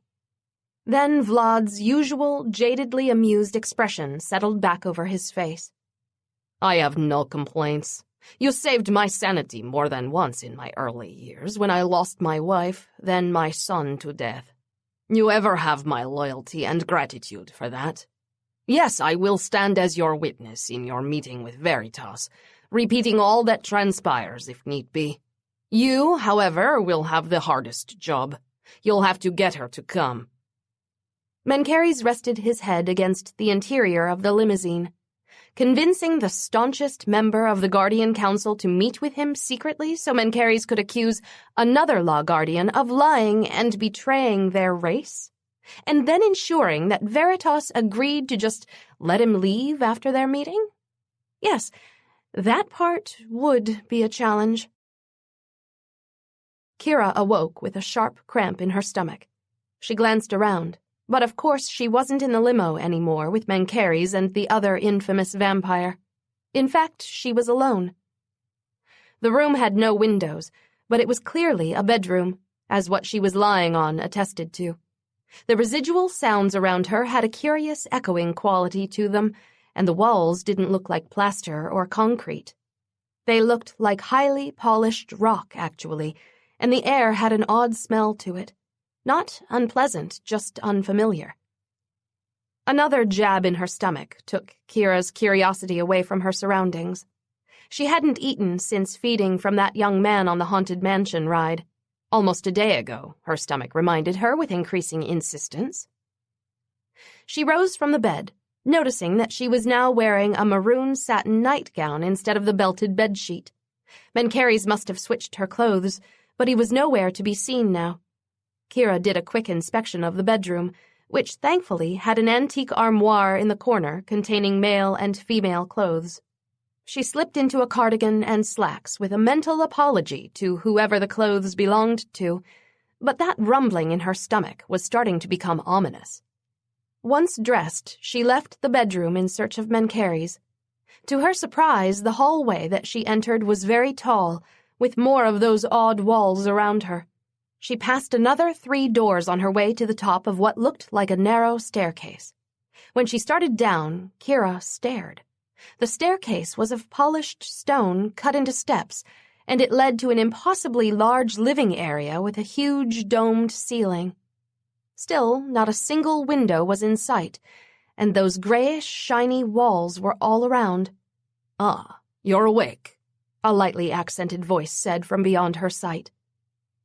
Kira went farther into the room, disappointed that the voice didn't belong to Mencheres. Vlad sat on one of the 3 sets of couches in the huge room, an open laptop in front of him, his hand idly stroking his bearded chin. "Is Mencheres here?" Kira asked, that question more pressing to her than even the painful gurgles starting to build up in her stomach. "No, but he should return soon. You're up earlier than we expected. The sun won't set for 2 more hours yet. Hungry?" A flare of pain went through her, even as she managed to say, "a little," in a tone that wasn't shaking. "No trouble. I'll send someone in for you," he replied. Someone? If you have any bagged blood, that would be better. Vlad let out a short laugh. "Bagged blood? You haven't taken those training wheels off yet? Of course, when I was changed, there wasn't any bagged blood. Criminals or enemy soldiers were thrown in with new vampires during those first few days." It only went to show how hungry she was that such a mental image didn't ruin her appetite. "If I can avoid treating people like food, that's my choice," she replied, bristling a little at the training wheels comment. Vlad's cool gaze considered her. "You think you're honoring humans by not feeding from them, but you're actually hurting them. Animal blood won't suffice long-term, and blood supplies are chronically low because not enough humans donate. Those bags you drink from might mean the difference between life and death for some humans in an emergency room, and if you have them, they don't." He emphasized those last 2 words with a challenging cock of his brow. Kira found herself thinking that all the actors who'd played Dracula in the movies had it wrong. Vlad wasn't a pasty-faced dandy with a Euro trash accent, nor was he an aging aristocrat with claws for nails and a monstrous appearance. No, Vlad was a 30-ish striking man with a compelling presence who had a brutally honest outlook on things, one he wasn't shy about sharing, it seemed. And he had a point. Her feeding preferences shouldn't endanger anyone, and if she kept her diet limited to plasma bags, they would. "You're right," she said. "I'd appreciate it if you would send for whoever you have as a donor then. I'm hungry enough that it's starting to concern me." He smiled, making those stern features all of a sudden charming. "Of course." Then he spoke into his cell phone, asking someone named Mordred to "Send up Lewis." Kira lingered where she was, unsure. Should she sit down? Or was there a special room she was supposed to feed in? The kitchen seemed like the obvious choice, but in this weird windowless vampire hideout with its stone walls, floors, and echoing acoustics, who knew if there was a kitchen? "Are we underground?" she asked. "Not quite. We're on the side of a mountain. This used to be an old mining station, but it's long been deserted. I renovated it a few decades ago for a more comfortable yet private environment. If there were abandoned mine tunnels still underneath them, that would explain the echoes. Where did Mencheres go? To make an important call. Can't have him using my cell, then our location being traced that easily, not with whom he's calling. That's right. Mencheres wanted to meet with the other law guardian, the one with the Latin name for truth, Veritas. Hopefully, Veritas would live up to her namesake and not attempt to ambush Mencheres if she did agree to a meeting. Kira wondered if the other reason Mencheres wasn't here yet was because he was stalling. She had no intention of just forgetting about the fact that he'd tried to commit suicide by ghouls. A russet-haired young man walked into the room from the opposite way that Kira had entered. He bowed to Vlad, which struck her as strange. Then he knelt. Not me, Lewis. Her, Vlad said, with a careless wave of his hand toward Kira. Have you done this before? She assumed the question was to her, since Lewis looked like a pro. Once. Use the hand, then. Less chance for a mistake there. Same thing Mencheres told me, Kira thought wryly. Was all of this Vampire 101? If so, what was in Vampire Advanced courses? Lewis smiled at her as he approached, holding out his hand. Kira glanced around. The floor was stone, so she wouldn't ruin anything if she spilled a few drops. Let's, sit down, she said. Vlad just watched from his spot on the couch, amusement decorating his chiseled features. Kira squared her shoulders. She could do this by herself. No sweat. Do you want to be put under first? She asked Lewis as they sat down. Huh? He replied in confusion. Something like a cough came out of Vlad that jerked her head up. Vampires didn't need to cough. Was that a muffled laugh? You know. Kira's eyes flashed green at Lewis, and her fangs seemed to jump out of her gums. Get bespelled so you don't feel or remember this. Lewis appeared even more confused. If that's what you want. I will not ask for pointers from Dracula, she swore to herself. I will not. Yeah, I'd feel better about that. So, look into my eyes. Another strangled sound came from Vlad's direction. Now Kira was sure it was a laugh. She determined to ignore him. Lewis obediently stared at her, and Kira tried to make her voice sound confident. You don't feel anything. You're not afraid. I am, came Vlad's immediate reply. If you tell him wolves are the children of the night next, I might hurt myself laughing. I'm trying to focus, she gritted out, those pains inside her growing worse. Then, as delicately as she could, she lifted Lewis's hand to her mouth, seeking that same throbbing vein between the thumb and the wrist that she'd bitten into yesterday. Her fangs almost ached with need as she slowly slid them in, a little moan escaping her when that first hot taste met her tongue. Kira forgot about Vlad after that, forgot about everything except the controlled bliss of feeding without damaging the fragile hand in her grip. By the time her hunger ebbed, she'd realized her eyes had closed in enjoyment. And when she opened them, Mencheres was in the room. Mencheres entered silently, knowing what was going on before he saw Kira.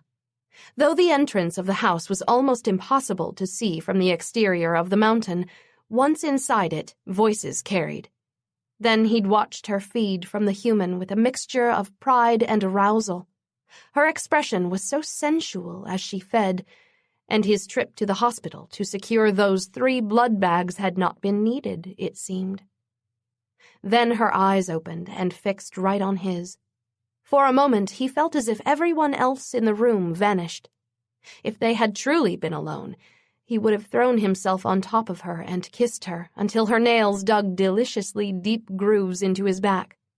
His power swirled inside him, wanting to touch her as well. Everything about Kira made him come alive. He'd only been away from her for a few hours, Yet that time dragged and burned across his subconscious until it was almost painful. She pulled her mouth away from the male's hand, closing the holes as he'd shown her, before more than a couple spare drops fell onto the floor. Then she rose, coming toward him with her gaze still dazzling green. "Before the two of you get too far along, what did Veritas say?" Vlad asked. Mencheres shook his head to clear away the images of all the different ways he was going to take Kira as soon as he had her back in the bedroom. "She'll come," he replied shortly. "Tomorrow." "Afternoon or evening, right?" Kira asked, her sultry expression being replaced by one of stubbornness. "Not morning?" He smiled faintly. "No, not morning." As if he didn't see that argument coming. "Good." Her expression didn't change, however. "I'm going to take a shower. And then, after that, Mencheres, we need to talk." It was clear from her tone, scent, and body language that he was not invited to join her bathing activities this time. He wasn't surprised. He'd known she'd confront him about the ghouls. He'd only hoped Vlad might not be within earshot when she did. He supposed it didn't matter. Whatever his plans were before to end his life, they'd changed. He'd have to be forced into the grave now, instead of embracing it as he'd intended before.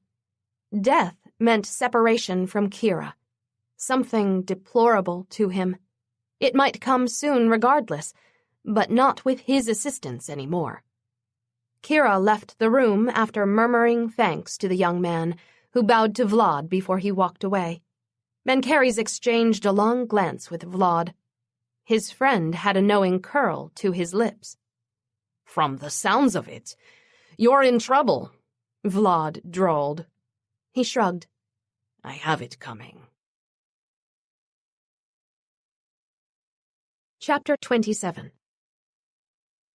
Mencheres waited in the bedroom he'd left Kira sleeping in hours before. Even though the hidden house inside the mountains was extremely spacious, it only had one shower, the water pumped from an interior well deeper back inside the dwelling. The shower was on the lower level and the sounds were fainter, but he had heard Kira finish 10 minutes ago, yet she was still not back. After another 10 minutes, Kira appeared, redressed in the same sweater and pants she had on before, her hair still damp. She gave him a long, measuring look before she sat on the bed, and then uttered one word. "Why?" He didn't bother to pretend ignorance about what she was asking. "For much the same reasons my sire had, I imagine. My line didn't need me anymore, with my co-ruler to tend to it. Raji began spoiling for another fight, and I was tired. Furthermore, my visions of the future vanished except to show darkness approaching, so I knew my end was near. I decided to meet that end sooner rather than later, before Raji could conjure up charges against me that would ensnare my co-ruler as well." Kira kept staring at him. "You forgot to mention that you were twisted up with guilt over your wife's death." He smiled faintly. "I actually didn't realize that until recently, but yes, that also is true." She lowered her gaze. "I ruined your plans, didn't I? I crashed the warehouse, then you saved both of us instead of letting the ghouls finish their job. After that week we were together and you let me go. Were you planning to let someone kill you again?" Below them, Mencheres heard Vlad grind out a curse, but he ignored that and kept his attention on Kira. "Yes, I still intended to, once another opportunity presented itself." A tremor went through her, but she kept her head lowered, looking at the part of the blanket she crumpled and uncrumpled in her hand. On the floor below them, something smashed into a wall. Neither one of them reacted to that. "And now?" she asked, her voice so soft he could barely hear her. He wanted to go to her, to press her to him and promise they would never be parted, but that would be a lie. Instead, he'd give Kira the same unguarded honesty she'd shown him throughout their time together. "No, I don't want to die now, but death comes for me regardless. I told you before that I wasn't long for this earth, Kira. It is not by choice, but my fate remains the same. Her head snapped up at that, her eyes sparkling with pink, unshed tears. Bullshit. I don't believe you're fated to die any more than anyone else is. He was used to his visions being questioned. Few believed in them until they'd seen them come to pass, and even then some still doubted. My visions are never wrong. How often he'd wished they were. You ever heard of a self-fulfilling prophecy? She asked, jumping from the bed to stand before him. It's when people believe something so deeply that they do things to make it happen. Maybe you saw this darkness in your future because some part of you had already decided to throw in the towel, but your consciousness hadn't acknowledged that decision yet. So when you looked, you saw death in your future because subconsciously you'd already decided to kill yourself. He shook his head. I looked again after I wanted to live. Nothing had changed. The darkness was still there, even closer this time.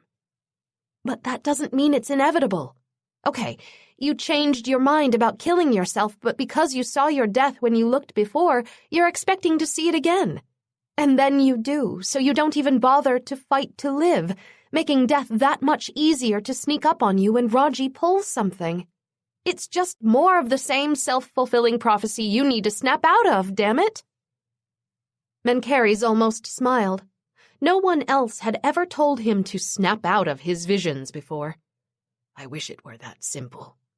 It is. She seized his arms. You trust your visions implicitly. But when did you lose the ability to see past the darkness you're talking about? There's something else that might be going on. Survivor's guilt. You're all messed up over what happened with your wife. You blame yourself for every death she caused, plus your part in her demise. So you might not see a future for yourself because you don't believe you deserve one. My visions cannot be altered due to emotional distress, he answered. Says who? Kira replied sharply. Just because it's never happened before doesn't make it impossible. After Pete died, I went to some group therapy sessions to help deal with what happened. One guy whose family died in a car crash after the other car ran a stop sign all of a sudden couldn't see the color red anymore. Just couldn't see it. And yet you've blamed yourself for probably dozens of murders your wife committed, plus her death, yet you don't think that could freeze or alter your visions? The mind is an extremely powerful thing, and when it's paralyzed by grief or guilt, it can mess up just about anything. Kira.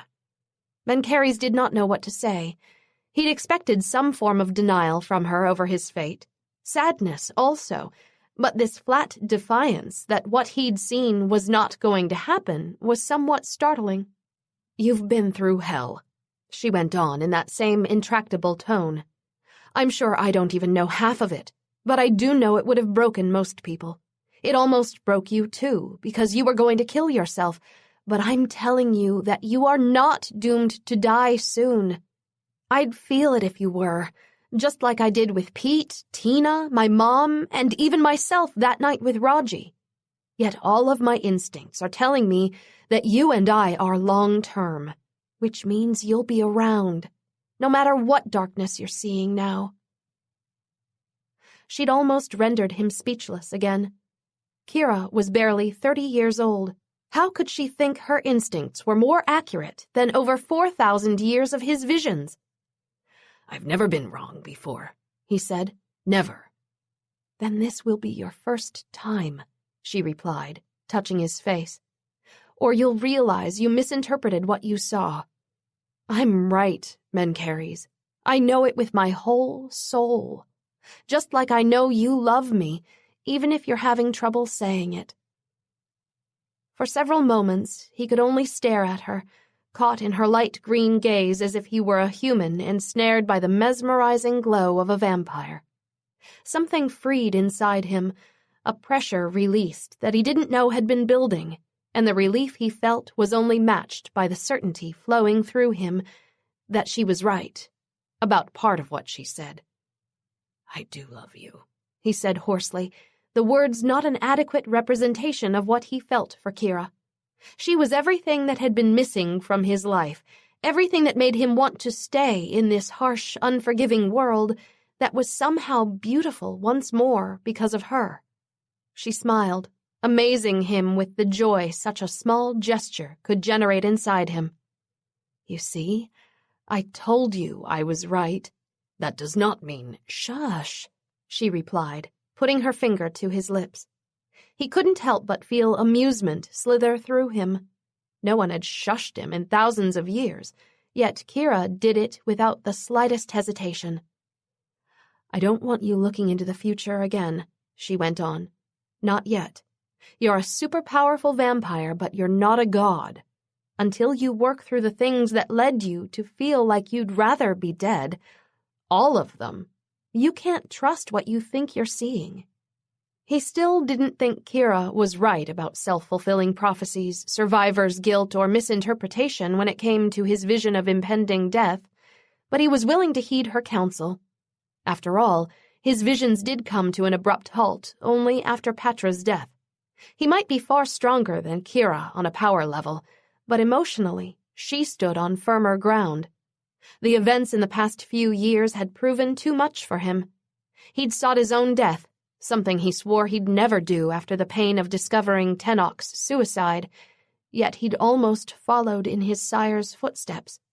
Only the beautiful, incredible woman in front of him prevented that when her path crossed with his that morning. Fate. Was it possible his might not be only darkness after all? Tell me again what your mentor's credo was, he asked, though he remembered her answer from before. Save one life, Kira said softly. Mencheres drew her into his arms. You did, he whispered before his mouth claimed hers. You saved mine. Kira slid a lazy hand along his back, her touch rousing him despite the past several passionate hours. This is such an interesting tattoo. What is it? A shenu, he replied, rolling over on his side to face her. The modern word is a cartouche. She still traced the tattoo, even though she wouldn't be able to see it anymore. What does it say? It is my birth name, Mencheres, in ancient Egyptian writing. Her face clouded. That's what Raji calls you. He stroked her from her bare leg up to her lower back, and her expression eased once more. Were you named after that pharaoh? She asked. His hand stilled. What do you know of that pharaoh? When I was looking for you after you mesmerized my boss, I Googled Mencheres, thinking it might lead me to you on the off chance that you had a Facebook page or something. Kira paused to chuckle. You didn't, of course. All that came up under your name were links and articles about a pharaoh way back when, who was also called Mencheres, but he went by Mencheres most of the time. She gave him a curious glance. Were you a descendant of his? Is that why you took one of his names? He uncurled himself from the bed, standing before her. It was time she learned all about him, even the oldest parts of his past. Mencheres had many names depending on the translation. Mycerinus, Mycerinus, and Mencheres, among others. I received this tattoo on the first day of my appointed reign when I was 22 years old, just 6 months before I became a vampire. I am not one of that pharaoh's descendants you read about. I am that pharaoh. I merely used the name Mencheres after I left Egypt.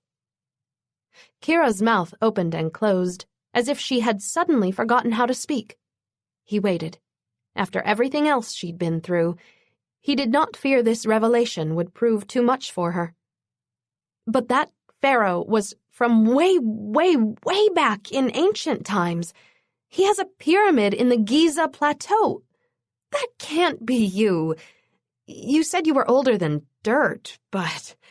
I was born in 2553 BC, he replied, watching her expression flit from denial to confusion to amazement. I told you, Raji and I came from a line of rulers who appointed a set frame for their heirs to reign over their human subjects. That was the line of pharaohs from the 1st dynasty through the 13th. Raji and I were in the 4th dynasty. Raji is short for Rajedev, as you know, but Rajedev was more commonly known as Jedefri, in Egyptian history. He was the half-brother of Khafre, my father. My father and Rajedev were the sons of Khufu, the pharaoh who built the Great Pyramid in Egypt. Kira still did not look like she'd adequately absorbed this information. Raji is your uncle? And you and your family made the pyramids? The pyramids? He shrugged. They were designed for the retired pharaohs to live in comfort among their people, presumed dead while a new pharaoh reigned. But they were too costly. Our later heirs made the Valley of the Kings as a more efficient solution. All the underground passages and connecting tunnels. You realize this is a little much to take in, she interrupted, shaking her head. Mencheres raised a brow. A month ago, you did not believe in vampires. Now you are one yourself, plus lover to another, and you're in the hidden mountain home of fiction's most famous vampire. I have every confidence that you will handle this latest revelation with minimal difficulty. She still shook her head, but the disbelief left her expression. Older than dirt, she muttered. Who knew you were under-exaggerating? He went to the foot of the bed, slowly crawling back on while sliding his body over Kira's, from her feet up to her chest. When their faces were level, he stopped, letting his aura as well as his skin caress hers. Do I feel too ancient to you now? He murmured. Too different from the person you loved before you knew this. Her eyes were already glowing green, and her full lips parted. No, you don't feel too ancient. Her voice was husky. Or too different. You feel like mine. Whoever you were, whoever you are, you're mine. Mencheres smiled, his fangs stretching to their full length. So you have spoken. So it shall be decreed, for all eternity. Chapter 28. The Grand Canyon was ablaze with color in the setting rays of the sun. Rust, orange, vermilion, gold, indigo, and silver seemed to intersperse in an endless mural that was awe-inspiring. If Kira hadn't been so concerned about what the next hour might bring, she would have kept turning in slow circles to try to memorize the astounding beauty all around her. But, of course, this wasn't a sightseeing trip, even though they were in one of America's most visited tourist attractions. The Grand Canyon was also a good place if they needed to run for their lives. The various caves, fissures, and hiding places were only exceeded by the canyon's enormity. Any pursuing law guardians or enforcers wouldn't know whether to search for them in the skies or below, or so Mencheres had explained. Kira stood between Vlad and Mencheres, the breeze coloring the air's natural bouquet with the different scents emanating from the two vampires. Mencheres' mix of sandalwood and dark spices was interspersed with Vlad's more unusual aroma of cinnamon and smoke. Look, Mencheres said, pointing to the south. She fixed her gaze in that direction, but all she saw was a blonde teenager hiking up a trail about 200 yards below where they were. She must be ahead of her tourist group, though Kira was surprised that tours ran at night. Maybe she should go down there and mesmerize the group into turning around so there weren't any innocent human bystanders who could get hurt if things got messy with a law guardian. "Mencheres," the teenager called out. "I have come alone as promised." "That's Veritas?" Kira blurted. The powerful law guardian that Mencheres and Vlad had spoken of in such cautious tones? She didn't even look old enough to drive a car. The pretty young blonde looked right at her then, and even in the distance Kira could see a flash of bright green in her eyes. Not human, without a doubt. Vlad leveled his gaze on Kira. You will quickly learn appearances are the most unreliable way to judge anyone in our world. Take, for example, me. He held up a hand to Veritas, and it burst into blue flames. Kira's eyes widened. Neither Vlad's fingers nor his palm appeared the slightest bit burnt. The flames coated around his shirt cuff, but somehow that material didn't catch fire. Then when Vlad lowered his hand, the flames immediately extinguished without even a spark or singed hair to show for it. "Now I know why you smell like smoke all the time," Kira muttered, adding pyrokinesis to her mental list of abilities that some vampires were capable of manifesting. "Veritas," Mencheres called out. "I thank you for coming." His voice was calm and confident, but Kira felt Mencheres' tenseness grating across her subconscious. He was braced for this to be an attack, ready to spring her away at the slightest hint of an ambush. The blonde guardian increased her pace as she came toward them, moving now with a grace and speed up the steep incline in a way that made it obvious she wasn't human. By the time she was within 50 yards, Kira could feel the energy crackling off her. Power she'd only ever felt in such magnitude before from Mencheres. "You have 1 hour to plead your case, Mencheres," Veritas said in a sharp tone. "That is all the grace the memory of our sire and our long association will buy you." This doesn't sound promising, Kira thought. Veritas's Barbie doll features were a mask of anger, and the energy swirling around her felt distinctly unpleasant. Mencheres was not intimidated by the law guardian's attitude. He bowed his head in a respectful way and proceeded to detail in eloquent and compelling terms how he was in Wyoming with Kira and Gorgon while the club fire and murders occurred.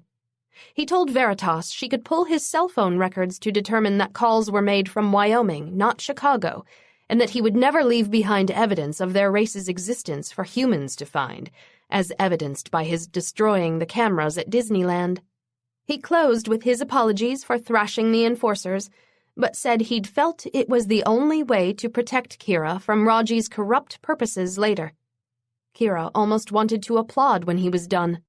If this was a campaign speech, he would have won over every voter, except one. "And do you apologize for murdering an enforcer, too?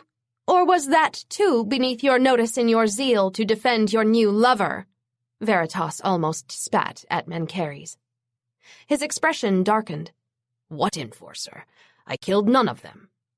"Josephus chased after you in the skies along with 6 others, but he was later found shriveled on the ground," Veritas replied. Her gaze raked him. "You are indicted for murder of a guardian enforcer. Even your many allies will not be able to sway the council to mercy, no matter how powerful they may be." She gave a pointed glance at Vlad when she made that comment, but Kira was too outraged to stay silent. "Mencheres didn't do that. We went right from the skies down into the ocean, not anywhere on the ground. I ought to remember because it scared the shit out of me." "Kira," Mencheres began. "It's true," she replied, more to Veritas than him. The blonde's expression didn't change, but Kira didn't let that stop her. She was so sick of people assuming Mencheres did horrible things without once bothering to consider that someone else might be involved. "Let me guess. You believe Raji's claim that Mencheres did all these things because he's lost his mind over me, right? And I'm just some wicked bitch who likes to incite him to murder? Could someone at least meet me before thinking that? I thought the human court system was messed up at times, but your vampire system is worse. At least we've got innocent until proven guilty, not guilty and sentenced before even bothering to look at all the facts." "Kira." Mencheres' voice was harsher. "You dare to insult the laws?" Veritas demanded, holding out her hand to Mencheres after it felt like he'd just snapped an invisible gag across Kira's mouth. "Do not interfere. Let her speak or I leave now," Veritas growled. Kira's lips were released from their sudden immobility. She gave Mencheres a single withering glare that promised severe consequences if he ever did that again, then addressed the steaming law guardian. "I'm all for your laws to seek justice against whoever killed that enforcer and leaked that tape, but I have to say I'm not impressed with how little investigative work has been done. Raji says Mencheres torched that club, so people just believe it.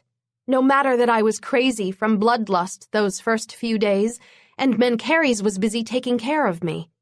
Then an enforcer ends up dead after chasing Mencheres, so obviously Mencheres killed him.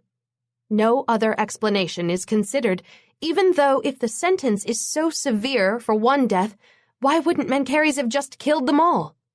It doesn't make sense, especially if you believe he'd suddenly become whipped by a woman who likes him to murder people for her, as Raji keeps claiming. Veritas had Kira by the collar of her shirt, her sea-blue eyes boring into hers. Perhaps Mencheres acted without your knowledge. Perhaps he forced you to participate. In this moment, only I am offering you the chance to admit to the truth, without fear of persecution. You have the word of a guardian that you will not be charged. Did Mencheres do these things? Or did he ever leave your side during the evening of the fire, or after the enforcers chased you to be able to commit these crimes? No to all the above, Kira answered steadily. It wasn't him. Veritas's gaze still pinned hers. Are you willing to swear by your blood that he is innocent? To forfeit your own life if he is found guilty of committing even one of these acts? Yes, Kira said, even as Mencheres burst, She has been accused of nothing. You cannot expect her to forfeit her life based on the council's decision on me. I can, Veritas said, releasing Kira. And I will repeat her vow to the council once I return. So if you have guilt to confess, Mencheres, and you want to spare her, do it now. Mencheres gave Kira such a tormented look that fear slid up her spine. He wouldn't confess to something he hadn't done, would he? Of course not. He'd be condemning himself to death just on the mere chance that the other guardians would rule against him. Don't, she gasped, clutching his arms. I know you think you're going to die anyway, but your visions are wrong, Mencheres. They're stalled and twisted from the guilt you felt over things that weren't even your fault. This is not the only way you can save me. Come on. If Veritas didn't in some way suspect more was going on, she wouldn't have shown up here. You didn't do any of this. Don't you dare say you did. Tears spilled out of her eyes, and her grip tightened until Kira heard bones snap in his arms, but fear made her unable to let up. Mencheres was about to slip away from her forever. She could feel it. Don't trust what those damned visions say, she whispered. Trust me. We can beat Raji another way, I know it. Let me prove it to you. His eyes, so dark and fathomless, stared into hers. Very gently, he captured her hands and pulled them off his arms with a flex of his power. Then he brought them to his lips. I love you, he breathed against her skin. Don't, please, she begged, panic rising in her while tears continued to course down her cheeks. Mencheres looked past Kira to Veritas. I had nothing to do with the arson, the deaths of those people, or the enforcer's death, he said in a clear tone. The same person who accuses me is the one responsible. Rajedev. Relief flooded Kira so strongly she thought her knees would give out. All her instincts screamed that Mencheres had been moments away from taking all the blame. Part of her wanted to throw her arms around him, while the other part wanted to slap him for almost doing something so nobly, lethally stupid. Don't you ever scare me like that again, she ordered in a shaking voice. His mouth curved in a grim smile. Instead, I've terrified myself. Kira knew what he meant, but she believed everything she said about finding a way to beat Rajedev. Veritas's expression when she looked at her only confirmed it. The law guardian appeared wary but thoughtful, that initial angry, accusing light gone from her gaze. Mencheres, if you keep trying to throw your life away, I'll kill you myself, Vlad muttered. You might not be needed by your people as much with Bones sharing your rule, but you are needed by your friends. Remember that the next time you hear the siren song of the grave. Most of the Guardians believe you killed those vampires and set fire to the club, Veritas said, speaking for the first time in several moments. There was, however, a troubling find with Josephus's body.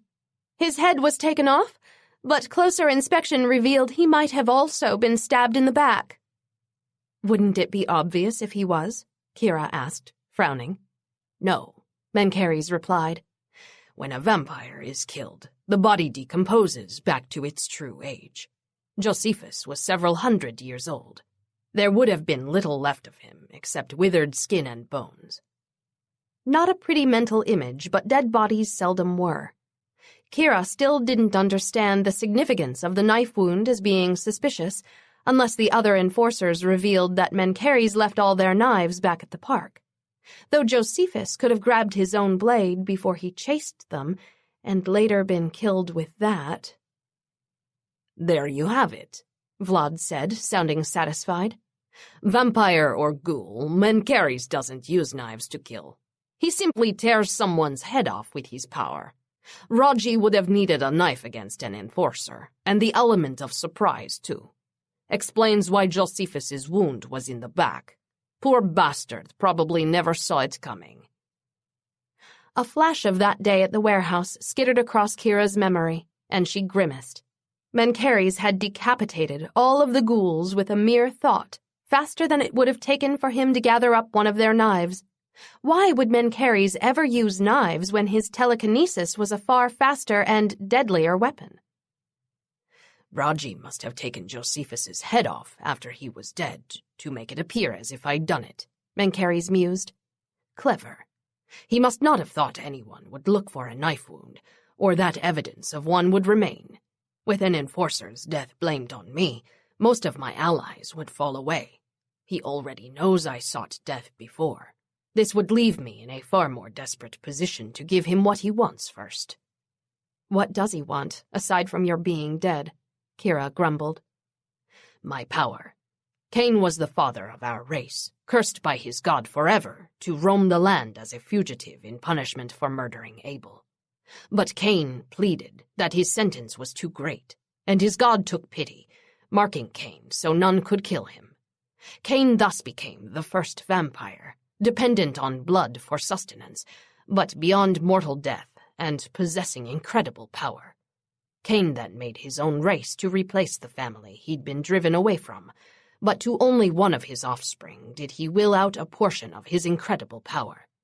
Enoch was that first recipient, and many centuries later, Enoch passed on Cain's legacy of power to his heir, Tenoch, who then passed it to me. Veritas's blonde brows rose. How could Rajedev get that from you now? You gave that power legacy to Bones when you merged lines with him. So I did, and Bones cannot will the power to anyone else until he masters it completely. It took me several 100 years to do that. Raji has no intention of waiting that long. He wants me to will out all the power left in me. It's the only way he can be assured of finally possessing Cain's legacy. But if you will out all your power... Kira's voice trailed off. He gave a grim snort. It will likely kill me. Or Raji will, once I'm weakened after giving it to him. If I live after willing him my power, I am the evidence of duplicity. If I'm dead, Raji could cloak his new additional power, and few would ever know he has it. Veritas's face was very solemn. You expect the Guardian Council to believe your charges against another Guardian of conspiracy, murder, exposing the race, and blackmail, all based on conjecture, when your own adherence to our laws has been spotty at best. Spotty? He's done nothing wrong, Kira said in frustration. Rumors abound that Mencheres conjured wraiths to find and kill his wife. Black magic is expressly forbidden in the law, but of course all those who witnessed Patra's death and the deaths of her guards are loyal to Mencheres and will not confirm this. She gave a sharp look at Vlad as she spoke. He winked at her, his mouth curving in a sly smile. Did those same rumors mention how Patra summoned an army from the grave to ambush me and my people? Mencheres countered. She sent zombies after you? Kira asked, incredulous. Yes, Mencheres replied shortly. And anything from the grave cannot be killed by normal means. Even my telekinesis was useless against them, for grave magic is not subject to the powers of the living, as Patra knew. You could have filed a formal complaint, Veritas began. Which would have taken weeks to investigate, Mencheres interrupted, leaving me and most of my people dead by then, because Petra would have conjured another form of grave magic to finish us after that one failed. It was only a lucky guess that saved us that time, but it was already too late for the dozens who had been cut down. The Law Guardian's jaw was still set in a hard line. Kira could almost feel the tension between the three of them, and their infighting would only help Raji. "I understand your reverence for the law, Veritas," Kira said. "You're a good cop. But if, hypothetically, Mencheres did conjure that spell against his wife, then he knows a surefire way to kill Raji. He also knows no one's willing to testify against him, either out of loyalty or fear. Yet Mencheres refuses to use this unbeatable power against someone who's pulling out all the stops to bring him down." Kira leaned closer, and her voice dropped. If he did use that power before, it only was in self-defense, and almost every law allows latitude for self-defense. He's not using it now, even though it would be the fastest way to win. So isn't he then proving his utmost respect for the law? Veritas stared at each of them for a long time, her blue eyes far more ancient than her teenage appearance. Kira remained absolutely still, praying the Law Guardian would see past Raji's house of cards. "I may be inclined to believe you, but the rest of the Guardian Council will require proof, not conjecture, no matter how compelling," Veritas said at last. And in the time it took them to gather that proof, Raji would be busy setting up more frame jobs for Mencheres, killing who knew how many more innocent people. Kira's teeth ground together. She'd helped catch a crooked cop once with Pete. Maybe she could do it again with Raji. "I know a way to bust Raji," she said. 3 gazes swung in her direction. "But we'll have to go back to Chicago to settle some business first." Chapter 29. Kira rode the Chicago Transit Green Line as if it were her first time. This was such a familiar route to her along the loop, but now everything about it was different. The multitudes of scents were overpowering, even more dominating than the roar of the transit car as it bulleted along the tracks. Aside from the harsher aromas of alcohol, urine, body odor, perfumes, and bad breath, the scents lingering on the car were also like fingerprints of emotions. Of course, she could also smell traces of blood, either dotting the transit car or lingering on some of the people who entered and exited on their way to their next location. She'd recently fed again, so that scent didn't arouse hunger in her as much as acknowledgement. Blood was a part of her life now, no more a choice than her deciding to breathe when she'd been human. In some ways, Kira couldn't believe how short a time had passed since she'd first woken up as a vampire.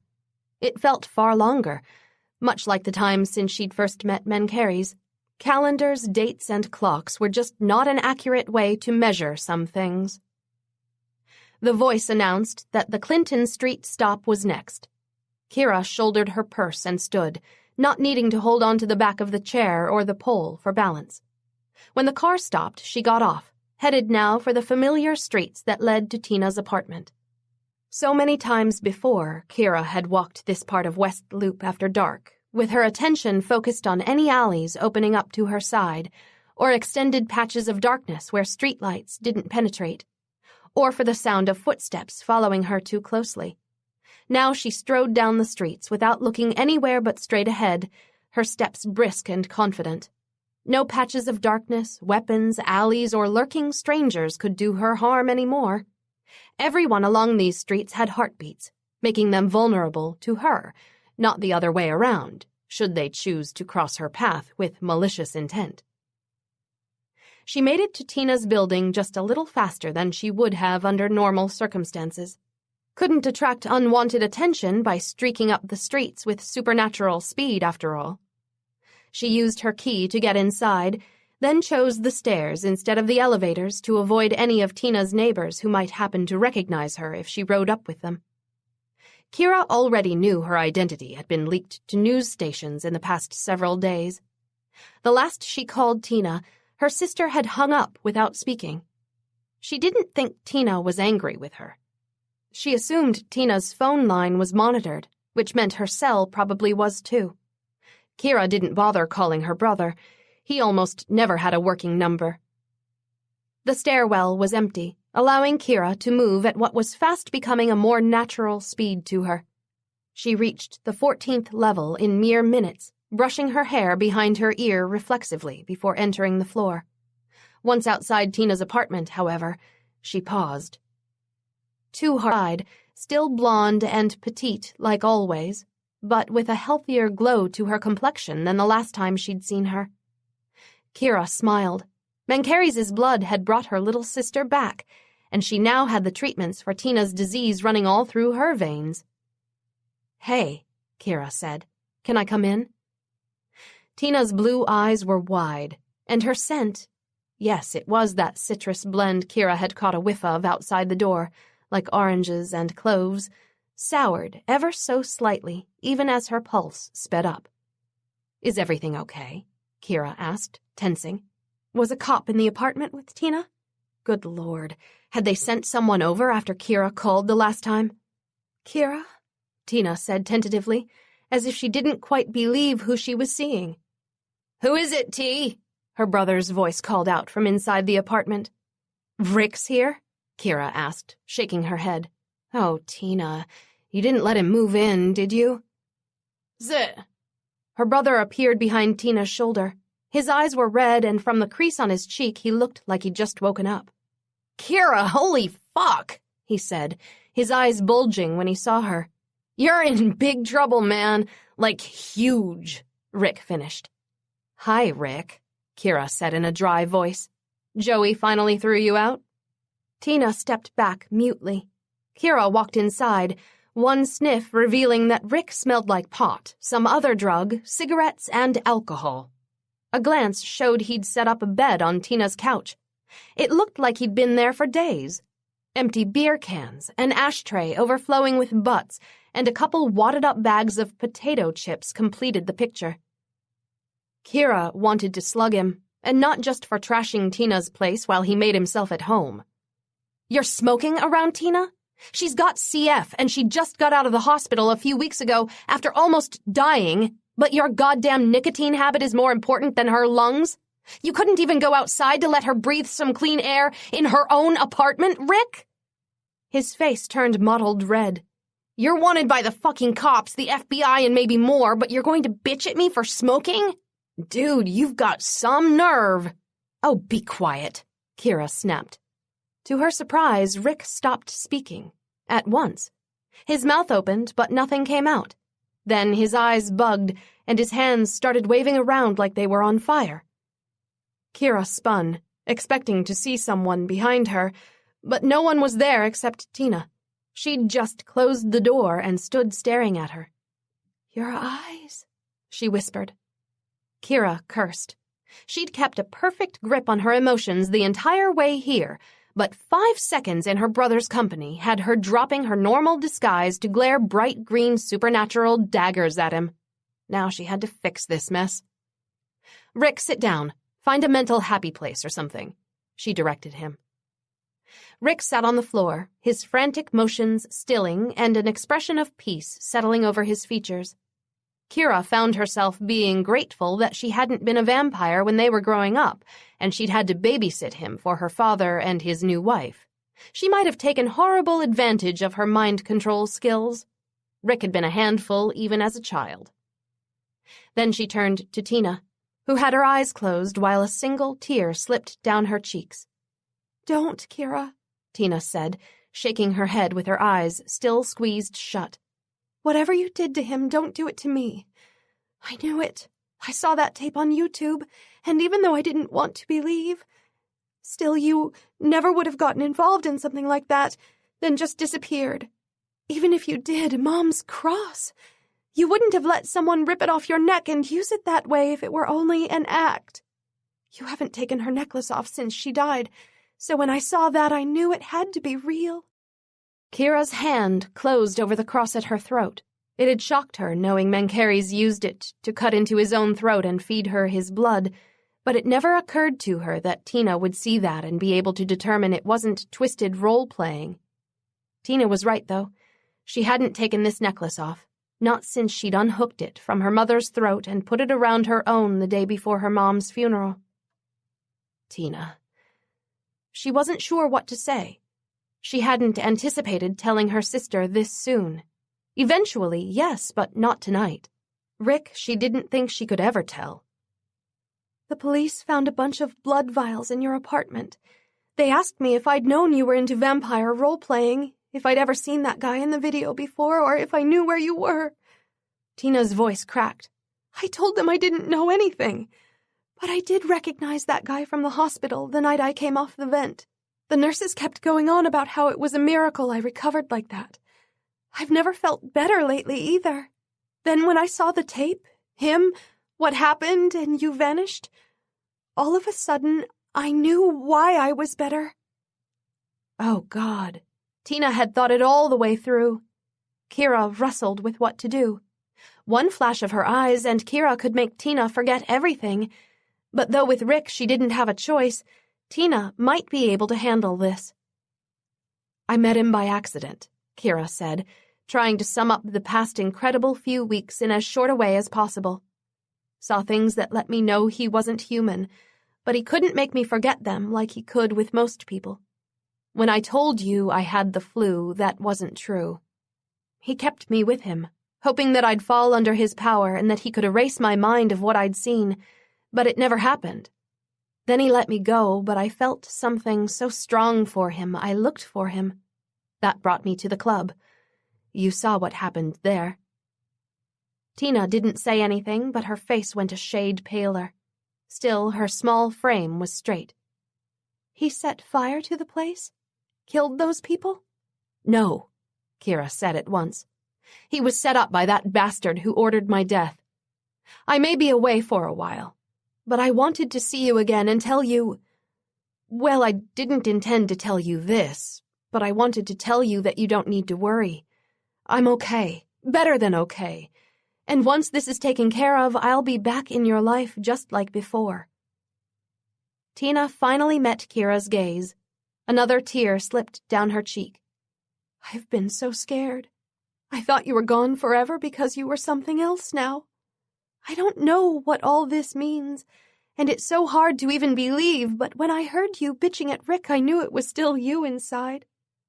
Kira felt her own gaze grow moist. Of course it's still me. It's nothing like the myths, Tina. I don't kill people. I don't hide out in a crypt during the day. You can see that I'm still wearing Mom's cross, so I don't recoil from religious objects either. Most of what you've heard is wrong, in fact. Tina still seemed a little dazed, but Kira remembered how overwhelmed she'd first felt, too, and that had been with more proof than Tina had seen. Do you have fangs? Tina asked, looking both fascinated and hesitant. Yeah. Kira smiled wryly. I'm still getting used to them. And the guy, you and he? His name is Mencheres, and I love him, Kira replied softly. He's amazing. I don't have time to tell you how much, but he really is. You'll meet him soon, I promise. Tina glanced over her shoulder, as if Mencheres would magically appear behind her through the door. That'll be, a little weird, she said with a catch in her voice. I mean, you're my sister, so you don't feel like something other even if you are now. But he's all the way other. He even looks like a vampire, with that tall, dark, and hot thing going on. Does he live in one of those big, creepy houses? No. Both places of his that I've been to were pretty normal, Kira replied while thinking, aside from the house I haven't seen, the huge triangular one in the Giza Plateau. Tina's gaze flicked behind Kira. You can't tell Rick. He loves you, but he rolled over on you as soon as the cops questioned him. Told them everything you've done since you were 10. If he knows about this, he'll go to the police, the news, you name it. No, I'm not telling Rick, Kira sighed, following Tina's gaze to her brother. Rick hummed to himself as he sat, looking far more relaxed than she'd seen him without being heavily stoned. He won't even remember that I came here either. But you will, if you want to. Tina's expression was steady even though she was still pale. I want to. You can trust me. I know I can, Tiny T, Kira said, calling her the nickname she'd used since they were kids. She went to her sister, feeling Tina tremble just a little as she put her arms around her. Then her sister relaxed when nothing more happened except a hug, never knowing that Kira chanted eggshells in her mind so she wouldn't inadvertently squeeze too hard. I gotta go, she said at last, releasing Tina. I had to sneak away from Mencheres when he was out on business to come see you. He wouldn't have let me do it any other way, so I have to get back soon. He'll freak if he comes back and I'm gone. Tina touched her arm. He keeps you from going out? He's nothing like Pete, Kira said softly, knowing where Tina's worry stemmed from. He's just afraid something will happen to me because of that other vampire who's after him. That's why I couldn't leave to see you until he was out. But once things are back to normal, I can go anywhere I want. I hope so, Tina said. Don't call or email. I think the police have my phone, and maybe even my email's bugged or something, but be careful. I will. Kira went over to Rick, staring at her brother. If only she could help him with his disease as easily as Mencheres had helped Tina. You never saw me tonight, she said at last, green flashing from her eyes. You've been asleep. When you wake in another few hours, you'll know Tina and I love you, and we always will. You'll go to a Narcotics Anonymous meeting, and you'll get a sponsor, because you realize there's more to life than getting drunk or high. You'll know there's more to you than your addiction, Rick, and that you can beat this. Oh, and you won't smoke in front of Tina again, she finished. Kira couldn't make her brother get clean and stay clean, but maybe, just maybe, this subconscious directive would set him on the path toward recovery. Ultimately, only Rick could save his own life. All Kira could do was try to give him a boost. Then she turned, gave Tina a final hug, and walked out of the apartment. She took the stairwell again to go down, counting off the floors and missing Mencheres, even though it had only been hours since she'd seen him. The stairwell was silent except for the clatter of her boots against the steps, but after she'd descended about a half-dozen floors, tingles in the air brushed like invisible spider webs across Kira's skin. She hesitated just a moment before resuming her pace. 6 more floors to go until she reached street level. That spiderweb sensation increased, but Kira squared her shoulders and continued downward, ignoring the exit sign on her right that would lead her inside the building's 6th floor. The vampires smashed into Kira before she reached the 4th floor. Chapter 30. Mencheres' new mobile phone rang. He stared at the numbers showing that it was Bones calling for several seconds before answering. It took that long to compose himself so that his voice didn't betray the emotions raging inside him. Yes. I just hung up with Rodchedev, Bones began without preamble. Told him I had no idea how to reach you and all that rot, but he gave me a number to repeat to you. Said you need to contact him before it's too late. What the bloody hell does he mean by that? His power surged inside him, seeking someone to kill, but the only person Mencheres wanted to unleash that lethal force on wasn't here. More threats about the dead enforcer, no doubt, he replied coolly. Give me the number, and then send a mass email at once to all our people to forward to their property as well, repeating the number and message. I'll do it, but stop lying to me, Bones said in a flat tone before repeating the number. What has Rodchedev done now? Let me help you. When you alluded to the possibility that you've manifested more of my powers in the past year, was sensing a person's location part of those powers? Mencheres asked, ignoring the other question. Bones was silent for a moment. No, he said finally. Then you can't help me. Mencheres sighed. But you can help our people by not running afoul of the Guardian Council. Send that email. Keep disavowing any knowledge of how to reach me. Renounce me if needed. That is what I require from you. An exasperated snort sounded on the other line. Now I know how frustrated my wife feels when I try to keep her out of things for her own protection. I'm glad you have, Kat, Mencheres said quietly. You believe I acted as I did in the past, merely to secure her powers for our line. But I saw that you would love her. That, more than any other reason, was why I intervened. Why do I feel like you're saying goodbye to me? Bones asked, his words edged with tension. Mencheres closed his eyes, needing another moment before he could speak again. You've made me very proud, he said at last. Then he hung up, even as Bones began to sputter out a demand to know where he was. When his mobile rang again with the same number flashing up, he didn't answer it. He'd wait an hour, enough time for Bones's email to circulate, and Bones would send it no matter how furious he was. Then Mencheres would call Raji and listen to the law guardian set terms for Kira's release that Raji had no intention of fulfilling. He knew without a doubt that Rajedev had her. If any other law guardians would have snatched Kira, they would have been the ones to contact Bones, not Raji. The only question was whether Raji was smart enough to keep Kira alive. Bones called 5 more times in the next 20 minutes. Mencheres ignored each one. Exactly 60 minutes after he'd hung up with Bones, Mencheres rang the number Bones had given him for Raji. Yes, Raji answered after several rings. He sounded angry. I am here, Mencheres stated. Mencheres, I am disappointed in your co-ruler. It seems he lied to a guardian when he said he had no way to reach you. Raji purred, losing his hostile tone. He almost smiled. Bones was overzealous in attempting to deliver your message. He sent your number to all our people and their property, urging them to forward it to everyone they knew in an attempt to find someone who could reach me. You can spend your time searching through that list of thousands to see who was successful, or we can talk.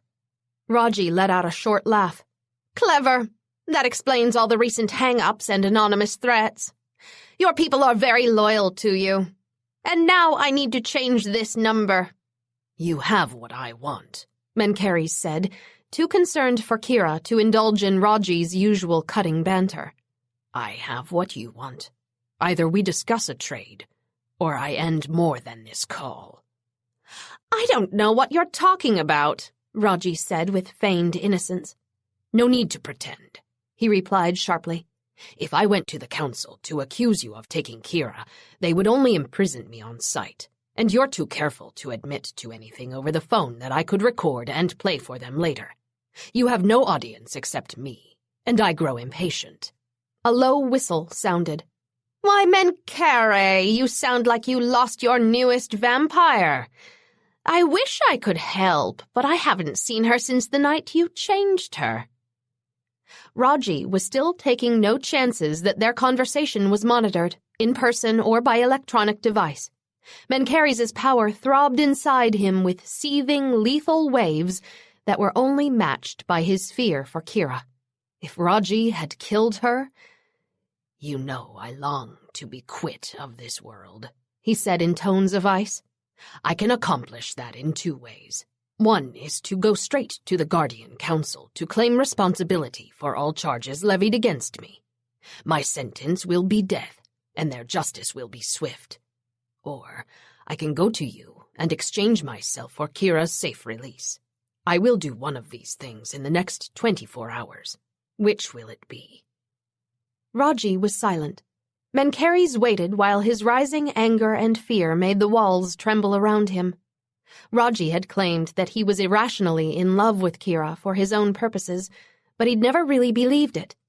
Raji might have guessed he cared for her, but would his ignorance of Mencheres' true feelings mean the law guardian hadn't thought to keep Kira alive as blackmail? What if he'd killed her to incite Mencheres to rashness in an attempt to further turn the council against him? Mencheres knew they shouldn't have returned to Chicago as she insisted. They could have acquired proof against Raji another way. If he hadn't agreed to Kira's plan, she would still be with him now. If you are to turn yourself in as a guardian and your only living family, I would urge you to come to me, Raji said at last. I would hate for you to die beleaguered when I could give you ease before your demise. Mencheres closed his fists while relief washed over him.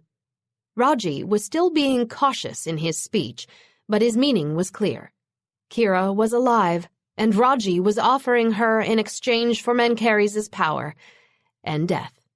Raji wasn't even pretending he would let Mencheres live afterward. Then the death I already sought will now be spent in barter for one of my people.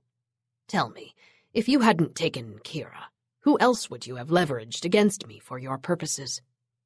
As a guardian, I would never blackmail anyone, but if I were seeking leverage against you, Mencheres, it would not be difficult. You are never short on those you care for, Raji replied with cruel satisfaction. And you have never let yourself care for anything but power. Even with all of my many regrets, I would not trade my life for yours, uncle, no matter if it gained me another 4,000 years. I am weary of this exchange, Raji snapped. I will see you at midnight tomorrow on the top of the Bank of America Plaza in Atlanta. Come unarmed and alone. I require evidence that I will not be acting in vain, he countered. Your word is not sufficient. Raji chuckled. If I had taken Kira, I would not bring her anywhere near you. You would simply kill me and any guards with that formidable power of yours. I take great risk meeting you alone to bring you before the council, but I console myself with the knowledge that should anything happen to me, actions will be taken later that ensure your punishment. Or, if you don't check in with Kira's guards at an appointed time, they will kill her. Mencheres filled in cynically. He'd suspected as much. Ruthless Raji might be, but foolish he was not. No, Kira would be far away from the place where Mencheres met Raji. The only reason the Law Guardian didn't fear Mencheres' finding her beforehand was because his power to locate people had vanished, along with his visions. I'm coming, the dark underworld of Duat seemed to whisper to him. Not yet, Mencheres told it. I trust you'll find another way to give me the proof I require. I will see you on the roof of the tower at midnight tomorrow, he stated, and hung up. Vlad walked across the room, his hands behind his back, his gaze hard. You don't really intend to go alone, do you? To Raji? Mencheres gave him a grim smile. Oh, yes. Kira could hear Raji talking to Mencheres in one of the other rooms of the ancient complex he had secured her in. Images of plumed serpents, war, and warriors were carved onto the pale stone walls around her in this partially collapsed temple, providing the perfect, eerie backdrop for the Law Guardian's twisted plans. Kira could almost imagine that she still heard the screams from unwilling sacrifices echoing through the ruins of the huge, formerly great Mayan city. Iron manacles on her wrists and ankles were nailed to the wall behind Kira. The shackles left her skin to chafe and heal in a repeated pattern every time she moved, but the manacles weren't responsible for the pain burning inside her. Her hunger was. She hadn't fed since before she went to see her sister. After the trio of vampires kidnapped her from Tina's building and brought Kira here by plane to this huge site of ruins, Raji had systematically drained all the blood out of her with multiple slashes from a silver knife. Not because he was cruel, he'd explained with a cold smile, but this way she'd be too weak to free herself. Raji even had the nerve to tell Kira she had no reason to fear that any of his guards would debase her while she was in her helpless position nailed to a wall. After all, he was a law guardian, and guardians did not condone certain disrespectful activities. Kira wondered if the pompous prick actually believed anything that came out of his mouth, or if he only thought she was stupid enough to believe him. She'd seen the looks thrown her way by some of the mercenaries Raji had inside this ancient structure, and none of them were respectful. Kira didn't need her instincts to tell her that Raji's guards were merely biding their time until their master gave them the okay. She knew Raji had no intention of letting her live, and he could care less if those callous men took a few moments of entertainment until they killed her as ordered. "You have cause to rejoice," Raji said, sweeping into the room where Kira was. "Mencheres has agreed to trade himself for you. He really must be weary of life. Or he intends to set a trap for me with the other guardians tomorrow night. But all they would see is me, risking myself to bring a condemned criminal in." "You sure thought of everything," Kira replied in a flat voice, hoping he'd leave so she wouldn't have to hear more of his self-aggrandizing. Raji lasered his gaze into her, his dark eyes turning green. His long black hair was braided in a style that somehow still managed to look masculine, and those braids swung when he came closer to her. "You are too pitifully young to understand how long I have waited, yet now at last it is time for me to claim my power."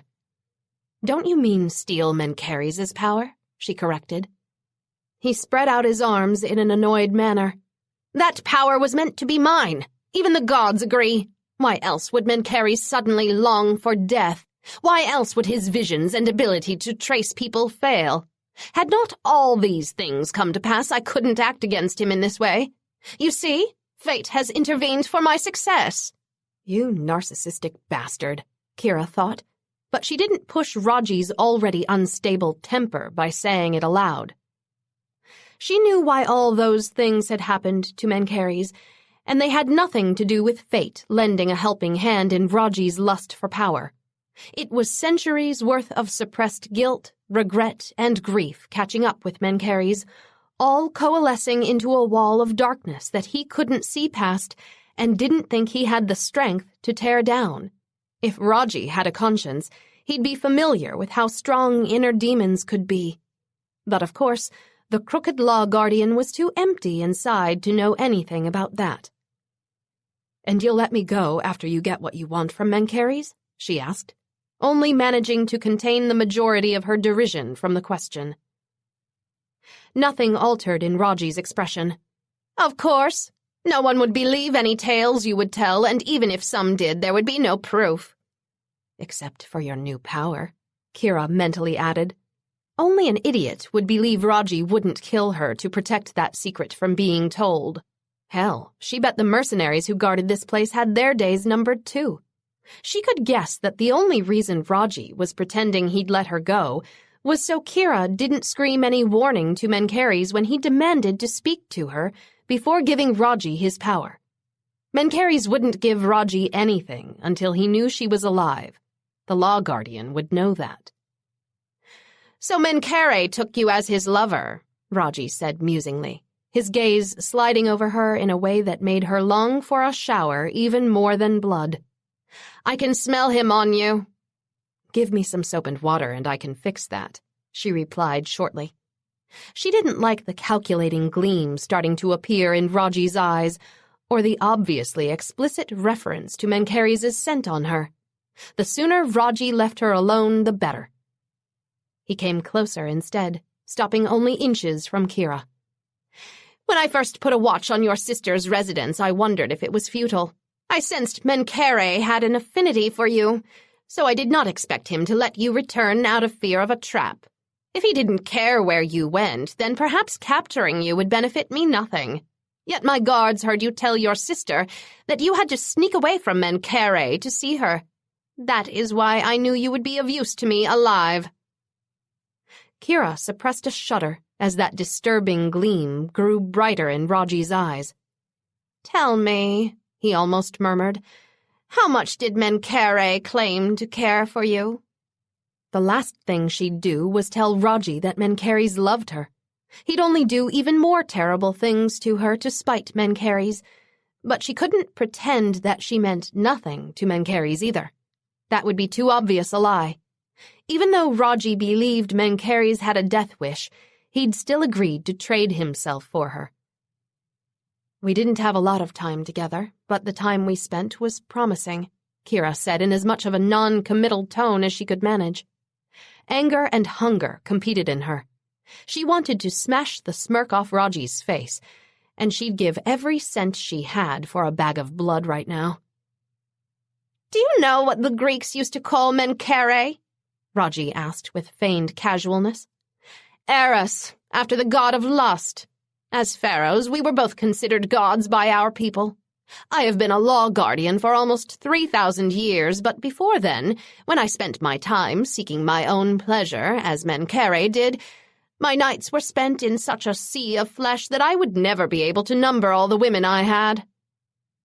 That anger burned hotter inside Kira, but she sought to keep it down and her emotional shields up. It wasn't enough for Raji to frame Mencheres and ruin his life. Now he had to try and destroy his relationship with her, too, even though he fully intended to kill Mencheres as soon as he saw him. Good for you. With all those memories, sounds like you should direct a porno titled Gods Gone Wild, she replied, her voice almost sounding normal. Mencheres lived that way for well over 2,000 years until he married, Raji said sharply, as if Kira had been too thick to figure out that Raji wasn't the only one swimming in a sea of flesh. Kira blew out a sigh for effect. Makes sense. All the things he could do in bed about fried my circuits. And with that power of his, I mean that literally. Raji gave her a contemptuous look. It wasn't just women. Mencheres has had other men, too. She shrugged as much as the metal clamps would allow. So he experimented in his wild young vampire days. Lots of people have. Why, there was this one time in college with me and my girlfriend after a few tequila shots. Are you too stupid to comprehend anything I have said? He interrupted.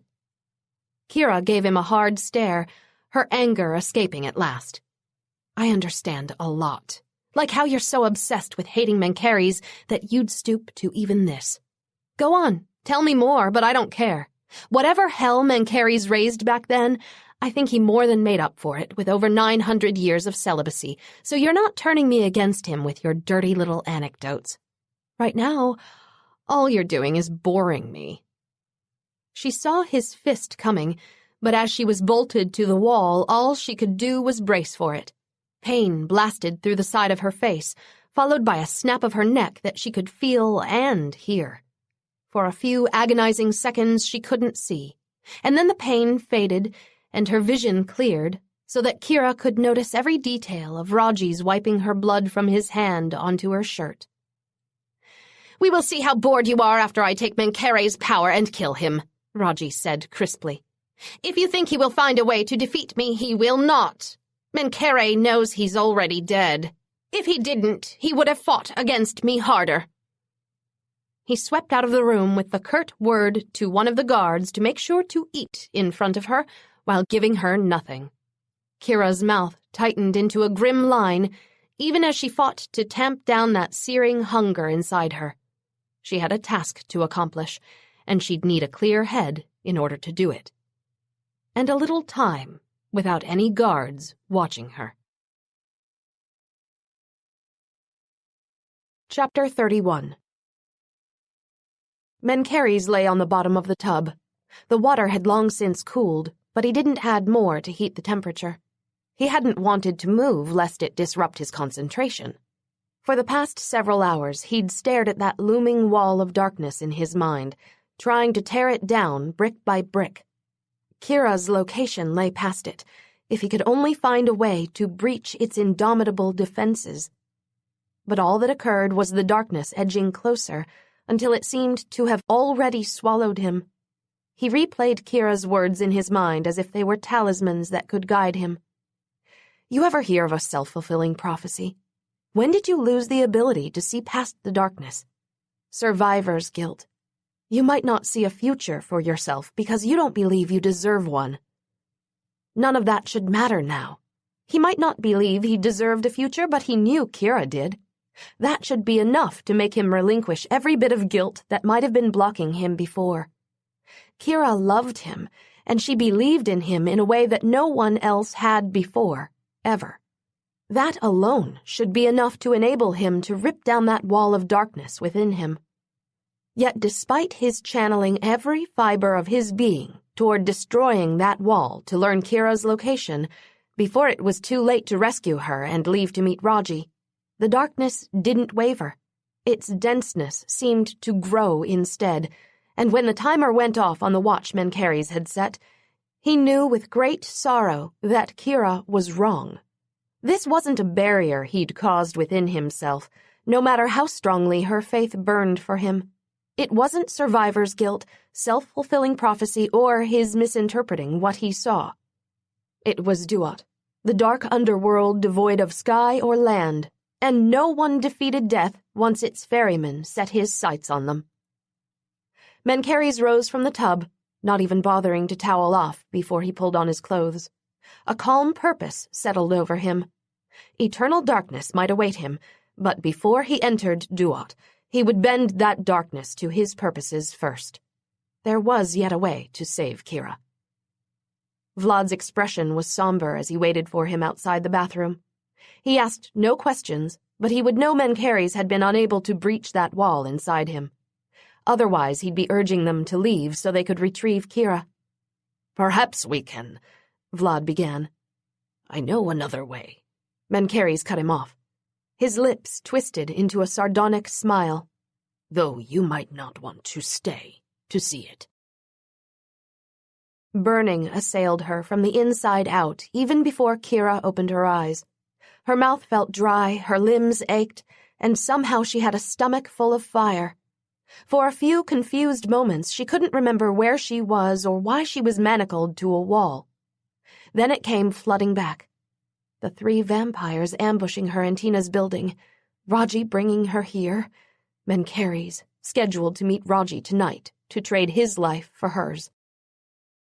She didn't move or do anything else to rattle those metal clamps and alert the guards that she was awake. They hadn't left her alone once last night, to her dismay. Of course, Raji had been here, so perhaps the guards had put on a more diligent front for him. She heard them in the other rooms. They had humans with them, and those heartbeats sent Kira's hunger into overdrive. Though this building seemed to be closed to the public, the ruins were a tourist attraction, giving the guards an easy supply of food. But no guards were in the room now. Raji might not be here either. He might be on his way to Atlanta to meet Mencheres. What time was it? How long had the dawn kept her asleep? Kira glanced around, trying to see if any glimmers of sunlight streamed in the room past hers. She couldn't crane her neck enough to see any, or they weren't there, but it didn't feel dark yet. She still had time. The rapid thumping of those heartbeats called to her with a hypnotic lure, that burning in her stomach reminding her that she didn't have much time either. If she couldn't control her hunger, it could drive her into a senseless blackout of bloodlust again. Mencheres is counting on you, Kira reminded herself. She could do this. She wouldn't let him down. As quietly as she could manage, she pulled at the iron manacle around her wrist. It creaked in an alarmingly loud way, making her eyes dart nervously to the open archway, but no one came. Kira gritted her teeth and tried again. The irons still groaned in a manner that sounded like alarm bells to her, but from the sounds in the other room the guards were occupied with the humans. Who knew how long that would last? She had to hurry. Kira felt the iron begin to wiggle back from the wall. Elation flooded her, but at the same time she heard one of the guards mumble, "Did you hear that?" She shut her eyes and sagged in her restraints just in time. The guard entered, waves from his aura increasing as he drew nearer. A large hand cupped her face, lingering far too long for her comfort. That same hand gave her breast a rough squeeze next, but Kira forced herself not to react. "Still out," he muttered. Relief filled her as she heard him rejoin the others in the next room. She opened her eyes a slit, cautious just in case he'd pretended to walk out, but no one was in the room. She might be able to pull the irons from the wall, but they were too noisy for her to get them out without alerting the guards. Kira gave her manacled hands and feet a ruthlessly analytical look. Broken bones would make a lot less noise than rattling irons. All she had to do was keep herself from screaming. She remembered the agony she'd felt when Flare had crushed her hand. Easier said than done, but she had no choice. Kira clenched her jaw shut, bracing herself. Then she slowly, mercilessly pulled her hand down, forcing not the iron from the wall, but her hand through a circle far too narrow for it to fit. Flames of throbbing pain shot through her hand as her bones crunched together, sounding like someone grinding coffee beans for their morning brew. A shudder went through her, and she fought not to make any sound. When her hand cleared the iron clamp, it was twisted into an irregular shape for a few seconds. It hurt even worse as it healed. Then, even though the burning in her hand subsided, the one in her stomach seemed to increase. She was running on fumes when it came to blood. She'd depleted more of her limited resources by injuring and healing herself, and she still had another hand and 2 feet to go.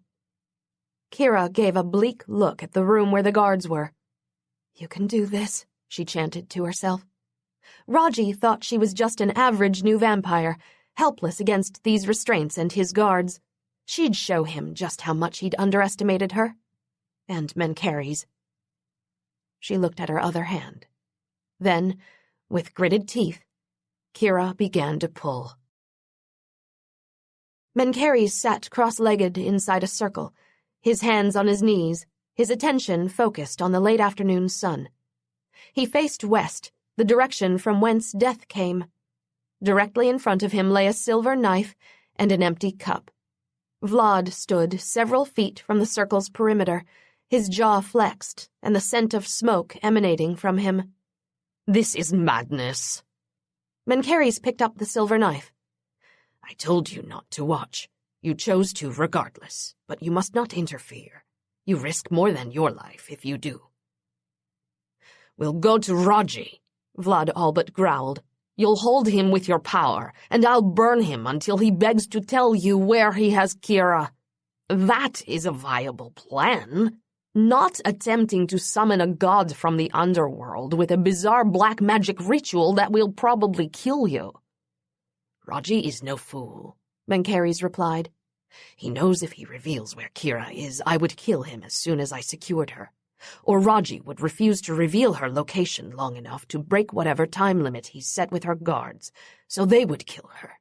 He's dared too much not to see this through, and even if I give him what he wants, he will still kill her.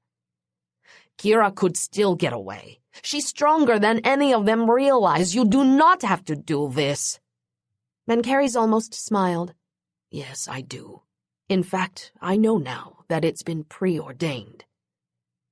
Duat and the god of the underworld lay just beyond the edge of that silver knife. He picked it up, watching the blade flash in the moonlight. Then he picked up the empty cup with his other hand. "Registered in their names, known by their bodies, engraved by their forms are the hours," Mencheres began to recite from the Amduat in his native Egyptian tongue. "Mysterious in their essence, without this secret image of the Duat being known by any person. This image is made in paint, like this in the secrecy of the Duat, on the southern side of the hidden chamber. He who knows it will partake of the offerings in the Duat. He will be satisfied with the offerings to the gods following Osiris. All he wishes will be offered to him in the earth." When Mencheres finished speaking, he shoved the blade through his chest, directly into his heart. The silver burned with a fiery agony that felt like it filled his every vein in an instant. The last time he'd performed a dark ritual, he'd used steel instead of silver. But to summon the ferryman of the underworld, Mencheres required more payment than his blood and the bones of murdered comrades. He required the knowledge of sacred symbols drawn in blood that flowed from the edge of death. "Aken," he chanted, "ferryman of the dead, ruler of Duat, I summon thee." He willed out his blood from the wound in his chest, holding the cup underneath it. His blood flowed in a steady, aching stream that felt like acid pouring from him. When the cup was full, Mencheres could barely move from the pain, but he needed to, even though the slightest shift of the blade would shred his heart and kill him. He couldn't use his power to hold the blade immobile, or to do what needed to be done next. His power was useless inside the circle. He dipped his finger inside the cup, coating it with his blood. Despite the danger that jostling the blade would bring, he bent forward and began to draw the first of 12 symbols that would call forth Aken. As soon as the first symbol was completed, shadows began to form inside the circle. Ox, the damned souls of the underworld. If he wasn't strong enough to complete the ritual by drawing all 12 symbols, the ox would consume him, sweeping his soul to Amut, the devourer goddess. The darkness in his vision seemed to taunt him. Was it the endless river of the dead that the ferryman would arrive on if Mencheres were successful? Or was it the never-ending darkness of Duat, where he'd be condemned as one of the eternally restless ox? Had his failure been fated long ago, and he'd spend all eternity trapped like the shadows that now encircled him? Mencheres, Vlad said, ignoring the warning not to interfere. Stop this now! It is too late, he gritted, dipping his finger again in the cup of blood. Even that slight movement felt like it rammed the knife deeper into his heart. He tried to concentrate on the crimson liquid as he drew the next symbol instead, attempting to ignore the blistering pain and the overwhelming compulsion to pull the knife out at once. If he pulled the knife out, the ox around him would immediately become corporeal and devour him. But the longer it took him to draw the symbols, the more power the ox derived. They fed off pain, and with the silver in his chest, Mencheres was a feast for them. The stronger they grew, the more solid they would become. Mencheres dipped his finger back in the cup. Kira's blood was part of him, her essence mixed together with the blood from the other donors he'd fed from. This would not be the closest he came to being with her again. She'd believed in him enough to risk her life with Raji, a person who'd already been responsible for her death once. He might have failed her that first time when he took her mortality, but he would not fail her this time. He drew the third symbol, even as the shadows of the ox began to swirl faster around him. Mencheres shifted position to make the symbols circle him, the pain that caused almost making him convulse. He forced it back and slowly drew the fourth symbol. Each had to be precise. An error would nullify the ritual and condemn him. The silver in his heart felt like it began to grow tentacles, trying to destroy him with its own terrible will. He gritted his teeth, concentrating on the lines of the next symbol he drew. 7 more left before he was finished. That pain continued to burn inside him in merciless waves.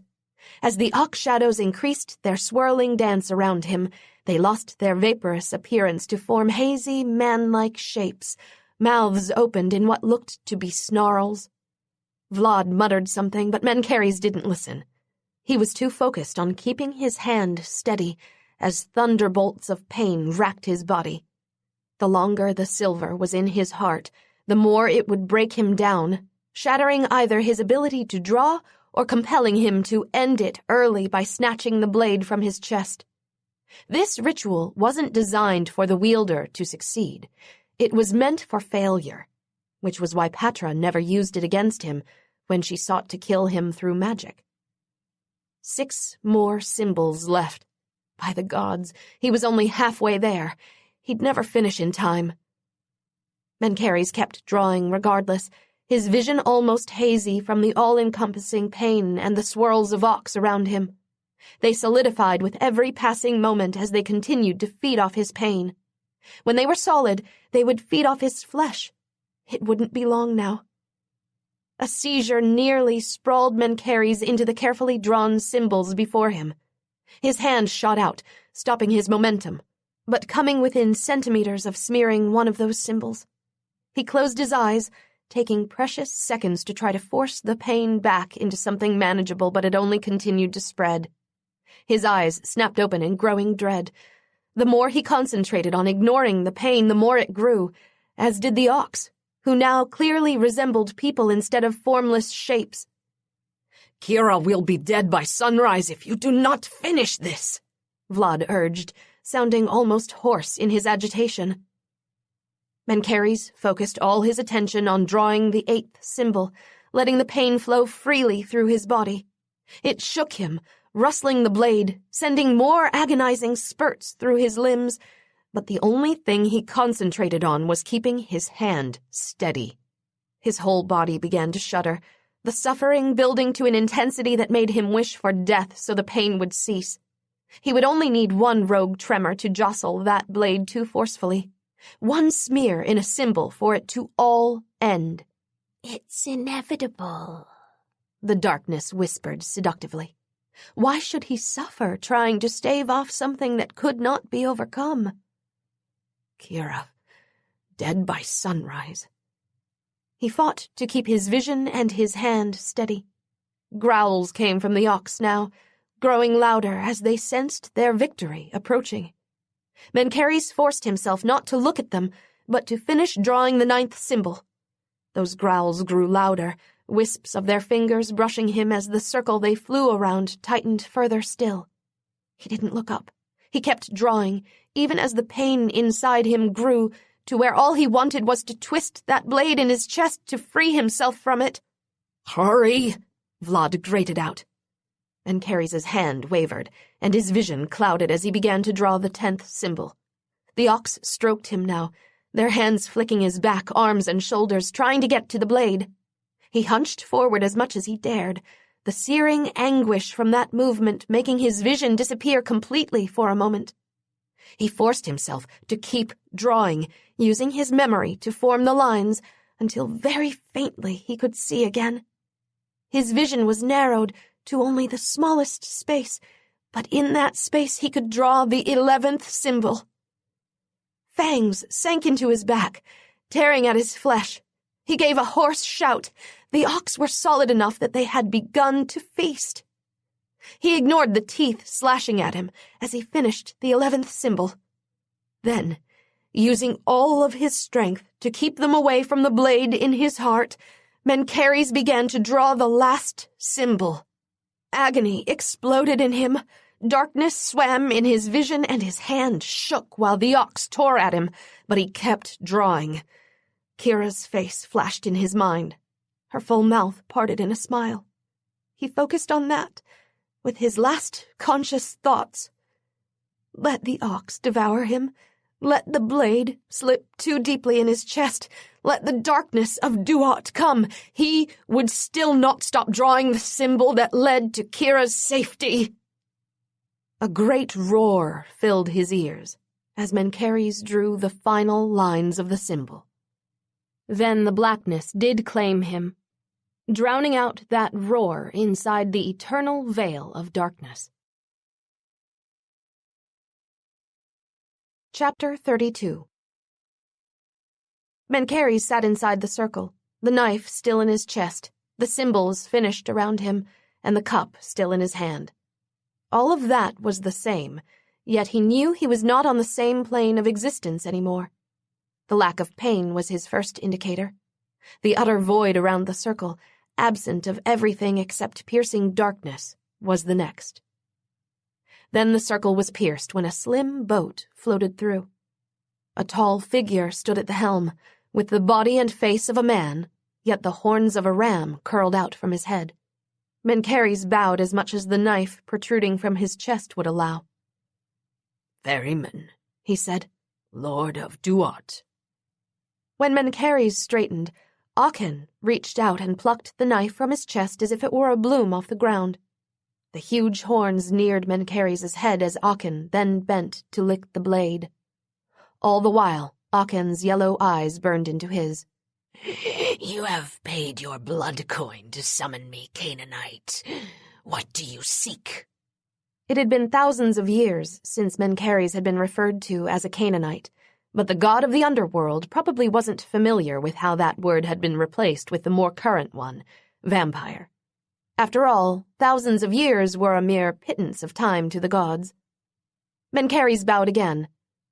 "I seek another Canaanite named Kira. She rose from my blood, and her essence remains in me still. Use my blood to find her, and tell me where she is." "Give me your name," the ferryman commanded. Names held power. Aachen would bind their agreement with his. "Mencheres," he replied, using the one he'd been born with.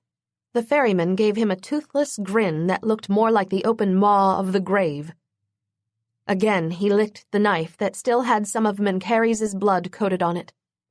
She is far from here, Aachen stated. That smile widened. It will take time to reach her. The sun had been high in the sky when he began this ritual, but he still might not have enough time. If Raji and Kira were located on opposite sides of the world, he would not have time to reach them both. Mencheres didn't trust anyone else to secure Kira either. No doubt Raji left instructions for the guards to kill her at once if there was an attack. "Tell me where she is," he said. The ferryman touched Mencheres' forehead. Images of a sprawling, decrepit city consisting of crumbling temples and monuments bordered by a vast jungle exploded in Mencheres' mind, combined with flashes of Kira manacled to a wall and guards milling in and around a large temple surrounded by pillars. His jaw tightened. He recognized those ruins. Kira was in Yucatan, Mexico, somewhere inside the Temple of the Warriors in the ancient Mayan city complex of Chichen Itza. And he was in Chicago, over 1,000 miles away, with an appointment to meet Raji in Atlanta at midnight, or he'd order Kira's death. Aachen dropped his fingers from Mencheres' head and set the silver knife down in front of him. "Once summoned, my boat does not return to Duat empty. Either spill a worthy surrogate's blood on this blade before dawn, or I come for you." "Agreed," Mencheres rasped. Then the ferryman steered his boat out of the circle and disappeared into the blackness of the River of the Dead. As soon as he was gone, the circle dissolved, flinging Mencheres back in his own time. Vlad's amazed expression was the first thing he noticed, his friend's face bent close to his. "I don't believe it. You're not dead." Vlad grasped Mencheres' arms and pulled him to his feet.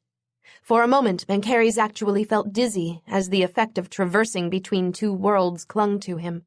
But then his mind cleared enough for him to notice that the sun was not quite as painfully bright as before. "How long was I away?" he demanded. "After those things tore half your flesh from you, you lay as if dead for over an hour," Vlad said, muttering, "If I never see any creatures raised from black magic again, it will be too soon." Mencheres grasped Vlad's arms. "I need a plane, now." Kira just finished pulling her final foot free from the ankle clamp when she heard someone coming. If vampires could sweat, she'd be covered in it. Her hands might have hurt when she'd pulled them free, but crushing her feet had been almost more than she could bear. It took all her will not to thrash around, screaming at the top of her lungs from the pain. Freeing her feet took far longer, too, especially adding in all the times the guards would wander in and she'd have to abruptly fake sleep while clutching the wrist irons and hoping the guards didn't look closely at them. She tensed in a moment of indecision, the pain still radiating up her leg as her foot healed. Should she pretend to still be shackled and hope the guard didn't look at her irons closely or at all? But then Kira heard the heartbeat accompanying those footsteps. Whoever was coming into the room was human. She braced herself to let loose all the power she had in her gaze to shut the person up if Raji had human as well as vampire guards here. But then her jaw dropped when she saw who it was that edged inside. Only the knowledge that she'd give herself away kept Kira from gasping out her name. Jennifer Jackson, the young girl Flair had forced into stripping. The same girl who'd gone missing from the club after Raji torched it and murdered those people. Jennifer's eyes were wide as she crept into the room. No lights, she probably couldn't see much. Kira was torn. If the guards came looking for Jennifer, they'd find that Kira had slipped her irons. If she said anything to get Jennifer to leave, they'd hear that too. And she had another problem. Jennifer's pulse was so tantalizingly near, her heartbeat sounding like nothing as much as the dinner bell. More pain twisted in her gut, and her fangs sprang from her gums. Only a few feet separated Kira from more blood than she could even begin to drink. Jennifer gasped, her face lit in a pale green glow. Kira sprang soundlessly across the room, covering Jennifer's mouth. The contact with her warm, pulsating flesh was almost her undoing. An avalanche of need slammed through her, coating Kira like burning tar. She had to drink from Jennifer, but only a little. She'd stop before she took too much. You'll kill her. Her instincts shouted a clear warning that even her hunger-addled mind couldn't deny. She stared at Jennifer, forcing her attention away from that intoxicatingly pounding pulse, only a few inches from her mouth, trying to listen for the guards over the sound of Jennifer's racing heart. She was too far gone to trust taking even a drop. If she started to feed, she wouldn't stop until Jennifer was dead. You need the strength to get away, her hunger tempted her. Taking one life is worth all the others you'll save later. If you can just return to Mencheres, the guards will probably kill Jennifer anyway. Kira shook her head, forcing that hunger down with a strength that no normal new vampire would have. She would not murder an innocent girl, even if it did mean a better chance to get away. Raji treated life so dismissively. She wouldn't. Jennifer might die anyway, but it wouldn't be by her hand. Not while she still had an ounce of control left in her. Kira put her finger to her lips in a gesture for silence, then slowly removed her hand from Jennifer's mouth. The sooner she wasn't touching her, the easier it would be not to sink her fangs into Jennifer's closest vein. Jennifer didn't speak, but tears made her eyes shiny. She grabbed her hand when Kira tried to set her away, holding on with a grip that was surprisingly strong. "Take me with you," Jennifer mouthed. Kira shook her head. Finding a way to slip past the guards would be hard enough alone. Trying to do that with a slower, louder, weaker human? She'd never make it. Jennifer glanced back at the open doorway that led to the room where the guards were, then glanced back at Kira again. "I know a way out," Jennifer mouthed. She wavered. Jennifer could be telling the truth. If she'd been here since the night of the club fire, she might be very familiar with the temple's layout or the expansive ruins beyond it. Kira had only gotten a brief look at the imposing temple, with its hundreds of pillars, stone warriors, and steep steps before Raji's guards hustled her into a pyramid hidden inside the crumbling pyramid. That had been a maze of corridors, inner vaults, and partially crumpled rooms that would be very difficult to navigate without alerting the guards to her escape. But Jennifer could also be lying out of fear of being left behind. Kira couldn't blame her for that, but she couldn't risk taking Jennifer either.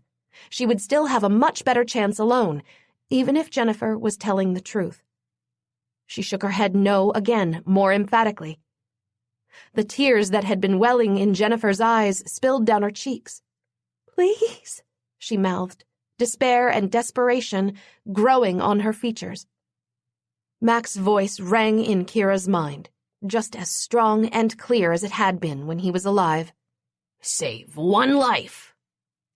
She couldn't do anything to help the humans in the other room with the guards, but here was one person she might be able to save if she tried. Kira grabbed Jennifer.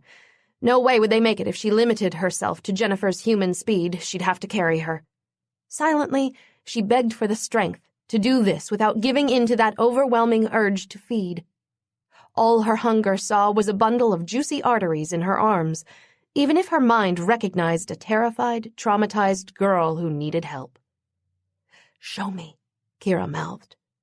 Jennifer pointed, and Kira darted off to the opposite side of the room, where Jennifer had snuck in from. Mencheres drummed one finger on the armrest inside the Falcon 20 jet. It was the only visible sign of the tension boiling inside of him. It had been 4 hours since Aachen told of Kira's location, and less than 3 of those hours had been spent flying. It had taken an hour alone to get to the nearest private jet charter company in Chicago and compel the humans into taking Vlad and Mencheres on an unscheduled flight immediately, but then more precious minutes ticked away while fueling and preparing the aircraft. Then he couldn't force the pilots into pushing the plane to its maximum speed because the plane could only travel 1,500 miles before refueling, almost the exact distance from Chicago to the northern center of the Yucatan Peninsula where the Chichen Itza ruins were. If the plane burned more fuel going faster than its cruising speed of almost 500 miles an hour, they would run out of fuel before reaching their destination.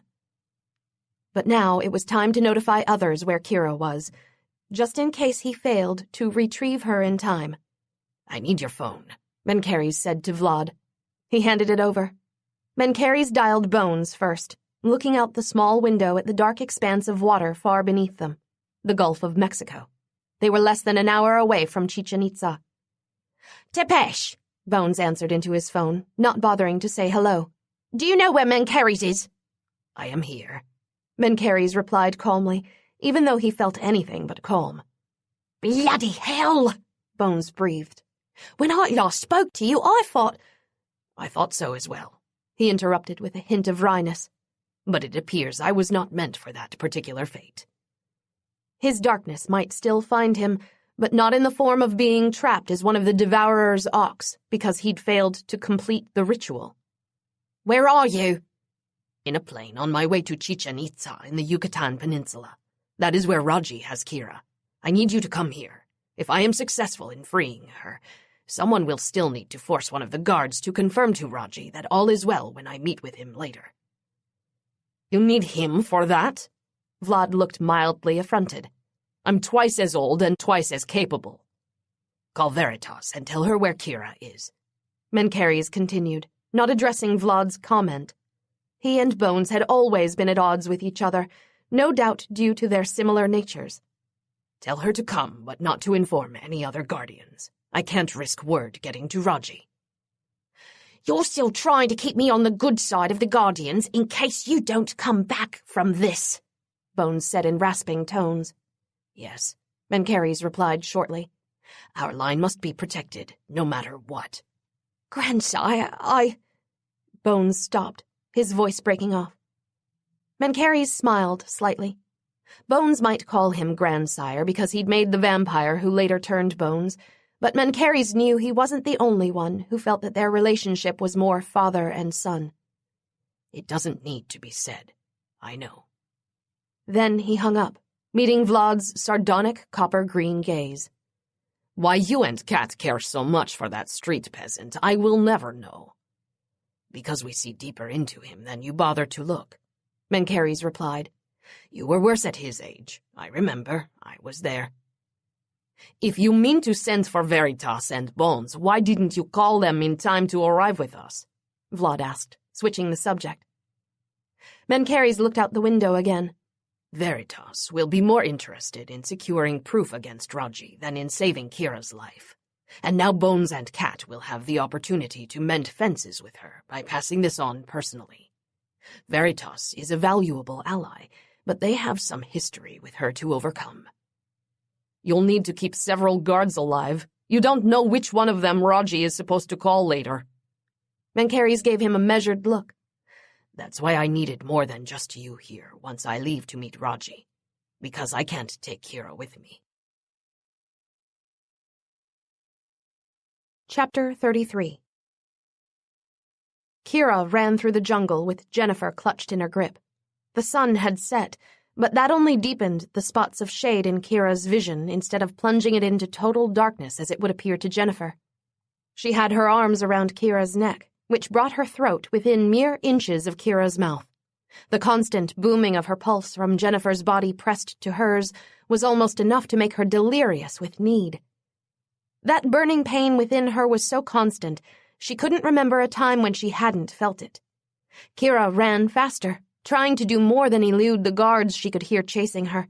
She was trying to outrun her hunger, that mindless, clawing thing demanding to be sated on the person right beneath her mouth. You can't help yourself, her need all but screamed at her. It's not your fault. You're a new vampire. No one could resist. I can, Kira told that hunger. She wasn't just a new vampire. She was a new vampire who had some of Mencheres' incredible power running through her veins. That's why Kira awoke hours before the guards expected her to. Why she could go almost 2 days without feeding and not be insane with hunger. Why she could smash all the bones in her hands and feet without making a sound. And why she could keep herself from tearing into Jennifer's throat now. Mencheres said she would need extra power if Kira was to let herself be kidnapped by Raji. He flatly refused to agree to her plan otherwise, no matter that Vlad and Veritas insisted Kira was right. And it was the best way to provide indisputable proof of Raji's involvement to the rest of the Guardian Council.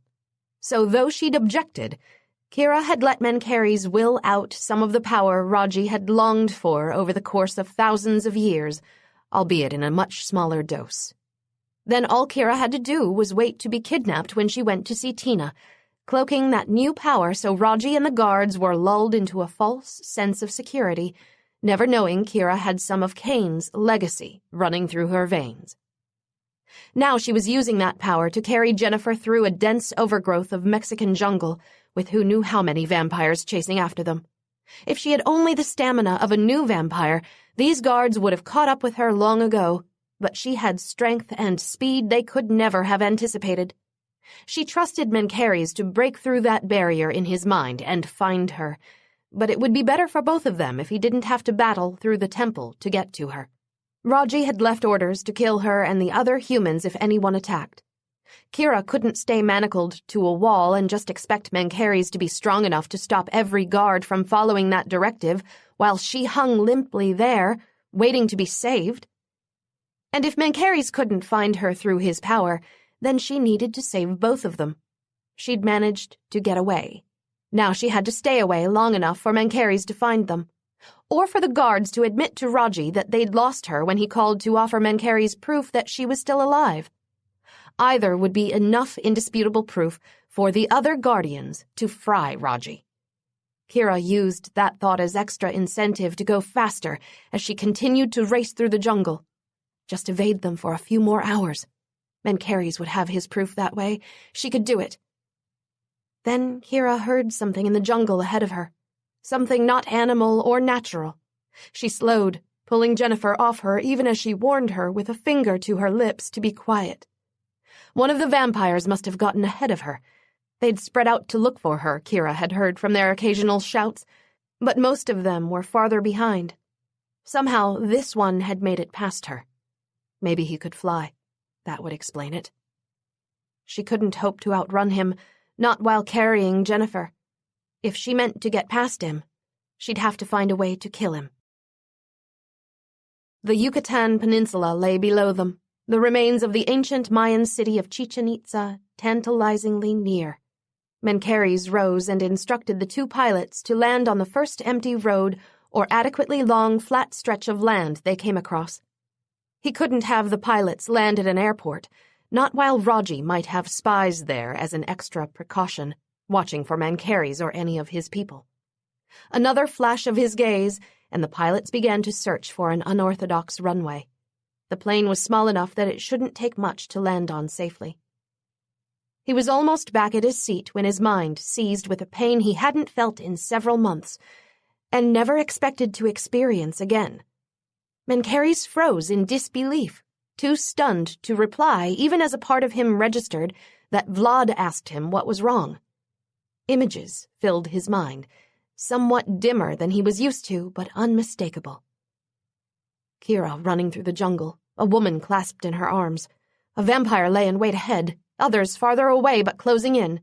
Kira set the woman down, turned and ran toward that vampire, grappling with him as she fought to strip away his silver knife. He strode back to the pilots. "Go lower," he ordered them, his gaze lit up with green. "Fly over Chichen Itza. When you are northeast of it, descend as low as you can." "What are you doing?" Vlad demanded. He swung around, determination and astonishment swirling inside him. "Kira's not in the Temple of the Warriors at Chichen Itza anymore. She's in the jungle just north of it." Vlad started to smile. "You saw that?" "Yes." Mencheres' voice thickened with emotion. "In a vision." The vampire rammed his knee into Kira's stomach.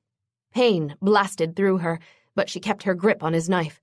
His fangs tore into her shoulder next, ripping into flesh, but while that shot more searing pain into her, Kira reminded herself that he couldn't kill her that way. And she had fangs too. She twisted them over until she was on top of the vampire. All the training at Police Academy plus several years of defense classes came rushing to the forefront, mixing with her supernatural strength, Mencheres' power, and the hunger that still burned inside her. She slammed her elbow into the vampire's face, feeling bones break in both of them, but she didn't hesitate before ramming that same elbow into his face again and again. Her fourth blow blinded him. Then her knees smashed into his ribs before she scrambled lower, using her fangs to tear the knife from his grip. Before she allowed herself to think, Kira shoved that blade into his chest as hard as she could. His instant shout was cut off when she shook the blade roughly, feeling all his strength suddenly vanish. His body went limp, his head fell back, and that green light faded from his eyes. Kira suppressed her urge to fling herself away from him out of repugnance. She had no time to second-guess the necessity of killing him.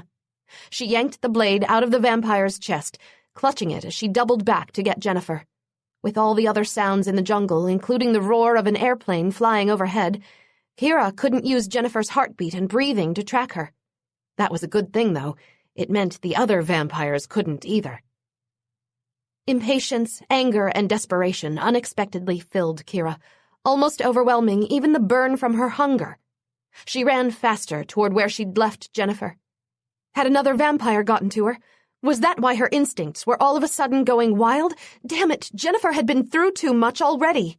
If one of those guards had found her, had hurt her again, Kira was going to kill him next. Her grip tightened on the knife as she ducked, hurtling herself through the dense undergrowth. That desperation grew stronger, throbbing inside her along with the painful hunger. Sounds jerked her head to the left, then the right, and even echoed ahead of her where Jennifer was supposed to be. Dread ran up her spine. The guards. They'd managed to surround her. Kira slowed. She might have some of Mencheres' incredible power fueling her, but she couldn't take them all on. Her only chance was one at a time, and even those odds were slim. Still, she wasn't about to drop the knife and give herself up. She whirled, heading for the closest sounds to her, feeling almost consumed by the desperation inside her. There! Her subconscious seemed to scream. Right there! She felt a blast of electricity then, as sudden and overwhelming as a bolt of lightning. Kira froze so abruptly that it felt like she'd run into an invisible wall of cement. For a split second she was panicked, looking down to see if she'd been pierced with multiple weapons to explain why she couldn't move.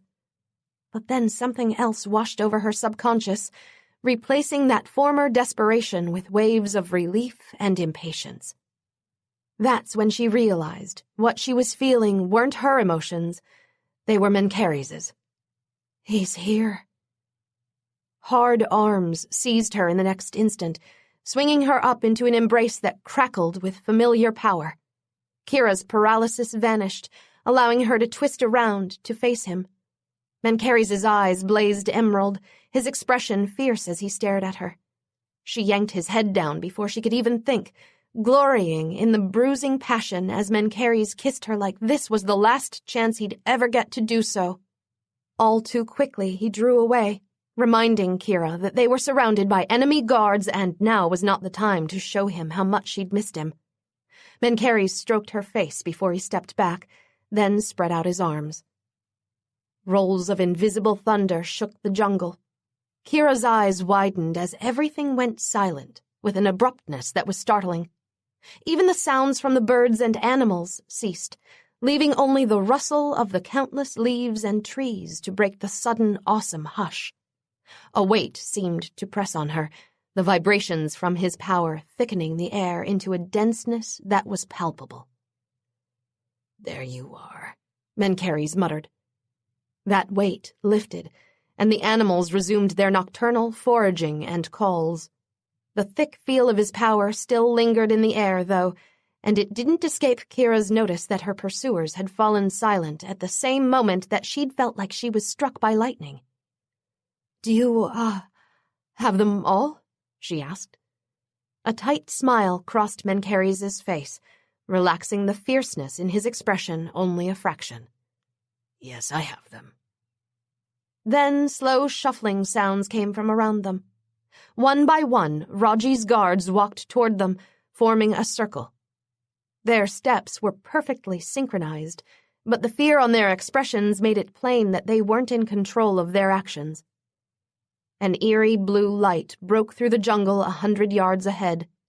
Kira glanced at Mencheres, But he didn't look alarmed, and the brush of emotion she felt from him was icy determination and relief, not fear.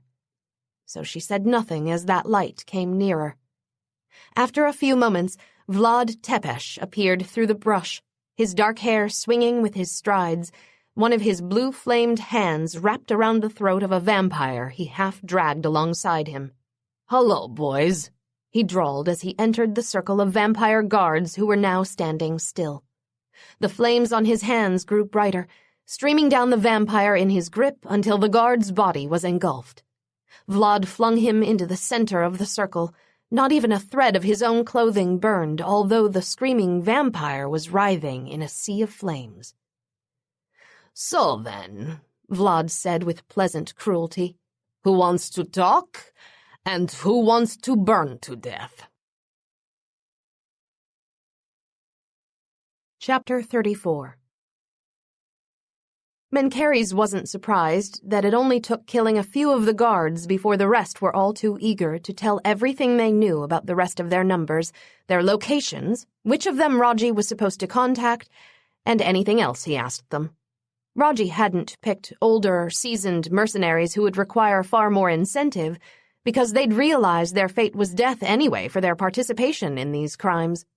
He'd picked younger, foolish vampires he'd changed himself in secret.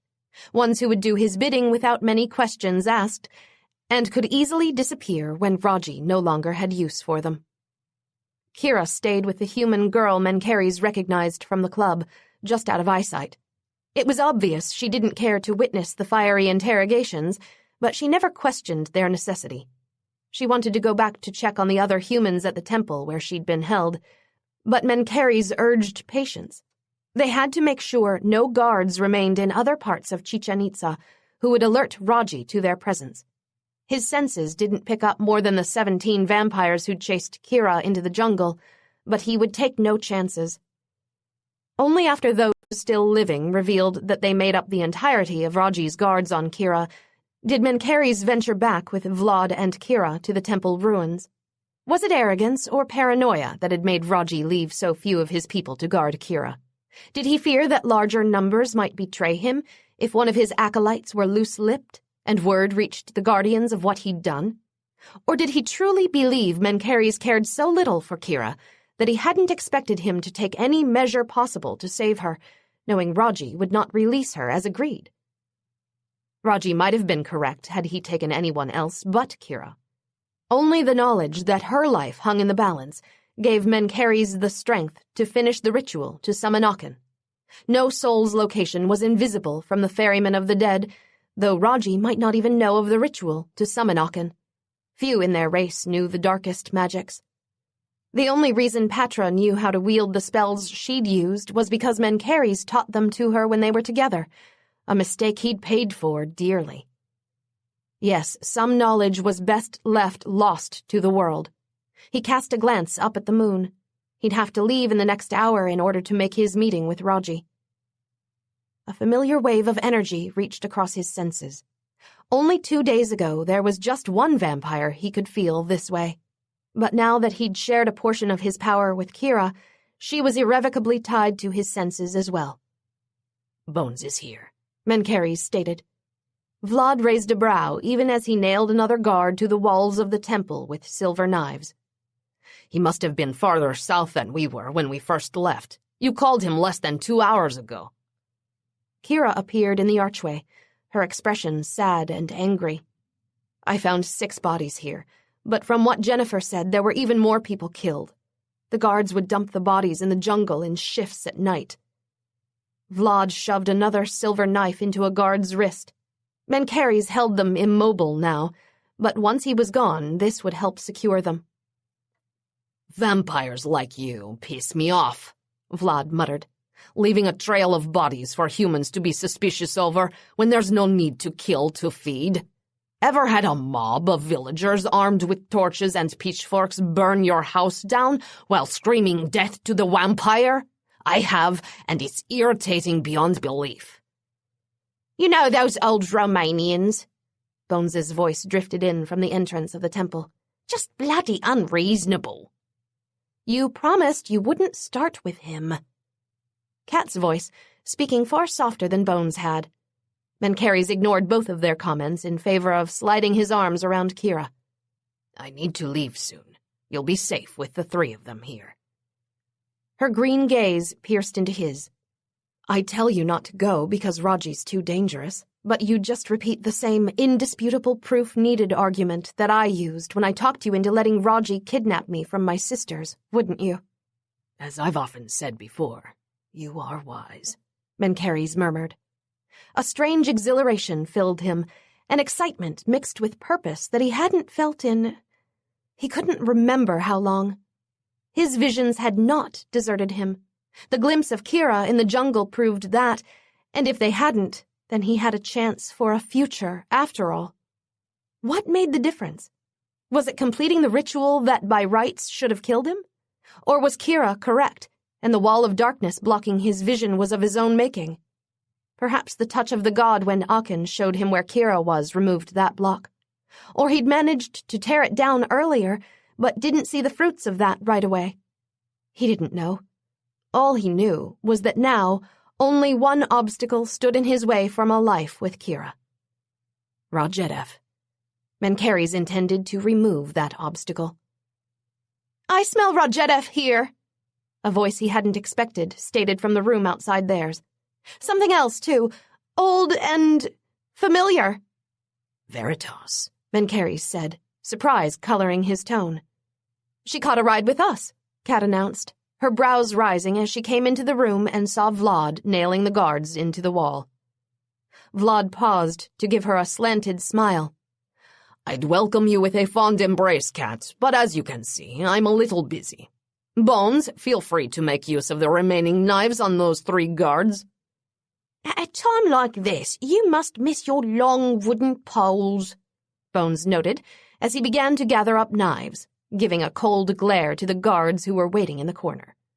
Vlad grunted. Do I ever? Brought something for you, Kat said to Kira, holding out a shopping bag. Didn't think they'd keep you fed while they had you. Mencheres gave Kat a grateful look as Kira opened it to reveal several sealed bags of blood inside. She'd flatly refused to feed from any of the humans held captive, saying they'd suffered enough.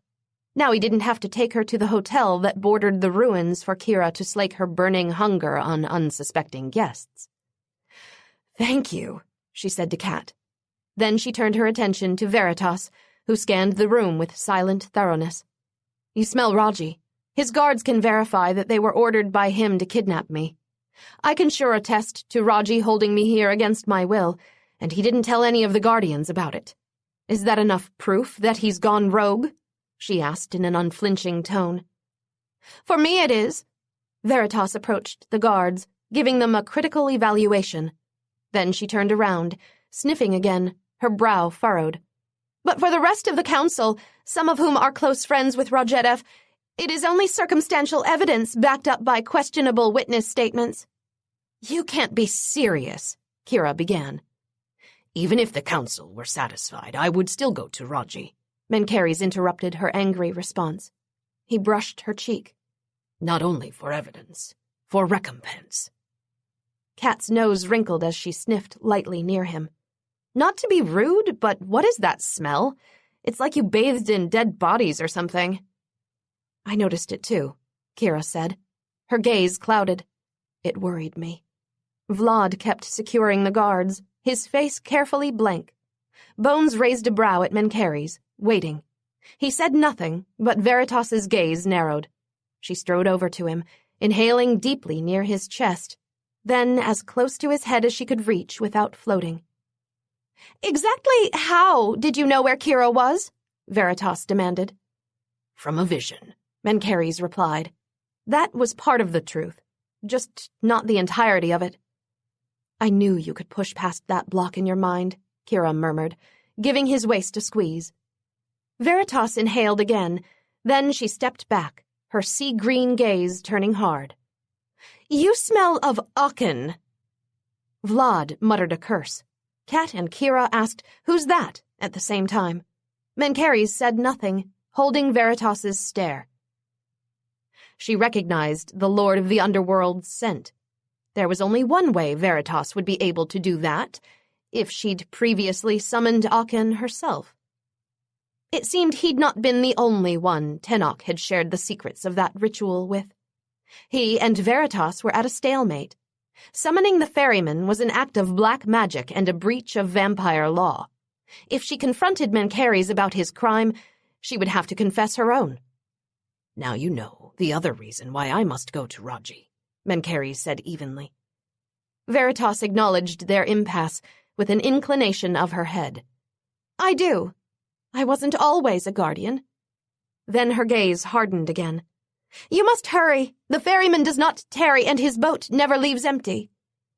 What are you two talking about? Kira asked. He kissed the top of her head. I shall tell you when I return. Kat cleared her throat. I know I'm missing a ton of subtext here, but I understand hurry. The three of us came in on one of my uncle's new jets. You know that the government has access to the fastest planes available, so if you're in a rush, you can take my ride. You'll have to squeeze into the weapons area, so it's not comfy, but it's quick. Mencheres mulled her offer. He preferred to stay away from anything to do with human governments, but he was running short on time. I have a plane, but it needs fuel. Kat smiled. Mine doesn't. And did I mention it was fast? Chapter 35. The Bank of America building towered imperially over the rest of the skyscrapers in the Atlanta cityscape. Lights reflected off the gold-plated steel girders that crisscrossed in an open lattice design to form, of all things, a gleaming pyramid at the top. Mencheres stood on the roof of the nearby Symphony Tower, staring up at the 1,000-foot skyscraper. How fitting that Raji chose this place. Their enmity had started on the sands of the Giza Plateau, but it would end here, inside the gleaming pyramid built not by ancient pharaohs, but human industry. He flew the other few hundred feet and landed on the exterior of the spire, sliding between the girders into its domed interior. Lights from the buildings below him paled against the dramatic golden glow that infused this metal cobweb of space. From this height, wind snatched at his clothes and hair as Mencheres spotted his old enemy standing on a beam 40 feet above him, his back to Mencheres, looking out over the city spread below him. Do you remember when the tallest building was Khufu's pyramid? Raji said, not turning around.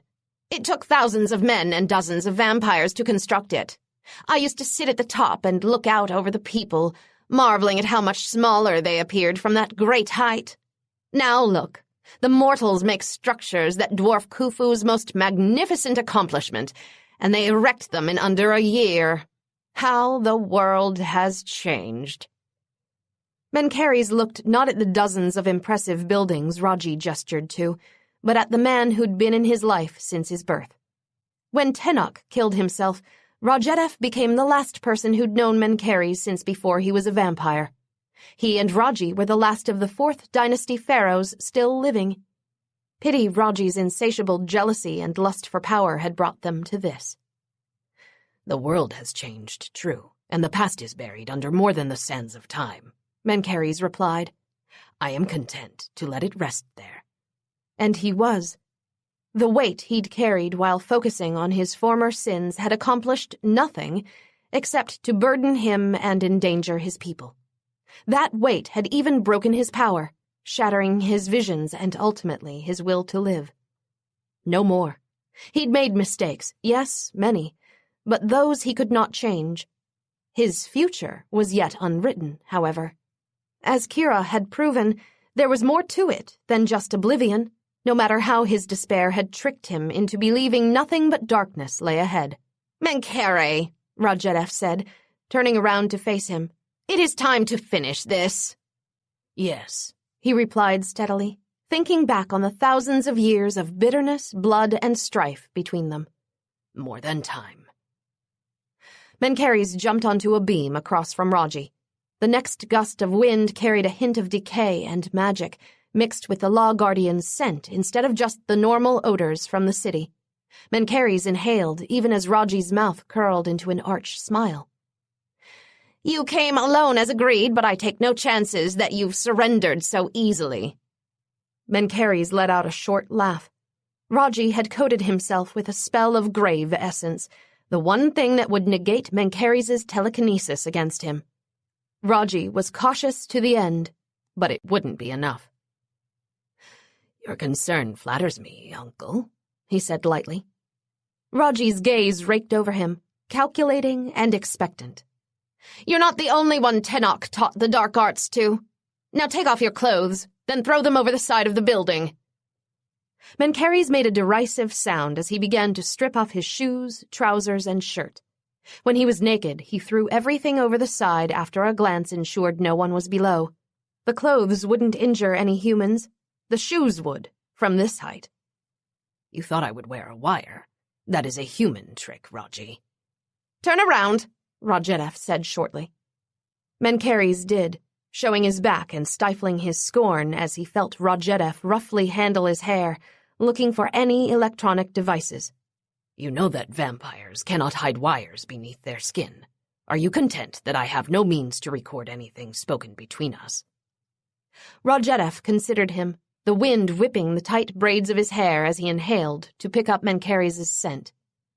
"You smell impatient, Mencheres. Are you really this eager to die?"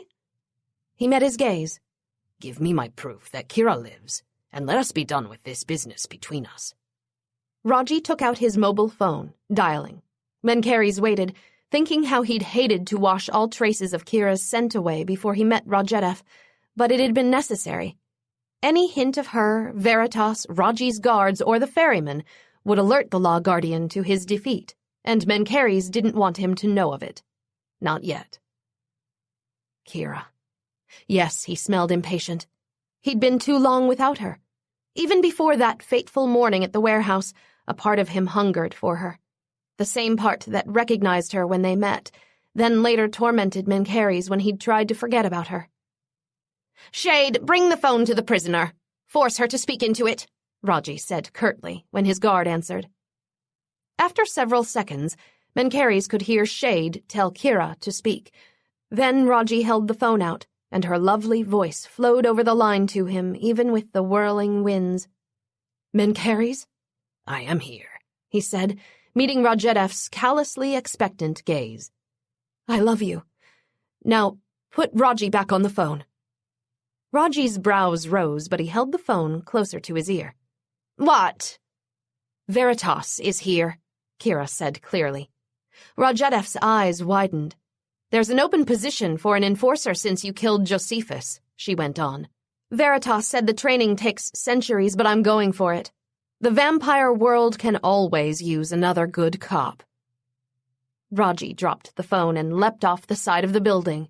Mencheres followed, his telekinesis unable to stop Raji, but his speed unhindered by the grave essence coating his enemy like an invisible shield. He caught him right before the Law Guardian slammed through the wall of the next building. Mencheres whipped them both upward, but even as he did, Raji twisted in his grip to face him. Fire erupted in Mencheres' belly in the next instant. That fire spread in a brutal arc upward, but he didn't loosen his grasp, even as he felt Raji rip his silver knife higher. He was almost there. Almost. Mencheres flung Raji at the golden steel beams of the faux pyramid. Metal tore as the Law Guardian's body hurtled through it, ripping a hole inside the glowingly intricate structure. Mencheres flew through it, yanking the knife out of his stomach, to blast into Raji just as his uncle was about to leap out the side again.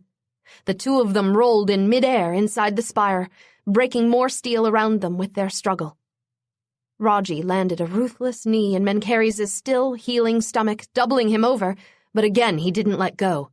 He drove Raji backward toward the object his uncle couldn't see, a bent steel beam sticking jaggedly out from the hole Raji's body had torn through the structure. Raji screamed as that beam impaled him through the sternum. He tried to fling himself off, but Mencheres held him in a merciless grip. His eyes met the Law Guardian's for a second that seemed frozen in time, before Mencheres ripped off several more gold-plated beams with his power, sending those hurtling into Raji's body. The bespelled grave essence only worked on the wearer to negate his telekinesis. Raji had neglected to coat this structure in addition to his body. More howls came from Raji as those ragged steel spears slammed home, pinning his arms, legs, chest, and stomach. Mencheres twisted them with another thought, curling the metal around Raji and through him, holding him in an unbreakable meld of steel and his strength.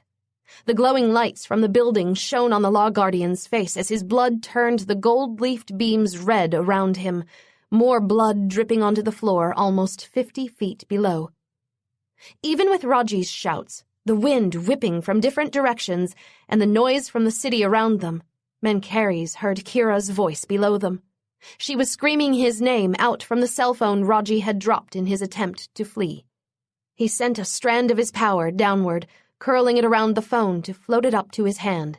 At the same time, he ripped off another steel beam, sending this one straight into Raji's throat.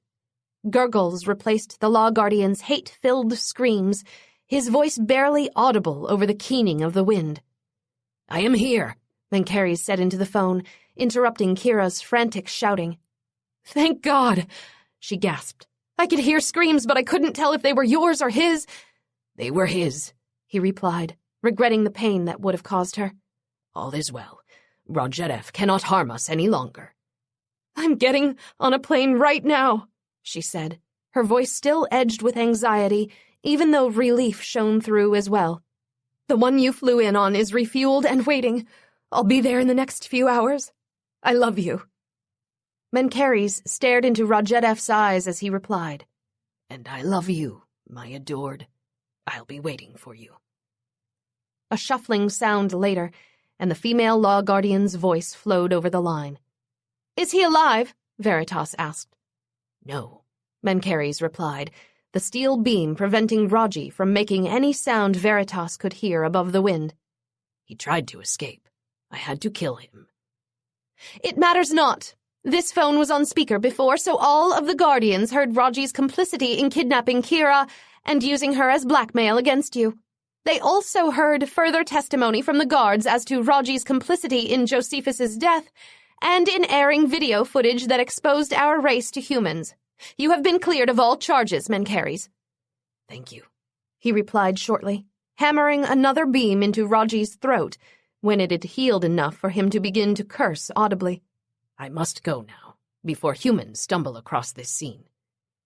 Veritas would know the real reason for his haste. The ferryman's boat never returned empty, and Mencheres had no intention of being the one to fill it. He hung up on Veritas, then yanked the beam out of Raji's throat but kept the others where they were. After a few seconds, the gaping hole in the Law Guardian's neck healed until only blood remained to show for it. Raji's gaze was green with seething hatred.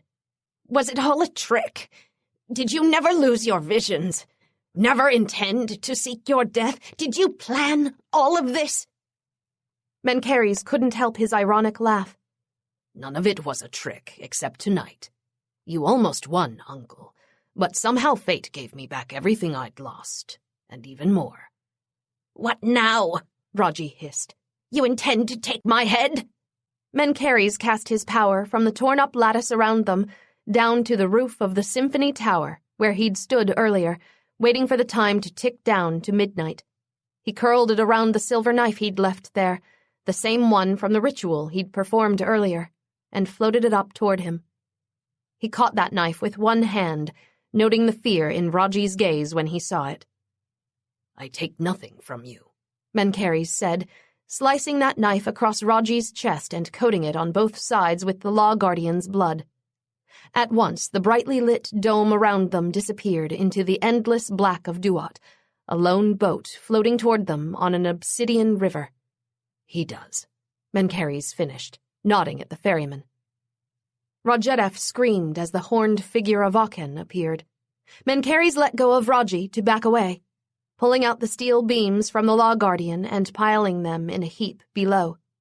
Aachen grabbed Rodjedef with one long hand when he attempted to flee, that wide mouth open in a terrifying, toothless grin. "No one can outrun the ruler of the underworld," Mencheres thought grimly. Not even him. One day he would be the one ferried to stand before Anubis, his sins measured on the scales against the Ma'at, to see if the devourer awaited him, or the peace of his eternal rest in Aru. But not today. Rajedev was still screaming when Aken placed him in the boat. The horned head of the ferryman nodded at Mencheres. An acceptable surrogate, Mencheres. Tell me, did you find your darkness? A chill ran through Mencheres. My darkness? Kyra, the ferryman said, pronouncing her name as the ancient Celts would. Mencheres began to laugh. He'd had the symbolism all wrong. His visions showed darkness surging ever closer, destined to consume him. He'd thought it was death because his despair could anticipate nothing else. But it wasn't death. It was her.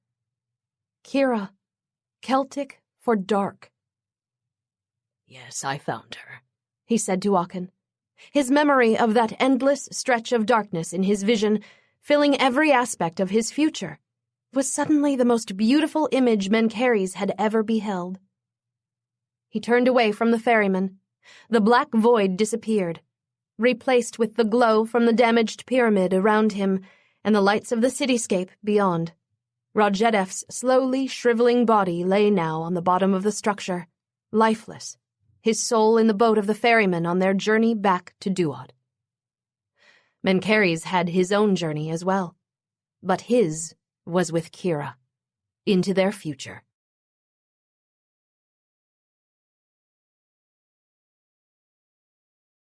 This concludes the reading of Eternal Kiss of Darkness by Jeaniene Frost. Copyright 2010 by Jeaniene Frost.